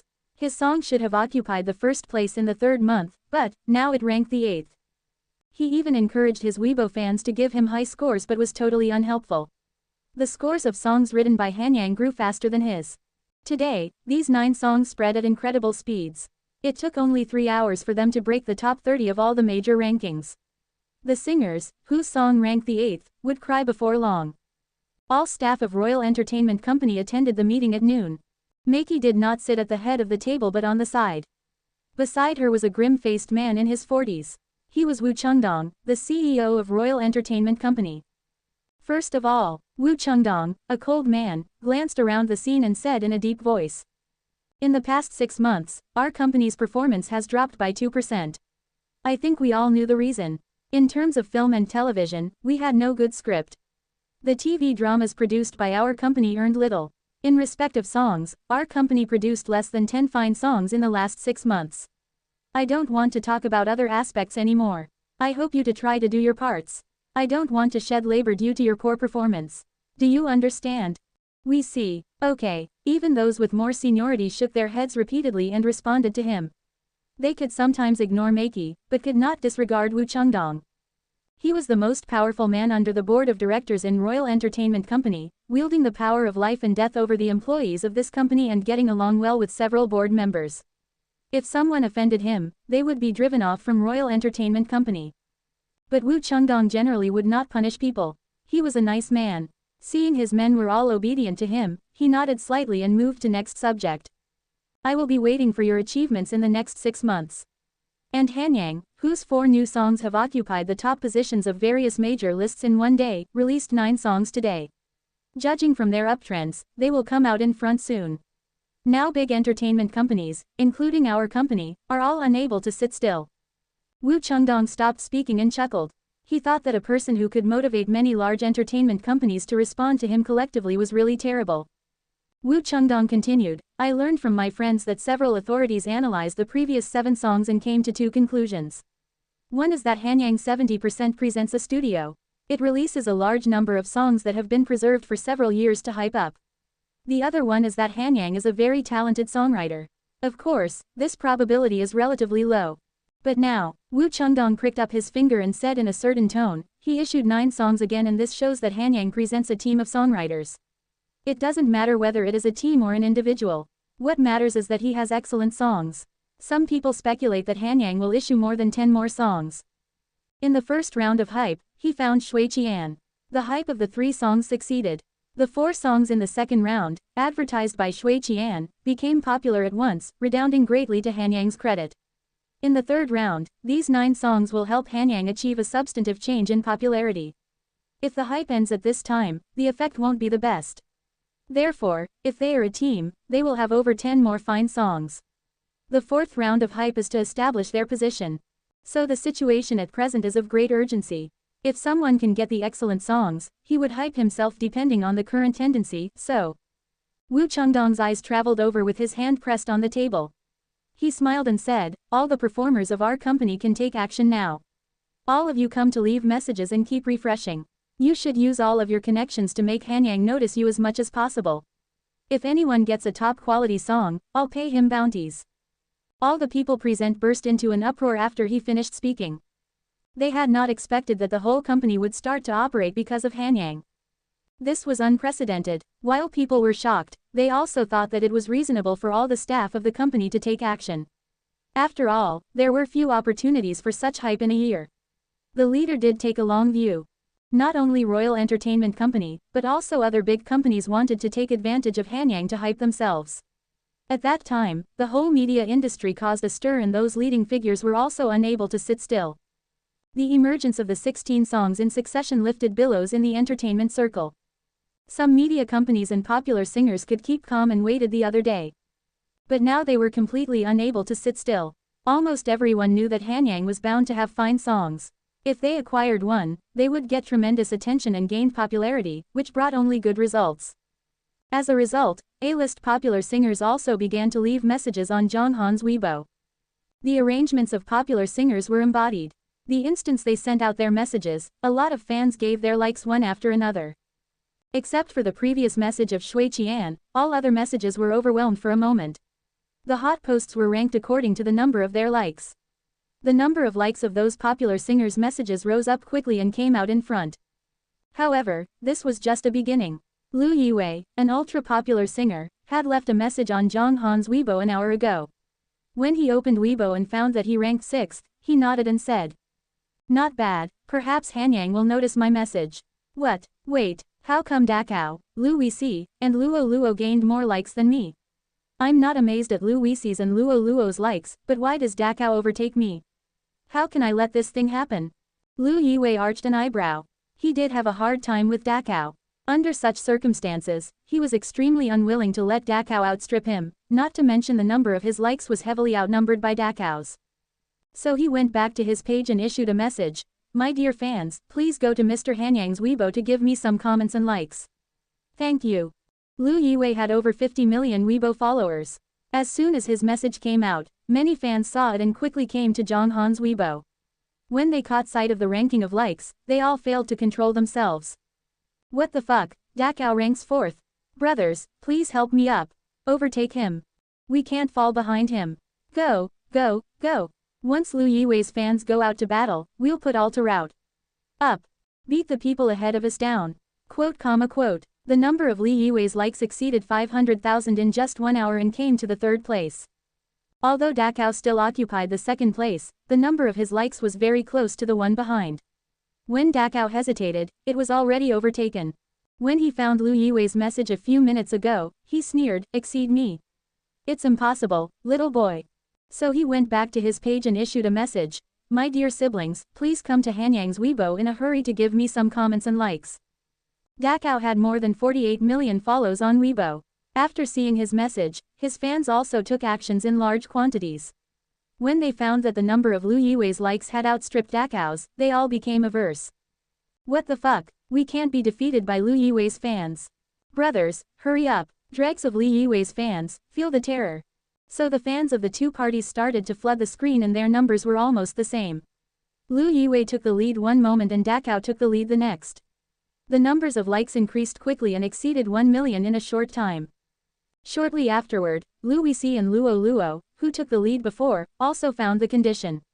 They both went back to their pages, encouraging fans to give them likes. Hardly had the fans of the two people come when they began to complain. Lu Yiwei's fans are fighting against Dakao's fans. Damn it, Our idol ranked 3rd just now, but it has been overtaken now. What the fuck? Up. Our beauty Luo ranked 3rd. Lu Yiwei's fans and Dacao's fans fought against each other, which motivated others. The numbers of likes were growing rapidly. Under these circumstances, Shui Qian, whose likes ranked 1st, felt somewhat dangerous. The number of his likes was 1.5 million, while the following 2 messages were going to gain more than 1.3 million likes. Did these 2 people fight against each other again? So, let me join in the fun. Shui Qian laughed in front of the computer, finding it was exciting. So he went back to his page and issued a message.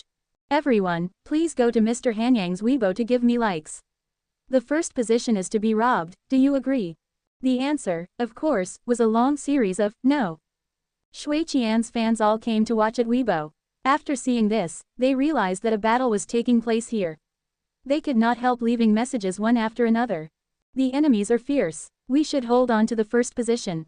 How fierce they are. Fuck. Don't say much. Up. Quote. At first, only Li Yiwei's fans and Dacao's fans fought with each other by giving likes. But gradually, all the A-list and B-list singers called on their fans. The numbers of likes of their messages were also growing rapidly. As time went on, some singers who despised some others began to fight and did not want others to take the lead. As this battle became more and more intensive, more and more people paid attention to Hanyang's Weibo. They all knew that there was an unprecedented grand battle of giving likes going on quietly. It seemed to have turned into a war of giving likes. Those A-list singers desired for more likes, which not only helped them occupy a position at the top but also showed their popularity. They were all popular singers and no one wanted to be defeated by others. Their battle did make Zhang Han's followers of Weibo increased at an extremely high speed. The number exceeded 10 million in the first 2 hours. After 5 hours, the number outnumbered 30 million. But it had not slowed down. He seemed to be a super internet influencer with these concerns, which made people who worked for Weibo Operation green-eyed. They gave Hanyang best. They had about 10 million followers after they had been working hard for several years. But Hanyang gained 30 million followers in just a few days. Moreover, considering its speed of growth, the number would probably overtake 50 million at night. This battle of giving likes was sustained. As A-list singers joined in one after another, the ranking list of likes had been changing all the time. Those sings at B-list and below, whose messages had been at the top before, found it difficult to seek out their messages after a day. Witnessing this battle, each of them gave a gasp of surprise. This is really an appalling war. Seeing so many likes and comments ahead, these people were extremely envious and hoped to catch up with them someday. However, this battle of giving likes had not been over yet. The appearance of many A-list sings escalated the war. But when the seniors left messages, this battle peaked, reaching fever pitch. Lu Amao, who was in his 50s and had released many excellent songs, was a very popular singer in China and even in the world. He came to Zhang Han's Weibo, leaving his message. Hello, Hanyang. The new is indeed superseding the old and youth is to be regarded with respect. I'm delighted to listen to your songs. My junior asked me for help, so I come here to ask you a song. It's very kind of you to accede to my request. As soon as he appeared, all the people were astonished. Almost all the fans of other singers came to give him likes so that Hanyang could see his message. Therefore, the number of his likes exceeded 10 million in less than 1 hour and occupied the first place. Simultaneously, a small number of old ultra-popular singers in different places of China, who had retired, also left messages because their students or juniors asked them for help. Their messages made the rankings change constantly. In the end, the top 5 positions were occupied by old singers. Even Shui Qian, who gained more than 10 million likes, failed to keep pace with them and ranked 6th. This battle of giving likes lasted from noon to midnight until it subsided. In the meantime, an interesting event made the headlines, causing more and more people to watch it on Weibo. As for Zhang Han, he accompanied with Meng as usual and did not even open Weibo. He was not interested in these things.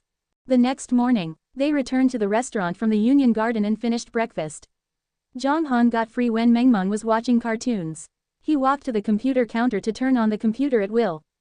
After logging in Weibo, Zhang Han was slightly surprised. 50 million followers, more than 10 million messages. These guys. Zhang Han was a bit speechless. With so many comments, the unknown songwriters' messages were overwhelmed. So he had to choose among those with so many likes. Zhang Han, therefore, looked from the messages with most likes. What are they doing here? Zhang Han directly ignored Lu Amao and other 4 old singers. They had released all their songs, so Zhang Han had nothing to give them. As he looked down, he found some singers whose classic songs had not all been issued. So Zhang Han made a large-scale choice. It took him 2 hours to choose 34 people, of whom 30 were famous singers and 4 were found among the latest messages by Zhang Han casually. 34 songs plus the previous 16 songs equaled 50 songs. Zhang Han thought these songs were enough for him to listen to together with some previous euphonious music. So he posted a message on his Weibo, "No more messages." These words gave countless people imagination. They all guessed what he thought. However, the truth was that Zhang Han did not want to take the trouble to write songs. Hanyang, this guy, Liu Amao and other 4 famous seniors smiled painfully. They had not expected that Hanyang did not show due respect for them though they asked him for help. He even gave C-list singers songs. Were they too old to get songs? As a saying went, "You become arrogant because of my weakness." At this time, although they were a little dissatisfied, they didn't say anything. After all, whether he gave a song or not all depended on his inclination. They would not take revenge if they did not obtain songs. However, the people who got the songs all felt delighted, and even some of them got awards from the company. It was Hanyang's songs that would bring a lot of popularity to them. Especially after the battle of giving likes on Weibo, they would gain a lot. Zhang Han produced 34 songs in 2 days. After the songs were released on the 3rd day, they were hyped by all the companies which got the songs. On the 5th day, a strange phenomenon appeared on the lists of major music software. The top 50 of the new song list, scoring list, hot song list and so on were all occupied by the songs with high scores. The songwriter was the same person. Hanyang. At noon of the day, in the Royal Entertainment Company. "Elder sister Yan, your album is off the market," Zhou Fei said with a helpless expression. "Oh," Ziyan responded. Her delicacy face was as calm as ever, but a trace of loss and fatigue flashed through her eyes. Zhou Fei hesitated for a moment and said finally, "Album sales totaled 23,000. It's all because that Hanyang made so many excellent songs up to 50 at once. Alas, the media companies that got the songs has been hyped crazy. People's attention is all on those 50 songs, leading to the complete failure of our album." Ziyan took a gentle breath and said, "That's all right. We failed this time, we'll come back next time." Well, I don't know when it will be next time. So many artists of our company went to Hanyang's Weibo for songs, but none of them succeed. The old witch just lost her temper in the office. Our album results in such a miserable, so I guess she won't want to see us for a while, Zhou Fei said bitterly. "There will always be opportunities," Ziyan said in a helplessness tone. At first, she was thinking about making a comeback through an album, so as to continue her career of the show and get back the title of the best actress lost from her hands. Although everything was difficult at the beginning, it was too frustrating to get such a failure at the beginning, especially the attitude of the company, which made Ziyan feel neglected. Fortunately, Maki promised her that she could participate in a program and another entertainment program about promoting her. She had to wait a few days until she participated in the program to see if it worked. Not to mention Ziyan's distress, not far from Ziyan's office, Xu Ruyu was in a lousier mood in her office. "Get off the market." Xu Ruyu rose from her chair and growled, "Why did the album come off the market?" "For what? The album was taken off the market in less than 10 days. Are you kidding me?" "Ruyu, don't angry, please sit down," the agent said with a bitter laugh. She said after Xu Ruyu sat back on the sofa. She said, "The company didn't deliberately pull the album off, just because the sales are so terrible. People's attention has been attracted by those new songs since Hanyang give out. As of yesterday, the 50 songs from Hanyang have already occupied all the major music lists. All the artists who get the songs, if they have the media companies, have begun to publicize. This lead to a sharp drop in the sales of our album. Our album has no chance to sell, so it goes off the market." Hanyang, Xu Ruyu said distractedly, "Who is he? Several songs are enough. Why does he make so many songs? What a bore. Tell me, you have left more than 100 messages in his Weibo, didn't you? But he didn't give you any song at last. That is so incomprehensible." "Well, we can do nothing about it. Not only us but also many recent albums of other companies are off the market. They are all planning to advertise new albums after this terrible period," the agent said and sighed softly. This was the first time that something like this happened in the entertainment circle. The entertainment circle industry in China had no capacity to run against one person's songs. This achievement was enough for Hanyang to be arrogant for a long time. It seemed that the name, Hanyang, had become the most magical name in the entertainment circle. On the other side, in Zhang Han's restaurant, at 11 o'clock of the noon, the familiar Toyota Land Cruiser stopped at the restaurant door. Zhao Feng, with a haggard face, got out of the car and entered the restaurant. At this time, Zhang Han was sitting on the sofa with Meng Meng and they were playing with toys. When the little princess saw Zhao Feng coming, she looked at him with her big and limpid eyes, held out her small palms and giggled to greet him. "Well, big brother, you have come. Why haven't you been here for days? What did you do? Did you go to travel? Did you bring a gift to Meng Meng during the travel?" Haha, Zhao Feng saw Meng Meng's lovely appearance and smiled happily. He took out a gift box from his arms and said, "I really bring a gift to Meng Meng. Open it and have a look." Are there gifts? Meng Meng's big eyes lit up, and she said happily, "Thank you, big brother." During the chat, Meng Meng reached out two small hands to take the gift box and handed it to Zhang Han. She said childish, "Papa, open it." "Okay." Zhang Han nodded and opened the gift box. Inside the box was a crystal ball with a base. Within the crystal ball was a snowy mini village with some trees around. It showed a beautiful snowscape. "Ah, there are so many toy people, so beautiful," Meng Meng said and was very happy. Every time she received a gift, she felt delightful. "Do you see the little blue button below? Press the button and it will start to snow in the crystal ball," Zhao Feng said with a smile. "Really? I want to press. Papa, Meng Meng want to press." Meng Meng reached out to Zhang Han for the crystal ball. After receiving the crystal ball, she couldn't wait to press the blue button. Seeing snowflakes flew in the crystal ball, Meng Meng laughed. She said, "It's beautiful. Meng Meng likes snowing most. I can make a snowman, fight with snowballs, swim in the snowdrift, and play lots of games." Zhang Han narrowed his eyes slightly and said, "When winter comes, Dad will take you to the north to play with snow."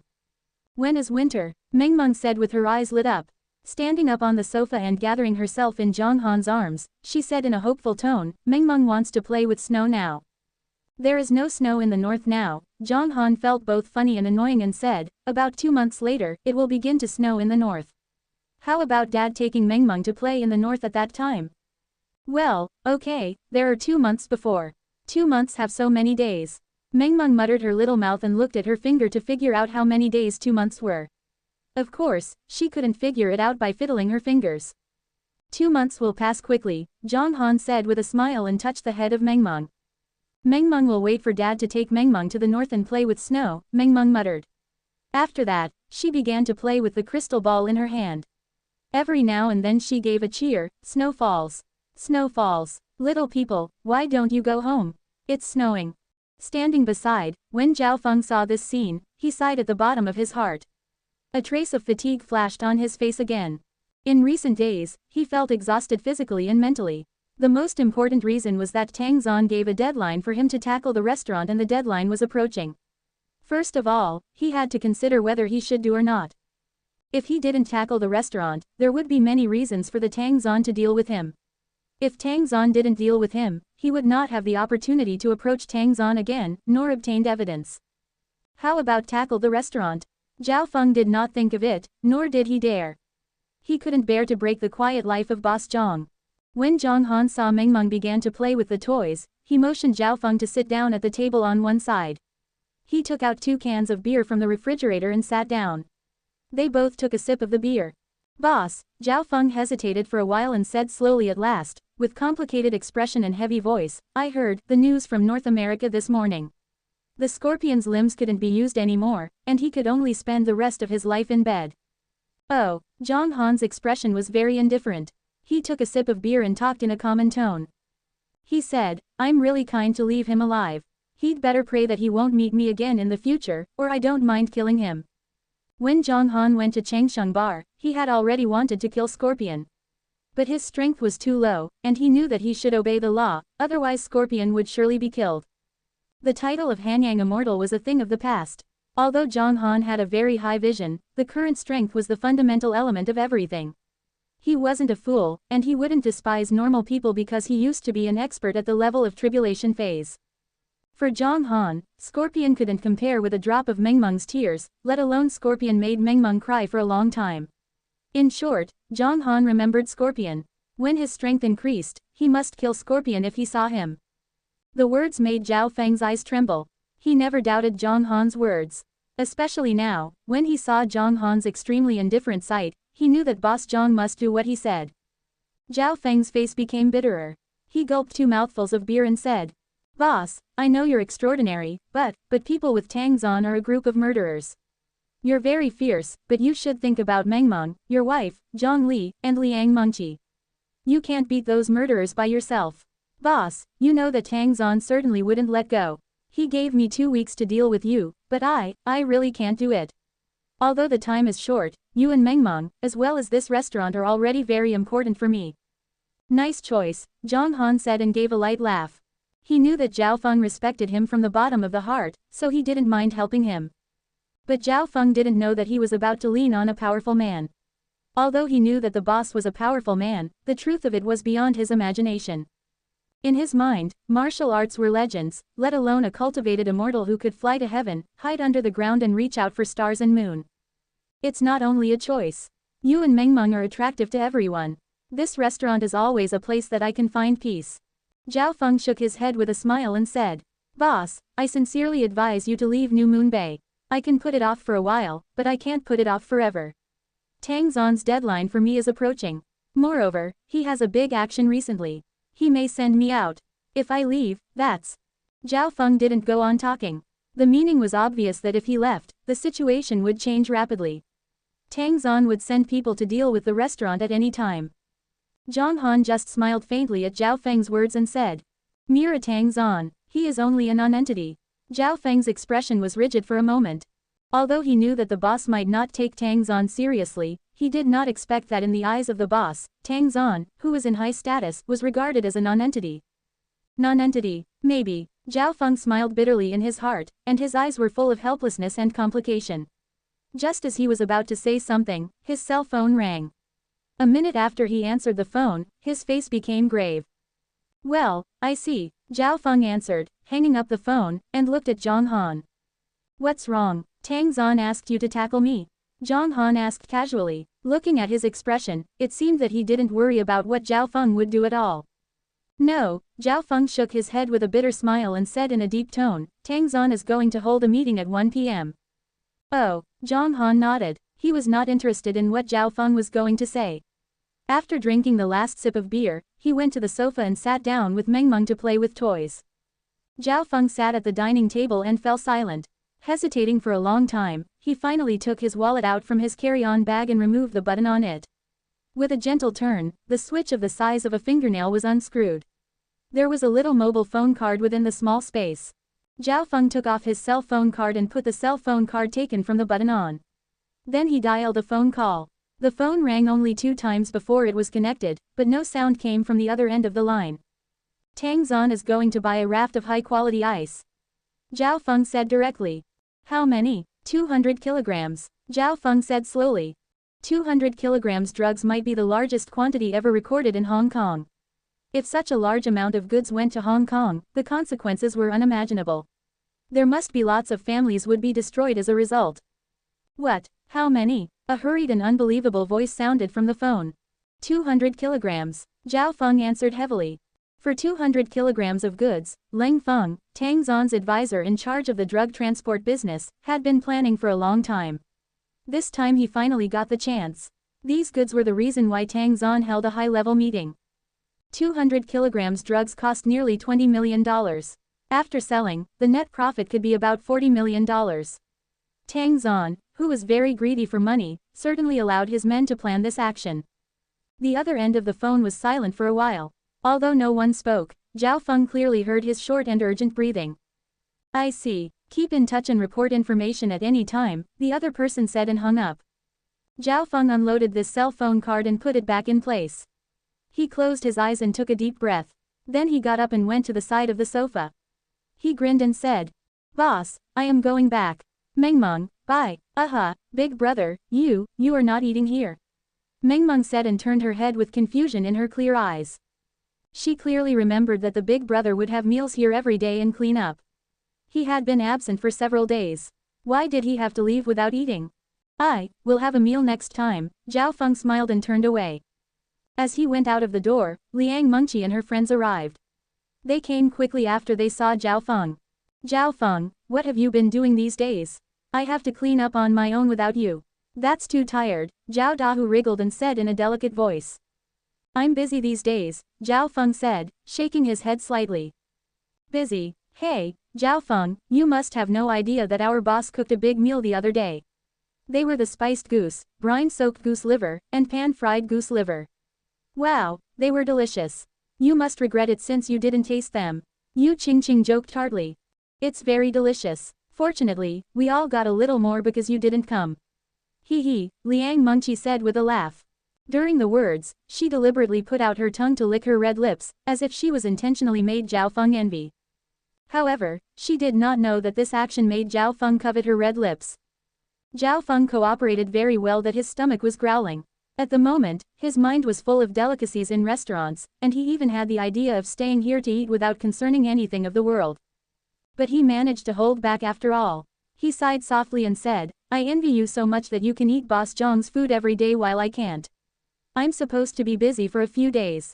What are you up to? Are you busy collecting rent? Liang Mengqi said with a hum. Zhao Feng's expression paused, and he smiled helplessly. Then he got in the car and left, heading for the private mansion of Tang Zan. Liang Mengqi and other two people entered the restaurant. Zhao Dahu and Yu Qingqing sat in their usual chairs, while Liang Mengqi skipped to the back of the sofa and took out the ice cream from behind to Mengmeng. When she handed it to Mengmeng, she smiled and said, see. Mengmeng, I bought you an ice cream. Liang Mengqi realized that if she wanted to get along well in the restaurant, she must serve the little princess well first. It seemed that since she knew Zhang Han, as long as Mengmeng asked for something, the boss would hardly refuse. Wow, seeing the ice cream, Mengmeng cheered with her clear eyes shining. She put down her toys to take the ice cream and said childish, thank you, sister, haha. Thank you, sister. After that, Mengmeng wanted to start eating ice cream. But she stopped, put the ice cream to Zhang Han's mouth, and muttered, Papa, you eat, too. Well, Papa, please take a little bit smaller. Last time you ate half of it. Ha ha ha, Zhang Han gave a light laugh and took a small bite on the ice cream. Then Mengmeng satisfactorily enjoyed the ice cream. Boss, what are we going to eat at noon? Liang Mengqi asked. Her eyes quickly swept around the kitchen counter, and no meat like goose or chicken was found. We're going to eat fried potato chips, eggplant sticks and cold cucumber salad, Zhang Han answered. Hee hee, I'm waiting for lunch, Liang Mengqi said with a smile and returned to her seat.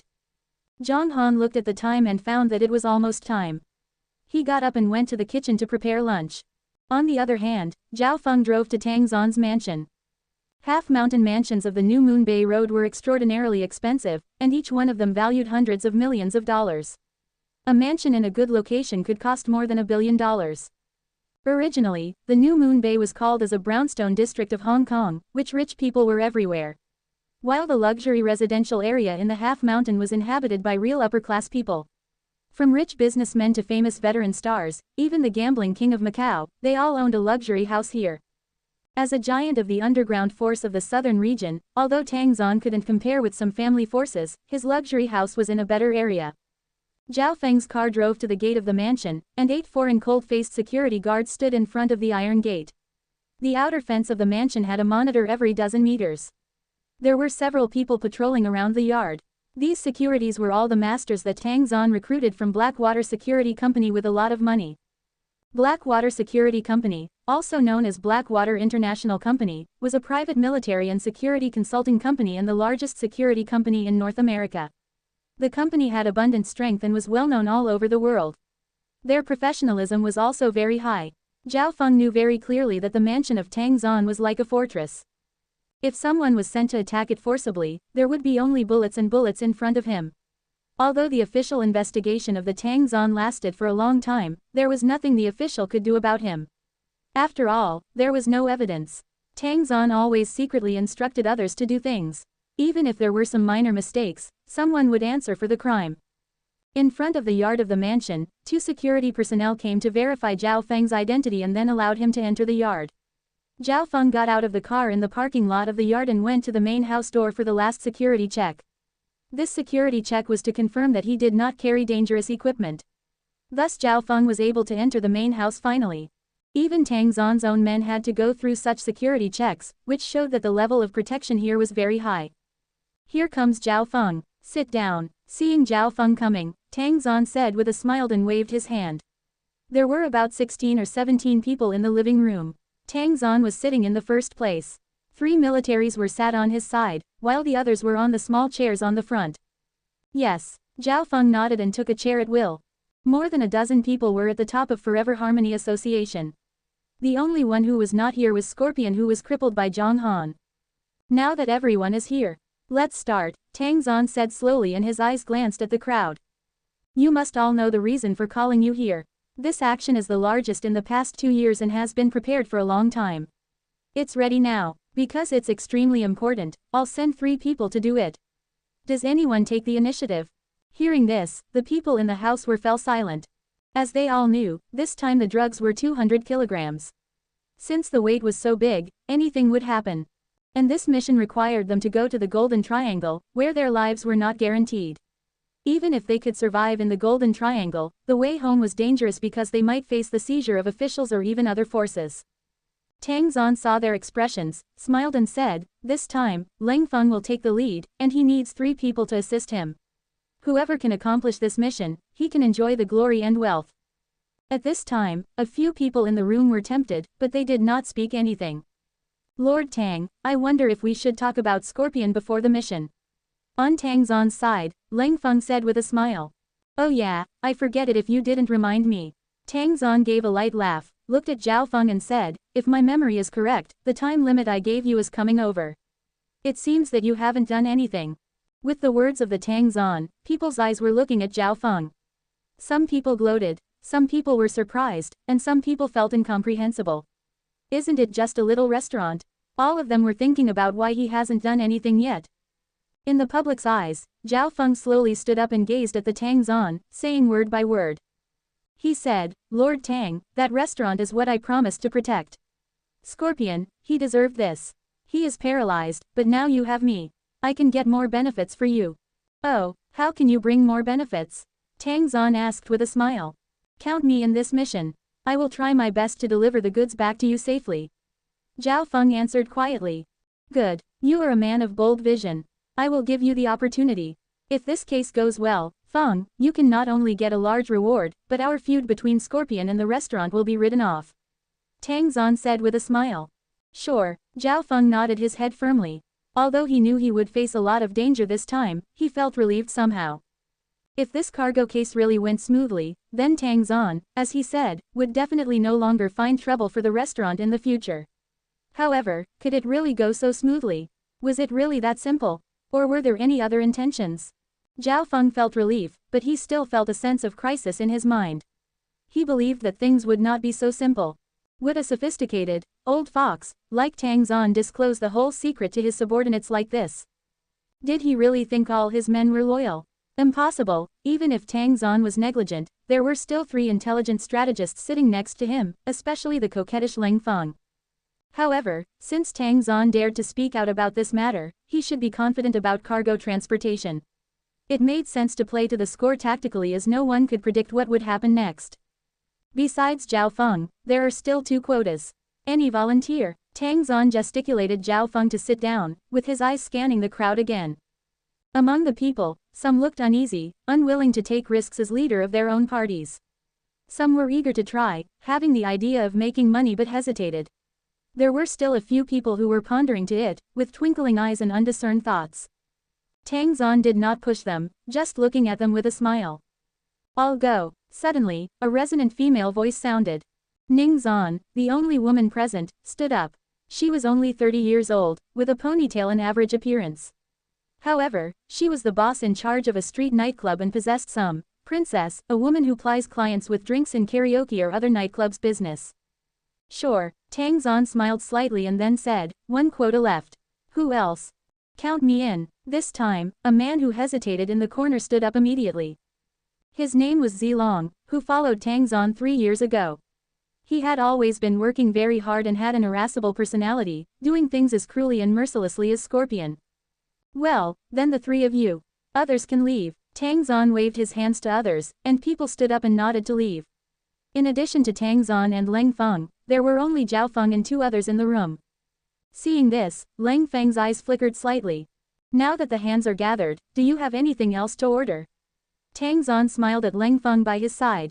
There are indeed some things to be explained. Let's go talk in the study room. Leng Feng stood up and said. Zhao Feng nodded and followed Tang Zan and Leng Feng to the study room, which made Ning Zan and Zilong look at each other and fall into deep thoughts. Tang Zan's study room was the most important place in this mansion. Zhao Feng knew that there was a secret room inside. As for what was in the secret room, without thinking, he knew that there must be a lot of things, including gold and silver, and criminal evidence of Tang Zan. Walking into the study room, he saw a very simple room which was not too luxury. The furniture was all made of solid wood. There were a few antiques on one side of the wall and an office table and chairs on the other side, in front of which were a small tea table and 4 sofas. Sit down. Tang Zan patted Zhao Feng on the shoulder and said. Zhao Feng, you have joined us for several years. This trip to the Golden Triangle is fraught with danger. We suspect that the news has leaked out and that there is a traitor. That's why we told you the news. I believe you. I will take the lead to the Golden Triangle this time. Remember, no matter under what occasion, you should take the clue from my eyes. Leng Feng said seriously. Yes. Zhao Feng nodded. Of course. Tang Zan took over the words and said, in addition to cooperating with Leng Feng, you are responsible for his safety. What facilities do you need? You can bring them up now. You will leave tonight and when you reach the border, the facilities you need will be ready. Just give me 2 guns. There's nothing else I need. Zhao Feng replied. I like people who talk less and do more, just like you. You and I have been together for several years. As long as this goes successful, you can tell me whatever you want, but you must ensure Leng Feng's safety. Tang Zan said with a smile. Just as he finished his words, his cell phone suddenly rang. After picking up the phone, Tang Zan's brow wrinkled slightly. After a while, he said, I get it. Then he stood up, took one look at Zhao Feng, hesitated slightly, and finally walked to the bookcase under Zhao Feng's gaze. He pressed a button in a corner, and the bookshelf split to both sides, revealing a steel door. After verification by fingerprints and pupils, the door was opened and Tang Zan stepped in. Zhao Feng's eyes were focused. He looked at inside through the gap in the door, but could not see anything. He'd very much like to go there and take a look, but Leng Feng was looking at him with a smile on his face. A moment later, Tang Zan came out with a quick pace, with a box in his hand. He frowned at Leng Feng and said, Come out with me. Okay. Leng Feng nodded and went out with Tang Zan. Intentionally or unintentionally, the door of the secret chamber was not closed, which made Zhao Feng quite surprised. A conspiracy or a trap? Or had he really forgotten? To see or not? Zhao Feng began to struggle, and his eyes narrowed involuntarily. He scanned the room for surveillance cameras but did not find any after a close look. What is going on? Is this a test? Zhao Feng was in hesitation. At this moment, he didn't know how to choose. He hesitated for a moment, and his eyes suddenly sank. He stood up and quickly walked to the door of the secret chamber, narrowing his eyes to scan inside at a quick speed. He found that the secret chamber was about 20 square meters, and in the center, there were so many gold bars, making his eyes dizzy. The wall was all covered with cabinets, with some seemingly valuable antiques on the top of them. In the inner wall, there was a safe box, with a stack of documents on top. Documents. That should be very useful for Tang Zan. Maybe, was it his ledger? If it was really a ledger, and Zhao Feng took it away and handed it to the authorities. It was estimated that an arrest order would be issued soon, but was it really so simple? With his eyebrows slightly wrinkled, Zhao Feng suddenly grabbed the door handle and closed the door. After that, he turned around and sat back in his chair with his expression back to normal. Then he drank tea quietly while waiting for them. At this time, in the next room, Tang Zan and Leng Feng were staring at a row of screens on the wall, from which they could see everything of the study room without dead corners.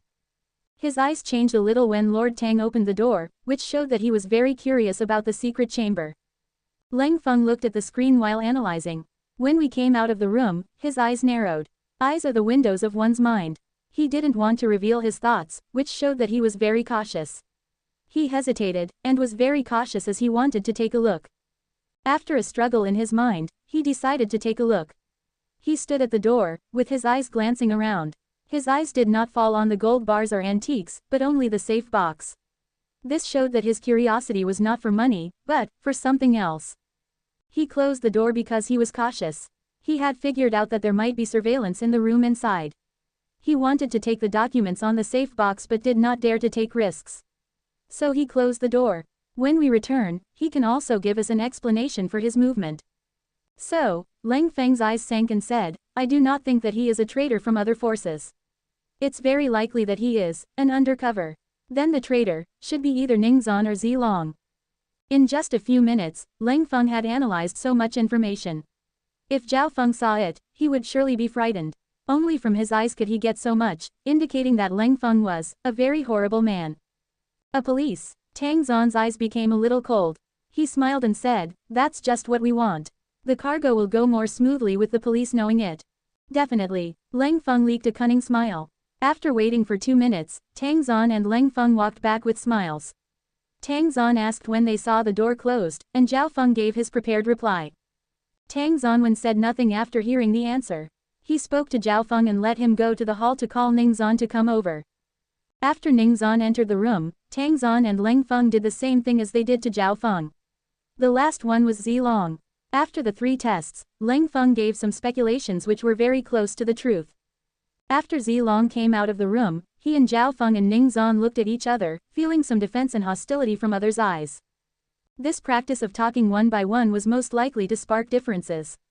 It must be admitted that Lang Feng was very good at reading people's minds. Then Tang Xuan and Lang Feng came to the living room and told them to gather here at 8 o'clock in the evening before allowing them to go back to make preparations. After the 3 left, Tang Xuan clapped his hands in a smile, calling his subordinates and said, bring the man up. Yes, sir. The 2 subordinates withdrew and about half an hour later, a man with glasses came in.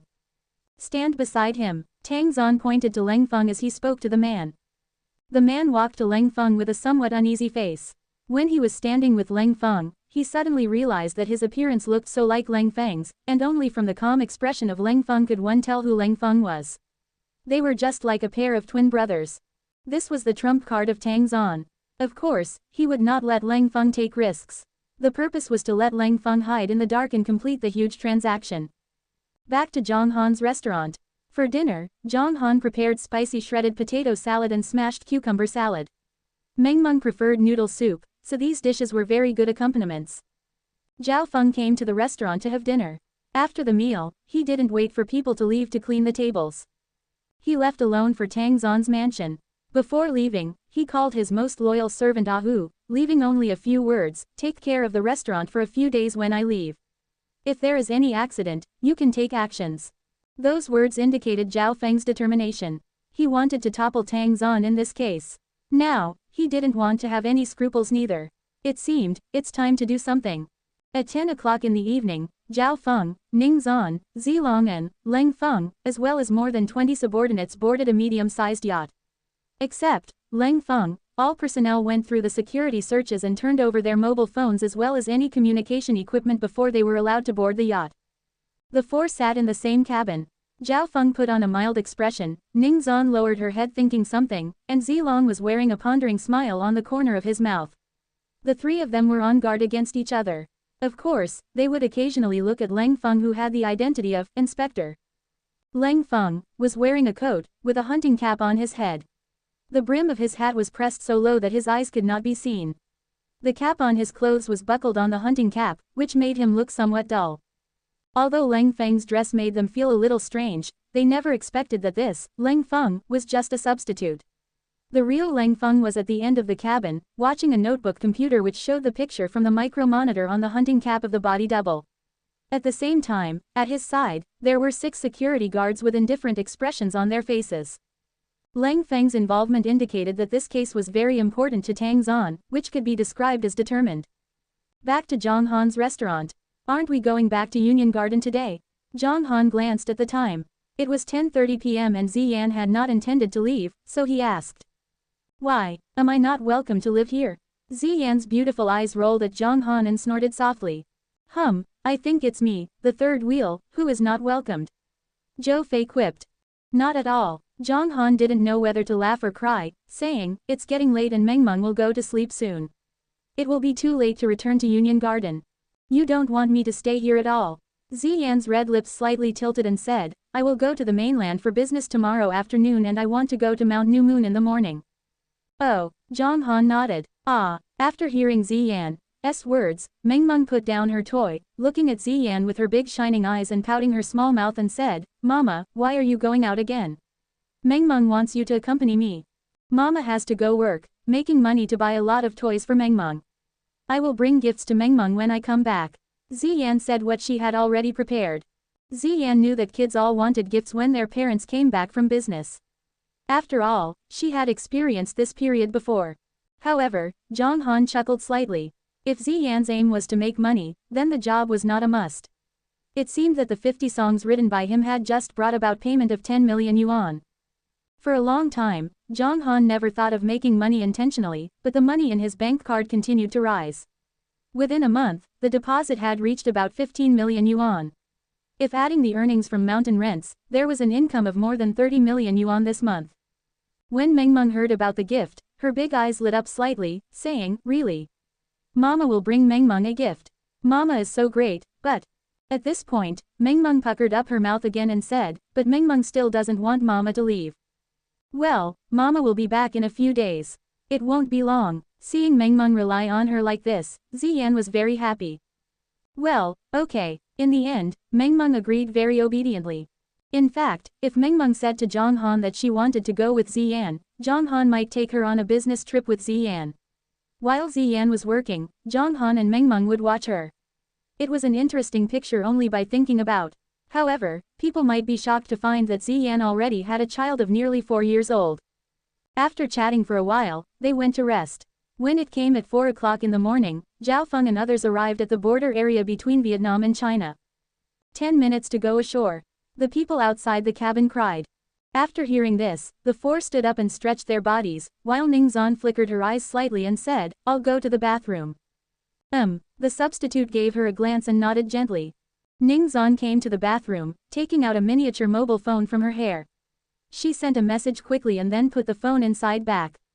Diddy. At this time, at the end of the cabin inside, the equipment next to Leng Feng's computer suddenly rang a few times. A red dot on the screen lit up for about 2 seconds. After seeing this, Leng Feng narrowed his eyes, mumbling with a smile. Ningzhan, you really have a problem, but, tip off at this moment. She must be associated with some force in the Golden Triangle. A few minutes after Ningzhan returned to the cabin, the ship docked. Get off the boat, the substitute of Leng Feng gently said. They were in an area of mountains surrounded by trees.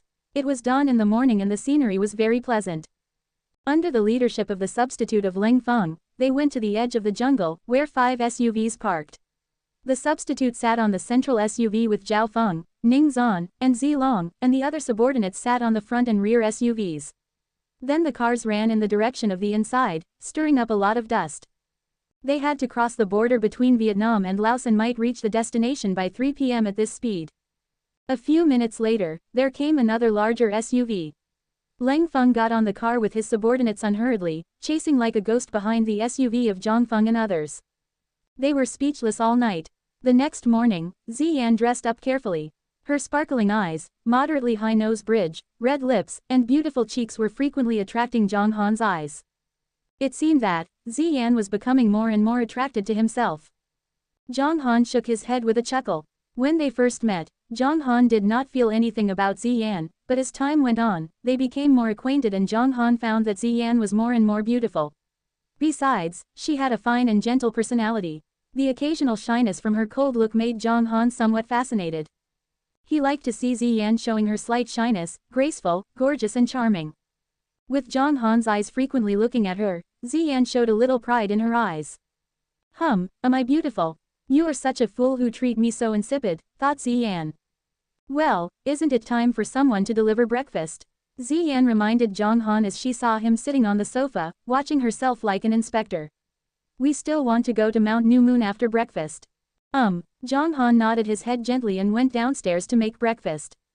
After the meal, the family of 3 went out, with Zhou Fei staying in the restaurant. Since the guests had not left, the responsibility of taking care of the restaurant was handed to her. After over 10 minutes of driving, the 3 came to Mount New Moon. Just as they stepped onto the lawn, Ziyan took a deep breath and said, the air is so fresh. It's very good. While Ziyan was speaking, Meng Meng shouted with an affectedly sweet voice as she ran forward. Big hey hey, little hey hey, Meng Meng has come to visit you. Come and meet Meng Meng quickly. Meng Meng's immature voice floated around the Mount New Moon, making this beautiful place full of vibrant atmosphere. At this point, Dahe and Little He were in the forest behind the hills. The two were enjoying their meat meal. With the host's words, the two foodies were completely free to eat unworriedly. In particular, Dahe even got some fragrant wood to make the barbecue taste more fragrant and tender. As soon as they had eaten half of the food, they heard Meng Meng's immature voice. Whoa, Dahe was a little surprised. It glanced at the half-goose in its hand, then at Little He, with its big mouth uttering, whoa, whoa, whoa. It seemed to say, the little host is here and we haven't finished our meal yet. What should we do? Little He was neat and agile. It gave Dahe a look and shook its head to indicate, it's all right. Let's eat slowly. Whoa, Dahe received the signal, understood and ate slowly. But after shaking its head, Little He ate up its half-roasted goose with a few gulps. It finished the meal hastily without thinking and ran past with a swish of its body. Whoa, Dahe got a little confused, with its big eyes giving a stare, whoa, whoa, whoa. It shouted a few times angrily, stood up and ran past while stuffing the roasted goose into its mouth. If Little He saw its eye, it must know clearly the psychology of Dahe at this time. Little He, you motherfucker, play with my heart. Went to flatter the little host shamelessly and let me eat slowly. You will lose your friends with this behavior. Little He's speed was too fast after and it had disappeared under the thunder yang tree on the top of the mountain just as Dahe ran out of the dense forest. Whoa, Dahe gulped down the roasted goose in its mouth.